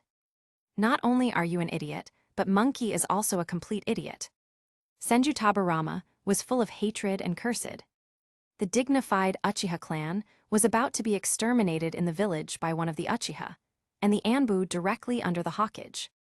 Does Monkey not know how much damage this will do to the Hokkage's image? As for Yuta, this stupid guy who wants to kill himself, he is just stupid and bad. Itachi said, I did that for the peace of the village. Uchiha's coup d'etat would weaken the village, so I wanted to stop this in advance. After Yuta launched a coup and killed Lord Third Hokage, both Kumigakure and Iwagakure took the opportunity to fight against Konoha. So, my point has been proven. Itachi defended with a face full of unwillingness. He did all this for Konoha, but his efforts were being denied by the previous Hokage. He even said that he was evil and stupid. This was something he couldn't accept no matter what. Idiot! Senju Tabarama cursed angrily. If other villages want to go to war, then go and fight them. Killing your own people in advance, what kind of bullshit idea is this? How could the Uchiha clan produce such a thing like you? If Madara knew that there was an idiot like you among his descendants, he would probably come back to life in anger. Damn, why are there such idiots in the village? Although he was wary of the Uchiha clan, he did not intend to slaughter the entire Uchiha clan. As for Saruto by Hiruzen, he planned to exterminate the Uchiha clan to solidify his power. What were these two thinking about? Yuta was much better than these two people. At least, he beat Kumigakure and Iwagakure. Senju Tabarama angrily said, Stupid brat, I was thinking of not going all out. Maybe you might be able to get rid of Yuta in the future. Looking at it now, it's better for a fool like you to be killed early. Keeping you alive is a big danger to the world. Senju Tabarama waved his hands, and endless explosive tags flew up. Capitulo 153, Itachi's trump card. New book Denmachi, RNG system. So the MC is reincarnated as an elf and has a system that gives him random stuff at random times. It can be Kekkei Genkai or Longinus or magic or grimoire, basically anything. It's all dependent on luck. Boom! A deafening, continuous explosion sounded in Aimgakure. The endless explosive tags completely covered Itachi, and the sky-high flame of the explosion drowned everything. Wood release, wood lacking wall. Yuta put his hands together and instantly created several layers of walls with a height of tens of meters. Layer after layer of walls surrounded the area for hundreds of meters, isolating the explosion. Seeing this, Nagato and Konan on the side were relieved. They didn't want Aimgakure to be destroyed like this. Although most of them didn't like Aimgakure ninjas, this was the land of rain after all. This was a part of their hometown. What's more, Aimgakure would be taken over by the Akatsuki in the future, so it couldn't just be destroyed. Such a wide range of ninjutsu, it should also be very strong. Jews observed the wood release wall inside. Layer after layer of walls that were several meters thick. The continuous explosions even made the ground under their feet shake. Under the impact of the endless explosion of the explosive tags, the walls still could not be blown open. Orochimaru said, if Itachi had been killed just like that, it would be a pity. Orochimaru stared at the center of the explosion, wanting to know the result as soon as possible. After all, Itachi had a pair of Mangekyou Sharingan. Now, Orochimaru had completely lost interest in both Yuta and Nagato. It's not that he didn't want to get their eyes, it's that he didn't dare. These two could easily beat him at will. And apart from these two people, what he wanted most was to get Itachi's body. If he can get Itachi's body and study it, he might be able to unlock the secret of Yuta's great power. Yuta said, Well, I hate that guy, but Itachi won't die so easily. Yuta didn't have any expectations for the mutually multiplying explosive tags technique. When fighting Sasuke, he used Susanu to take down Sasuke's Kirin. When fighting Orochimaru, he used the artifact Totsuka sword and Yata mirror. When fighting Kabuto, he saw that he couldn't win even with Sasuke's help, so he suddenly used Izanami and forcefully beat Kabuto. Izanami was only used once on Kabuto. There was no foreshadowing before, and it had not been used a second time since then. It had completely appeared out of thin air. It didn't take long for the continuous explosion to end. The smoke of gunpowder gradually dissipated, and a phantom figure of a red giant more than 10 meters high appeared. The red giant held a strange weapon in its hand that looked like a mirror. Senju Tabarama exclaimed, "It didn't work." Senju Tabarama's body, which had been blown to pieces, was reorganized. He looked at the Susanu, which was basically intact, with a solemn expression. Even with so many explosive, it was still okay. How did Itachi do it? Was it due to that mirror-like weapon? Orochimaru muttered that, could it be the legendary Yata mirror? Orochimaru stared at the weapon in the hands of the red Susanu. He had once searched for relevant documents and tried to find some legendary artifacts. He knew something about the Yata mirror. It could change its attributes according to the nature of an attack, making it invalid, and it could reflect all physical attacks. The Yata mirror was actually in Itachi's hands. Inside the red Susano, Itachi's eyes were unbearably sore. His body was shaking, and he was panting violently. No, he couldn't hold on anymore. Right now, he could only use the first form of Susanu, and it couldn't last long. To defend against the explosion of the explosive tags, he had to use the Yata mirror for defense. Time was running out now. He had to deal with Yuta as soon as possible. Itachi bit the tip of his tongue. The sharp pain made his mind clearer, and his sore eyes began to focus. Immediately, he willed his red Susanu to go forward, rushing towards Yuta. Yuta said, "You're coming for me. I think I understand what you're planning."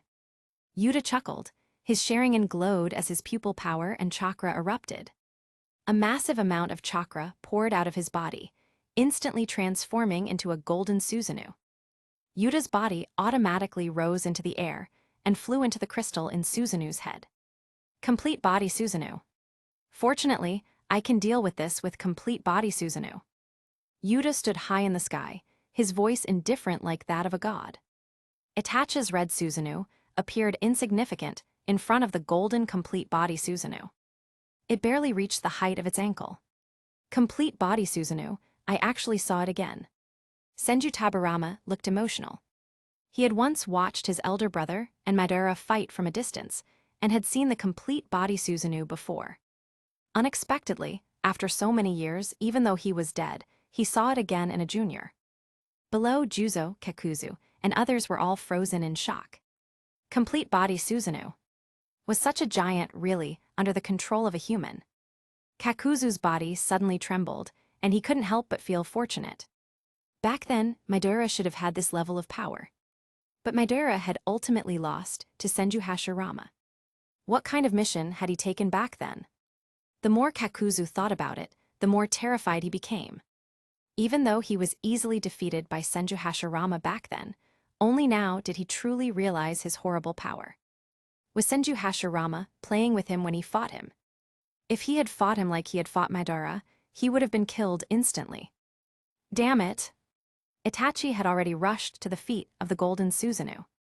He roared, and a fiery red sword appeared in his Susanu's right hand. The legendary artifact, Totsuka sword. An artifact that could send those it stabbed into an eternal dream world and seal them forever. Only this legendary artifact could allow him to defeat Yuta. Itachi roared and controlled his Susanu to stab Yuta's Susanu at the calf with the Totsuka sword. Ridiculous. Yuta's voice was calm as he controlled the complete body Susanu. He lifted one foot slightly and stomped down, stepping on Itachi's Susanu. Cracked. The red Susanu was instantly crushed and stepped into the ground, cracks appearing all over it. No. Itachi was filled with rage and struggled desperately to break free. Yuta, that bastard, had humiliated him to this extent. Capitulo 154. Itachi uses Izanagi. Click. The red Susanu finally couldn't hold on any longer, and shattered completely. Boom! Yuta's complete body Susanu stepped down, and the earth shook. Itachi couldn't say a single extra sentence. Dead, what a pity. Orochimaru sighed and shook his head. Yuta's complete body Susanu stepped down with one foot, and Itachi's Susanu was directly crushed. Come to think of it, Itachi himself should have died without a whole body. He held the Totsuka sword too highly. Even that legendary artifact couldn't make a splash in front of absolute power. Never mind. He better not have any thoughts in the future. He should just work for Yuta honestly. After waiting for dozens or hundreds of years, when Yuta dies, he will be free again. There is still hope for freedom. Juzo sighed, it should be hopeless, alas. He and Itachi got along just fine during their time together as teammates. However, facing Yuta, he had no room to speak at all. What's more, Yuta was just getting rid of a traitor on behalf of the clan, and he, as an outsider, cannot intervene. Don't underestimate the Uchiha clan. Senju Tabarama crossed his arms and said coldly, they have a forbidden technique called Izanagi that reverses life and death, turning everything that is not favorable for them into a genjutsu.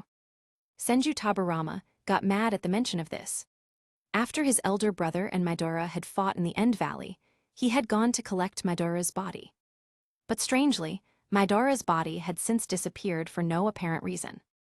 If someone hadn't stolen Midora's body, then it's possible that Midora had used Izanagi for suspended animation in advance. However, later he did not see Midora appear again. Coupled with the outbreak of the First Great Ninja War, he didn't have time to care about this later. Yuta agreed, that's right, how could he just die like this? With a smile on his face, Yuta controlled the Susanu and moved away. Itachi's Susanu wasn't in the pit. Susanu is the materialization of chakra. It had dissipated after being stepped on. However, Itachi's body wasn't here. Yuta said, Itachi is one of the people I hate the most. How could just killing him once be enough? Speaking of which, in the first place, killing you only once was a bit cheap for you, Naruto by Hiruzen. Unlike your old buddy Danzo, I killed him multiple times. Yuta looked down at Naruto by Hiruzen below from a commanding height. Naruto by Hiruzen and Itachi are among the top 3 people he hates the most. Naruto by Hiruzen is very black-hearted, but he pretends to be kind and righteous. In comparison, Danzo is better. At least he doesn't put up a front. And Itachi. He is on par with Naruto by Hiruzen. He is clearly doing immoral things, but he believes that he is a virtuous person from the bottom of his heart. Simply disgusting. You. Naruto by Hiruzen's face was ashen, and his body was shaking with anger. What the hell is this bastard talking about? He killed him, blew up his son in front of him, and exterminated the Sarutobi clan. This is still not enough. He still wants to kill him a few more times. Sure enough, the Uchiha clan is born evil. When Yuta was still at the ninja school, he should have strangled this bastard directly. Although he was scolding Yuta in his heart, Sarutobi Hiruzen didn't dare to say anything. Now, his body is completely out of his own control. If he annoys Yuta again, his situation might be even more miserable. Oh, want to run away. Yuta used Kagura Mind Eye and searched for Itachi's movements. The moment when the red Susanu was stepped on, Itachi ruthlessly wasted a Mangekyo to use Izanagi, thus avoiding the fatal blow. And after this, Itachi seems to have given up the idea of dealing with him, intending to escape from the underground secretly. You're like a mouse. Yuta stretched out his hand and held it far below. A giant tree grew out of the ground, and its lush roots and branches grabbed Itachi, who was about to escape from the ground, and pulled him out. Coughing blood, Itachi broke free from the branches that were entangling him. Now that Izanagi was still in effect, he rewrote the reality that he was bound by wood release. At this moment, Itachi, who used to have a poker face all year round, had no expression on his face. His face was full of blood, his body and hair were dirty, and he was in a mess. Lord Second Hokage, why did you take the initiative to help Yuta? Itachi asked with a face full of grief and indignation.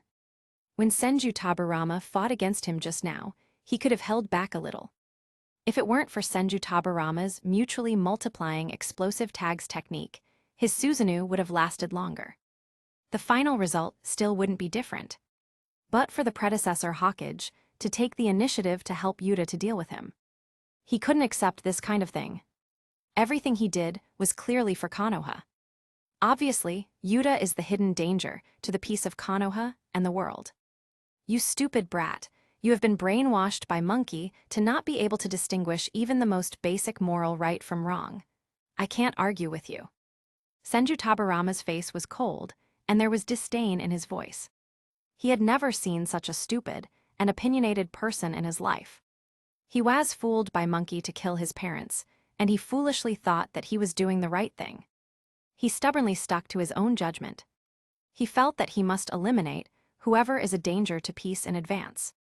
Fortunately, he isn't strong enough. If this kind of idiot had the strength to suppress the world, then it would truly be a disaster. Itachi's eyes were red, and he felt that it was difficult to vent his aggrieved mood. He intended to make such a big sacrifice for Konoha's peace. But what was this evaluation in the eyes of the predecessor Hokage? Lord Third Hokage, I did that for Konoha, didn't I? We decided to eliminate hidden dangers in advance for the peace of Konoha. Itachi cast his eyes on Saruto by Hiruzen, like a drowning man trying to grab the last straw. The corners of Saruto by Hiruzen's mouth moved, and he suddenly grinned a little. He never thought that his brainwashing ability was so strong. Yuta had made all the things he did public, but Itachi still trusts him so much. Perhaps this was not just because of his brainwashing ability, but also because of Itachi himself. He has a deep-rooted prejudice against his own clan, and at the same time, he is stubborn, thinking that his judgment is the most correct. Itachi, you are so pathetic. Saruto by Hiruzen shook his head and sighed. Boom! Itachi froze as if he was struck by lightning. Capitulo 155, Itachi's last struggle. How could this happen? Is everything fake? Impossible, absolutely impossible. Itachi muttered to himself as if he had lost his soul. The third Hokage called him pathetic. Has his life really been just a joke? Since becoming an Anbu, he has been a double agent for the Uchiha clan and the Hokage building. Of course, he was only a double agent in name. He didn't reveal any valuable information to the Uchiha clan at all.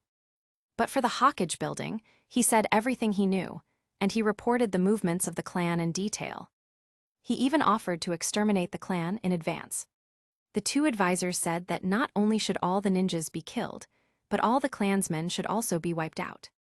He agreed and only asked to keep Sasuke. If the third Hokage did these things not for Konoha, then his own so-called idea of for Konoha was ridiculous. After all, he was actually just a knife in the hands of Saruto by Hiruzen. If the knife-bearer is unjust, how can his knife be just? Yuta said, you intended to slaughter all of your clansmen, and you also believed that you were righteous and doing this for peace. Itachi, I have to say, you are one of a kind. Itachi is arguably the most bizarre person in the Naruto world. As for the others, they all at least know what they are doing. In order to keep his status and power, Saruto by Hiruzen suppressed the ninjas. In order to be able to ascend to the position of Hokage, Danzo eliminated what might threaten his overall power.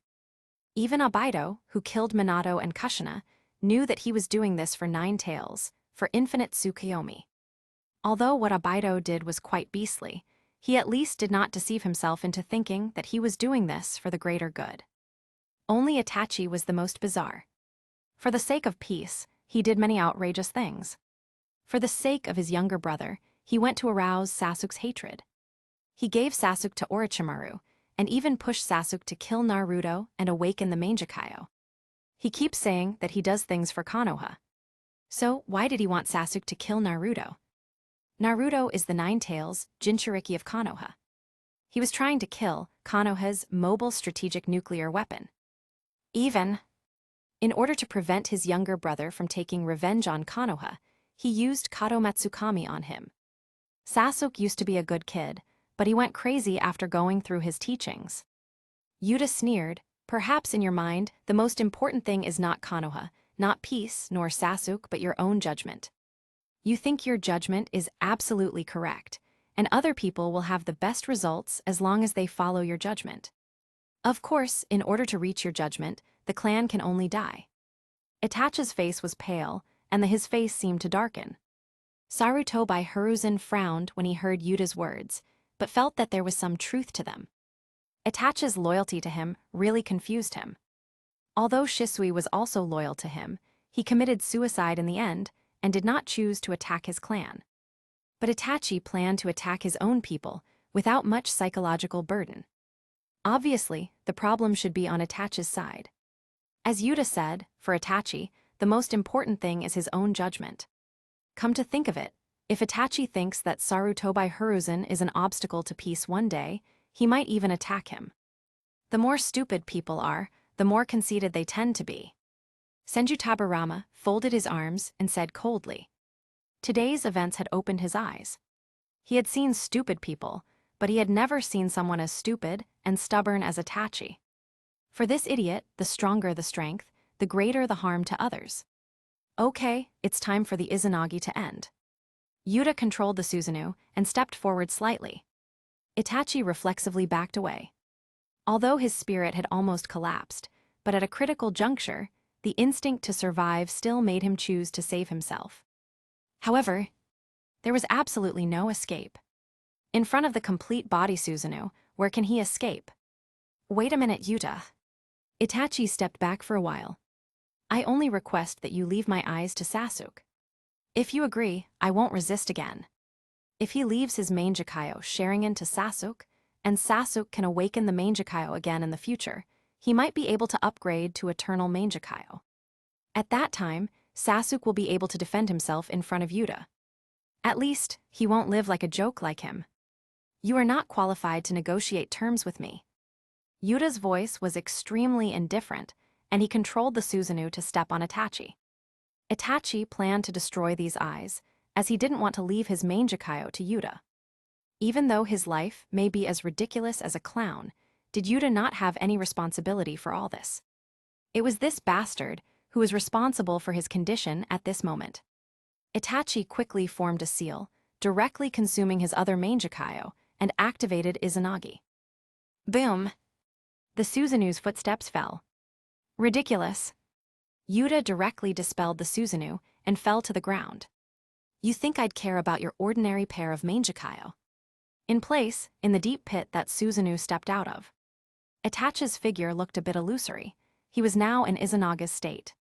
Hearing Yuta's words, Itachi stabbed his eyes with both hands and fingers, trying to destroy his own eyes completely.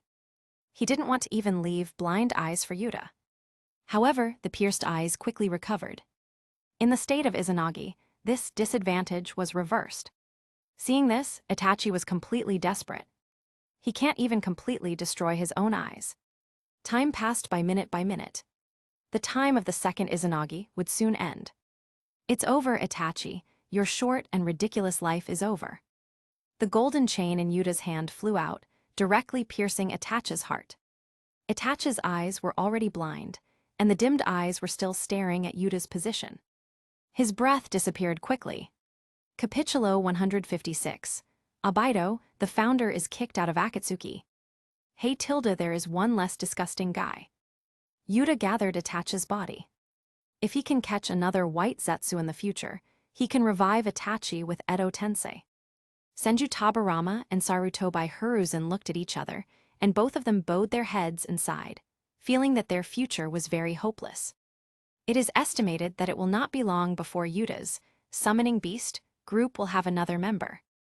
Senju Tabarama felt that he had never regretted anything as much as now, either in life or after death. He should have listened to his brother. Edo Tensei is truly a disaster. Even though he had taken precautions and researched the method to break free from Edo Tensei in advance, he still couldn't do anything. Damn, who would have thought that this would happen? The strength gap between Yuta and him is too large. Even if he knows a way to break free, there is absolutely no chance of using it. Moreover, even if it is used, Yuta probably won't care. After all, the reason why Yuta brought him out was not because he lacked a thug like him, but purely to annoy him. It was because he had acted recklessly and said a few words. Okay, now that the Itachi matter is over, it's your turn. Yuta made a coffin with wood release and put Itachi into it. Then, he turned his head to face Akatsuki members. He said, "It seems that there are not many people anymore. Kakuzu Juzo, Akatsuki will listen to me in the future. Do you two have any opinions?" Juzo had no idea and nodded to express his agreement. Even pain had relented. He had absolutely no need to resist. Anyway, the Akatsuki is still the Akatsuki. Just the boss has been replaced. Kakuzu shook his body and immediately responded, "No comment." He would be crazy to refuse Yuta. Don't be fooled by the kind smile on Yuta's face now. Looking at his attitude towards Itachi, he can see that this guy isn't like Senju Hashirama. "Kakuzu of Takagakure, I didn't expect you to be alive. My elder brother let you go. I didn't expect you to become a rebel and join this inexplicable rebel organization." Senju Tabarama recalled Kakuzu and said coldly. This guy had tried to assassinate his elder brother, but was easily suppressed by him. His elder brother was addicted to gambling and had just lost everything back then. At that time, he was short of money, and this guy Kakuzu chose to pay for his life. Coupled with the character of his elder brother, he didn't intend to execute Kakuzu, so he simply took the money and let him go. Hearing Senju Tabarama's words, the Akatsuki members looked at Kakuzu, and the expression on Kakuzu's face immediately became very subtle. Kakuzu's face changed drastically, and he scolding Senju Tabarama in his heart. Why did he have to say this kind of stuff? All his contemporaries were basically dead now. Since others didn't know much about the details of this incident, he thought that he could keep it a secret forever. He didn't expect Senju Tabarama to spill the beans. Orochimaru said, "Hee, I see, no wonder you are so obsessed with money, Kakuzu." The corners of Orochimaru's pale face twitched. He had always been confused why Kakuzu, who was cage level, cared so much about money. He himself needs money to spend on experimental materials. But Kakuzu only makes money without spending money. Now he finally understood the reason for Kakuzu's actions. It turns out that he had bought his life from Senju Hashirama with money back then. Maybe this caused him to develop some sort of obsession with money. Kakuzu defended himself, "That has nothing to do with me making money. Only money has value in life." Yuta faced Kakuzu and warned him, "Since you have agreed to obey, the Akatsuki will follow my rules in the future. The world needs order. Even if you are strong, you can't kill people indiscriminately. The restraint on Akatsuki's members is up to you, Nagato."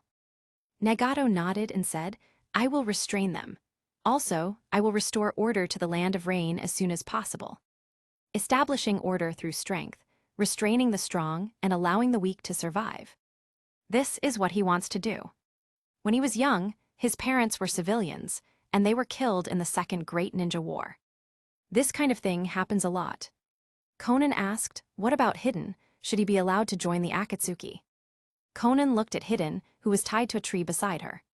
The branches of the tree stuck in Hidden's mouth. He whimpered, but he couldn't speak at all. "Hidden's." Yuta turned his head and waved at Hidden, loosening the stick stuck in his mouth. "Asshole." Hidden, who was finally able to speak, cursed. "What a shitty organization.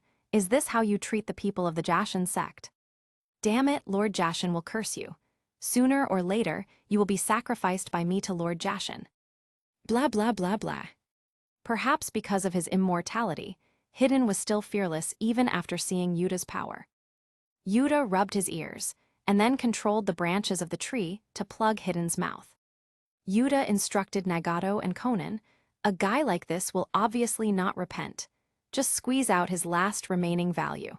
There's no need to treat him like a human being." Although Kakuzu likes to kill people to get bounties, he has a normal mind and knows to submit. But there is absolutely no need to give a chance to people like Hidden. Yuta said, "Orochimaru, this guy is for you." Yuta waved his hand far away and controlled Hidden to go to Orochimaru's side. This guy has a certain degree of immortality. Even if his body is chopped into several pieces, he won't die. Oh. Orochimaru immediately became interested and stared at Hidden with burning eyes. He won't die even if he is chopped into several pieces. What if he is chopped into a paste? Also, what if he starves or suffocates? Will this guy die then? Great research value. If the secret of Hidden's immortality can be resolved, his living corpse reincarnation technique might improve even more. It's a really valuable material. Orochimaru looked very satisfied. It turns out Yuta is not a complete asshole. At least, he recognized his value and provided him with valuable materials. Yuta didn't care and instead said, "Summon a snake from Ryucha Cave, I'm going to Ryucha Cave." Land of Water. Kirigakure. Mizukage Building. What did you say? Abaito was stunned. Zetsu had just passed back some information on the Akatsuki. Yuta had actually found the Akatsuki and beaten up Nagato. In other words, Akatsuki no longer belongs to him now. Abaito was in a trance and felt a little dizzy. Capitulo 157, Abaito's Arrogance. Black Zetsu was also in a very bad mood right now. What the hell is this? Wasn't the Akatsuki developing well? Why did this suddenly happen? Abaito was somewhat incoherent and confused. He said, "Tell me the details of this matter. What exactly happened? Why did Yuta find the Akatsuki, and how did he know the location of the headquarters base? Also, Yuta not only defeated Nagato, but even made Nagato submit to him. How could Nagato be someone who would easily submit to others? Yuta defeating Nagato wasn't an overly surprising result. After all, Yuta had beaten thousands of Iwa ninjas, but Nagato might not have been able to do that. But in the current situation, Nagato not only lost, but also surrendered. Is that still Nagato? What about his dream of deterring the world? He just gave up. White Zetsu giggled and said, "According to the memory of the clone at the headquarters, it should be Orochimaru who brought Yuta to him. When this happened, he just found it funny." Orochimaru. Abaito had a grim expression and he coldly said, "That damn traitor." It was because of Orochimaru that the current situation had become so messed up. No, it's not just because of Orochimaru. The main reason is Yuta's strength. He has always been on guard against Akatsuki members, especially people like Orochimaru and Nagato. Orochimaru's betrayal was actually not unexpected.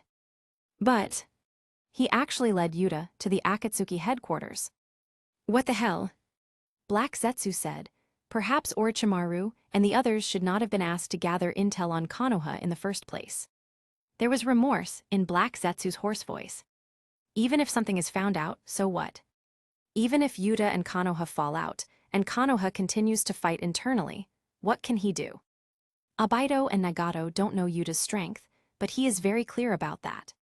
Yuta's complete body Susanu alone is a bigger threat than the entire Konoha. In this case, unless Yuta is assassinated by Konoha ninjas, no matter what happens on Konoha's side, it will make no difference to the Akatsuki. In the end, the biggest opponent was still Yuta, and Konoha was dispensable. Someone was sent to investigate, and once the mission failed, the Akatsuki had become in trouble.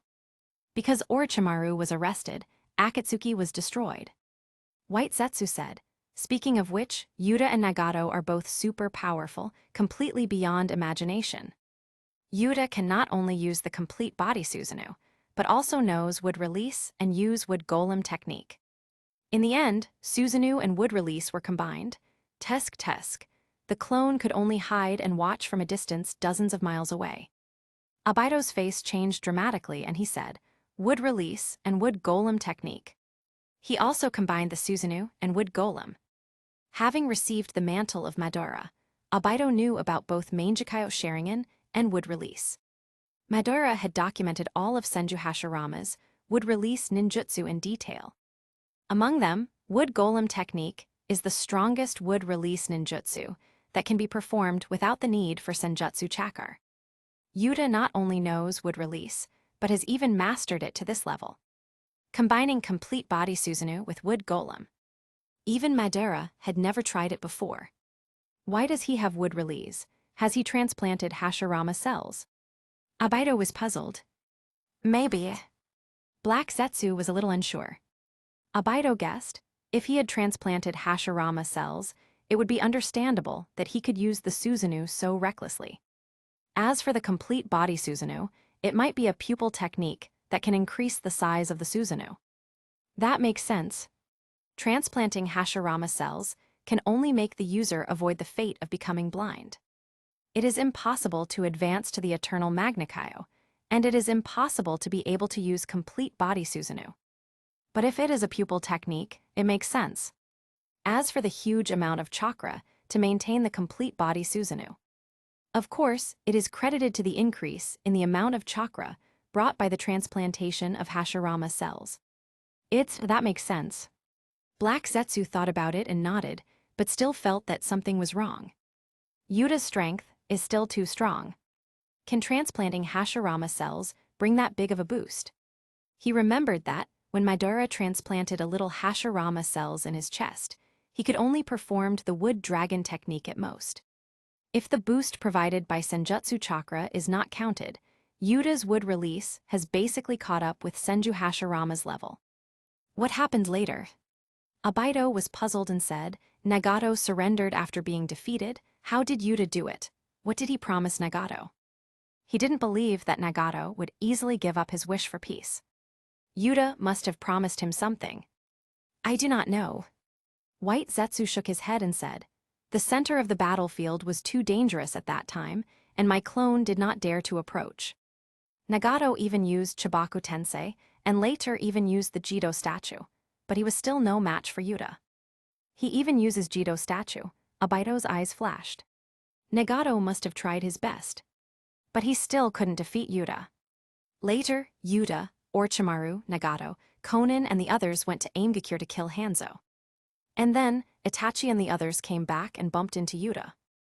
White Zetsu said with a smile. Abaido's mouth twitched.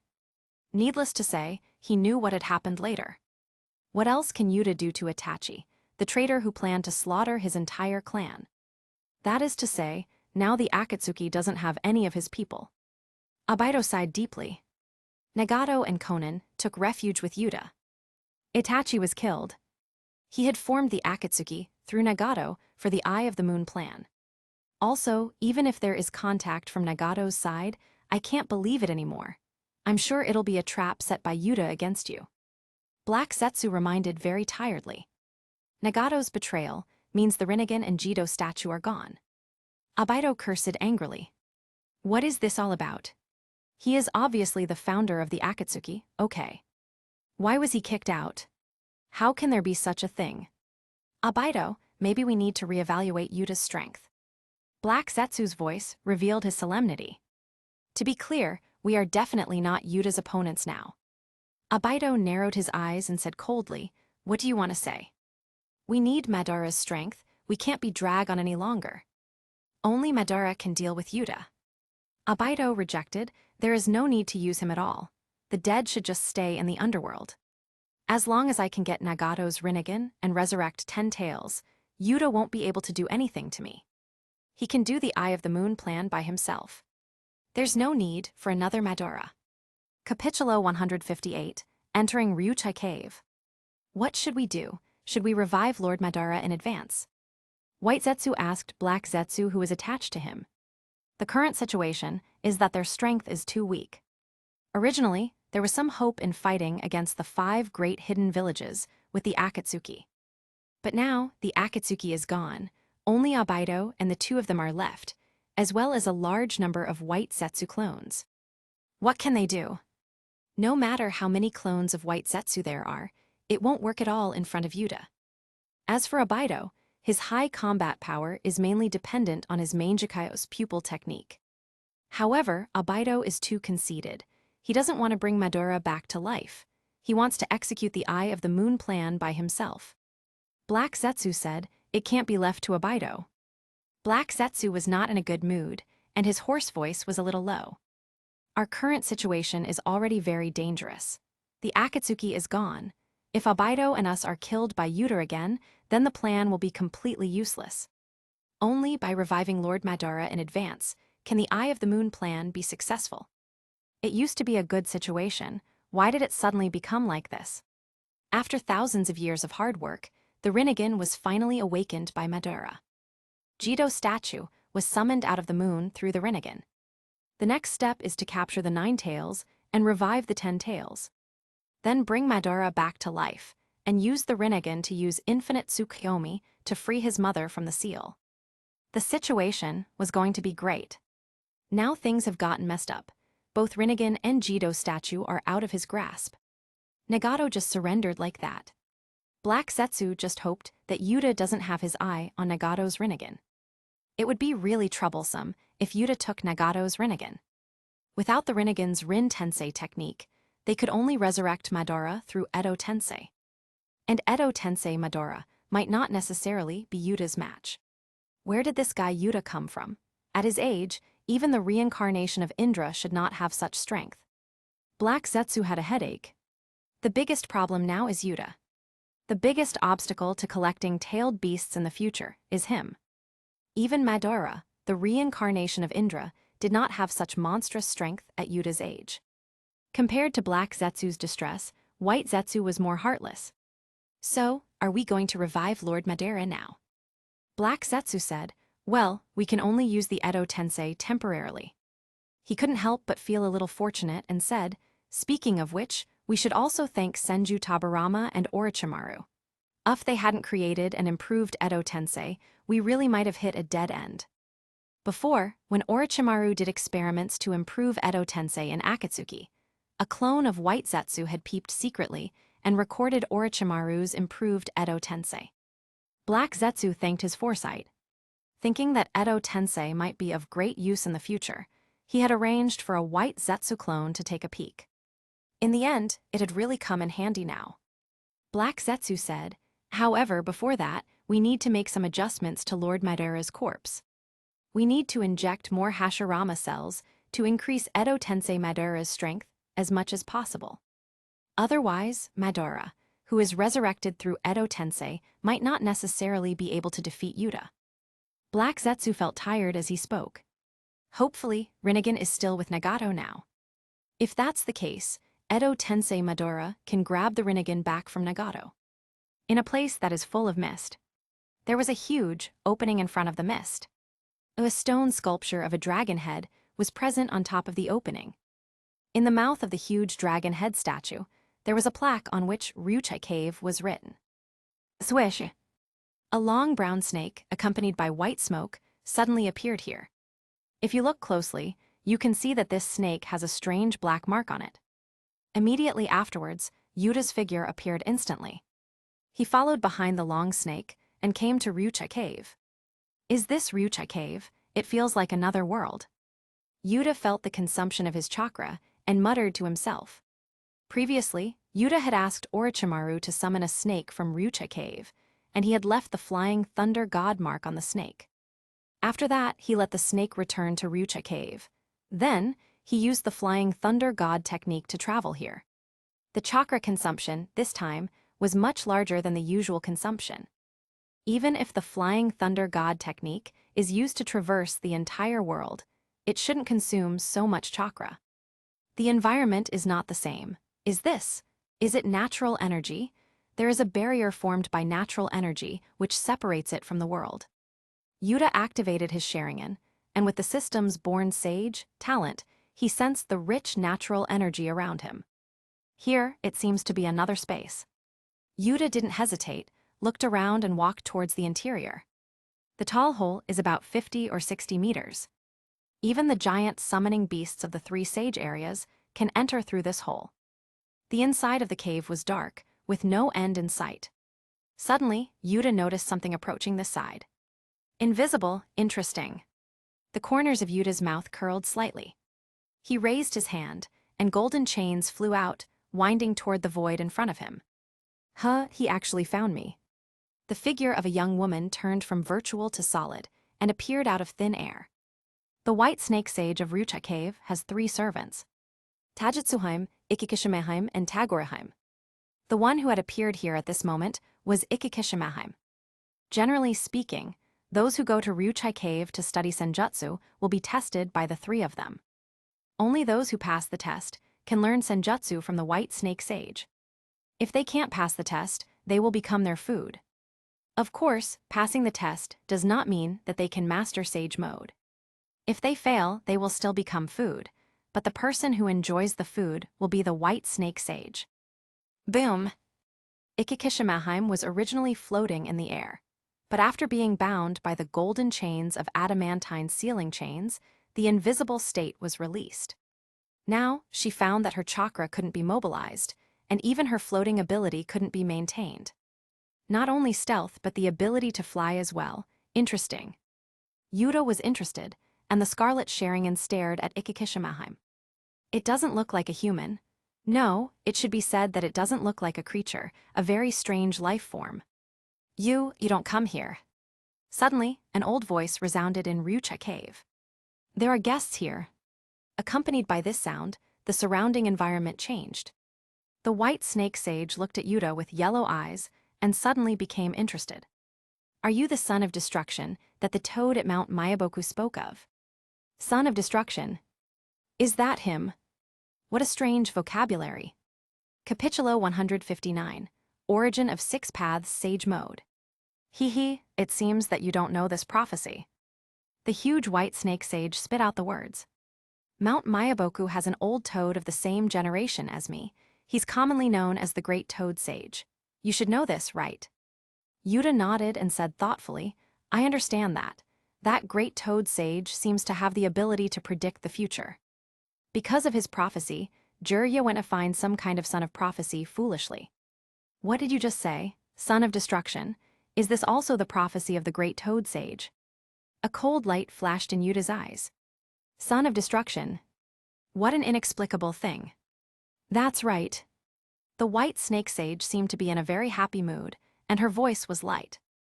The three sage regions all have natural energy barriers that separate them from the world. If you want to enter the three sage regions, you can only use time-space ninjutsu such as reverse summoning, except for specific passages. However, there are some passages between the three sage regions. Therefore, I also know some things about Mount Mayaboku here. Next, the white snake sage told what she knew about the Great Toad Sage's dream and the Son of Destruction. Unseen eyes looking down at the world. Everything in the world will be destroyed. This is what the Great Toad Sage had said, and Jiraiya should also know this. The white snake sage said with a smile. No wonder. Yuta suddenly realized. He finally understood now. Before, he felt that Jiraiya had an inexplicable hostility towards him. At the time, he thought it was because he had killed Jiraiya's teacher, and he didn't think much about it. Now, he understood that Jiraiya was thinking about this at that time. Son of destruction, huh? Yuta sneered, his eyes full of disdain. He brought order to the world. Jiraiya, that scumbag, what did he do? Did he enrich the ninja culture market? That old toad likes to say things like that. The white snake sage was also very disdainful when she mentioned the Great Toad Sage. Back then, when he was little, he even left a prophecy to the Sage of Six Paths. He said that a blue-eyed boy who laughs and calls out the name of Nine Tails will become the son of prophecy who will bring peace to the world. Sage of Six Paths apparently really believed the prophecy. Later, he entrusted the Ninshu, shinobi sect he founded to his second son Asura. As a result, Ninshu split after his death, and there has been a constant strife between his two sons ever since. After so many years, I haven't seen any son of prophecy appear. The white snake sage was very disdainful of the Great Toad Sage. Why is he, a toad, meddling in others' business? Is this because after the son of prophecy appears, he will get closer to Mount Mayaboku because of this? Utterly boring. If he has that time, he might as well improve Mount Mayaboku's sage arts. Yuta coldly said, the blue-eyed boy has already appeared, but he can't do anything. It is not the turn of those toads to meddle in the business of the peace of the world. What a bullshit prophecy. Saying that peace can only be brought about by finding the son of prophecy. This kind of thought process is even worse than the bloodline theory. Although the bloodline theory emphasizes that strength requires bloodline, personal training and efforts are still indispensable. But what about this belief that all things are predetermined? The sacrifice and death for thousands of years is for Naruto, the son of prophecy. If Naruto is the son of prophecy, then what are Minato and Kushina? The tools responsible for the birth of the son of prophecy. Simply ridiculous. Facing the son of prophecy, the first Hokage's achievements in ending the troubled times were all denied. And Minato and Kushina, the the parents of the son of prophecy, became a joke. You said just now that there is a passage to Mount Mayaboku here at Ryucha Cave. Yuta said thoughtfully, and a cold light flashed in his eyes. Yes, but what are you going to do? The huge head of the white snake sage hung down, and the yellow pupils stared at the tiny Yuta below. Yuta sneered and said, I don't plan to do anything big. I just plan to reason with that old toad. Since that old toad said that he is the son of destruction, if he doesn't do something worthy of that title, wouldn't it be a pity? The white snake sage narrowed her eyes and said solemnly, I don't mind taking you from Ryucha Cave to Mount Mayaboku, but don't blame me for not reminding you. I can perceive that you are very strong, but don't underestimate the master of the 3 sage regions. Although I look down on that old toad, that guy can live for 1,000 years, which in itself shows that he isn't weak. If you're not careful, you may pay a heavy price. Yuta nodded and said, I naturally know this. Life forms that can live for thousands of years are definitely few. Black Zetsu counts as one, he is Kaguya's creation. 9-tailed beasts are also counted. They are the creation of the sage of 6 paths. In addition, there are the masters of the 3 sage regions. Among the 3 sages, in Yuta's opinion, the strongest one should be the Katsuyu of Shikatsu Forest. Even in the original story, a complete Katsuyu was never seen. Even when Tsunade and Sakura joined forces, they could only summon a 10th of Katsuyu. A full-fledged Katsuyu is maybe on par with 10 tails. Gamamaru, the groggy old toad, should not be as strong as Katsuyu and the white snake sage. Yuta curiously asked, let's get back to the topic first. I'm very interested in sage mode. I heard that the sage of 6 paths once combined the power of 6 paths with sage mode to form a unique 6-path sage mode. Am I right about this? White snake sage was a little surprised. Her huge snake tail twitched twice, and she thought back to the past. There is indeed such a thing. I didn't expect you to know this. Back then, Hagoromo, the sage of 6 paths, first learned sage mode from Gamamaru. However, his sage mode was different from Mount Mayaboku's sage mode, and was his own original creation. And later, he also visited Shikatsu Forest and Ryucha Cave, learned various sage modes, and finally created his own sage mode. It seems to be called 6-paths sage mode. Capitulo 160, Learning Ryucha Cave Sage Mode. I see. Combined with the floating ability of Ikikishimaheim that he had seen before, Yuta recalled one thing. In the original story, after Naruto and Sasuke got the power of 6 paths, Naruto could fly, but Sasuke couldn't. In Kaguya's lava dimension, Sasuke could only stand on Naruto's truth-seeking ball in order to not fall. If Sasuke wanted to fly, he could only use the complete body Susanu, which is very troublesome. But Naruto could fly much more easily. With 6 paths sage mode, he automatically mastered the ability to float. Now it seems that the floating ability of 6 paths sage mode is likely derived from Ryucha Cave. Yuta curiously asked, I saw before that your subordinate can be invisible and float in the air. Is this the ability of Ryucha Cave's sage mode? That's right. The white snake sage moved her tail and answered in a very leisurely manner. Although Senjutsu chakra is a fusion of chakra and natural energy, different sage modes have their own characteristics. My sage mode focuses on storing the Senjutsu chakra in the body and gradually transforming the body, making the body gradually become more attuned to nature. Ikikishimaheim and the others' level is just enough to be invisible and float. The other big snakes are much more unskilled.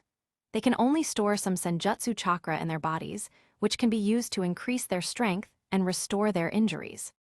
Yuta's eyes lit up, and he became thoughtful. Storing the Senjutsu chakra in the body is a feature of Ryucha Cave's sage mode. The benefits are obvious. When he needs to enter sage mode, he won't need to spend time gathering natural energy and making Senjutsu chakra. He can enter sage mode in an instant. From this point of view, it is stronger than Mount Mayaboku's sage mode. How about it? Do you want to learn the sage mode of Ryucha Cave?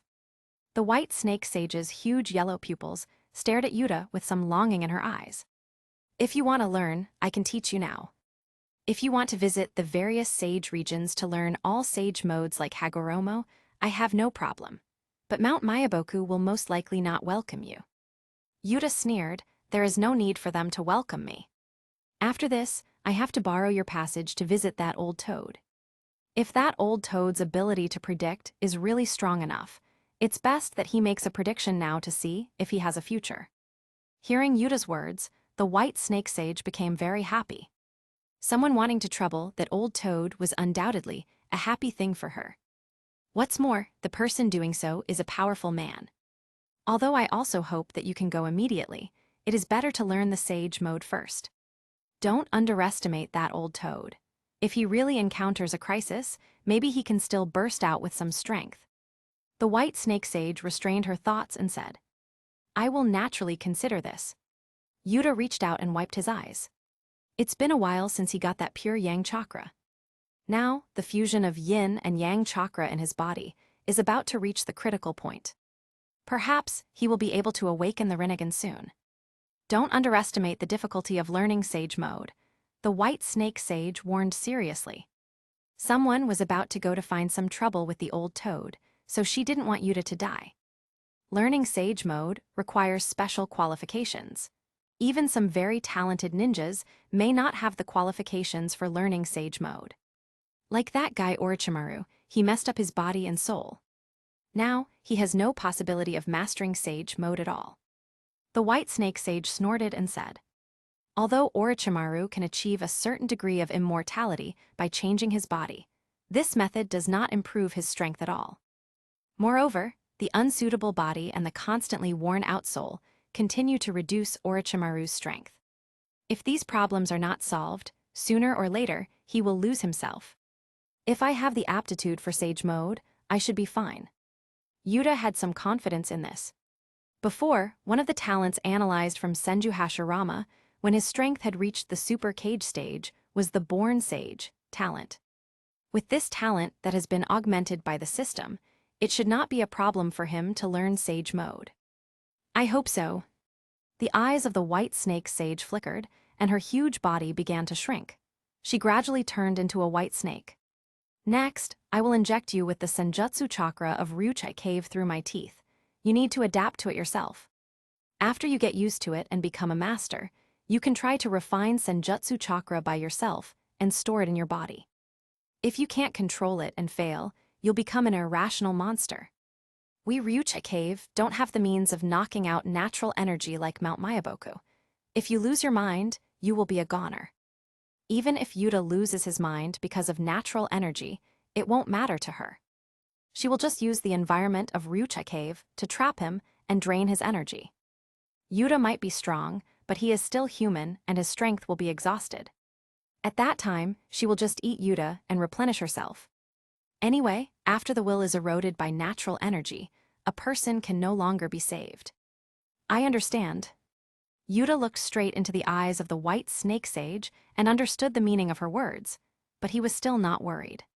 Well, start now and good luck.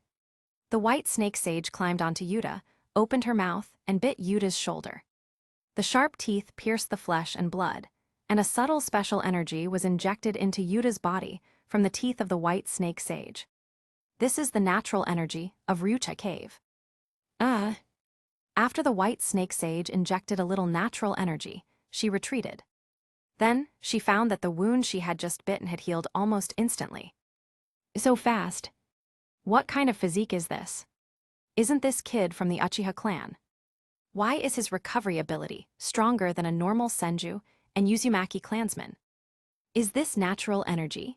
Sure enough, it is stronger than ordinary chakra, and its destructive power is also very strong. For the time being, Yuta didn't control the natural energy that had invaded his body and let it run wild. The uncontrolled natural energy was destroying the cells and tissues in his body. But under his powerful recovery ability, the injury caused by this little natural energy recovered easily. After all, the amount of natural energy injected by the white snake sage was not much. This natural energy was just to help him adapt and control. Moreover, when such a small amount of natural energy is compared to his huge amount of chakra, it's like a drop of ink is dropped into the sea. No matter how dark the ink is, it will not be able to set off any waves. Perhaps that's why learning sage mode requires practitioners to have a huge amount of chakra. The more chakra there is, the more the effect of natural energy will be diluted. This natural energy seems to be trying to affect my emotions. Interesting. Yuta sensed a slight change in his emotions. He had become more aggressive and murderous. Apparently, this is a side effect of Ryuchai Cave's Sage Mode. However, the impact at this level is completely negligible. Capitulo 161, Awakening the Rinnegan. The White Snake Sage had now returned to a high position. She was lying cross-legged and overlooking Yuta below with a slight surprise. He actually controlled natural energy without any effort at all. You know, natural energy is very difficult to control. Once it is not controlled properly, it will cause great harm to the human body. When learning Mount Mayaboku's Sage Mode, if natural energy runs out of control, it can cause practitioners to turn into stone frogs. When learning the Sage Mode of Ryuchai Cave, the loss of control of natural energy will cause practitioners to run wild and become violent and murderous monsters. Although she had just injected a small amount of natural energy, this was still extraordinary. In fact, only one person had been able to master Ryuchai Cave's Sage Mode so easily. Sage of Six Paths, Otsutsuki Hagoromo. However, Sage of Six Paths had learned the Sage Mode of Mount Mayaboku first, and had mastered the ability to control natural energy. Thus, it was much easier for him to learn the Sage Mode of Ryuchai Cave. In addition, in the 1,000-year history of this world, some people have come to Ryuchai Cave to learn Senjutsu. Each of them had put a lot of effort into the initial natural energy adaptation and control. Most of them didn't survive this level at all, and they went berserk and eventually became her food. This is not bad. After spending a little time accumulating Senjutsu chakra, his strength can be improved by a lot. At that time, that old toad will be in trouble. The White Snake Sage was very happy. The relationship between the three sage regions is not harmonious. The snakes of Ryuchai Cave and the toads of Mount Mayaboku are naturally hostile species. Moreover, if it can occupy the territory of Mount Mayaboku, the overall strength of her and Ryuchai Cave will be strengthened. If Yuta can really kill that old guy, Gamamaru, it's definitely a good thing for her. If she were to attack Mount Mayaboku, neither she nor Ryuchai Cave would suffer a small loss. However, if someone else could voluntarily kill Gamamaru, she would be very willing to help out. Snap! Below, Yuta had ended the stage of adapting and mastering natural energy. The natural energy, which the White Snake Sage had injected into his body before, was now able to be freely mobilized by him. Now that this step was over, let's start the next step and accumulate Senjutsu chakra. It just so happens that the natural energy concentration in Ryuchai Cave is very high, which is very suitable for accumulating Senjutsu chakra. Yuta sat on the ground and clasped his hands together. In an instant, a steady stream of natural energy was mobilized. It gathered towards this side from the surroundings and poured into his body. Stop, this is too dangerous. The White Snake Sage's voice was hurried and contained some panic. Isn't this approach too aggressive? He had just controller natural energy, and he's accumulating Senjutsu chakra on such a large scale. While the hardest part is getting used to and controlling natural energy, and it's a lot easier after that. But absorbing so much natural energy all at once is undoubtedly risky and dangerous. Everything has to be done step by step. Senjutsu chakra should be accumulated little by little. However, the White Snake Sage could only verbally persuade Yuta at this moment. Since natural energy has already entered the body, unless it is controlled well and turned into Senjutsu chakra, nothing can be done about it.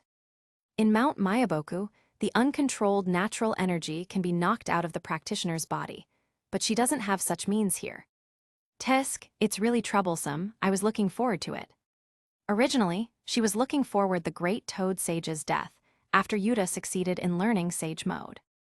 But now forget about that, she even has to clean up the mess. The White Snake Sage was very disappointed and began to mobilize the Senjutsu chakra that she had accumulated to mobilize the power of Ryuchai Cave and prepare to control the Berserk Yuta. After a while, he's okay. The White Snake Sage tilted her head, which was full of question marks, and she was a little confused. In a short period of time, so much natural energy had entered Yuta's body, but he did not change at all. In other words, the natural energy that was absorbed before has been controlled and transformed into Senjutsu chakra. What the hell? When did it become so easy to learn Senjutsu? Even Mount Mayaboku's Senjutsu not so easy to learn. It's still going on. The white snake sage looked at Yuta, who was motionless, with a look of surprise in her yellow pupils. The amount of Senjutsu chakra Yuta had accumulated was far higher than her 3 servants. In other words, in such a short period of time, the Senjutsu chakra accumulated in Yuta's body has become second only to her in Ryucha Cave. This is too fast. And it seems to be getting faster and faster. The surrounding natural energies were frantically pouring into Yuta's body. It seems that the natural energy of the whole Ryucha Cave was being affected. The giant snakes in Ryucha Cave had already noticed this movement. In the huge Ryucha Cave, a huge amount of natural energy began to come to the white snake sage's mansion.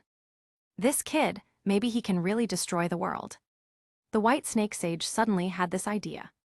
Although she was very disdainful of the great toad sage's prophecy, with the strength that Yuta was showing at this moment, he might really have the strength to destroy the world in the future. His talent in Senjutsu is already comparable to the sage of 6 paths back then. Just like Hagoromo back then, there is no physical change at all. The white snake sage carefully examined Yuta's body, trying to catch a trace of some change.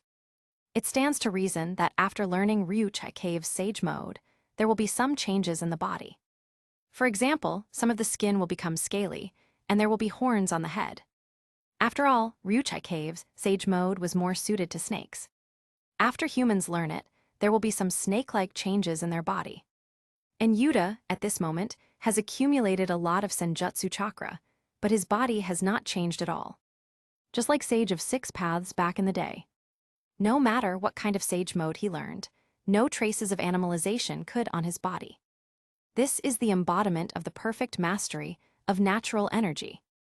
The white snake sage noticed that Yuta's eye color had changed gradually. Finally, there's a change. The white snake sage couldn't help but let out a long breath. If there was no change, she would have felt that Yuta was the reincarnation of Sage of 6 Paths. The eyes have changed, it should be yellow snake pupils. Is this? The white snake sage was stunned when she looked at Yuta's scarlet eyes, which gradually became close to purple. Purple! And the 3 tomos gradually began to change, connecting end to end. They formed a circle of uniform thickness, and the number of circles was increasing. This is... The whole body of the white snake sage froze. If she remembers correctly, this is the Rinnegan of Sage of 6 Paths, right? What happened? Wasn't he learning sage mode? What's the matter with him awakening the Rinnegan? Capitulo 162, First Pupil Technique. On Yuta's side, while constantly combining natural energy with chakra to form Senjutsu chakra, he was also carefully experiencing the effects of natural energy. In this world, chakra is divided into 7 chakra natures: water, fire, earth, wind, lightning, yin, and yang. A chakra, which originally has no attributes, can give birth to these nature transformations, which have different applications. The source of chakra in this world should be traced to the Sage of 6 Paths. In the past, Sage of 6 Paths had established ninshu and gave chakra to others. If we go even further back, the source of chakra is Kaguya, who had eaten the fruit of the god tree. And how did the fruit of the god tree come? The god tree is rooted in this world, constantly absorbing the natural energy, and it eventually bears a fruit. That is to say, chakra is actually derived from natural energy if you seek it from the source. However, the difference between the two is obvious. Chakra is more stable and easier to use by ninjas. For example, chakra can be used to perform ninjutsu of 7 kinds of nature transformations. But natural energy is much more difficult to utilize. Some human beings and the sage regions use it by combining chakra with natural energy to form Senjutsu chakra. Perhaps if there was no god tree of the Otsutsuki clan, this world would have been like those Chinese novels, where people cultivate. Yuta had this idea in his mind when he had extracted the Senjutsu chakra. The more he thought about it, the more it made sense. Without the involvement of the Otsutsuki clan, the root of the Aborigines in this world would have been to develop technologies that directly utilize natural energy. The natural energy in this world is a bit similar to the spiritual energy in those cultivation worlds. However, in this case, talent will become even more important. The gap in strength between people will be even greater. Yuta felt the natural energy that kept entering his body. For ordinary people, when natural energy enters their body, there is no doubt that they will die. Even a person with a talent for this will find it very dangerous. In comparison, chakra is much gentler. Even if it is injected into the body of ordinary people, it will not have any effect. Shaking his head and dispelling a bunch of thoughts in his mind, Yuta began to think about one important thing. Since chakra is derived from natural energy, maybe natural energy can also perform nature transformations similar to chakra. It seems to make sense. In Ryuchi Cave, there seems to be a trick called sage art, inorganic reincarnation. In the original story, Kabuto had once performed it. This is a kind of ninjutsu that can give life to inanimate inorganic things and control them. With this ninjutsu, Kabuto made the surrounding environment seem alive. It's kind of like the effect of yang release. The function of yang release is to give life to inanimate matter. Natural energy should also be able to carry out complex nature transformations, such as yin and yang release. Yuta deduced so in his heart and tried it immediately. Controlling the natural chakra in his body, he carried out the corresponding nature transformation according to yin and yang release. It seems feasible. Yuta couldn't help but light up. Natural energy, according to his will, successfully carried out the corresponding nature transformation. The change of yin and the change of yang can be done. Without hesitation, Yuta manipulated the yin-yang chakra nature transformation and poured into his eyes. The awakening of Rinnegan requires sufficient yin and yang. Both are needed in enough quality and quantity. He has the blood of Indra and Asura, but he couldn't awaken the Rinnegan immediately because the amount of yin and yang chakra was not enough, and it takes time to accumulate. That's why Madara didn't awaken the Rinnegan until his deathbed. And the power of yin and yang derived from natural energy has no problem on the qualitative level. Ultimately, natural energy is of a higher rank than chakra. Maybe he can awaken the Rinnegan today. Tisk, I knew that I should have come to practice senjutsu earlier, but I didn't expect it to have such an effect. Yuta sighed with emotion. Then without hesitation, he absorbed the natural energy with all his strength. At this moment, the whole Ryuchi Cave was shaken. The scattered natural energy in Ryuchi Cave began to gather towards Yuta frantically. Some giant snakes who were not proficient in senjutsu found that the senjutsu chakra in their body was leaving. The senjutsu chakra then decomposed into natural energy. White Snake Sage, won't you stop him? Beside the White Snake Sage, Ikikishimaheim looked at Yuta tremblingly and said, "This guy's way of absorbing natural energy id too terrifying, right? Even the White Snake Sage doesn't absorb natural energy in such a way. If we don't stop him, the natural energy of our Ryuchi Cave may take a long time to recover." Tajitsuheim felt the gathering of natural energy in the air and wanted to cry. Ryuchi Cave would be heartbroken after the loss of so much natural energy in one go. Although natural energy can be recovered, the recovery process is very slow and can only be done slowly. Hold on. White Snake Sage was not in a good mood. While looking at Yuta, her eyes were full of depression. This kid, if the natural energy absorbed by him is converted into senjutsu chakra, it will be comparable to the senjutsu chakra accumulated in her body. The natural energy of Ryuchi Cave is limited. Even if it is the 3 sage regions, each place can only support one existence like her. This is why she has always coveted Mount Mayaboku. Once Mount Mayaboku is occupied, she can absorb Mount Mayaboku's natural energy and increase her strength. Originally, she thought of providing some help to Yuta and help him learn Sage Mode, and then let him kill the old toad. She didn't expect this kid to be so exaggerated. He was clearly learning Sage Mode, but he absorbed so much natural energy and even awakened the Rinnegan. However, the white snake sage knew that Yuta was now at a critical stage and could not be interrupted. Anyway, she has already invested, so she can't disturb him at this critical time, right? Just invest till the end. Some more time passed. Stop, stop. The white snake sage watched the purple Rinnegan in Yuta's eyes take shape. Her huge tail was beating wildly on the ground, causing the ground to vibrate one after another. That's it, Ryuchi Cave can't support you anymore. The Rinnegan has already been awakened, and he still wants to suck more natural energy. If it's not your own territory, you won't feel bad, right? Yuta wasn't quite sure what to do, but he still stopped.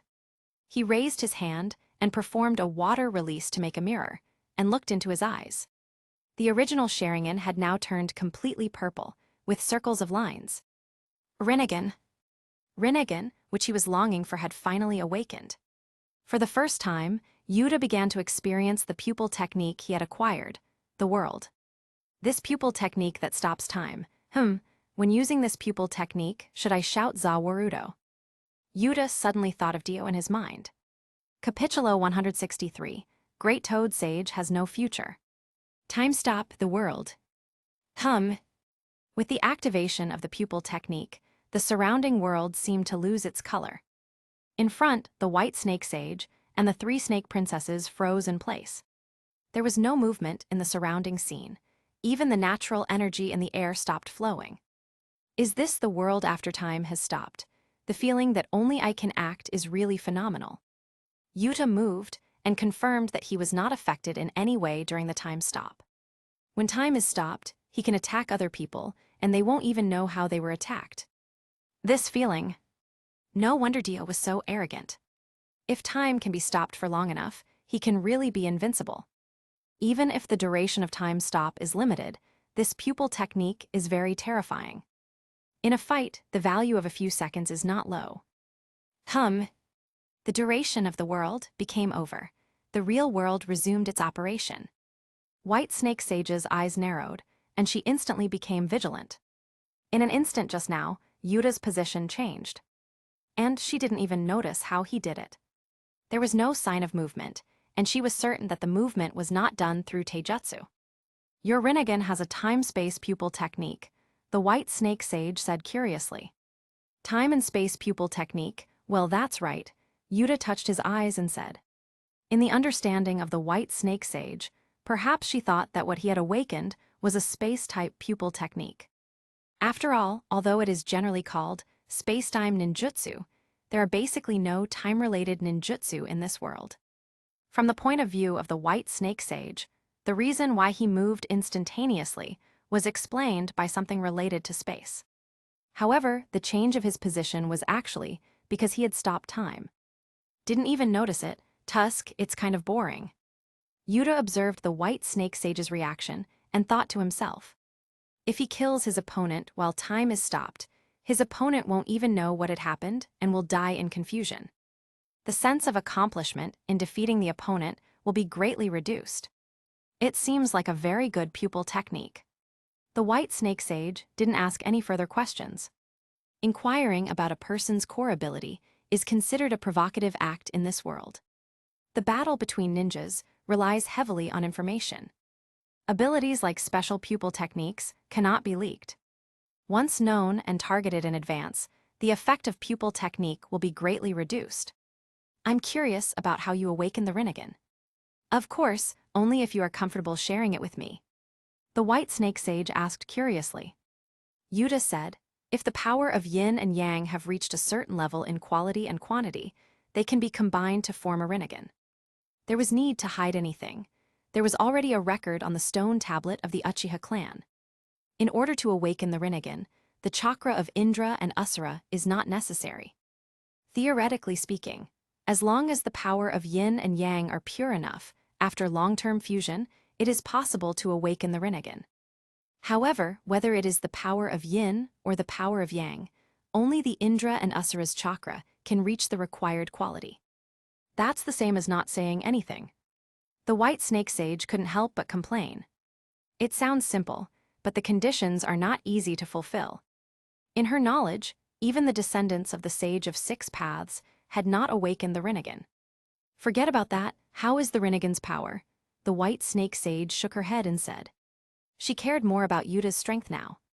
After absorbing so much natural energy from Ryuchi Cave, if she can't earn it back from Mount Mayaboku, she will lose a lot this time.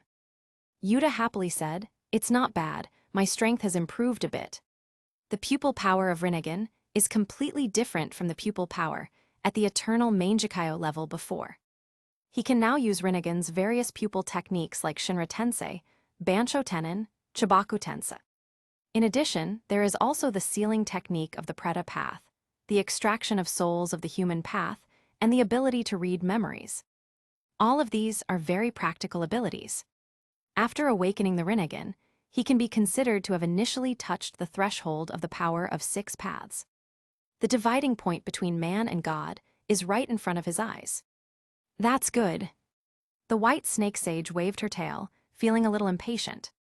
Then, let's learn about some of Ryuchi Cave's sage arts, and then go visit that old toad. At the same time, Mount Mayaboku. The great toad sage woke up from his slumber.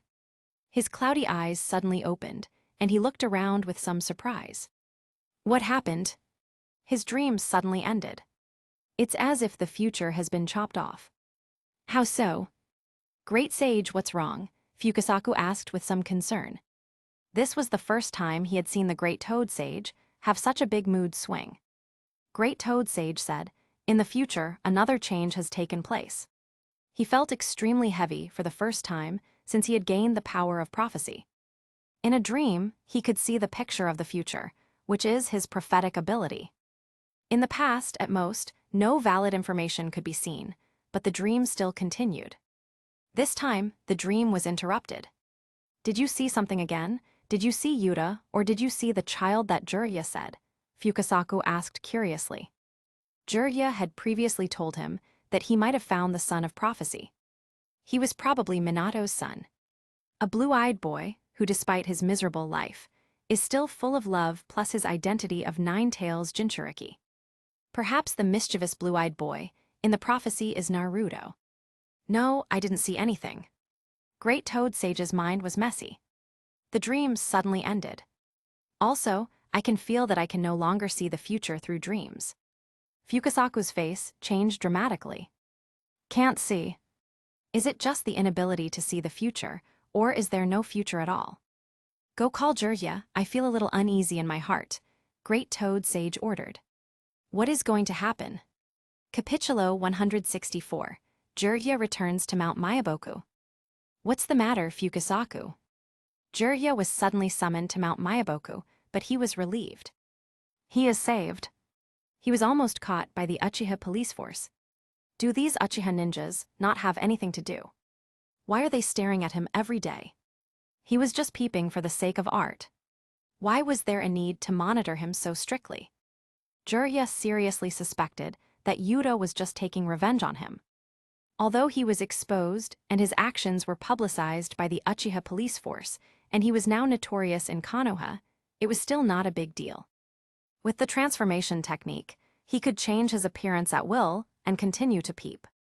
If he changes his appearance, those baths and hot springs won't recognize him as Jiraiya anymore. Even if someone occasionally finds out, he can just run away. Anyway, he's fast.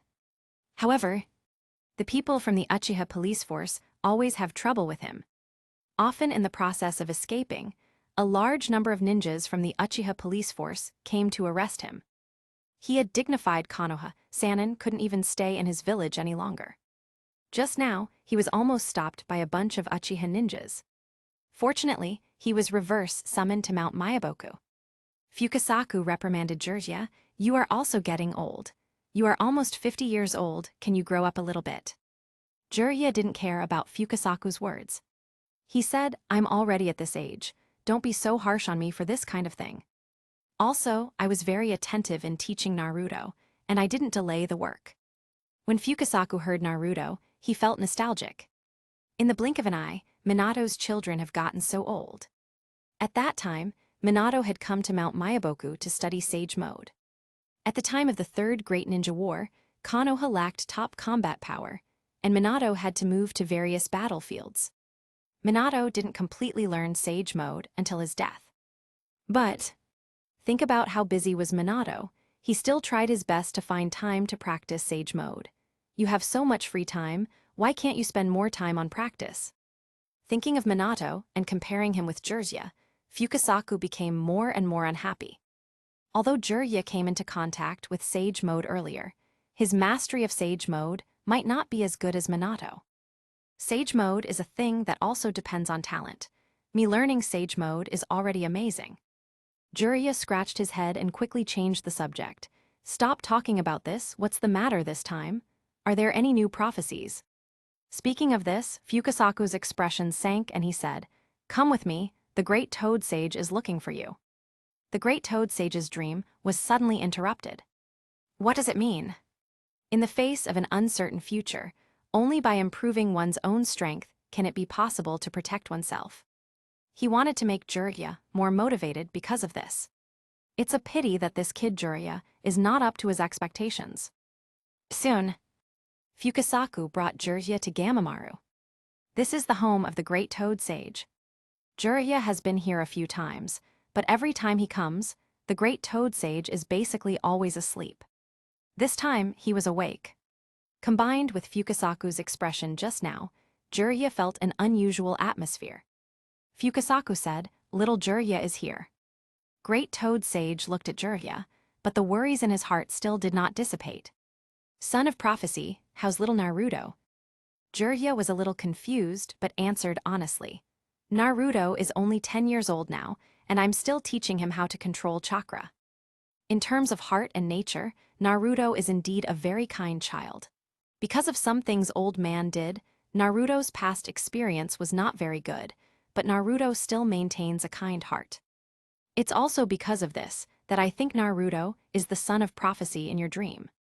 He had accepted Minato as his disciple because of Minato's character and blue eyes. This was in line with the prophecy of the Great Toad Sage. However, it now appears that Naruto is more likely to be the son of prophecy. Apart from his kind personality and blue-eyed boy, Naruto is even the Nine-Tails Jinchuriki. The nine-headed beast in the Great Toad Sage's prophecy should refer to the nine tails. Perhaps Naruto can even reach a settlement with the tailed beast in the future. If this can be done, then the mutual understanding between people can be realized in Naruto's hands. Is that so? Gamamaru couldn't hide the disappointment in his voice. Naruto is less than 10 years old, he is too young. At this age, no matter how talented he is, his strength is limited. Great Toad Sage, what happened? Jiraiya asked cautiously. Why does the atmosphere feel wrong? Whether it's Fukasaku or Great Toad Sage, it's a little weird. Gamamaru let out a long sigh and said, "Before, I don't know why, but my dream was suddenly interrupted, and I may not be able to continue to do prophecies anymore. My ability to predict is actually seeing some fragments about the future from my dreams. Some of them are important, some of them are not, but I can always see some things intermittently. But it's completely invisible now." Gamamaru had a premonition. It seems that there will be some crisis in the future. He had asked Jiraiya to come because he wanted to know the situation of the son of prophecy. However, Naruto, who is less than 10 years old, can't participate in anything at all now. Can't see. Jiraiya's expression was startled, and an idea naturally popped up in his mind. Can't see the future. Is it because there is no future? The Great Toad Sage has no future. That means he will die. How can that be? How could the Great Toad Sage, with the power to predict the future, actually die? Did you make a mistake? For example, you may not have had a good rest recently. Maybe after a period of rest, the dream can continue. Jiraiya laughed dryly and said the conjecture that he didn't believe. Capitulo 165. Yuta arrives at Mount Mayaboku. Gamamaru bowed his head slightly and looked at Jiraiya with a slightly disappointed look in his eyes. He didn't expect any help from Jiraiya either. He had called Jiraiya to come here mainly because he wanted to know the situation of the son of prophecy. But now it looks like it's up to him. It will take many years for Naruto to grow up. If there is really going to be a major change in his future, it is better to rely on himself. After a moment of contemplation, Gamamaru instructed Fukasaku and Shima. In the next period of time, Pay attention to the passages leading to the outside world and arrange for toads with sufficient strength to guard each passage, especially over Ryucha Cave. Mount Mayaboku, Ryucha Cave, and Shikatsu Forest are separated from each other by a barrier formed by natural energy. But in some places the barrier is weak and people can pass. The White Snake Sage of Ryucha Cave has always coveted Mount Mayaboku's territory, so he needs to be on guard. In addition to this, there are weak links in the barriers separating Mount Mayaboku from the world that could be penetrated. These places must have enough toads to stand on guard. I understand. Fukasaku was in a low mood and responded. Next, Mount Mayaboku will be almost completely cut off from the outside world to deal with a possible crisis. However, what kind of crisis is it? They don't even have a single clue. After Gamamaru gave these instructions, he still felt a little uneasy. He looked at Jiraiya with a blank face below and became thoughtful. He was even thinking if he should terminate the contract with Jiraiya now. A summoning contract may also be used by outsiders to enter Mount Mayaboku. After all, summoning technique is also a kind of time-space ninjutsu. Through the contractor Jiraiya, it is possible to enter Mount Mayaboku through time-space ninjutsu. Jiraiya may also become a hidden danger to Mount Mayaboku. Jiraiya cautiously asked, "Great Toad Sage, is there anything I can do to help?" He has been to Mount Mayaboku since he was a boy, and has formed friendships with many of Mount Mayaboku's toads. If something happens to Mount Mayaboku, he will do anything to help. Gamamaru was slightly hesitant, and just as he was about to speak, his face suddenly changed. "White Snake." He let out a low roar and folded his palms together. He immediately mobilized Mount Mayaboku's natural energy to seal off a certain gap in the barrier. However, it was still a little late. Yuta said, "Tusk, you actually closed the door. Doesn't that mean that I'm not welcome?" Yuta had just passed through a gap the size of a person. Behind, the White Snake Sage originally wanted to expand the pores and follow. But the pores were quickly blocked and closed by the surrounding natural energy. Yuta shook his head and said, "Does it not work? Whatever, it's just a little delay that doesn't matter." Between Mount Mayaboku and Ryucha Cave, there are many pores like this. The Great Toad Sage did not have the energy to mobilize natural energy to block all the pores. If the White Snake Sage wants to come over, she can go through other places, but it will take a little more time. Is this Mount Mayaboku? I hope the senjutsu of Mount Mayaboku doesn't disappoint me. Yuta quickly sensed the Great Toad Sage. Massive natural energy gathered in Gamamaru's body, and it was incomparably dazzling in his sensory field. Yuta slightly sighed. Creatures that can live for thousands of years cannot be underestimated. Then he used the Rinnegan's repulsion to make his body rise into the sky. After awakening the Rinnegan, he is able to fly by controlling repulsion like pain. Compared to using the complete body Susanu to fly, this method saves a lot of effort. In front of the temple where Famamaru lives, Yuta landed gently and then walked straight in. "Yuta." Jiraiya looked surprised. He had only heard the Great Toad Sage say, "White Snake," just now, but he didn't know what had happened. How did Yuta come here? This is Mount Mayaboku, how did he get in? Yuta looked at Jiraiya and frowned. Jiraiya is actually there. As soon as he remembered what he had heard about the Son of Destruction from the White Snake Sage before, Yuta understood why Jiraiya always had a bone to pick with him. "No, how did you have a Rinnegan? Could it be?" Looking at the purple Rinnegan in Yuta's eyes, Jiraiya's face changed instantly. How could Yuta have the Rinnegan? Jiraiya subconsciously wondered whether Nagato had something to do with Yuta. However, he soon discovered that the age was not right. How old was Yuta when he received the news of Nagato's death from the toads in Mount Mayaboku? "Rinnegan, I awakened it myself." Yuta caressed his eye sockets and opened his eyes again. The Rinnegan had turned into the 3 Tomo Sharingan. Immediately afterward, 3 Tomo Sharingan also disappeared, turning into the original black pupils. Sure enough, I'm more used to the original appearance. By controlling his chakra, he can control his eyes to change between Sharingan and Rinnegan. Now, Rinnegan's abilities can be used, and the Sharingan Susanu can also be used. "You awakened the Rinnegan." Jiraiya had an unbelievable look on his face. Rinnegan, the eye of the legendary sage of six paths, can be awakened. Suddenly, Jiraiya recalled the great toad sage's prophecy about the son of destruction and hurriedly turned around and asked, "Great toad sage, could this be?" Jiraiya pointed at Yuta, and his meaning was obvious.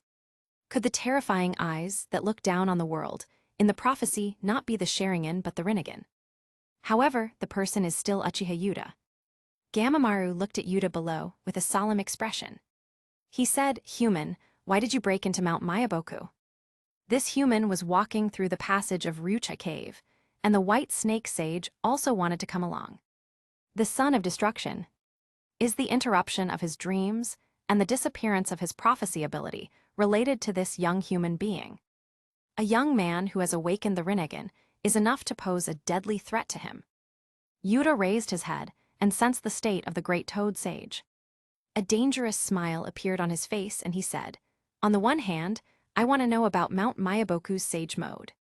On the other hand, I want to ask something. Why do you randomly think that I am the son of destruction and will destroy the world?" At this moment, inside the temple, the air was almost frozen. Capitulo 166, Negotiating with the Great Toad Sage. "Ah, it hurts." Jiraiya, who was hit by Yuta's Shinra Tensei, struggled to get up. The surroundings were full of ruins, and various rocks and trees were swept away with him. "This is at least 10 miles away. Is the Rinnegan so strong?" Yuta casually sent him flying like a small bug. The gap in strength made him feel desperate. In his impression, although Nagato also had the Rinnegan, he did not show such exaggerated strength. "Little Jiraiya, how are you? Are you all right?" Fukasaku and Shima quickly rushed over and checked Jiraiya's condition. After finding that there was nothing serious, they became relieved. Although Jiraiya was pushed so far away, fortunately, there was no serious injury. He just looked a little miserable. "Fukasaku, Shima, my condition is not important. Quickly go to the great toad sage." Jiraiya recalled Yuta's words with an anxious face. Yuta knows about the great toad sage's prophecy. With what I know about him, he will likely do something to the great toad sage. Just now, he was thrown off by Yuta.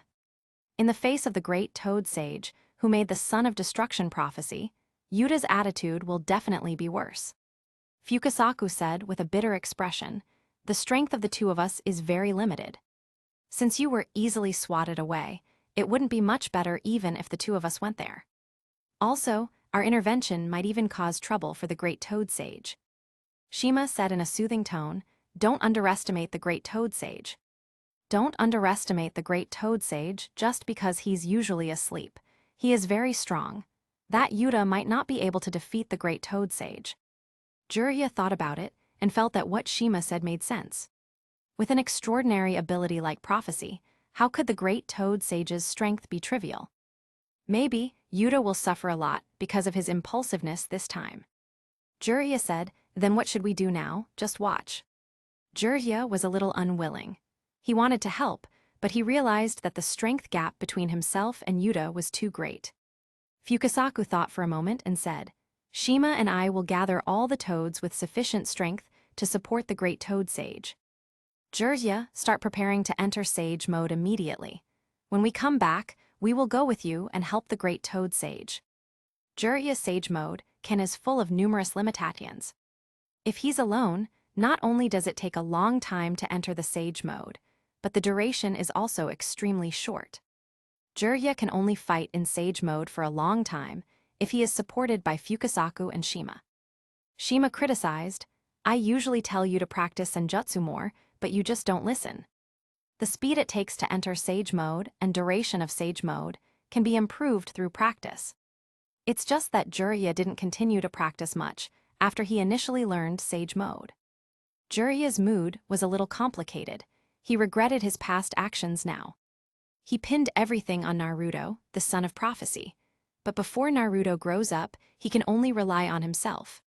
If he had known that this would happen today, he would definitely reduce the time for collecting materials and focus more on training. Inside the temple, Gamamaru looked at Yuta below and sighed. For the first time since his birth, he regretted something. If he had known that this would happen today, he wouldn't have become involved in human affairs. Even if he wanted to befriend the future son of prophecy, he shouldn't have been involved in the affairs of the world so deeply. As a result, because of the prophecy of a son of destruction, he brought trouble to himself. The so-called son of destruction is just something Jiraiya had made up. Gamamaru opened his mouth slowly and said, "In my dream, I saw a pair of terrifying eyes looking down at the entire world. Everything in the world was destroyed by the owner of these eyes." While talking about it, Gamamaru felt a little embarrassed. According to the description of the content of his dream, Jiraiya said, "Son of Destruction." There is some truth to it, and even he agrees with this name in his heart. However, for Yuta, this may not be acceptable. Terrifying eyes, destroying everything that exists, it seems like me. Yuta was seriously thinking about the prophecy of the great toad sage at this moment. There are not many that fit this description of terrifying eyes. He counts as one, Madara counts as one, and Kaguya counts as one. Other than that, neither Nagato nor Obito are qualified. Of the above three people, only one is currently active in this world. Yuta sneered, "Everything will be destroyed, hee. That's exactly what I want to do. I want to destroy too many things about this deformed world." Since the Sage of Six Paths distributed chakra to humans and established ninju, how much harm and how much help did ninjas bring to this world? Can the latter compare to even percent of the former? Earth release has never been used to build bridges and roads. Water release has never been used to irrigate. Almost all ninjutsu are born for destruction. Only medical ninjutsu has been a little helpful. Many civilians in this world might hope that all ninjas die. Any powerful creature needs restraint, including summoning beasts. The world needs order. Yuta confronted the great toad sage and said, "Just because some things have existed for a long time doesn't mean that they are correct. Since it is wrong, it needs to be destroyed and rebuilt." Gamamaru was silent for a long time and said, "Mount Myaboku will no longer participate in the disputes between humans in the world." Yuta stated his conditions. "Tell me everything about your senjutsu, and I can ignore the disputes between you and the White Snake Sage. The real enemy of the world is the Otsutsukis. Only by becoming stronger can he resist the Otsutsuki clan. Not only that, learning senjutsu and improving it into a version that is more suitable for humans can also improve the overall strength of the people in this world." "This is impossible," Gamamaru flatly refused. After completely handing over his senjutsu, how will Mount Myaboku get a foothold in the future? This condition is absolutely unacceptable. Capitulo 167, Yuta vs a swarm of toads. If that's the case, then there's no need to talk anymore. Yuta chuckled.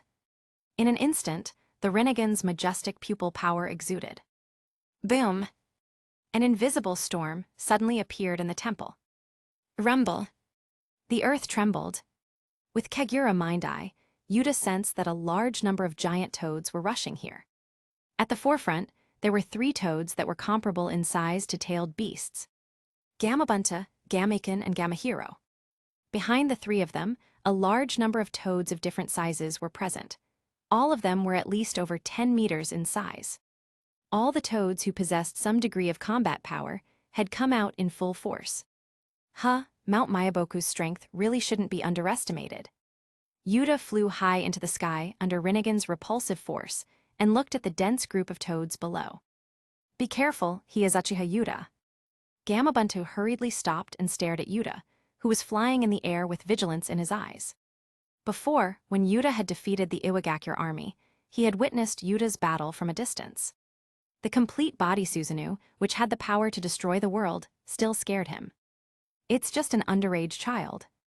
Gamaken looked at Yuta with a little confusion.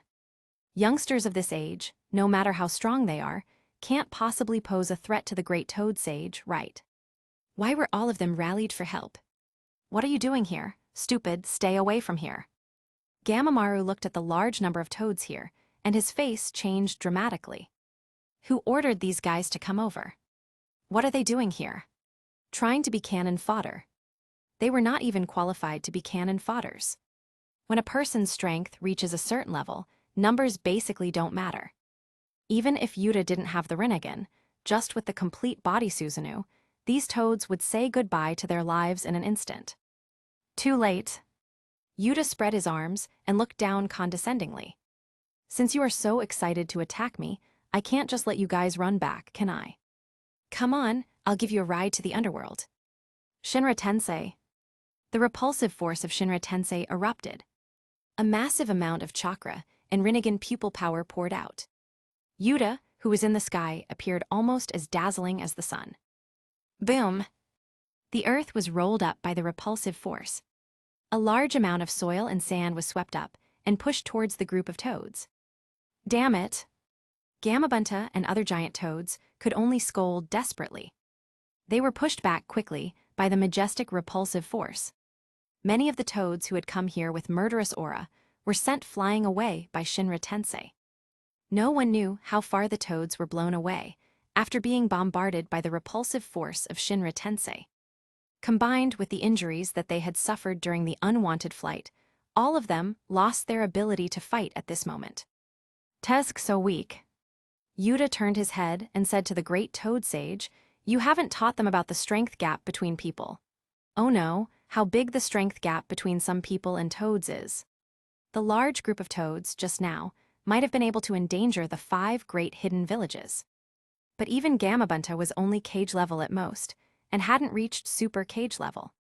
A swarm of toads looked imposing, but maybe even Nagato could handle them.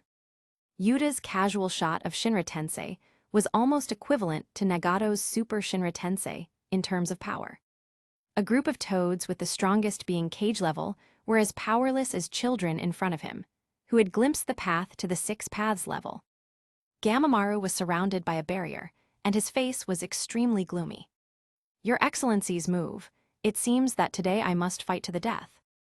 Although he was unwilling to fight, that doesn't mean he doesn't have the power to resist. "Oh, it seems that you are going to be serious." Yuta became a little excited and looked at the barrier around the great toad sage with curiosity. This seems to be a barrier formed by natural energy. Interesting, is it possible to mobilize natural energy for use outside the body? It's very interesting. I hope your senjutsu can bring me more surprises. The senjutsu of the 3 sage regions were all very interesting. Combining the strengths of all 3 senjutsu with the power of the 6 paths, one might be able to learn 6 paths sage mode. Gamamaru didn't say a word.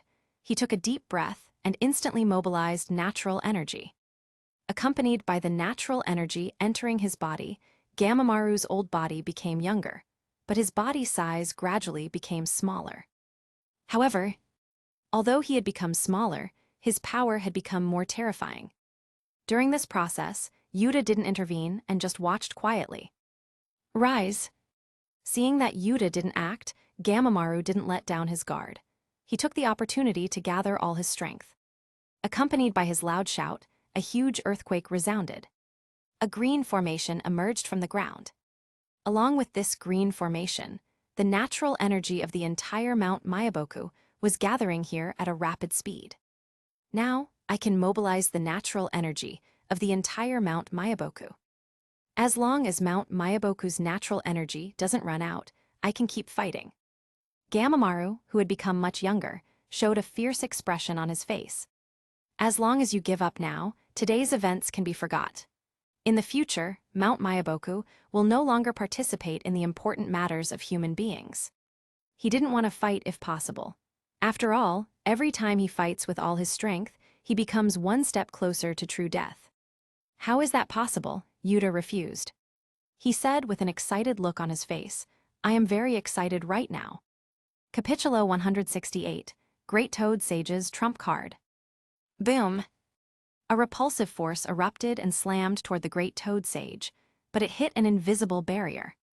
This was a defensive barrier formed by a large amount of natural energy. A massive amount of natural energy gathered together. The natural energy was so great that it was almost visible to the naked eye. Relying on this layer of barrier, Gamamaru was safe and sound at this moment. On the other hand, the surrounding ground was not blocked by the natural energy barrier. So, the surrounding terrain was destroyed. "It's useless." After seeing that he had successfully defended himself, Gamamaru became more confident. "As long as the natural energy of Mount Mayaboku is still there, I can always mobilize it for defense. I can sense that you have a lot of chakra, but compared to the natural energy of the entire Mount Mayaboku, it's nothing. If possible, Gamamaru hoped that Yuta would retreat. Otherwise, if they fought with all their strength, even if he won, Mount Mayaboku's natural energy would be exhausted. Then, it might take decades to recover. And the white snake sage from Ryucha Cave was eyeing him like a predator. If Mount Mayaboku's natural energy was depleted, the white snake sage would attack. At that time, he might not be able to defend himself. You want to make me retreat with just that? Yuta's fighting spirit was high, and he instantly used the Susano. The golden Susano aimed at the great toad sage and shot an arrow. At the same time, the Rinnegan's pupil power in Yuta's eyes surged, and the repulsive force of Shinra Tensei enhanced the speed and power of the arrow. The power of the Shinra Tensei just now was too scattered, allowing the great toad sage to defend against it without much effort. This time, he focused the repulsive force on the arrow and attacked a single point. On the other side, facing an imminent threat, Gamamaru quickly gathered natural energy to form a defense in front of him. The almost materialized natural energy formed layers upon layers of barriers, blocking the path of the arrow. Crack! The sound of the barriers shattering resounded one after another. The outer layers of barriers barely resisted and were shattered by the arrow empowered by Shinra Tensei. However, as the arrow's power weakened, it failed to penetrate all the barriers and shattered in midair. Gamamaru let out a sigh of relief. His eyes turned stern as he looked at Yuta. It seemed that there was no way to make Yuta retreat without a fight. He has to make him feel that the losses outweigh the gain. At that time, Yuta will be forced to give up. Since you are so persistent, I have no choice but to act. Gamamaru took a deep breath, folded his palms together, and snorted. Boom! The surrounding earth began to bulge, and several terrifying rock giants rose from the ground. Each of these giants was over 100 meters tall, and they attacked Yuta together. Shinra Tensei. Yuta opened his arms and muttered lightly. A majestic repulsive force swept across. Boom!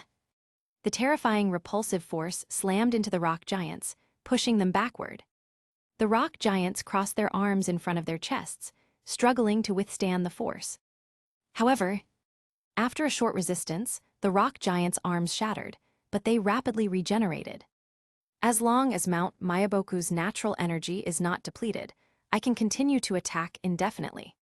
Gamamaru declared coldly, while manipulating Mount Mayaboku's natural energy. If things continue like this, he will eventually win because of his home field advantage. Yuta sneered, "Is that all you've got?"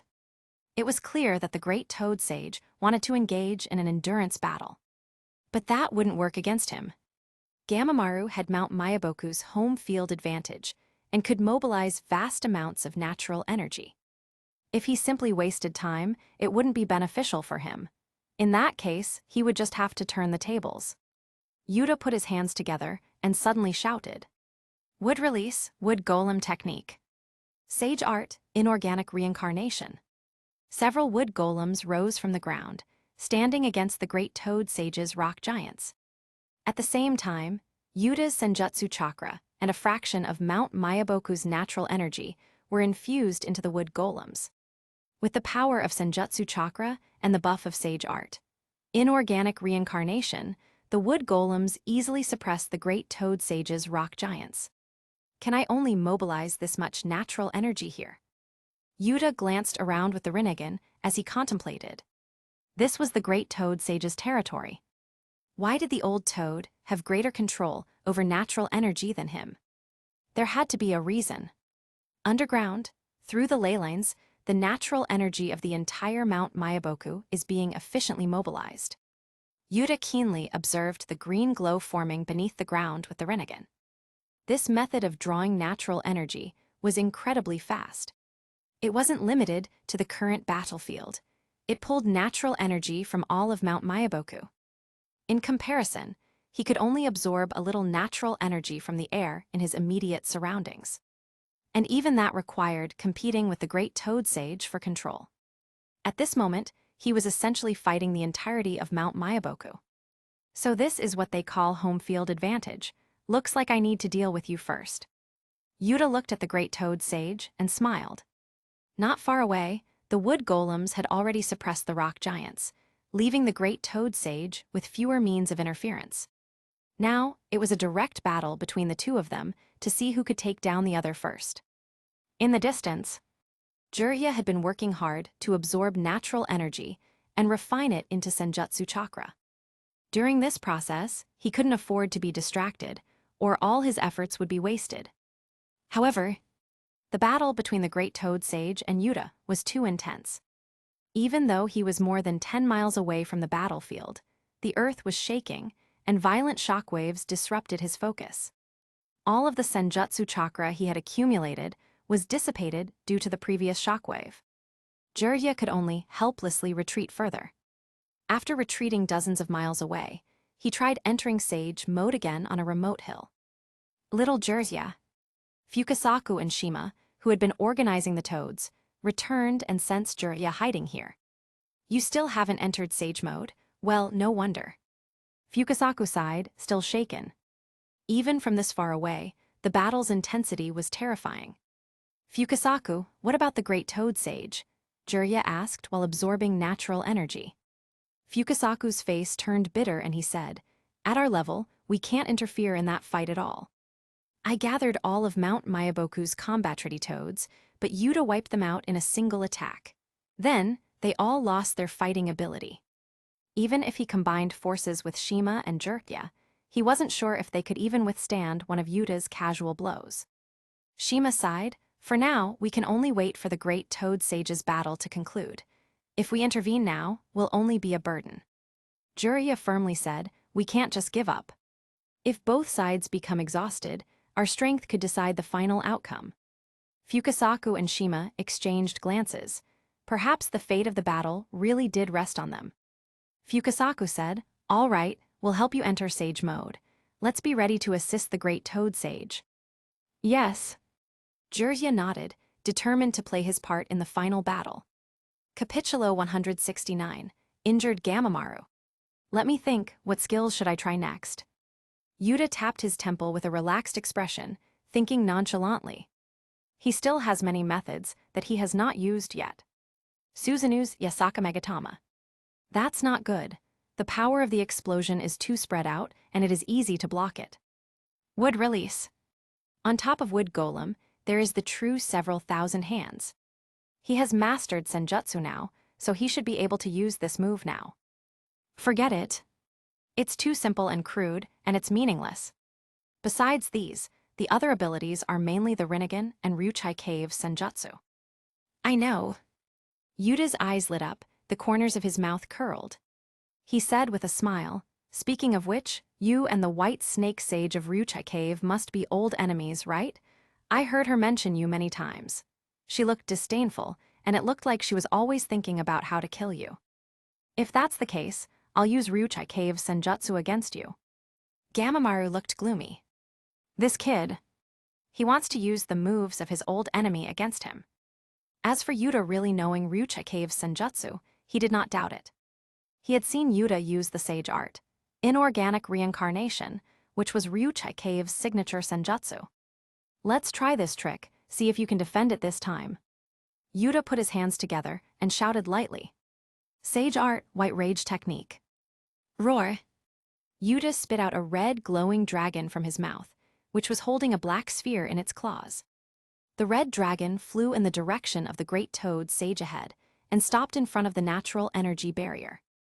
Its red glowing body hovered, and it quickly pushed the black sphere in its claws. Boom! The black sphere that was completely drilled into by the red dragon began to tremble violently and suddenly burst. A dazzling white light illuminated everything. It was accompanied by a strong vibration. The earth began to shred under this crazy vibration. Ahead, the natural energy barrier protecting the great toad, Sage, began to weaken under this frenzied vibration.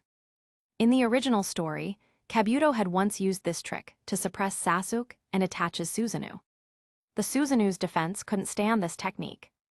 And the white rage technique that Yuta had used at this moment was far more powerful than the one used by Kabuto in the original story.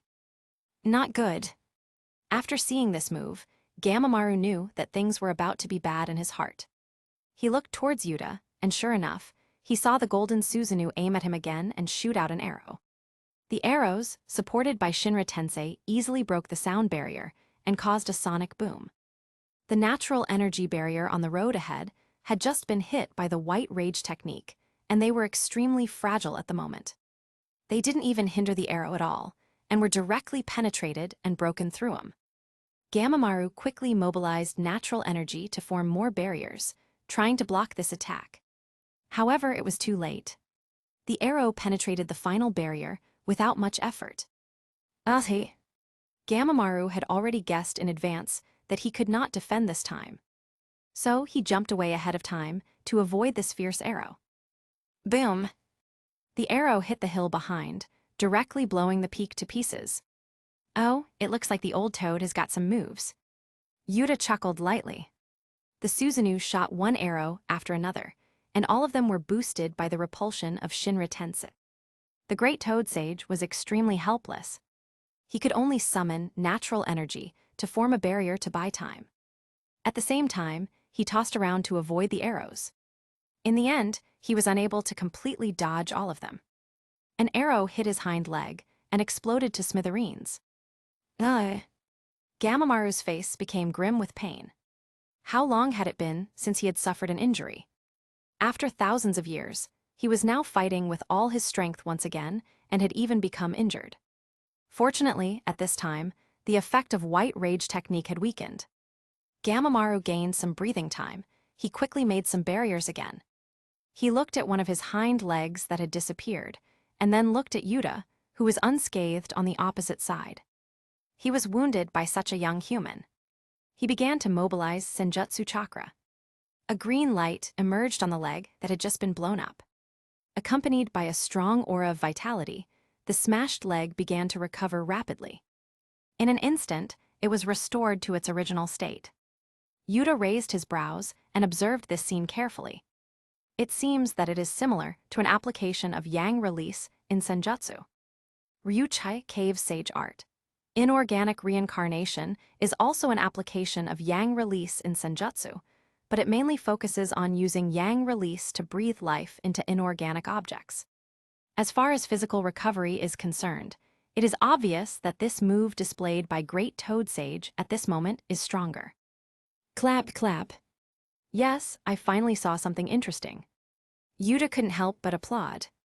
In Kaguya's era, the Great Toad Sage had once given Sage of Six Paths a talisman.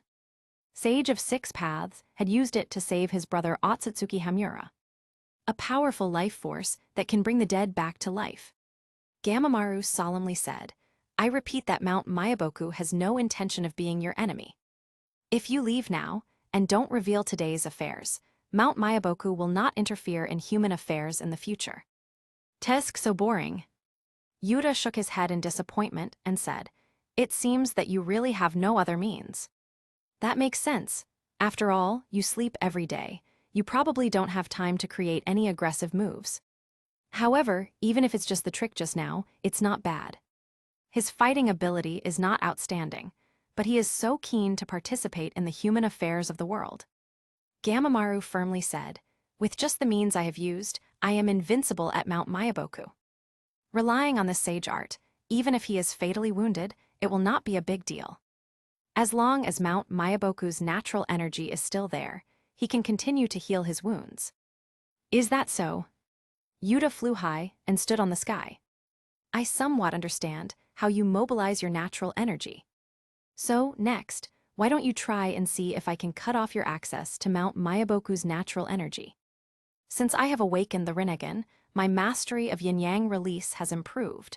There is an interesting method that I haven't used yet. Capitulo 170, Black Receiver's Power. Gamamaru looked at Yuta's relaxed expression and hesitated in his heart. Does Yuta have any other means? He can now mobilize the natural energy of the entire Mount Mayaboku, and the power he can burst out is far higher than Yuta's.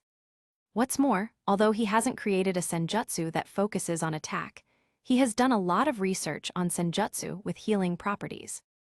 As long as there is still natural energy, no matter what kind of injury he receives, he can recover in an instant. If Yuta wants to defeat him, he must basically destroy the entire Mount Mayaboku. And this destruction should be total and complete. Mount Mayaboku is one of the 3 sage regions that have been passed down for thousands of years. With the vast amount of natural energy here, it has become extremely terrifying. If Yuta wants to completely destroy Mount Mayaboku, what level of strength will he need? In the history of this world, only Kaguya, Sage of 6 Paths, and his brother had such abilities. Although Gamamaru didn't know how Yuta had awakened the Rinnegan, he could clearly sense that Yuta's strength at this moment was far from the Sage of 6 Paths at his peak. Yuta said, "Speaking of which, you had a good relationship with Sage of 6 Paths back then, so you should have some understanding of Rinnegan's abilities." Yuta caressed his eyes and began to mobilize yin and yang chakra at the same time to create a special substance. "I wonder if you have seen this black stick." What appeared in Yuta's hand was a black stick with the thickness of a finger. It's the one that Pain put on his body to transmit chakra. This black stick is made by using the yin and yang release. Nagato could make it with the Rinnegan. After Madara was resurrected, he could make it without the Rinnegan. In addition to transmitting chakra, it can also suppress the flow of chakra. In the original story, when Naruto fought against Pain, Pain had inserted some black rods into Naruto's body, which restricted the flow of chakra in Naruto's body. Later, Hinata pulled out a few black rods, and Ninetales' chakra ran wild, causing him to break free. Gamamaru, of course, knew the black rod in Yuta's hands. There is a black stick in Mount Mayaboku that can release the natural energy in the practitioner's body. Speaking of which, that black stick was left over from Sage of 6 Paths back then. However, what can such a small black stick do? Hee. Yuta chuckled and began to inject the black stick in his hand with yin and yang chakra. He said, "If this black stick is bigger, do you think it can restrain the natural energy ley lines in the ground?" In terms of hierarchy, natural energy may be above yin and yang release, but it only needs to temporarily inhibit the flow of natural energy. I think it can at least do that. Yuta had already seen that this old toad was mobilizing the entire natural energy of Mount Mayaboku through the underground natural energy ley lines. Speaking of which, the residence of the Great Toad Sage is the central location of Mount Mayaboku's natural energy ley lines. Living here is the most convenient because he can mobilize natural energy in critical moments. After being input with yin and yang chakra, the black receiver in Yuta's hand constantly expanded. At this moment, it was more than half a meter thick and more than 10 meters long. Gamamaru shouted, "You!" This guy actually saw through his means of mobilizing natural energy. Can such a huge black receiver hinder his mobilization of natural energy? At least, it can do that for a short period of time. During this period of time, whose strength will be greatly weakened because his ability to mobilize natural energy will be limited. This damn bastard. Yuta said, "Let me see, 1, 2, 3, 4. There are a total of 9 ley lines of natural energy. Which one should I choose to block first?" Yuta floated high in the air, looking down at the ley lines below. In the Rinnegan's field of vision, the natural energy in these 9 ley lines was extremely rich, exuding green light. "Well, whatever, it's this one." Yuta suddenly threw the huge black receiver in his hand and boosted its speed with Shinra Tensei. Swish! Although Gamamaru mobilized natural energy to interfere, it was to no avail. The huge black receiver, like a wedge, was suddenly nailed into the ground. It penetrated the underground natural energy ley lines. Almost instantly, Gamamaru noticed the change. The natural energy in one ley line, which was originally smooth, now appeared to be extremely stagnant. It was almost impossible to extract any natural energy from it now. Damn it! Gamamaru quickly drew the natural energy of the other 8 ley lines to pull out this giant black receiver. Yuta seized this opportunity to attack. Sage Art, White Rage Technique. He used the previous same method again. He used Sage Art, White Rage Technique to weaken the natural energy barrier, and then fired arrows that were boosted by Shubra Tensei to attack. Damn it! Gamamaru almost wanted to curse in anger. He was now stuck between two choices. He has to pull out the giant black receiver so that he can exert his full strength. But at the same time, he has to guard against Yuta's attack. It was already very difficult to guard against Yuta. Now he has to be distracted and multitask. The situation has become even more troublesome. Gamamaru was extremely regretful at this moment. Why did he tell Jiraiya about his dream of the Son of Destruction? At this moment, he could only jump left and right, dodging the fierce arrows. Dozens of arrows shot towards him. He dodged most of them. Deafening explosions, earth-shattering vibrations, gusts of wind and shock waves all occurred together in the vast land of Mount Myaboku. A few arrows that could not be avoided shot Gamamaru's body to the ground. His body almost completely shattered. It was a horrible sight. Fortunately, while dodging, Gamamaru successfully sent the giant black receiver out of the ground. The ley lines, which had previously been inhibited from the flow of natural energy, had now resumed circulation. It was only at this time that Gamamaru finally dared to breathe a sigh of relief and began to recover his broken body. Clap, clap. Your performance was pretty god, but you look a little miserable. Yuta clapped his palms and said with a smile, "Then, let's start the next round. Speaking of which, you should be the first to experience my pupil technique in battle." Saying that, Yuta's Rinnegan shone brightly. Time stop, the world. Everything in the whole world stopped moving. The air stopped flowing, AMD became stagnant. The world seemed to have turned into a monotonous black and white. Everything became completely still. Gamamaru suddenly felt that his body could not move. What did Yuta do? Capitulo 171, The World. Time stop, how can there be such an ability? It's not reasonable at all. Gamamaru almost collapsed inside.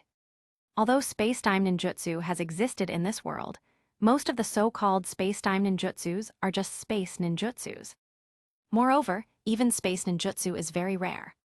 Except for the flying thunder god technique and the common summoning technique, most of the other space ninjutsus are pupil techniques.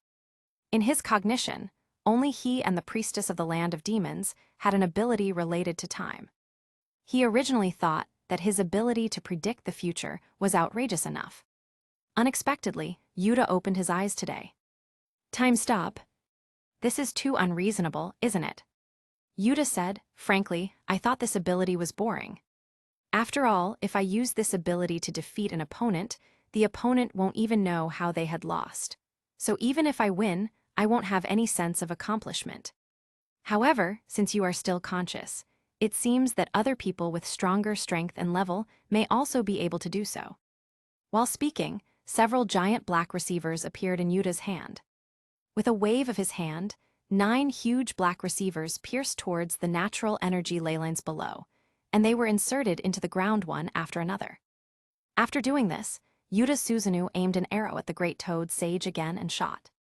Gamamaru became extremely anxious, but he could only watch and couldn't do anything. Being conscious in a world where time has stopped didn't help him at all. Instead, it just made him feel even more anxious about his desperate situation. While watching Yuta's actions, he felt helpless and almost despaired. Time has begun to move again. Along with Yuta's soft voice, the stagnant time began to flow. His time stop only lasts for about 5 seconds now. It doesn't seem long, but in a battle of his level, life and death can be decided in almost an instant. When the flow of time resumed, the arrow had reached the chest of the great toad sage. Gamamaru didn't have time to react at all. After all, he was only barely able to think during the time stop. Boom! With the help of Shinra Tensei's repulsion force, the arrow easily shot him. Although Gamamaru had Senjutsu Chakra's protection, his body still easily exploded. Everything below his head disappeared. Gamamaru had only one head left at the moment. He let out a miserable groan. He hurriedly mobilized natural energy to recover the injury. But at this moment, the 9 underground natural energy ley lines had been blocked by Yuta's black receiver. Now, he could only use the little natural energy in the air. Although Mount Myaboku's natural energy is richer than the outside world, it is impossible to absorb natural energy in the midst of a fierce battle. and without enough natural energy, his recovery speed greatly slowed down. This time, the situation is really dangerous. In fact, this is the most dangerous situation he has ever faced in his entire lifetime. Moreover, Yuta seems to be just teasing him. He might not even have used all his strength so far. Gamamaru didn't even care about the pain at this moment. He barely grew a leg and immediately jumped and retreated while the natural energy barrier was blocking the rear. He can't stay here anymore. This is the meeting point of Mount Mayaboku's underground natural energy ley lines, and it is the best place to mobilize all of Mount Mayaboku's natural energy. But at this moment, the 9 ley lines here were all blocked by Yuta. If he wants to exert as much strength as possible, he must move to other locations. Yuta coldly snorted and said, "Want to escape?" The Susanu fired arrows one after another. With Shinra Tensei's boost, they broke through the sound barrier and shot forward with a whistling sound. Boom, booms, boom. The arrows landed on the ground of Mount Mayaboku, and the sound of explosions came one after another. The whole earth of Mount Mayaboku was shaking. However, for Gamamaru, things had become better now. The location of the battle just now was the intersection of the ley lines. Although it was advantageous to fight there, he could not leave. Therefore, in the face of Yuta's attack, he could only try his best to defend. If he couldn't defend himself, he would dodge in a small area. And now that he has left, he just needs to dodge Yuta's attack. He can relatively easily predict the direction of the arrows and avoid them in advance. Feeling that the natural energy had become abundant again, Gamamaru became slightly relieved. This location is also a node where natural energy ley lines meet, but there are only 5 ley lines intersecting here. It is impossible to fight against Yuta with just this. "Yuta, please stop." Gamamaru said very aggrievedly, "There is no need for us to fight to the death like this. Speaking of which, there is no unresolvable conflict between you and me. I just had a dream and told Jiraiya the content of the dream. In fact, Jiraiya was the one who came up with the term Son of Destruction. If you want the senjutsu of Mount Mayaboku, I can give it to you. The situation is stronger than that of people, and it cannot help but accept the softness. The magic of Mount Mayaboku, hand it over. Even if Yuta spreads it, he won't care. Survive first." Moreover, things in the ninja world are completely out of control. What son of prophecy? What benefits he can bring to him have not yet been seen, but now because of prophecy, he has already provoked a powerful enemy. If he had known this would happen, he wouldn't have given Jiraiya any prophecy. "Oh, want to admit defeat." Yuta floated in the air with a playful smile on his face. "I remember you were very confident before, saying that if the natural energy of Mount Mayaboku is still there, you will be invincible. In this case, let's continue. There is no such thing as regret medicine in the world." Capitulo 172, Gamamaru's End. Click. Under Shinra Tensei's boost, the golden Susanu longsword easily penetrated the natural energy barrier. Gamamaru was shocked and angry. He could only jump and dodge while continuing to draw natural energy for defense. Before, at his usual home, it had already been difficult to defend. Here, the natural energy he could mobilize was far less than the previous place. Now, it had become even more difficult to defend against Yuta's attack. "Stop." After his body was almost blown up again, Gamamaru couldn't hold on anymore. "Don't you want Mount Mayaboku's senjutsu? If you stop now, I'll teach you everything right away. If you kill me, you won't get all the senjutsu. Although the other toads in Mount Mayaboku also know some senjutsu, I am the only one who knows all of them. You want that healing technique, right? Only I fully understand it. If you kill me, you won't get all of Mount Mayaboku's senjutsu." Gamamaru only has so much leverage now. In terms of strength, he is nowhere near Yuta at all, so he can only show his value to live. He has lived for thousands of years, but he still doesn't want to die. Yuta sneered, and the purple Rinnegan flashed again. "I don't need you to tell me that. Rinnegan has the ability to extract memories. Through the power of Rinnegan's human path, even Nagato can forcibly read memories." Hearing Yuta's words, Gamamaru had a sad look on his face. Looks like there is really no way. Now, the only option is to run away. Thinking of this, Gamamaru controlled a huge amount of natural energy and took the lead in attacking Yuta. Then he quickly turned around and fled. The direction where he was escaping was the direction where Shikatsu Forest was located. Mount Myaboku, Ryucha Cave and Shikatsu Forest are connected by a barrier formed by natural energy. Ryucha Cave is definitely not to be visited. That white snake's desire to kill him is even greater than Yuta's. Yuta had come to Mount Myaboku from Ryucha Cave. Now he can only go to Shikatsu Forest and see if he can get Katsuyu's help. Yuta said, "Want to escape? It's not that easy." Yuta was slightly delayed by the Great Toad Sage's previous attack. At this moment, Gamamaru had escaped a certain distance. Yuta raised his arm, and the Rinnegan's pupil power and a massive amount of chakra erupted. Bansho Tenin. Gamamaru, who was running and fleeing, suddenly stagnated. He was unable to move forward, and he started to retreat uncontrollably. Damn it! Even though Gamamaru's desire to survive skyrocketed, and he desperately tried to break free from this gravitational pull, he could no longer move forward. His body was passively attracted backwards by the gravitational pull. The mountain peaks, rocks, and trees along the way were also attracted towards Yuta by this terrifying gravitational force and were repelled by his Susanu. Yuta stretched out his hand and pressed it on the head of the retreating Gamamaru. He immediately activated Rinnegan's memory extraction ability. At this moment, Gamamaru felt like he was being pried from the inside to the outside. Even the depths of his soul were being pried open. An invisible thing seemed to be drawn out. Is this the senjutsu of Mount Myaboku? I have some ideas. Yuta completely extracted the memory of the Great Toad Sage. First of all, he checked the memory of senjutsu. All thought there are offensive senjutsu in Mount Myaboku. They are too weak for his level. Even a sage art at the level of Gomen is nothing more than a fire release with a wider range to Yuta. A trick that even a Preta Pathpain can handle is just so-so in his books. However, this old toad has some experience with research on application of yang release on physical recovery.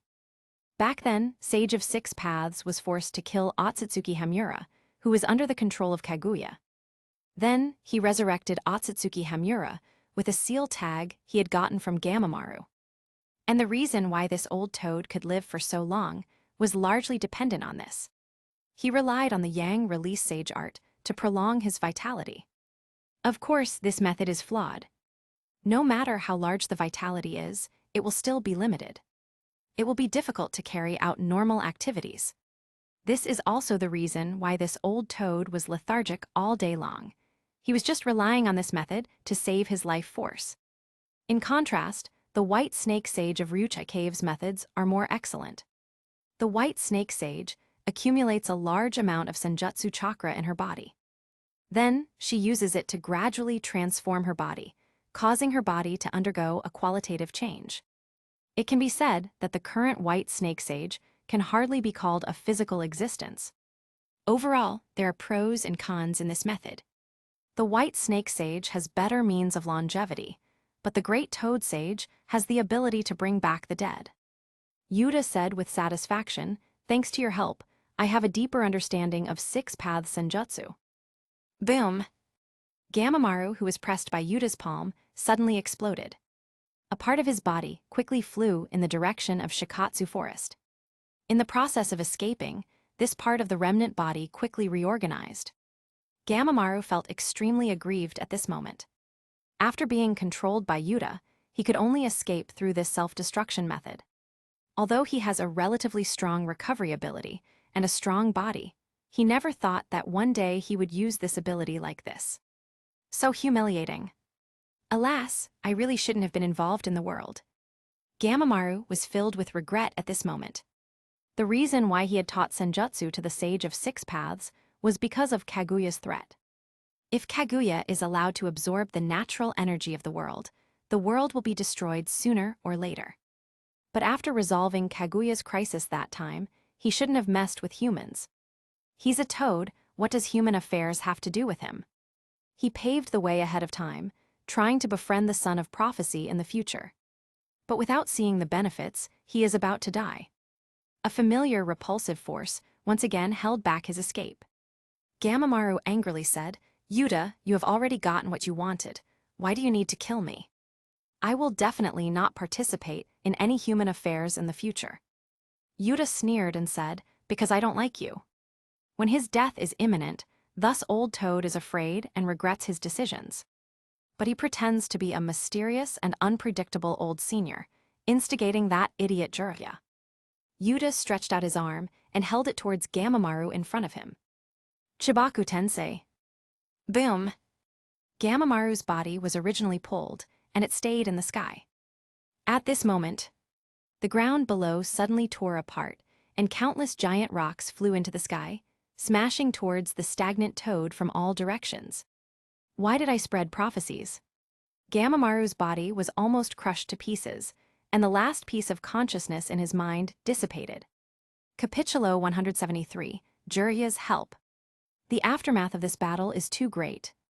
Jiraiya, who was now in sage mode, was hiding behind a hill and watching from a distance. Calling it watching would be an exaggeration. The tremors of the distant fighting continued to come. Even the hills that were dozens of miles apart from him were shaking violently. The location of the battle was constantly shifting, and he could only vaguely see that the distant terrain was constantly being rewritten. Even mountain peaks were vulnerable in this level of battle, and were easily destroyed countless times. Shima said worriedly, "I hope that the Great Sage won't have an accident." This was the first time she had seen the Great Toad Sage engage in such a long, high-intensity fight. For the Great Toad Sage, who is usually lethargic, he must be in a very big trouble. Fukasaku reluctantly cheered, "Believe in the Great Sage. The Great Sage has survived for thousands of years ago. How could he fail to deal with a teenage ninja?" Jiraiya opened his mouth, not knowing what to say. Of course, Yuta can't be treated like an ordinary teenager. At the beginning, when he had displayed the complete body Susano, he had destroyed the Iwagakure army alone. He had seen that scene from a distance at that time. In the face of that terrifying strength, even the 5 cages can only struggle for a while at most. And now, Yuta might have become even stronger. Why? Jiraiya was full of confusion. Why does someone like Yuta, who is unscrupulous and doesn't have the will of fire in his heart, have such strength? In the past, there was Madara, but the first Hokage, who believed in the will of fire, could restrain him. But now nobody in the whole Konoha can go against Yuta's will. If things go on like this will Yuta only become more unscrupulous. Now, Yuta brazenly arrived at Mount Mayaboku and was battling against the Great Toad Sage. If things go on like this, the world will only be under Yuta's rule alone. That is... Fukasaku's expression became sluggish as he looked at the sphere that gradually became apparent in the distant sky. A sphere of rock was floating in the sky. At this moment, the sphere was growing. Even if he was dozens of miles apart at the moment, he could still clearly see it now. Is this ninjutsu? How is that possible? Jiraiya was dumbfounded. The rock sphere floating in the sky should be hundreds of meters in diameter at this moment. How could such a huge object float in the sky? Is this something that ninjutsu can achieve? Is that the Great Toad Sage's senjutsu? Jiraiya's voice stuttered, and he said with a difficult expression. Fukasaku said with an ugly expression, "I don't fully understand the abilities of the Great Toad Sage. Was that huge rock sphere made by Yuta or by the Great Toad Sage? Which side has the upper hand now?" Jiraiya's face changed constantly, and soon. He gritted his teeth and said firmly, "We can't wait any longer. Let's go right now." No matter who did that, since they displayed this level of attack, it must be the last resort. If we arrive, maybe we can decide the final outcome. Fukasaku and Shima, who were standing on Jiraiya's shoulder, looked at each other and nodded in unison. After performing such a terrifying trick, the user should have very little chakra left. Normally, the 3 of them might not be able to do anything. But when both parties are exhausted, they may be able to do something. After agreeing, Jiraiya rushed in the direction of the rock sphere ahead. Along the way, they continued to sense the situation ahead in advance. Around the road, the peaceful land of the toads was now a mess. Fukasaku and Shima's faces became more and more gloomy. "I sense something, that's Yuta." Gradually approaching the bottom of the rock sphere, Jiraiya finally sensed a chakra, but his mood sank.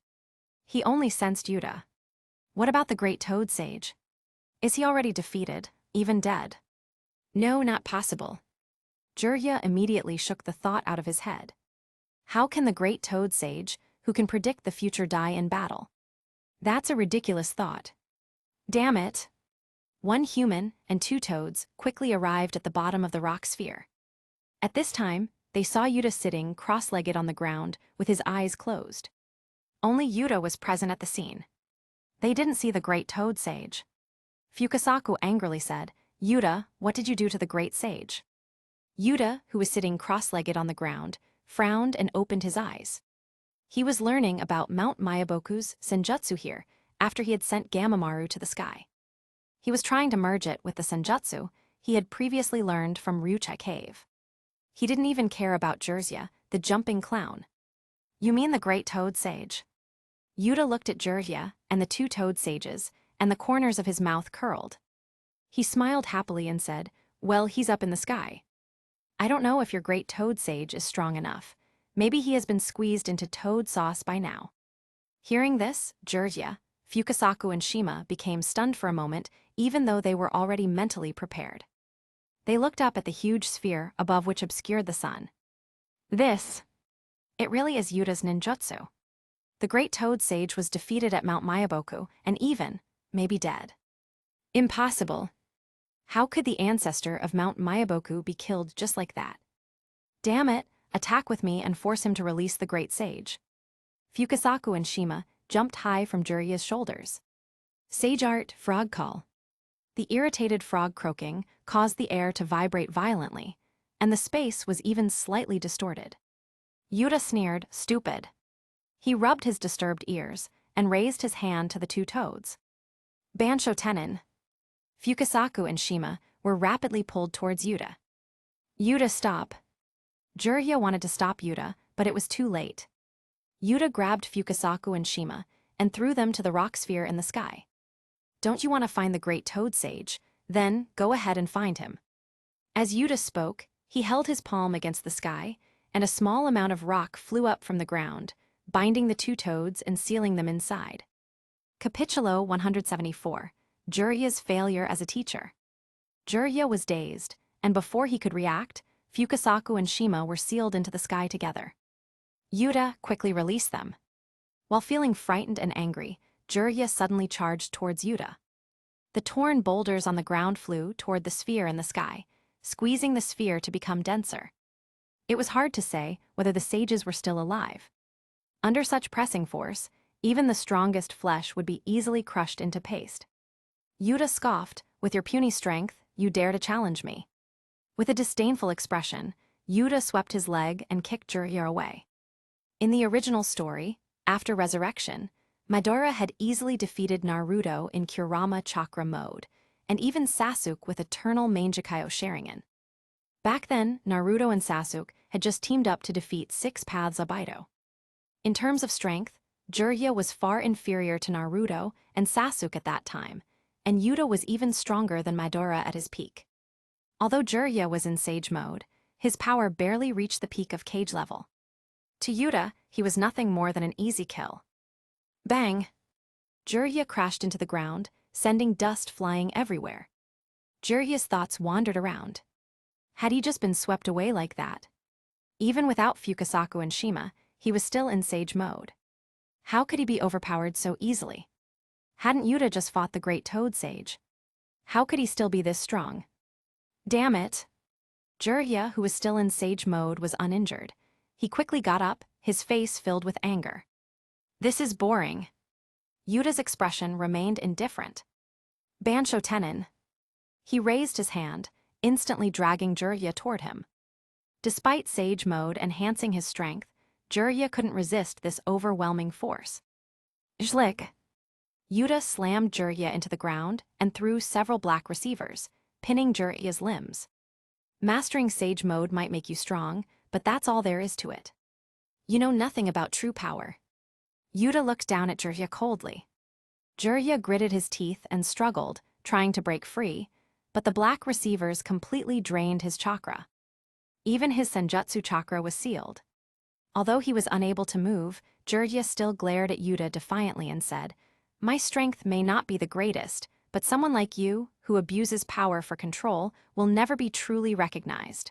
You'll never attain real strength. You may force others to submit, but one day, someone will rise against you." Yuta raised an eyebrow, feeling amused. He said, "I'm curious, where does your confidence come from? You claim that someone will resist me one day. Then why haven't you tried to stop me before? Is your entire plan just training Naruto, the so-called son of prophecy, and waiting for him to defeat me in the future?" Jiraiya's expression changed instantly. Yuta had hit the mark. Jiraiya was too weak to change anything himself. His only hope was to guide Naruto, the son of prophecy, foretold by the great Toad Sage, on the right path. Now, because of Yuta's influence, Konoha's ninja school had banned the teaching of the will of fire. It was up to Jiraiya to teach Naruto himself. Naruto was Minato's son, the son of the Fourth Hokage. If even he failed to uphold Konoha's will of fire, it would be ridiculous. "What are you planning? Naruto is the son of the Fourth Hokage," Jiraiya warned. Yuta sneered, "Relax, I have no interest in harming that little brat Naruto. But forcing a child to accept your ideology and making him believe in your so-called will of fire, is that really the right thing to do? You claim you want peace, but you do nothing but travel aimlessly. You waste your time writing books while leaving the responsibility of changing the world to a child who isn't even 10 years old. It's ridiculous. You are the real failure here." Jiraiya's face flushed with embarrassment, but he had no rebuttal. Naruto was the son of prophecy, as foretold by the great Toad Sage. And Minato had sealed the 9 tails inside Naruto for a reason. He had high hopes for his son. Jiraiya firmly said, "Even without my guidance, Naruto would never approve of a tyrant like you." Naruto was different. He would never follow someone like Yuta, who destroyed anything that stood in his way. Naruto, the son of prophecy, would stand against Yuta one day. Conviction, how laughable. Yuta chuckled coldly. "Yahiko, your former student, died because of his naive belief in your ideals. Nagato and Konan, they abandoned you a long time ago." Jiraiya's eyes widened and he said, "What do you mean? Weren't all 3 of them killed?" "How do you know this?" It was Mount Mayaboku's messenger frog, who had told him that all 3 of his students were dead. But now Yuta was saying that Nagato and Konan were still alive. What had really happened back then? If they were still alive, why had they never contacted him again? Jiraiya had recently learned that Orochimaru had joined a mysterious mercenary organization. And that organization had actually been founded by Nagato. Not only that, Nagato had defeated Hanzo and seized control of Aimgakure. Yuta smirked and said, "Nagato's ideals align more with mine than with yours." Jiraiya's mind spun as memories flooded in. Yahiko was killed because of Danzo and Hanzo's schemes. So only Yahiko had died back then. Then why did the messenger frog claim that all 3 were dead?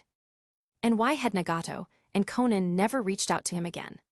He had taught them about peace, about understanding between people.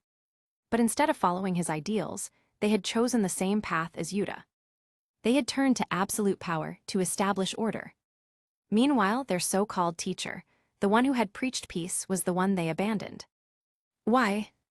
The messenger frog clearly told me they were dead. Why did they choose this path? Jiraiya wanted to believe that Yuta had brainwashed them. But deep down, he knew the truth. Nagato and Konan had already formed their organization before Yuta had ever appeared. They had already set their sights on gathering the tailed beasts. Their goal had always been to dominate the world through force. Jiraiya clenched his fists. Had he failed that badly as a teacher? Nagato and Konan had completely rejected everything he had taught them.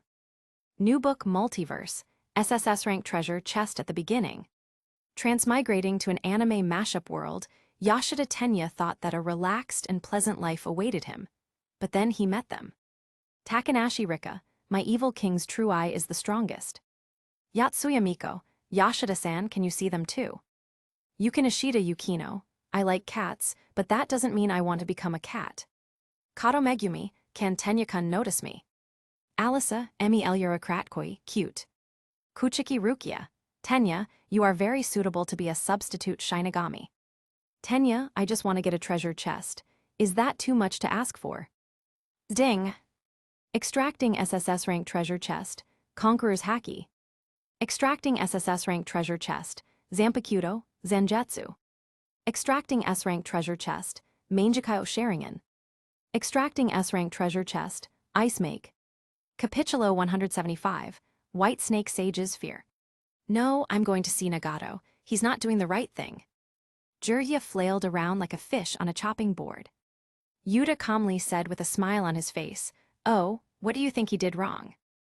Jiraiya froze suddenly. Yeah, what wrong did Nagato do? Just for not doing what he taught him. Nagato and Yahiko, who originally followed his ideas, organized a group of people to achieve peace in the land of rain through mutual understanding between people. In the end, Hanzo did not trust them, and at the instigation of Danzo, he set up an ambush to kill Yahiko. Jiraiya stubbornly said, "If Nagato relies only on violence like this, the result won't be accepted by everyone willingly." What a fool. Yuta shook his head, becoming more and more disappointed with Jiraiya. He said, "Do you think after going through those things, Nagato will still agree to your ridiculous philosophy of understanding each other? Especially in a place like the Land Rain, which is the border area of the three great countries. In the environment of war and chaos, he shouldn't rely on strength to establish order, but instead understand each other. Thankfully, Nagato had the Rinnegan, or else he would have died because of your stupid ideas. This idiot, Jiraiya, was born in Konoha, and his teacher was the Hokage. This is what made him so childish. In the original story, Naruto was also stupid, but after being trained by Jiraiya for a few years, he became even more stupid. After Sasuke attacked Killer Bee, Naruto actually went to the Raikage, wanting to make the Raikage give up chasing Sasuke. In the eyes of the Fourth Raikage at the time, Sasuke had killed Killer Bee. Naruto's remarks were simply ridiculous. His younger brother was just killed. The murderer's friend ran up and said that he should not take revenge on his friend. Does that make any sense? In the end, the Raikage straightforwardly said, "I will kill Sasuke and then give up on revenge." Naruto was strong. If someone else had said such a thing, the Fourth Raikage would have killed them. Yuta continued, "As a teacher, you didn't teach your disciples to understand the world first. Instead, you repeatedly emphasized the naive words of mutual understanding between people. Among the land of fire, the land of earth, the land of wind, who will go and understand the land of rain in the middle? They lived in a place like the land of rain, but they still accepted what you said. Yahiko could even be said to have died of your childishness and stupidity." At this moment, Jiraiya felt that his brain had become messy and irritable. "I don't want to hear you, let me go. I'm going to Nagato, I'm going to convince him. I can't watch him go the wrong way." Yuta sighed lightly and shook his head. He said, "You are too far gone. Even if Nagato really listened to your persuasion, would it benefit the land of rain? Do you want the land of rain to go from the current order back to chaos? It's better not to let people like you go, lest others be easily killed." "You." Jiraiya glared at Yuta. "He easily kills people." It was he who had saved Nagato, Yahiko, and Konan back then. If it weren't for him, Nagato and the others would have died decades ago. "Prepare to spend the rest of your life in Konoha prison. I don't want to see you, a clown, jumping around in front of me. Don't even think about teaching Naruto what you believe in. Naruto is already stupid. If he is taught by an idiot like you, he will become even more stupid." Yuta's eyes narrowed slightly, and the corners of his mouth evoked into a pleasant arc. "In the future, your contribution will be written in the history books like this, the stubborn obstacle to peace in the world. Jiraiya is different from Sarutobi Hiruzen and Danzo. For people like Sarutobi Hiruzen, killing them or disempowering them is the greatest punishment. For Jiraiya, letting him see his ideas shatter, and the very ideas he opposes come to fruition, is the greatest punishment." "You." Jiraiya was speechless. He fought hard in the Second and Third Great Ninja War, and his disciple became the Fourth Hokage. How could Yuta rate him like that? An obstacle to peace in the world. The pursuit of his whole life was peace, and Yuta actually said that. Is the battle over? Where's the old toad? The white snake sage came from a distance and looked at the rock sphere floating in the sky, with a look of fear on her face. This move should be the one the Sage of Six Paths had used to create the moon. As one of the oldest creatures in the world, White Snake Sage remembered very clearly that after the Sage of Six Paths had sealed Kaguya, a moon had appeared in the world. Well, he's up there. Yuta raised his chin and gestured to it. Hearing Yuta's words, the White Snake Sage became dumbfounded. She looked up at the rock sphere in the sky, then at Yuta, and at the sky again, back and forth. Her mind almost became blank. That old toad is there. This is the move that sealed Kaguya. That old toad has probably already been squeezed into meat sauce by now. She fought against him for thousands of years, but he just died like this. How long has it been since Yuta entered Mount Mayaboku? She originally wanted to come along with Yuta, but as soon as Yuta passed, the passage was blocked by Gamamaru. She could only detour to the other barrier apertures. In such a short time, that old toad who she had fought against for thousands of years was killed. Although in this millennium, she generally the upper hand, being able to defeat Gamamaru quickly means that Yuta might be able to kill her without much effort as well. The White Snake Sage said cautiously, "Well, according to the previous agreement, I will teach you Senjutsu after you defeat Gamamaru, and Mount Mayaboku should belong to the Ryucha cave." She was afraid of causing Yuta's dissatisfaction. If Yuta disagrees, she will justifiably accept. Otherwise what? She doesn't want to fly to the sky like Gamamaru. Yuta casually said, "I don't care, but I need to stay in Mount Mayaboku to practice sage mode for a while. Don't disturb me. Also, restrain your subordinates. Don't randomly participate in human affairs, and don't eat people." Yuta looked at the White Snake Sage with the Rinnegan. Of course. White Snake Sage was overjoyed and agreed. Once she gets Mount Mayaboku's territory, her strength will rise a lot. Maybe she won't be far from Katsuyu. "Who is this guy, your enemy? Do you want me to eat him for you?" The huge head of the White Snake Sage lowered. Her snake pupils stared at Jiraiya. Ahem. Yuta deliberately paused for a moment, making Jiraiya nervous. Although this guy is very useless, let's leave him alone for the time being. Capitulo 176, Gamamaru and Hagoromo's Conversation. Unknown place. This illusory world is vast and boundless, and countless souls are wandering in it, including human souls, animal souls. These souls had different appearances. If there is one thing they have in common, it is their dull expressions. This place is. Gamamaru's consciousness suddenly awakened, and he looked around blankly. In his memory, he should have been sealed by Yuta using Chibaku Tensei. Without Kaguya's immortal body, he could only wait for death inside Chibaku Tensei. His consciousness dissipated, but in the blink of an eye, he arrived here.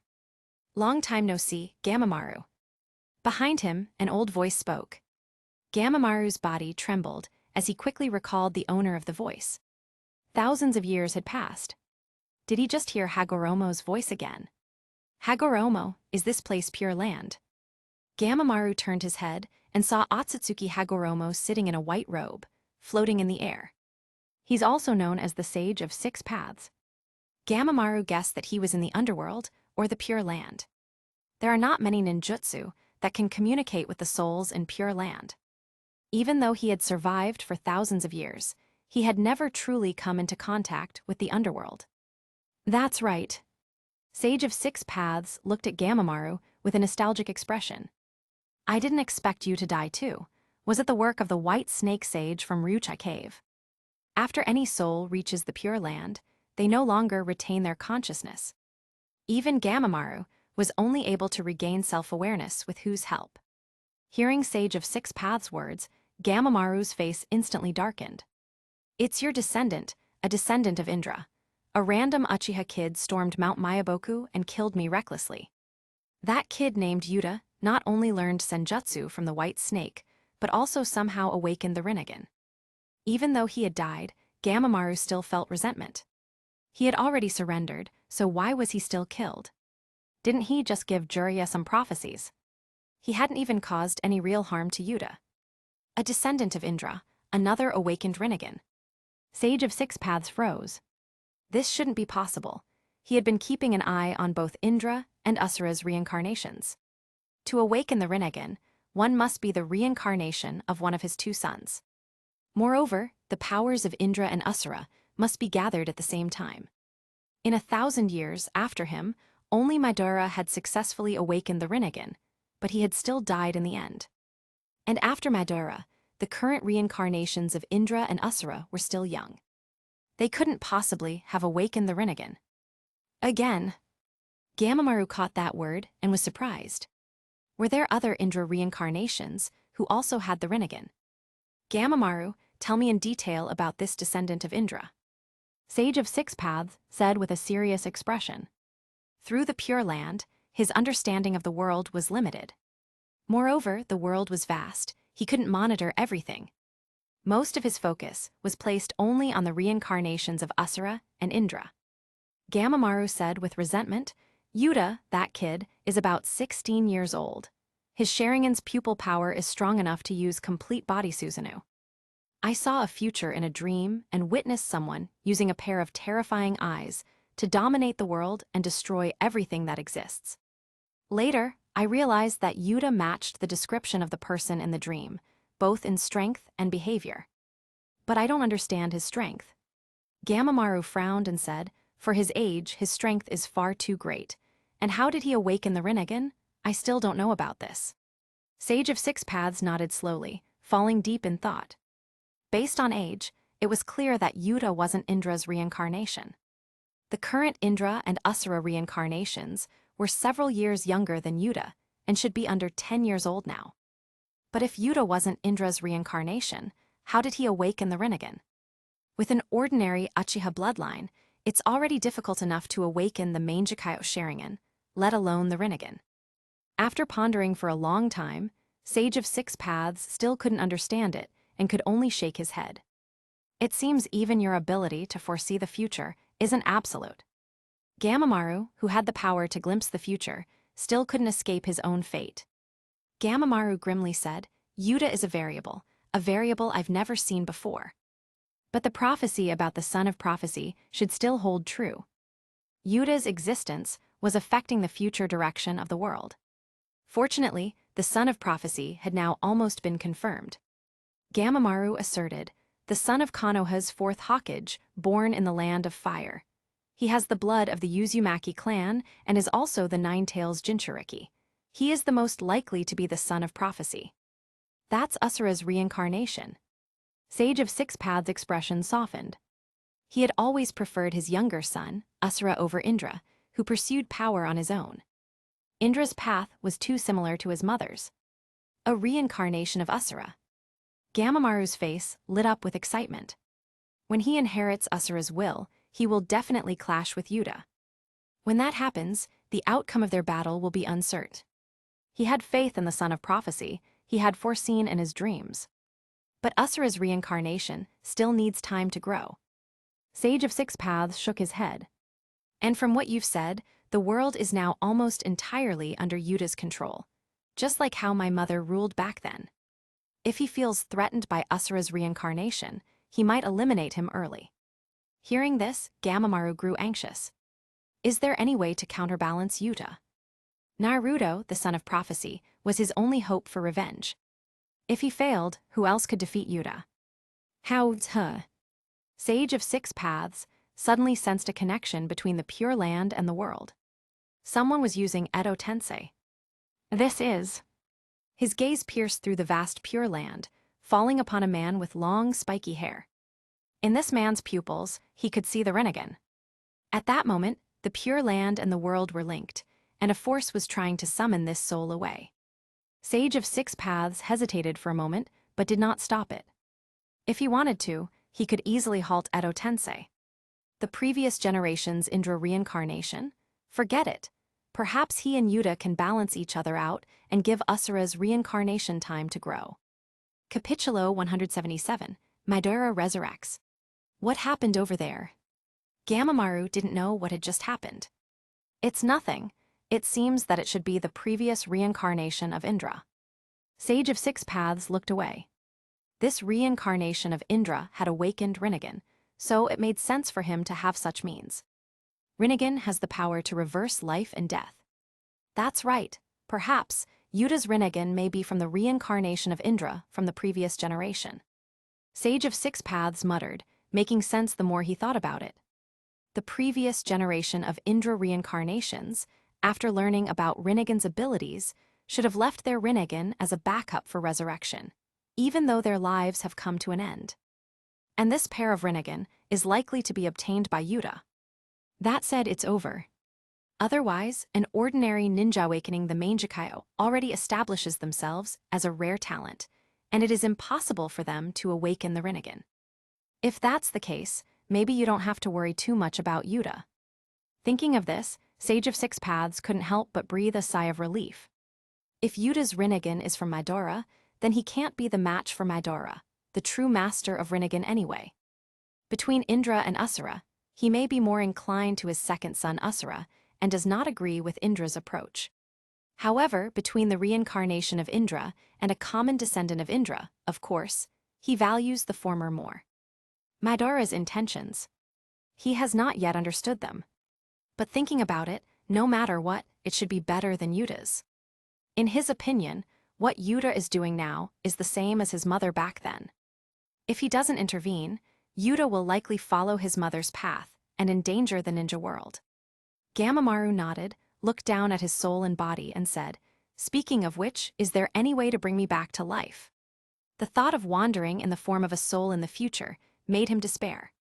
"No, I need to accumulate strength now to deal with possible changes in the future." Sage of Six Paths shook his head and said. Gamamaru's face was full of unwillingness, and he asked, "How can I be like you, who has self-consciousness in the underworld and can even maintain such power?" At this moment, he had regained his consciousness, thanks to the help of Sage of Six Paths. If Sage of Six Paths hadn't helped him, he would be no different from the lone ghosts roaming the Pure Land right now. This involves the soul. If you want to reach this stage, you need to complete the transformation of the level of life. Simply put, it requires the power of Six Paths. In this way, after the body dies, it can still exist in the form of a soul. Sage of Six Paths said slowly. This level is the real Six Paths level. As for the others, such as Rinnegan, it can only be regarded as a little bit of the power of the Six Paths. In the history of the ninja world, only he and his younger brother Hamura have reached this level.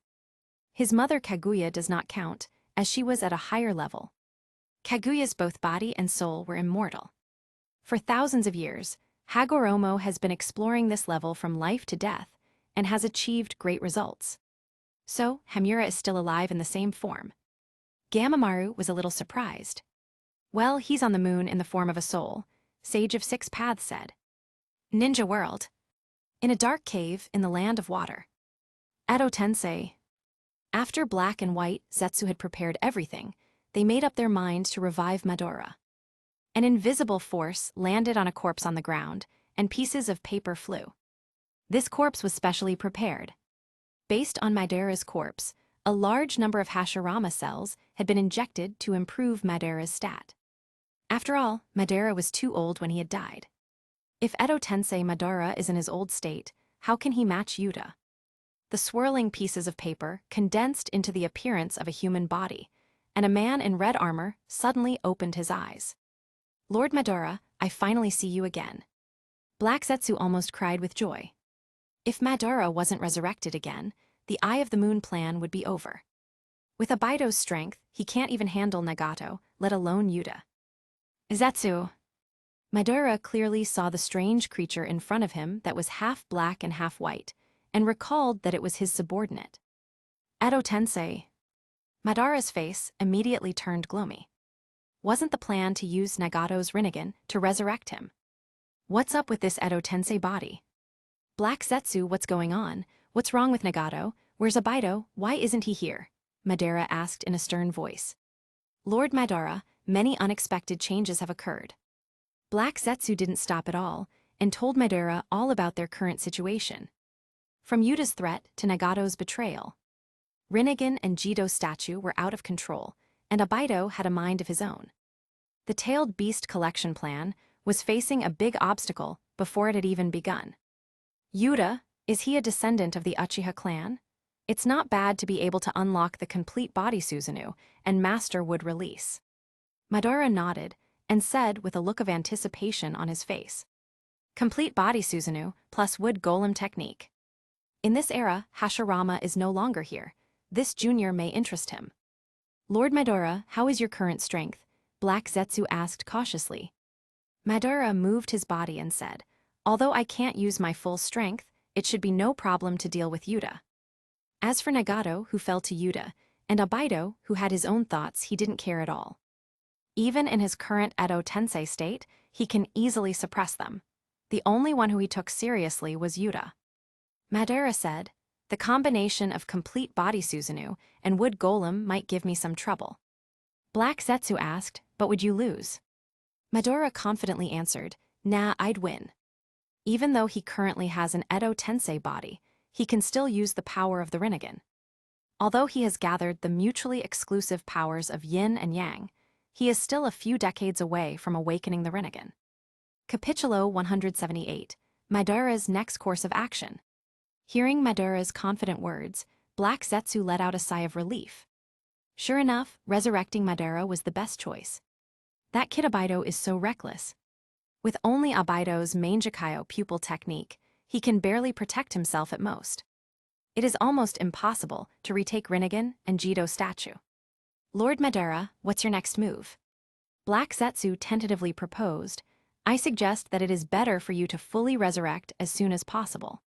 After Yuta defeated Nagato, he may have temporarily lost interest in Rinnegan and failed to discover the Rinnegan's true power. If he takes Nagato's Rinnegan later, the process of getting your Rinnegan back will be more troublesome. Madara nodded, clenched his fists, and said, well, that does make sense. This Edo Tensei body, despite its infinite chakra and infinite regenerative powers, is ultimately not as exciting as the body I had when I was alive. Fighting with this body, he can't experience the thrill of fighting at all. Black Zetsu breathed a sigh of relief and said, if that's the case, then we'll go to Aimgakure first, use Nagato to revive you, and then retrieve the Rinnegan. After that, think of a way to capture the 9-tailed beasts and merge them into 10 tails. Sure enough, with strength, everything is easy to do. There was only one Abido before, and he couldn't do anything. Even if Nagato betrayed them, they couldn't do anything. After all, Abido could only rely on Kamui in front of Nagato. But now with Madara, all is well. Defeating Nagato is no problem, and catching tailed beasts is also no problem at all. Why the trouble? Madara sneered with a very disdainful expression. It's just catching a few small animals. A clone is fine. Madara's shoulders swelled, and one wood clone came out. With the endless chakra from the body of Edo Tensei, making this wood clone didn't wear him out at all. Although it was only a wood clone, it could use the Susano. It wouldn't be a problem for the wood clone to dance with ninjas of the 5 cages level. Madara said, have you checked out the information about the tailed beasts and Jinchuriki? Just send a clone to each place. Madara folded his arms around his chest. He did not hold the 5 great hidden villages and tailed beasts in high regard. It's mostly clear. Black Zetsu said seriously, one tail is in Sunagakure, its Jinchuriki is the 4th Kazekage son. 2 tails Jinchuriki is a young Kumo ninja. 3 tails Jinchuriki is the 4th Mizukage, who is now controlled by Abido. 4 tails and 5 tails are now in Iwagakure's hands. Witter Zersu must have determined the whereabouts of their Jinchurikis. 6 tails Jinchuriki is currently in the territory of the Tsuchigumo clan, and 7 tails Jinchuriki is in Takagakure. As for the Jinchuriki of 8 tails and 9 tails, they are both in Konoha. The white Zetsu, who were lurking underground, had been paying attention to the information about tailed beasts and Jinchurikis. In other words, there are 7 places in total. If the 3 tails Jinchuriki controlled by Abido is excluded, there are 6 places. Madara said to 6 wood clones, Sunagakure, Iwagakure, Kumagakure, Konoha, Takagakure, and any Tsuchigumo clan, I'll leave it to the 6 of you. White Zetsu, send out a few clones to lead the way. White Zetsu immediately obediently made 6 clones, ready to lead the way to Madara's wood clones. Black Zetsu looked hesitant and said, Lord Madara, isn't this a little too adventurous? Now it's best to revive you fully and retrieve the Rinnegan as soon as possible to restore all of your strength. Before that, it may be better not to walk openly. If Yuta targets them because of the capture of the tailed beasts, there may be bad consequences. For example, Yuta might find out about Madara being resurrected through Edo Tensei. Then, he might guess that Nagato's Rinnegan might be Madara's. What if he goes to take Nagato's Rinnegan or even destroy it? Then, Black Zetsu would really want to die. It had taken thousands of years for a pair of Rinnegan to appear. Madara coldly snorted, "Stop talking nonsense, I have decided. Just leave the matter of catching the tailed beasts to the clones. Do you think I will waste time catching those beasts who can't even resist for a few seconds? What's more, I don't care if anything goes wrong. If the Yuta you mentioned can bring me some surprises, I'll be happier instead." At this moment, even though he couldn't exert his full power, Madara still had confidence in himself. Hashirama is already gone, and no one can stop him now. The 6 wood clones, led by the white Zetsu clone, immediately began to act. Now, let's take a look at Abido first. I hope that kid can hand over 3 tails obediently. Kirigakure. Madara, dressed in red armor, walked on the street boldly, with no intention of covering up his actions. Whenever someone tried to stop him, he glared at them with the Sharingan and they fell down. Kirigakure's ninjas are still the same, and even worse than before. Madara looked around. Even in broad daylight, there were not many pedestrians on the streets of Kirigakure. The whole village was surrounded by a depressing atmosphere. Originally, after the 4th Mizukage Yagura came to power, he tried to change Kirigakure's blood mist policy. But because of Nohara Rin's incident, Abido hated Kirigakure. He controlled the 3 tails Jinchuriki in the 4th Mizukage, further aggravating the blood mist policy. Black Zetsu possessed white Zetsu, lurking underground, and whispered to Madara on the ground. Internally, he was complaining about Madara in his heart. This is too bold and eye-catching. Especially Madara's armor. Anyone who sees it will think something is wrong. Several Kirigakure ninjas had tried to step forward to stop them, but they all fell to the ground.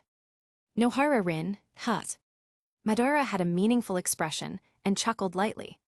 Speaking of which, he should be the one who really killed Rin Nohara.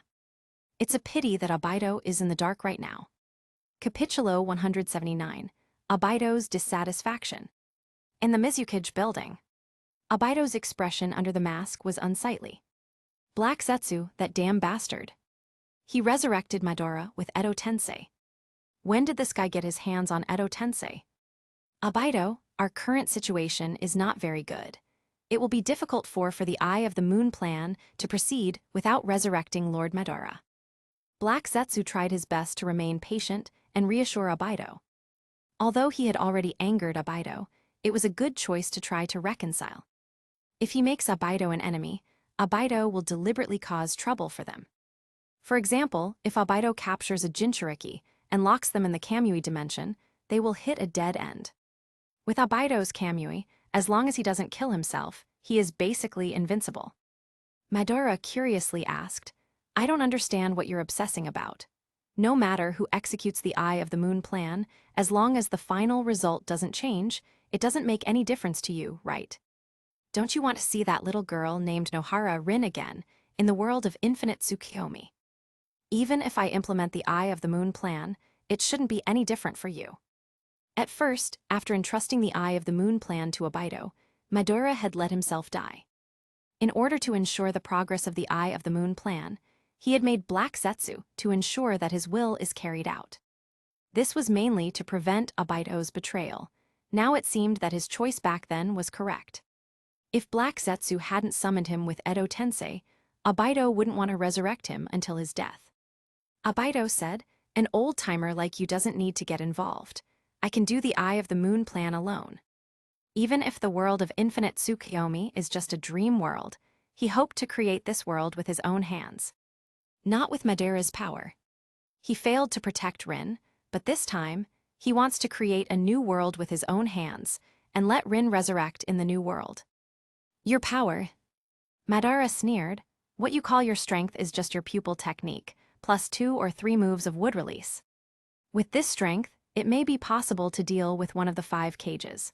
But if you want to collect all the tailed beasts, do you expect to rely on your meager strength to fight against the 5 great villages? Simply ridiculous.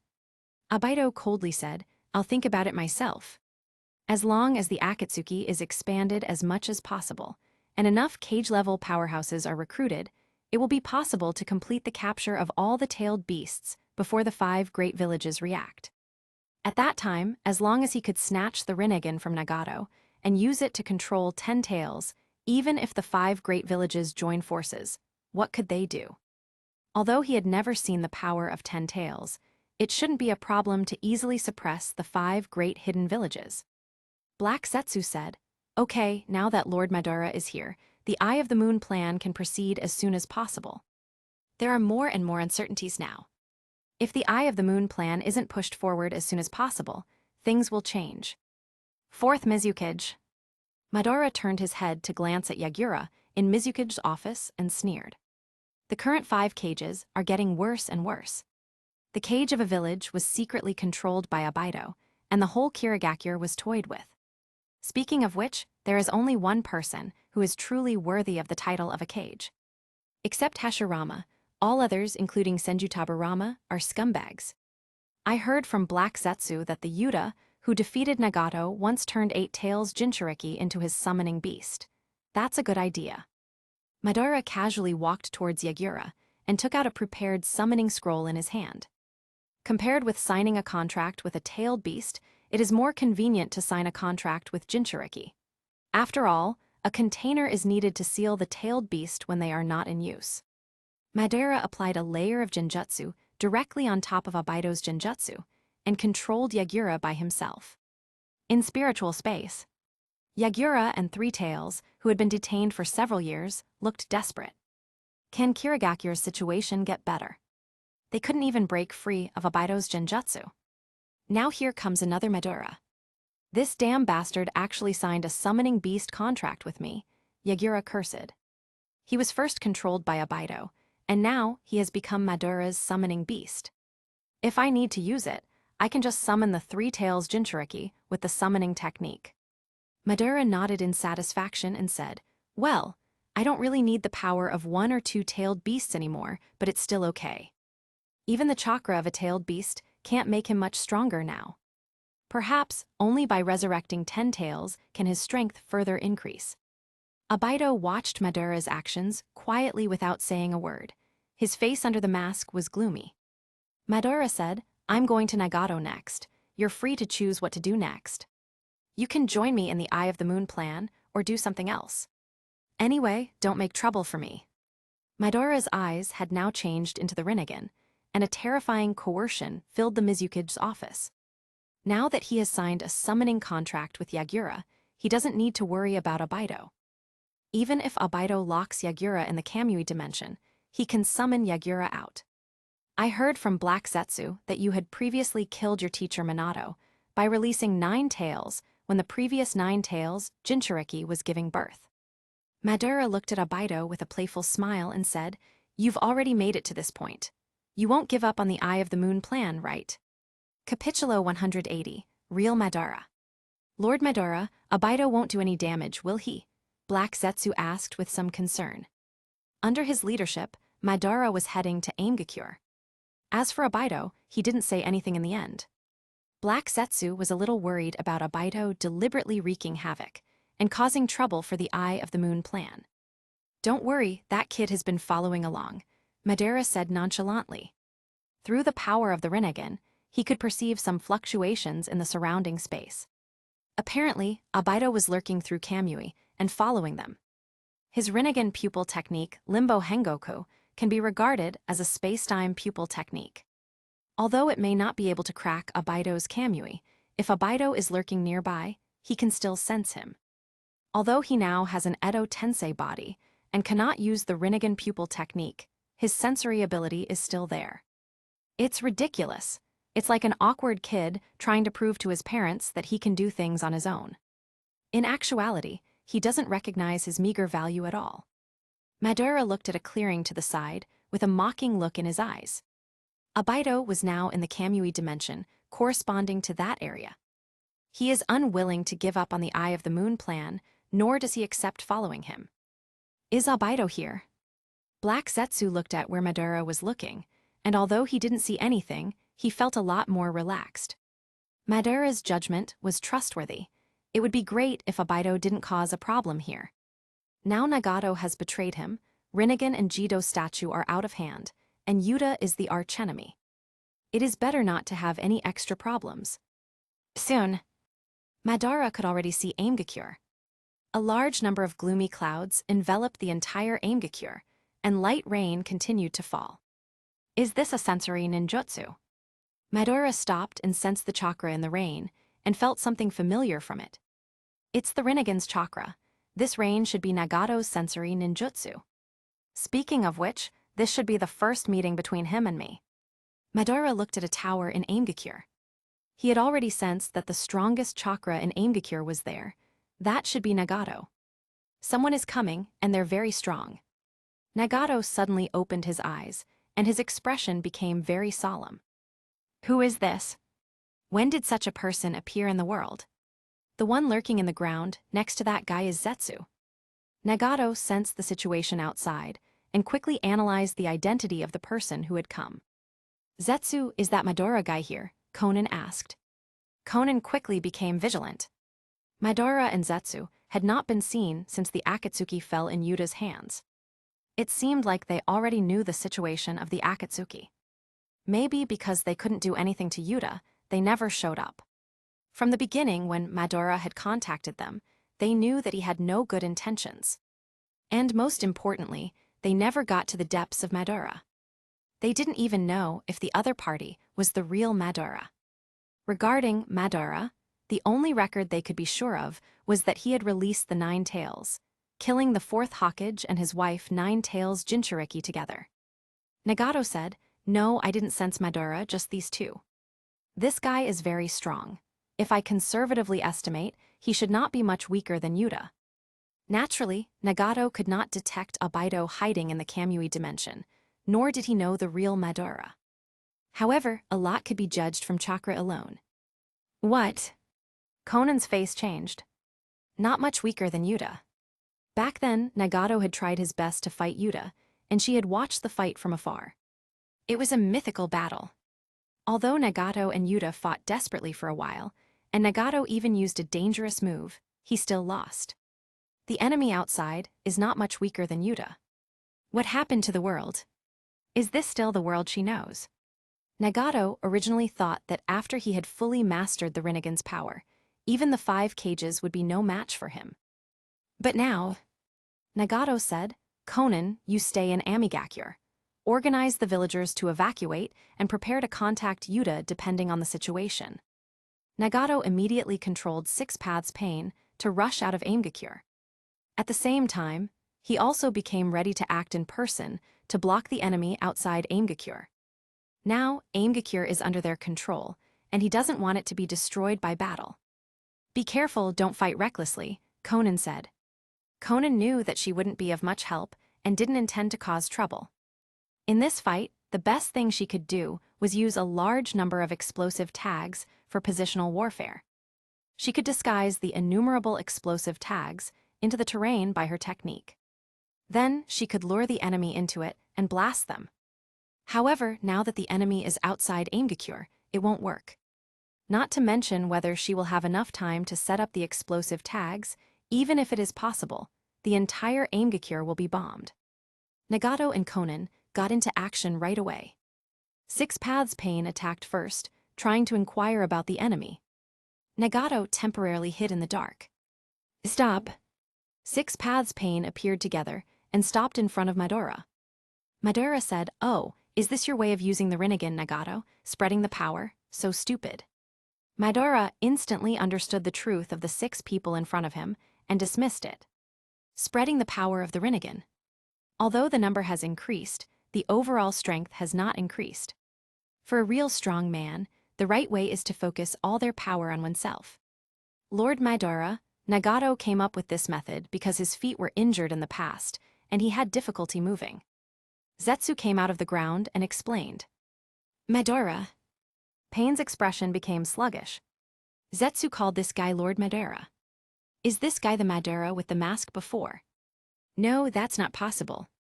The person in front of him is probably the real Madara. That Madara. How is this possible? Pain muttered to himself absent-mindedly. How is it possible that Madara is still alive? Is it a secret art of longevity like Kakuzu? But it doesn't make sense. If Madara was still alive, why didn't he appear in all these years? Capítulo 181, Madara vs. Nagato. Madara said, "These toy puppets don't make any sense. Just come out, Nagato." Madara stretched out his arm towards Six Paths Pain. His black pupils began to change, transforming into the form of Rinnegan. Shinra Tensei. A terrifying pressure erupted instantly. Nagato couldn't react in time. He could only take care of Deva Path Pain. The remaining 5 pains were swept away by the repulsion. Deva Path Pain quickly performed Shinra Tensei to counter the coming force. The 2 repulsive forces collided in the air, and the sky was almost torn apart. Impossible. Pain's expression terribly deformed.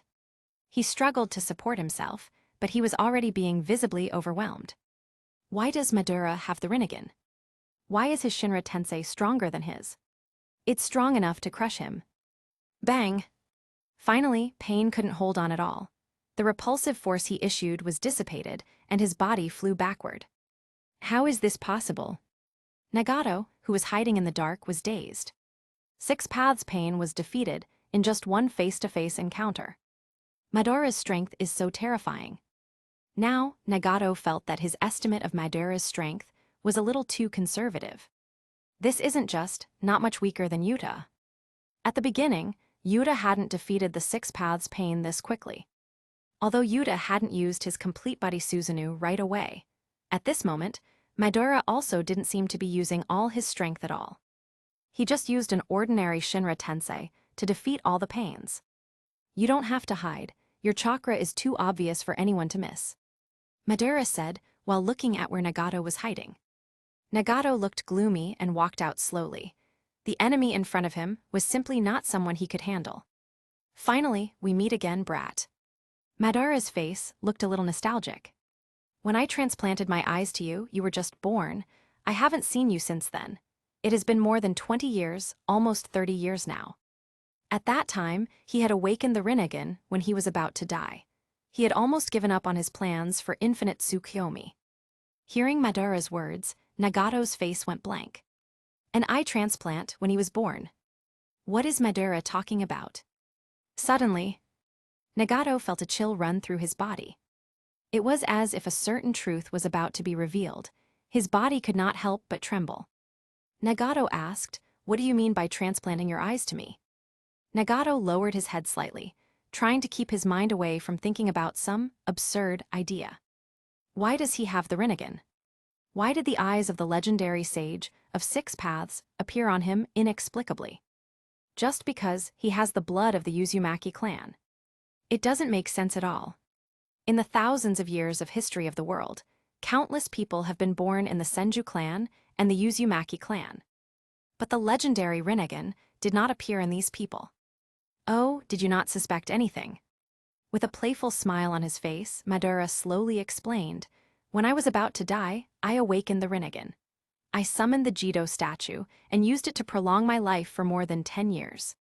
However, if I wanted to complete the Eye of the Moon plan, I couldn't do it with my old body at that time.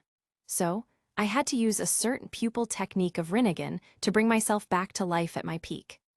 Ordinary people can't bear the burden of the Rinnegan at all. Even you, who have the Uzumaki bloodline, didn't have the power to master the Rinnegan's power in the beginning.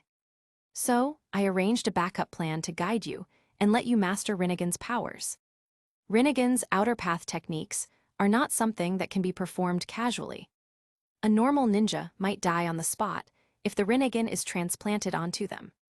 And even if the Rinnegan is successfully transplanted, it does not mean that they can master its abilities. Like Obaido's teammate Kakashi. He should have awakened the Mangekyo, but he couldn't use its powers. The same is true for Nagato. Although the Rinnegan was transplanted onto him, he had no ability at all when he was young. When his parents were killed by Konoha ninjas, he initially unlocked its abilities. Later, as more and more things happened, his control over the Rinnegan gradually increased. It's thanks to Hanzo and Danzo for that. Zetsu stuck his head out from the ground and said, Nagato's grip on Rinnegan grew dramatically due to the death of his best friend Yahiko. Now he can even use Chibaku Tensei, and has no problem using Rin Tensei. On the opposite side, Nagato's face became extremely gloomy, and his heart was in turmoil. You bunch of assholes. Nagato's body trembled as he cursed through gritted teeth. His Rinnegan is not his own at all. From the very beginning, his life had just been a joke. He was set to bring Madara back to life in his peak form to accomplish his plans. He felt like a clown now. The Rinnegan that he was so proud of wasn't his at all. The plan to collect tailed beasts was also fake. The masked Madara must be the backup plan arranged by the real Madara in front of him. They want to use him to collect the tailed beasts. They made him into a clown. Summoning technique, Jido statue. Nagato snapped his fingers and roared unwillingly. Go to hell, asshole. Roar. The gigantic Jido statue was summoned. The brown wooden giant let out a roar that echoed across the land of rain. Dozens of black rods pierced through Nagato's back and drew a large amount of chakra. Nagato's vitality weakened instantly, but his expression remained fierce as he controlled the Jido statue to strike Madara. Madara's Rinnegan pupil power exploded instantly, and the ferocious Jido statue froze in place. Don't forget, I'm the real owner of the Rinnegan. Madara said unhurriedly, a mere 10-tails body dares to challenge me. Cracked. The Jido statue, which was about to attack, froze as Madara approached. Nagato's expression froze as he desperately tried to control it, but his efforts were useless. The Jido statue, which he had summoned, was completely out of his control and now belonged to Madara. For the Jido statue, Madara's authority was obviously higher than Nagato's. Capitulo 182, Madara's True Resurrection. Damn it! Nagato clenched his teeth. The Jido statue's betrayal had said it all. The Rinnegan, which he used to be proud of and intended to use to bring peace to the world, was really Madara's. His whole life was just an act planned by Madara to resurrect himself. Nagato desperately mobilized the chakra in his whole body. Combined with Rinnegan's pupil power, Nagato shot with all his strength under the rage. Shinra Tensei. A terrifying, repulsive force appeared.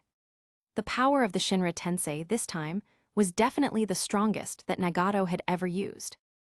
Madara casually said, the power isn't bad, but that's all. Madara's expression remained unchanged. He raised an arm and also used Shinra Tensei. Two powerful repulsive forces collided suddenly. The sky was torn apart, sand and rocks. Everything between the two was emptied, and the earth was torn up layer after layer by the repulsion. Asshole! Nagato roared hoarsely, desperately maintaining Shinra Tensei, but he could only barely resist the calm Madara. The difference between them was too huge. One side had already worked hard, but the other side was just being a little more serious. Why so serious? Madara maintained Shinra Tensei with ease and said leisurely, if I hadn't transplanted my Rinnegan to you, you would have died at a young age. When your parents were killed by Konoha ninjas, didn't you rely on Rinnegan's power to kill them? Later, I heard from Black Zetsu that your best friend Yahiko was forced to commit suicide. Didn't you repel Hanzo with the power of the Rinnegan? Opposite, Nagato was completely unable to hold on. Madara stopped using Shinra Tensei, walked up slowly and said, the world is cruel. You think I planned your life. But without me, your life would have been even more miserable. It is likely that you would also be killed by the Konoha ninjas when you were young along with your parents. Nagato gasped violently, with an unyielding look on his face. He firmly said, no matter how the world is, it's not the job of an outdated old man like you to interfere. No matter what, I will never obey someone like you. Nagato was submissive to Yuta, because Yuta also intended to bring peace to the world. Moreover, he planned to do so in the same way as him. Yuta planned to use absolute power to establish order. Therefore, after being defeated by Yuta, Nagato chose to surrender. But Madara is different. Not to mention that this bastard even planned his life. The utter disappointment with the world he was showing at this moment alone was enough to make Nagato realize that Madara's plan was definitely not a good plan. Although the world is full of wars, in Nagato's view, there is a cure. Nagato's eyes flashed with ruthlessness. His hands snapped together, and he desperately used his strongest move on the spot. A black sphere emerged from his hand. It lifted off into the sky and flew tens of thousands of meters up. The black sphere emitted a faint light, and a large gravitational force appeared. The ground was torn apart. Madara's body and Nagato's body couldn't stop being drawn. This was an all-or-nothing move. Nagato and Madara were too close at the moment. If Madara is sealed, Nagato also cannot escape. Hathy. Madara sneered. Using my Rinnegan moves to try to deal with me, don't you think it's ridiculous? Before he had transplanted the Rinnegan to Nagato, he had figured out all of Rinnegan's moves, including Shinra Tensei, Bansho Tenin, Chibaku Tensei, Limbo Hengoku, and more. All the moves had been thoroughly researched by him. Let me teach you a lesson. Chibaku Tensei has weaknesses. A dark blue giant phantom wrapped his body. When Chibaku Tensei is just used, the black sphere at the core is still fragile. If it is attacked by a strong enough attack at this time, it will naturally crack. In the hands of the dark blue Susanu, a blue Yasaka Magatama suddenly appeared. Madara then threw it at the core of the black sphere in the sky. With the help of Chibaku Tensei's gravitational force, there was no need to aim at all. The Yasaka Magatama automatically went towards the core position. Boom! Accompanied by the shocking sound of explosion, the core of the black sphere made a cracking sound, and it burst on the spot. At the same time, the black sphere completely disappeared. Plat. Nagato's body was attracted to the sky. He had given up on resisting the attraction, but now he fell to the ground. Nagato had a look of despair on his face. After all, he's not the Rinnegan's true master. Even if Madara doesn't have his full strength at the moment, he's not something he can handle at all. In that case, Nagato became determined.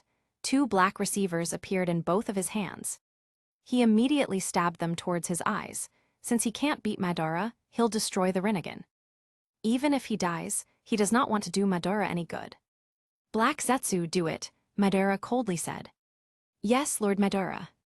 Below Nagato, Black Zetsu floated up like a pool of black liquid, covering Nagato's body. Nagato, give it up. Neither you nor Yuta can defeat Lord Madara. Black Zetsu was in a very good mood at the moment. It went so smoothly. Yuta has yet to appear, and Madara is about to be brought back to life. At that time, even if the entire world combines their power, they will not be Madara's match. Zetsu, you bastard. Nagato's body stiffened. He was shocked and angry, but he couldn't do anything. He made hand seals against his will for the Rin Tensei technique. Madara's Edo Tensei body dissipated, and the cracks on his face disappeared. Thump, thump. The beating of the heart sounded. Madara said, this feeling of blood flowing, it's been a long time. Since his death, he has lived unconsciously in the Pure Land for 10 years. He has finally been resurrected again. At the same time, Shikatsu Forest. Yuta had come here after checking all of Mount Mayaboku's senjutsu. Katsuyu was very good at talking and taught him Shikatsu Forest senjutsu. Yuta had been practicing senjutsu here for some time. Suddenly, Yuta, who was sitting cross-legged on the ground, started to turn white. Capitulo 183, 6 Paths Sage Mode. The empty and silent Shikatsu Forest was full of pale and bare woods. The trees here are bare, and their color is like white bones, so it has the title of Damp Bone Forest. Among the large white forests, large and small catsius are scattered around. These catsius are all clones of the main Katsuyu. In the entire Shikatsu Forest, there is actually only one living body, Katsuyu. Katsuyu's body is extremely huge. Standing under it and looking up fills a person's entire field of vision, making it impossible to see the whole picture. Now, in a place where the natural energy concentration is relatively high, Yuta was sitting cross-legged. Beside him, there was a 1-meter-long Katsuyu, watching boredly. The natural energy of the entire Shikatsu Forest was rapidly gathering toward Yuta. The natural energy here was now so dense that it was visible to the naked eye. However, Yuta was like a bottomless pit. Facing this massive amount of natural energy, it was still all absorbed into his body. It feels like Yuta-kun is about to change. Katsuyu, who was beside Yuta, muttered. It had a very strange feeling. It seemed that Yuta was undergoing some kind of metamorphosis. Thinking of this, Katsuyu breathed a sigh of relief. Finally, it's about to end now. Otherwise, the natural energy of Shikatsu Forest might not be enough. In the short period of time since Yuta had come to Shikatsu Forest, the natural energy of the entire forest had already been consumed by a full 1/3. The concentration of natural energy had dropped significantly. Fortunately, there was only one creature in Shikatsu Forest, Ketsuyu. If the place was Ryucha Cave or Mount Mayaboku, this kind of consumption likely could not be sustained. Any moment now. The tentacles on Katsuyu's head moved, keenly aware of the changes in Yuta. The roots of Yuta's hair turned white. The whiteness continued spreading, and at the same time, Yuta's absorption of natural energy became even faster. Boom! The entire Shikatsu forest was almost boiling. The natural energy spread throughout the forest was all mobilized at this moment and gathering toward Yuta. Katsuyu, who was lying quietly in the forest, observed the scene but did not intervene. With the influx of this massive natural energy, Yuta's transformation accelerated. His hair turned completely white, and his entire body began to transform. His body, which had been sitting cross-legged on the ground, automatically floated upward. His entire figure radiated a terrifying aura, like a god. Click! The ends of his hair turned fully white, and bits of debris fell off. Yuta opened his eyes, and an astonishing aura spread out from him before quickly settling down. At this moment, Yuta floated cross-legged in the air, his chakra and the natural environment fully integrated. Ordinary sensory ninjutsu could no longer detect his presence. So this is six-path senjutsu, I see. Yuta murmured to himself as he carefully felt the changes in his body. Katsuyu tilted its head curiously and asked, like the sage of six paths, did you master the six-path senjutsu, Yuta-kun? What is the difference between six-path senjutsu and the senjutsu of the three sage regions? Back then, after the sage of six paths had visited the three sage regions, he had mastered six-path senjutsu and ultimately defeated Kaguya. However, the exact nature of the six-path senjutsu remained unclear to the sages of the three sage regions. Yuta floated cross-legged in the air and pondering for a moment. Then he explained, it's more of an evolution than just six-path senjutsu. The so-called six-paths senjutsu is a method of absorbing natural energy and incorporating the power of nature into oneself. The reason it's called six-path senjutsu is because it requires the power of six paths as an introduction. Awakening the Rinnegan is considered the preliminary step to mastering six-path senjutsu. With this foundation, one can gather massive amounts of natural energy and complete the transformation of their life level. This is a leap in the level of life. Perhaps this can be regarded as the true six paths level. In the history of the ninja world, only the sage of six paths and his brother have likely reached this level. Yuta continued slowly. Mastering the power of six paths requires special conditions. Even among the Otsutsuki clan, very few can achieve it. And evolving through six-path senjutsu, after mastering the power of six paths, is somewhat like the god tree absorbing natural energy. The god tree absorbs a large amount of natural energy and produces the chakra fruit, granting immortality to those who consume it. Although evolving through six-path senjutsu is slightly inferior, the transformation of life has already begun. Katsuyu tilted its head in confusion. It understood the part about the god tree. The fruit of the god tree was what Kaguya had consumed to obtain her immortality. And the six paths level. Why does it feel like Yuta-kun knows more about ancient matters than me? Katsuyu was curious. It had lived since 1,000 years ago. Why did it know less about these secrets?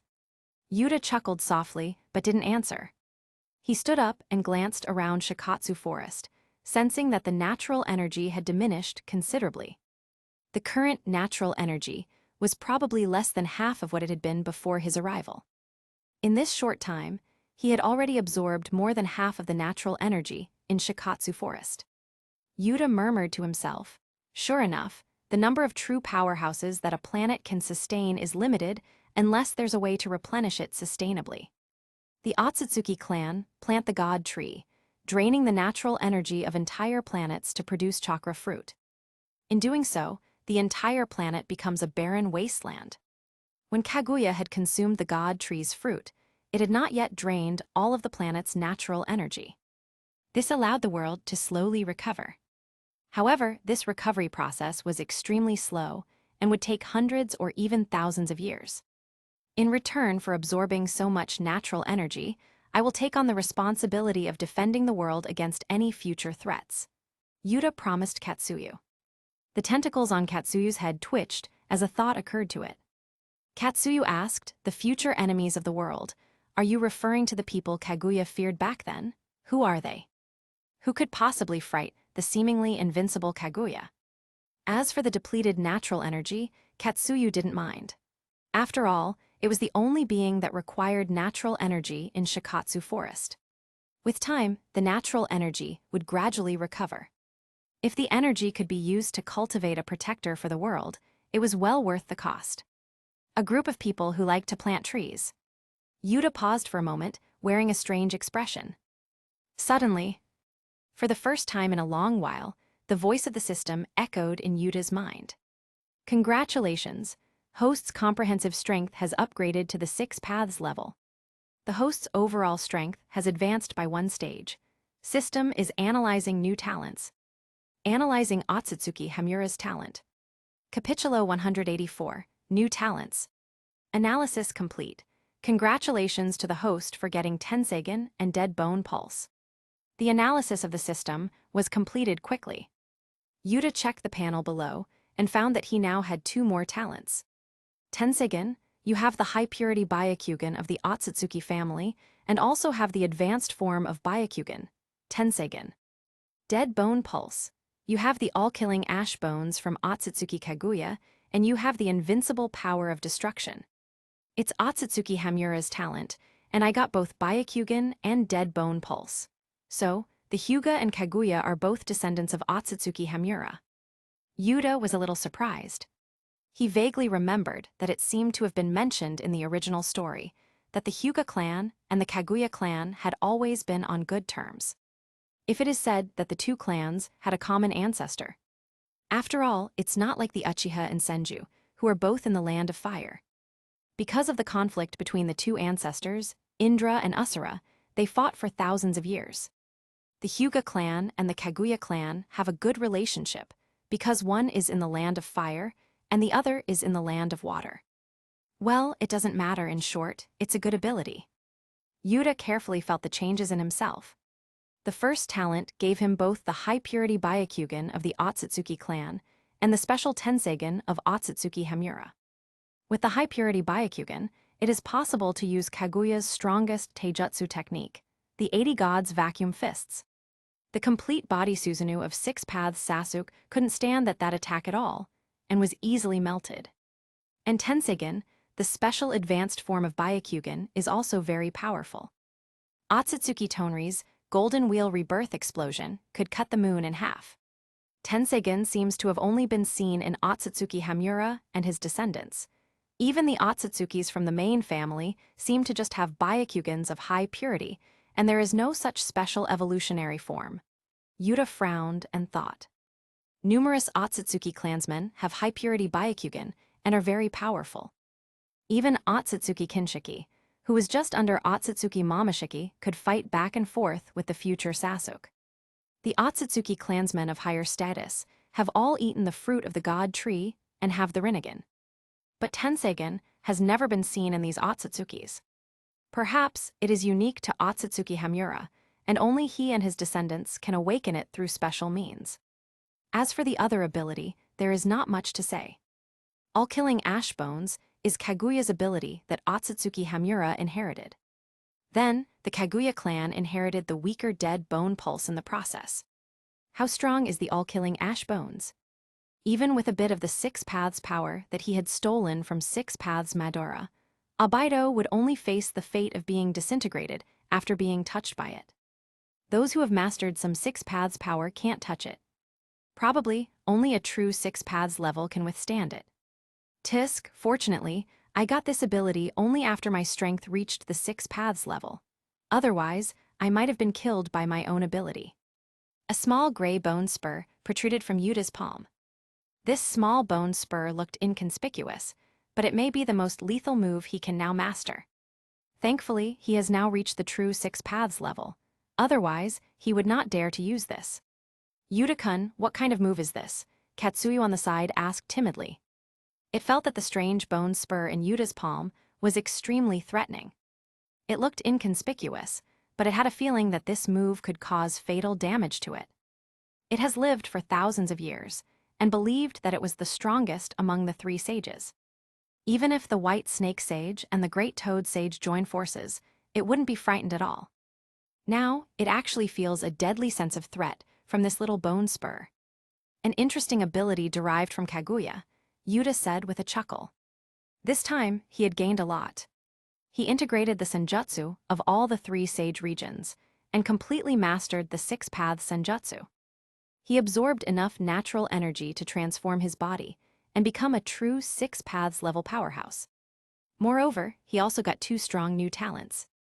With these two new talents, Yuta felt that his body had changed again. He already had the power of Indra and Asura. He had awakened the Rinnegan and mastered six paths senjutsu. It can be said that he has already mastered all of Sage of Six Paths bloodline ability and acquired ability. And this time, the talents of Otsutsuki Hamura were analyzed, and he obtained Dead Bone Pulse and Tenseigen. He has all the abilities of the brothers Otsutsuki Hagoromo and Otsutsuki Hamura. If the level of life isn't counted, there is not much difference between him and Otsutsuki Kaguya in terms of just ability. The remaining gap, perhaps another transformation is needed to bridge that gap. Yuta sensed his state from the inside out. Even if Kaguya has been sealed by Sage of Six Paths in the moon with Chibaku Tensei for thousands of years, she is still alive. She is truly immortal. In his current state, perhaps only his soul has the property of immortality, and the transformation of his physical body has not yet been completed. If he can't go any further, maybe he will only be able to appear occasionally in the form of a soul like Sage of Six Paths after a few hundred years. There is no difference in ability, then the only difference is energy. That is to say, is it a tailed beast? Yuta's eyes narrowed slightly. He could feel his body's desire for chakra. Maybe with the 10 tails chakra, he can complete the next transformation. Suddenly, he felt a faint sign of the flying thunder god mark. This is the Shikatsu forest, and there is a natural energy barrier between it and the world. So the feeling was a little weak. This is, Nagato and Konan, what's going on? Yuta turned his head to say goodbye to Katsuyu.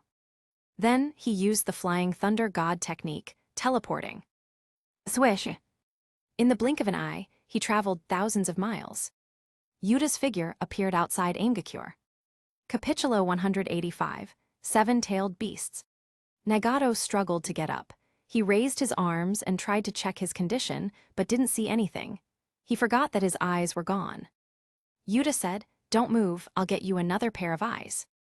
Yuta swiped his palm over Nagato's eye socket and performed six-path senjutsu, easily creating two eyeballs. Naruto in the six-path sage mode could save the dying guy and recreate a pair of eyes for Kakashi. Naruto was just a beginner at that time, but he could still do it. Yuta has completely mastered six-path senjutsu, so it is even easier for him to do these things. My eyes. Nagato opened his eyes with difficulty and saw the world clearly again. Does he have eyes again? No, it's not the same. It's not as heavy as before. Konan said, "It's just ordinary eyes. It's not the Rinnegan anymore." Well, Rinnegan is too much for you. Konan felt happy instead of being sad. Nagato's body got worse day by day as he gained control over Rinnegan's power. One of the reasons six paths pain were made was because Nagato's feet were destroyed. On the other hand, it was because of the pressure that Rinnegan brings to Nagato's body. Rinnegan is too strong, and it has a heavy load on the flesh. Nagato said, "Sure enough, I should have thought about it. If my Rinnegan was really innate, how could I feel so burdened? Nagato smiled wryly and shook his head. Dojutsus like Sharingan, Byakugan, and Rinnegan all have requirements on the body. If a person has the corresponding bloodline, it is fine. For example, even if an Uchiha transplants another Sharingan, the difference won't be great. But if the Sharingan is transplanted to an outsider, the burden will be much greater. Kakashi was an example of this. He couldn't deactivate the Sharingan at all, causing his chakra to be constantly consumed. Thus, he gradually fell from prominence. The same is true for him. If he was really born with the Rinnegan, his body should have adapted to the Rinnegan. Midora has been resurrected. Someone must have summoned him using Edo Tensei. Was it Zetsu? Yuta asked aloud. Obaido is not strong enough to defeat Nagato and successfully steal the Rinnegan from Nagato. But Midora could easily beat Nagato. Obaido, is that the real identity of the masked Midora? Nagato shook his head and continued, Midora has completely resurrected now. He is extremely powerful. I am not his match at all. If you want to deal with him, you must be careful. It is best to use Edo Tensei to summon enough masters. Midora has now been resurrected, and after taking the back Rinnegan, his strength has risen even more. If Yuta goes alone, he may not be able to defeat him. Yuta said, it doesn't need to be that troublesome. Yuta used his sensory abilities. In an instant, he sensed almost half of the world already. Found at O, there are several strong chakras. Is it a tailed beast? Madara was not too far from here at this moment, only more than 100 miles away. At his current speed, he will soon be able to rush over. In addition to Madara, there was also Jito statue and several tailed beasts. His speed is very fast. He has already begun to seal the tailed beasts. After saying that, Yuta soared into the sky and flew towards Madara at a high speed. Below, Nagato and Konan look at each other. Just gone. No preparation. Konan asked, can he handle Madara alone? Konan was a little worried. They don't know what plan Madara had, but it's probably not a good thing for the world. It's hard to say, maybe he has something else up his sleeves. Nagato thought for a moment and said. Yuta had easily guessed Madara's identity. He also knew the true identity of the masked Madara. He probably wouldn't do anything that he is unsure about. Anyway, let's watch from a distance and see if we can help. Nagato thought for a moment and decided. In a forest, Madara used Shinra Tensei and cleared out an open space. The huge Jito statue, standing upright, had 6 eyes opened on its head. Its power was becoming more and more terrifying at this moment. On the ground, several corpses were lying. A little girl roared in pain. She floated in the air, and the tailed beast chakra was being quickly pulled away from her body. As expected of Lord Midora, even though he is alone, the sealing speed is still so fast, Black Zetsu said with a look of admiration. Sealing tailed beasts is a time-consuming effort. Originally, Obaido and he estimated that it would take about 10 ninjas, with a strength comparable to cage level, about 3 consecutive days to seal them.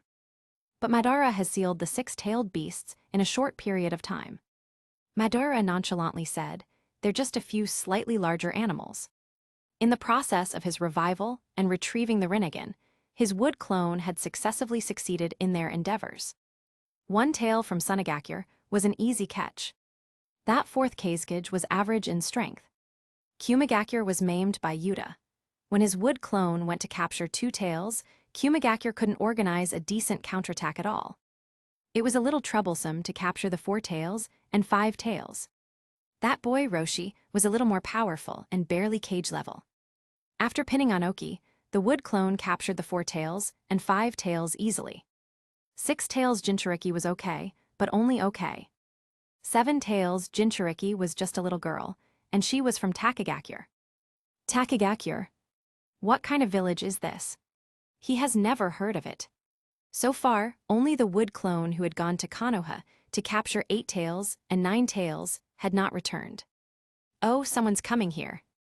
After Madara sealed the 7 tails, he raised his head and saw a figure coming from the sky at a very fast speed. The speed is not bad. It looks like it should be a somewhat capable opponent. Madara became somewhat expectant. This world without Hashirama is so boring. There's not even a single opponent that can excite him. Capitulo 186, Disappointing Madara. Boom! Yuta came from the sky at high speed, and his body crashed to the ground. At this age, having such strength is not bad. Madara looked at Yuta and commented. Black Zetsu quickly commented, Lord Madara, he is Yuta. Be careful, he may have some new ability. According to his understanding, Yuta's pupil power is comparable to Eternal Mangekyo at most, and he can use perfect Susanu. However, he has never heard of Yuta having this kind of ability to fly by himself. Also, how did Yuta's hair turn white? For some reason, Black Zetsu felt a bad premonition. In his impression, his mother Kaguya and her two sons all had white hair. Yuta. His strength shouldn't be comparable to those two villains, right? Impossible, absolutely impossible. Black Zetsu flatly ditched the idea. Although he hated the two evil sons who had sealed his mother, he had to admit that those two were strong enough to seal his mother Kaguya. Although Madara has the Rinnegan, he is far weaker than them. Only by becoming the Ten-Tails Jinchuriki will he have a chance to compete with them. And Yuta didn't even have the Rinnegan when he fought Nagato before. How could he suddenly have the strength comparable to those two rebels? Madara said, it doesn't matter what ability he has. In front of my Rinnegan, it's just a child's trick. Madara was very confident at the moment. Jito statue has just sealed Seven-Tailed Beast, and the Ten-Tails will soon be fully resurrected. The success of the Eye of the Moon plan is just around the corner. You are that Yuta. Madara and Yuta faced each other at a distance. Madara had an approving expressions on his face. I thought that the clan that stayed in Konoha would gradually be abolished and eventually perish. I was a little surprised by your appearance. It seems that the current clan is not a complete waste. However, Madara's words changed. You're still too late. Now there are only two options in front of you. Either follow me and join my plan, or, like a moth to a flame, challenge me. What will you choose? Yuta didn't answer immediately, but looked at the Jito statue. At this moment, 7 of the 9 eyes on the Jito statue's head had opened. From the original lifeless sculpture appearance, it now exuded a vibrant vitality. Although the Jito statue was standing still, as long as Madara uses the Rinnegan to control it, it can immediately come to life and become the strongest, summoning beast. I'm a little disappointed in you. Yuta slowly retracted his gaze and said to Madara. The current Madara, who only has a pair of Rinnegan, just has some basic control over the power of 6 paths. Even if the 10 tails that isn't fully resurrected yet is added, his strength is probably comparable to the strength he had when he had fought against the Great Toad Sage. Madara has Sharingan, would release Rinnegan, and he also had it at the time. Madara has 10 tails that is not fully resurrected, and he had Ryuchi Cave Senjutsu. They were pretty similar in strength. But now, the strength gap between the two sides has widened. He has completely mastered 6 paths Senjutsu, and under the impact of a lot of natural energy, he has been promoted to the 6 paths level. His strength has far surpassed that of Madara at this moment. If the high-purity Byakugan, Tenseigan, and all-killing Ash Bones are added, the gap is even bigger. Madara's expression froze. He thought just now that Yuta might try to stop him from resurrecting the 10 tails. He might be curious about his plans after resurrecting 10 tails. He might be unwilling to obey him and rebel against him. But it never occurred to him that Yuta would actually say that he was disappointed with him. Disappointment? Hee, it seems that defeating Nagato may have made you underestimate Rinnegan's true strength. Madara thought for a moment and said with a sneer.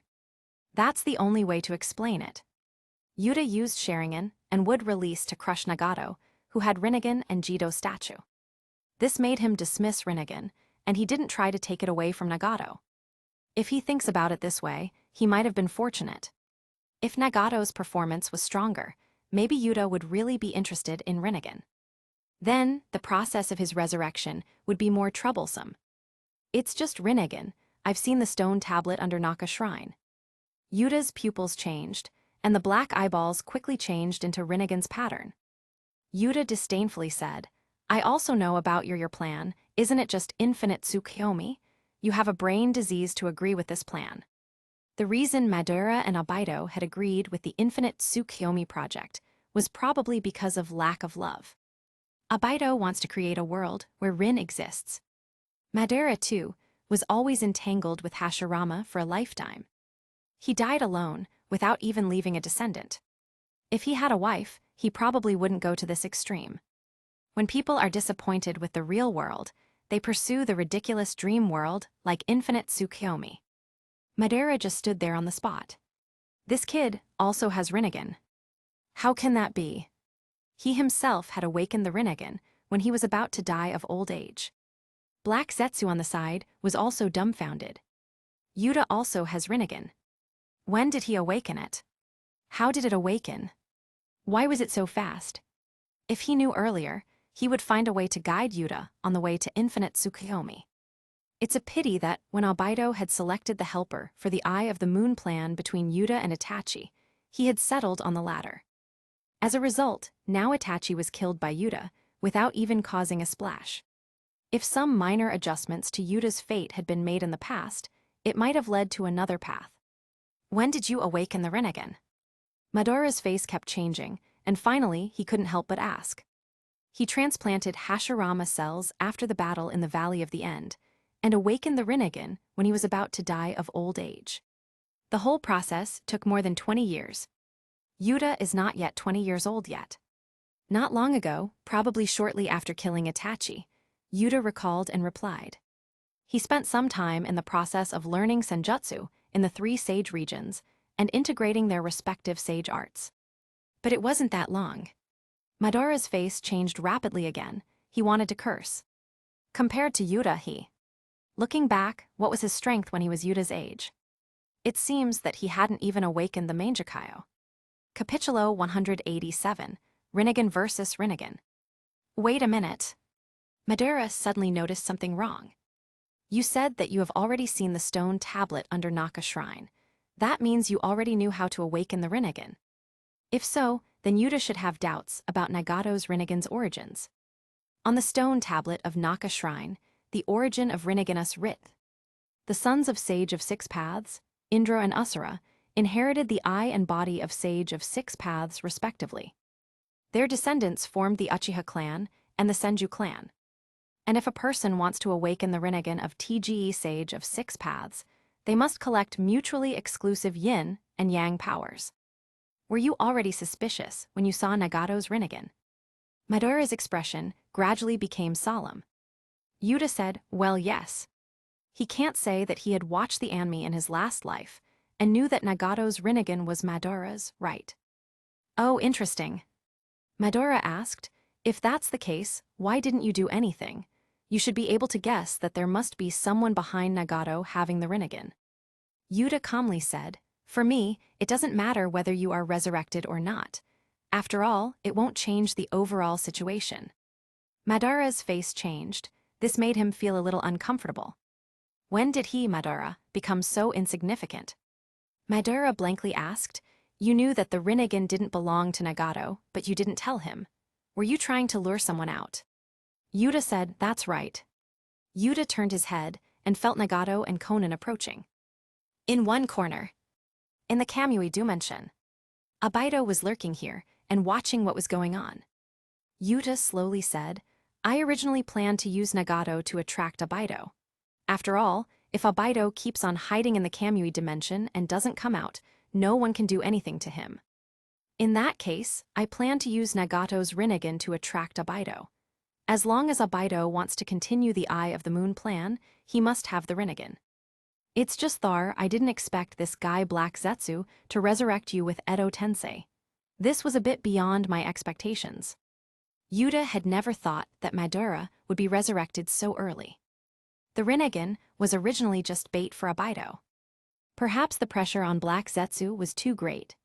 He actually resurrected Madara with Edo Tensei ahead of time. Obito, he's like a rambunctious child. Madara glanced in the direction Obito was at and sneered. In terms of strength, the only exceptional about Obito was his Kamui. Just a pupil technique that is basically only used for defense and can only assist combat at. How big of an effect can it play? It's better to become stronger and defeat your opponent head-on. Madara exclaimed, "Let him spy for the time being.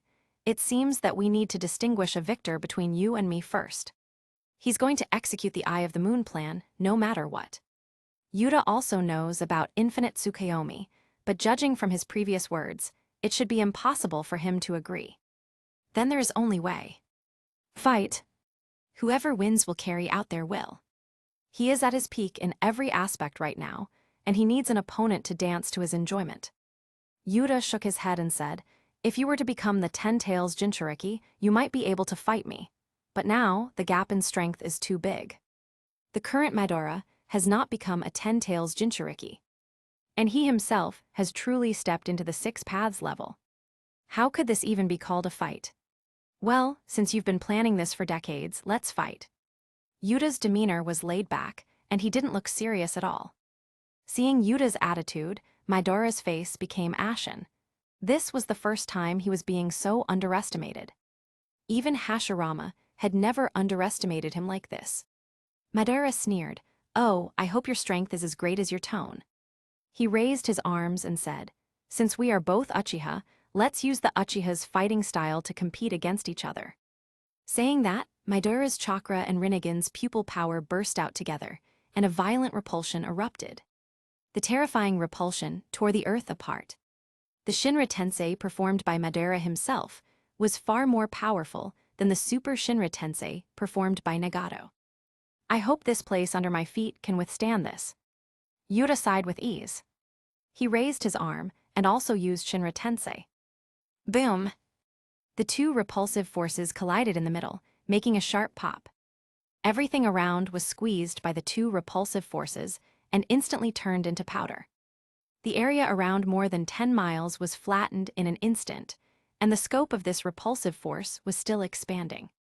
In the distance, Nagato and Konan were rushing toward this direction, but they quickly retreated when they saw this. Did the fight get to this level so quickly? Nagato retreated at a high speed, feeling the violent repulsion behind him, and said with lingering fear, "This repulsive force is already stronger than the Super Shinra Tensei he had desperately used. Their battle is not something we can take part in, we can't even watch it." Konan couldn't help but sigh.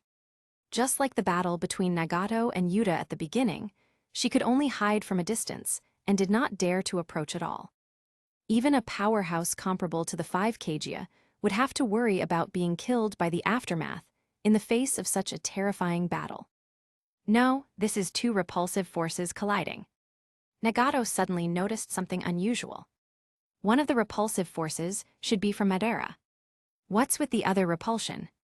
Does Yuta also have abilities similar to Shinra Tensei? Story completed on Capitulo 188, Tengai Shinsei vs Shinra Tensei. Such a big battle, even from such a distance, and the fluctuations are still so strong. Several dozen miles away from Yuta and Madara. White Zetsu stuck his head out from the ground and looked back cautiously. He was so far apart that the two figures could no longer be seen clearly. He could only vaguely see that two shock waves in the air were colliding and destroying everything around them wantonly. Black Zetsu said with some emotion, "This is because the two of them flew into the sky to fight. If it wasn't for this, everything within 100 miles would have been completely destroyed by now.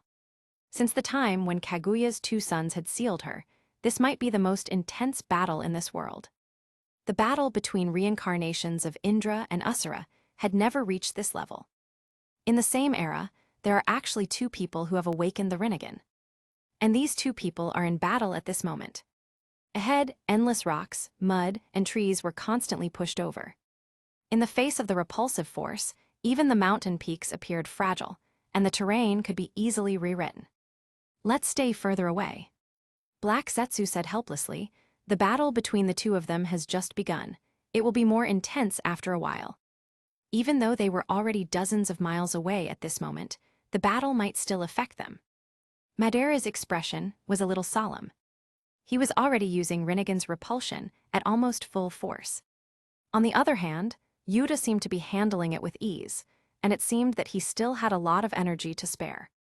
It seems that in this contest of pupil power, he may be at a disadvantage. Interesting. Madara took the initiative to stop using Shinra Tensei. Yuta didn't pursue the advantage and stopped as well. Using Rinnegan's repulsive force, the two floated in the air, facing each other at a distance. Madara said, "You are very good.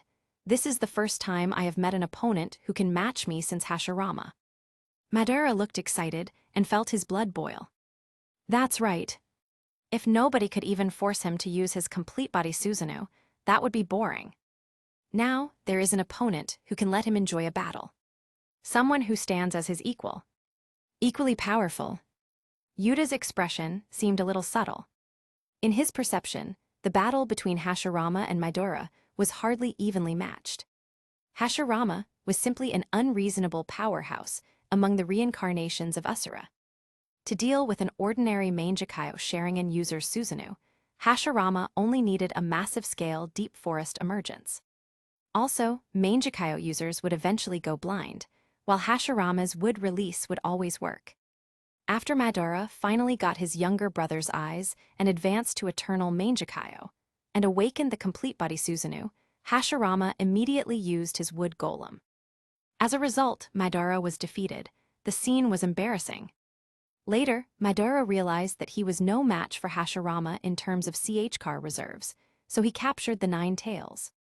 In the end, Hashirama subdued the Nine Tails with wood release again. Whenever Madara gained a new ability, Hashirama would always reveal something stronger. Yuta even suspected that Hashirama may have been playing with Madara, allowing him to use new powers just to counter them effortlessly. It was simply unreasonable. Yuta said, "The first Hokage seems to spoil you too much." Yuta shook his head and chuckled. Madara's face darkened. Hashirama spoils him. What kind of nonsense was this? Madara said, "Get ready to show your full strength. Next, I will be serious." Madara snorted coldly and instantly activated his complete body Susanu.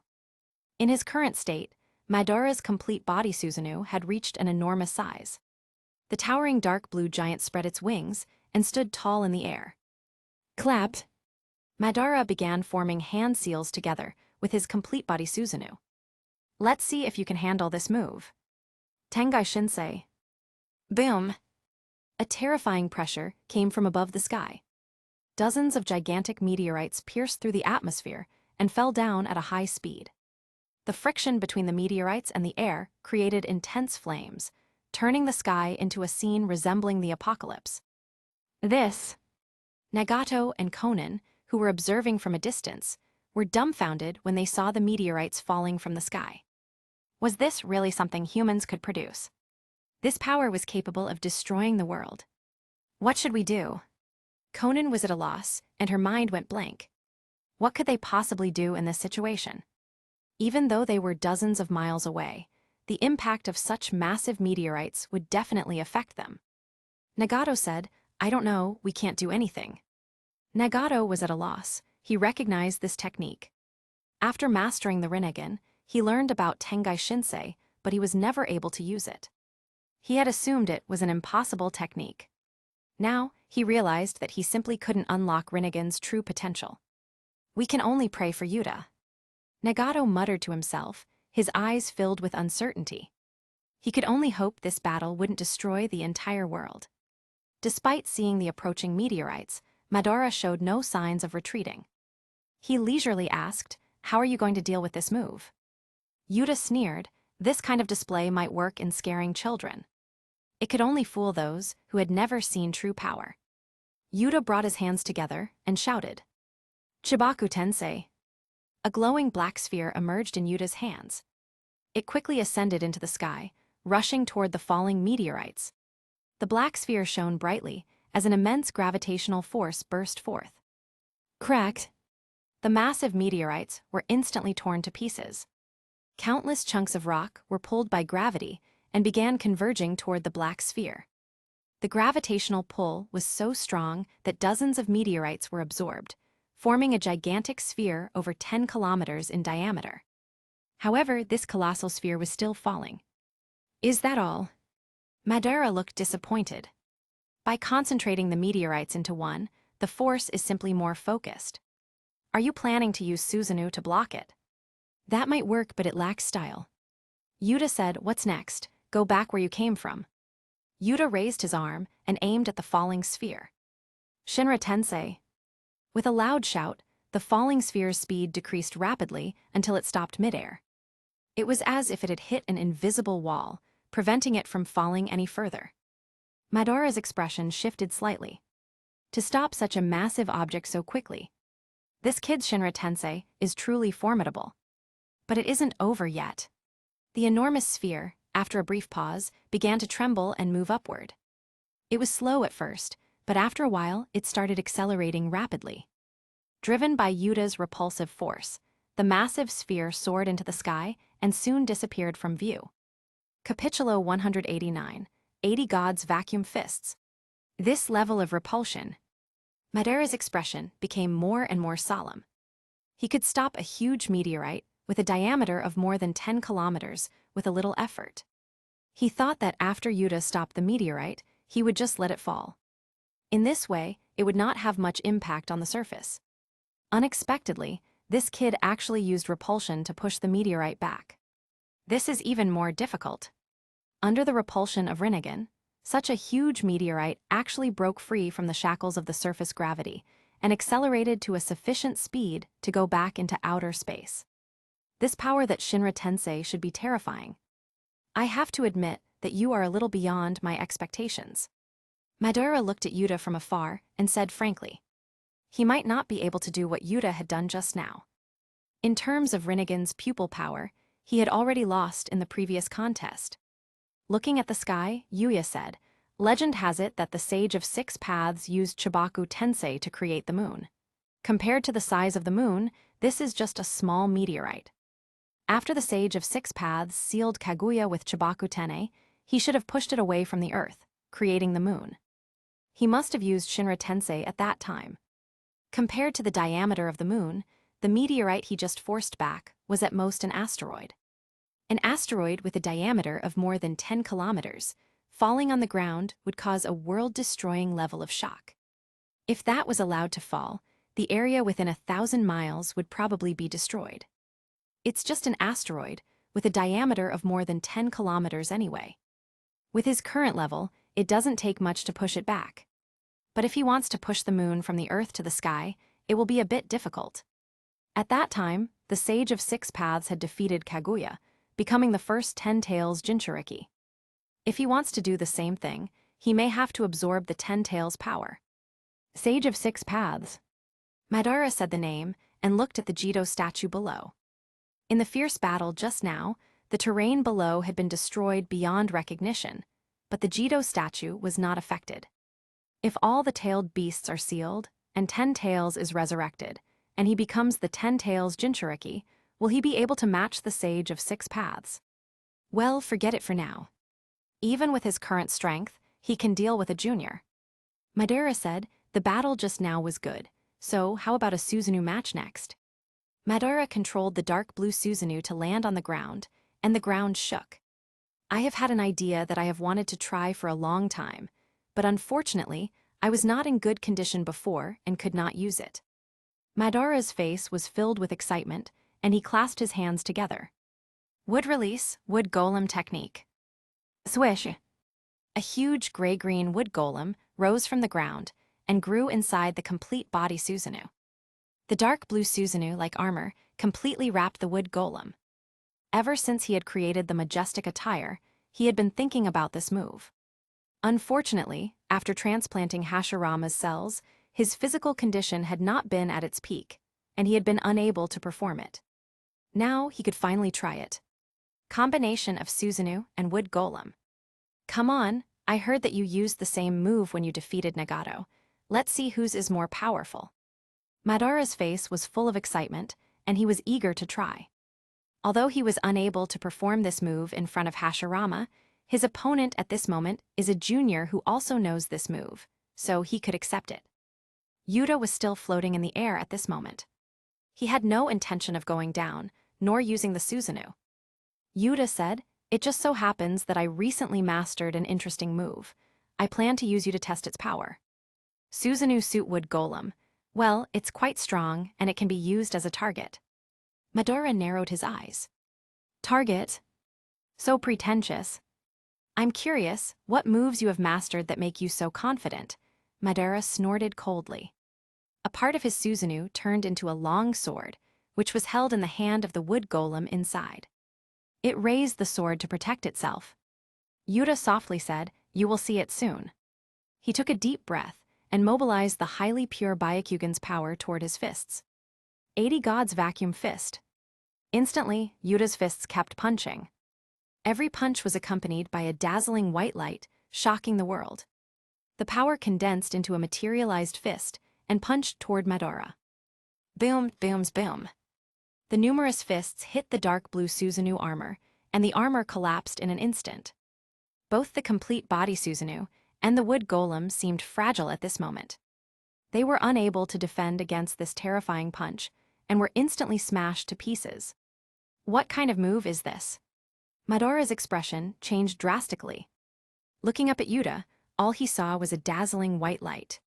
Even with the Rinnegan, he couldn't see what was happening at all. One punch after another easily smashed the Susanu and wood golem's combination that he had been so excited about just now. Madara gritted his teeth. He exerted all his defensive abilities and kept retreating. Cracked. The Susanu and the protective shield of the Rinnegan were instantly blown up, and the terrifying fist hit him. Puffed. Madara flew in the air, spitting blood. He was beaten back and forth and was in a miserable state. Seeing this, Yuta stopped using the 80 Gods vacuum fist. Slowly, the dazzling white light dissipated, and the world returned to its original appearance. Because the fists of the 80 Gods vacuum fist only hit Madara and the Susanu, it did not have much impact on the natural environment. The surrounding environment did not change much at this moment. On the open space, Madara lay on the ground in a mess, struggling to get up. At this moment, Madara was covered in blood, with broken bones and dislocated internal organs. He was almost beaten to pieces. If it weren't for the recovery power of Hashirama's cells, he would have been dead by now.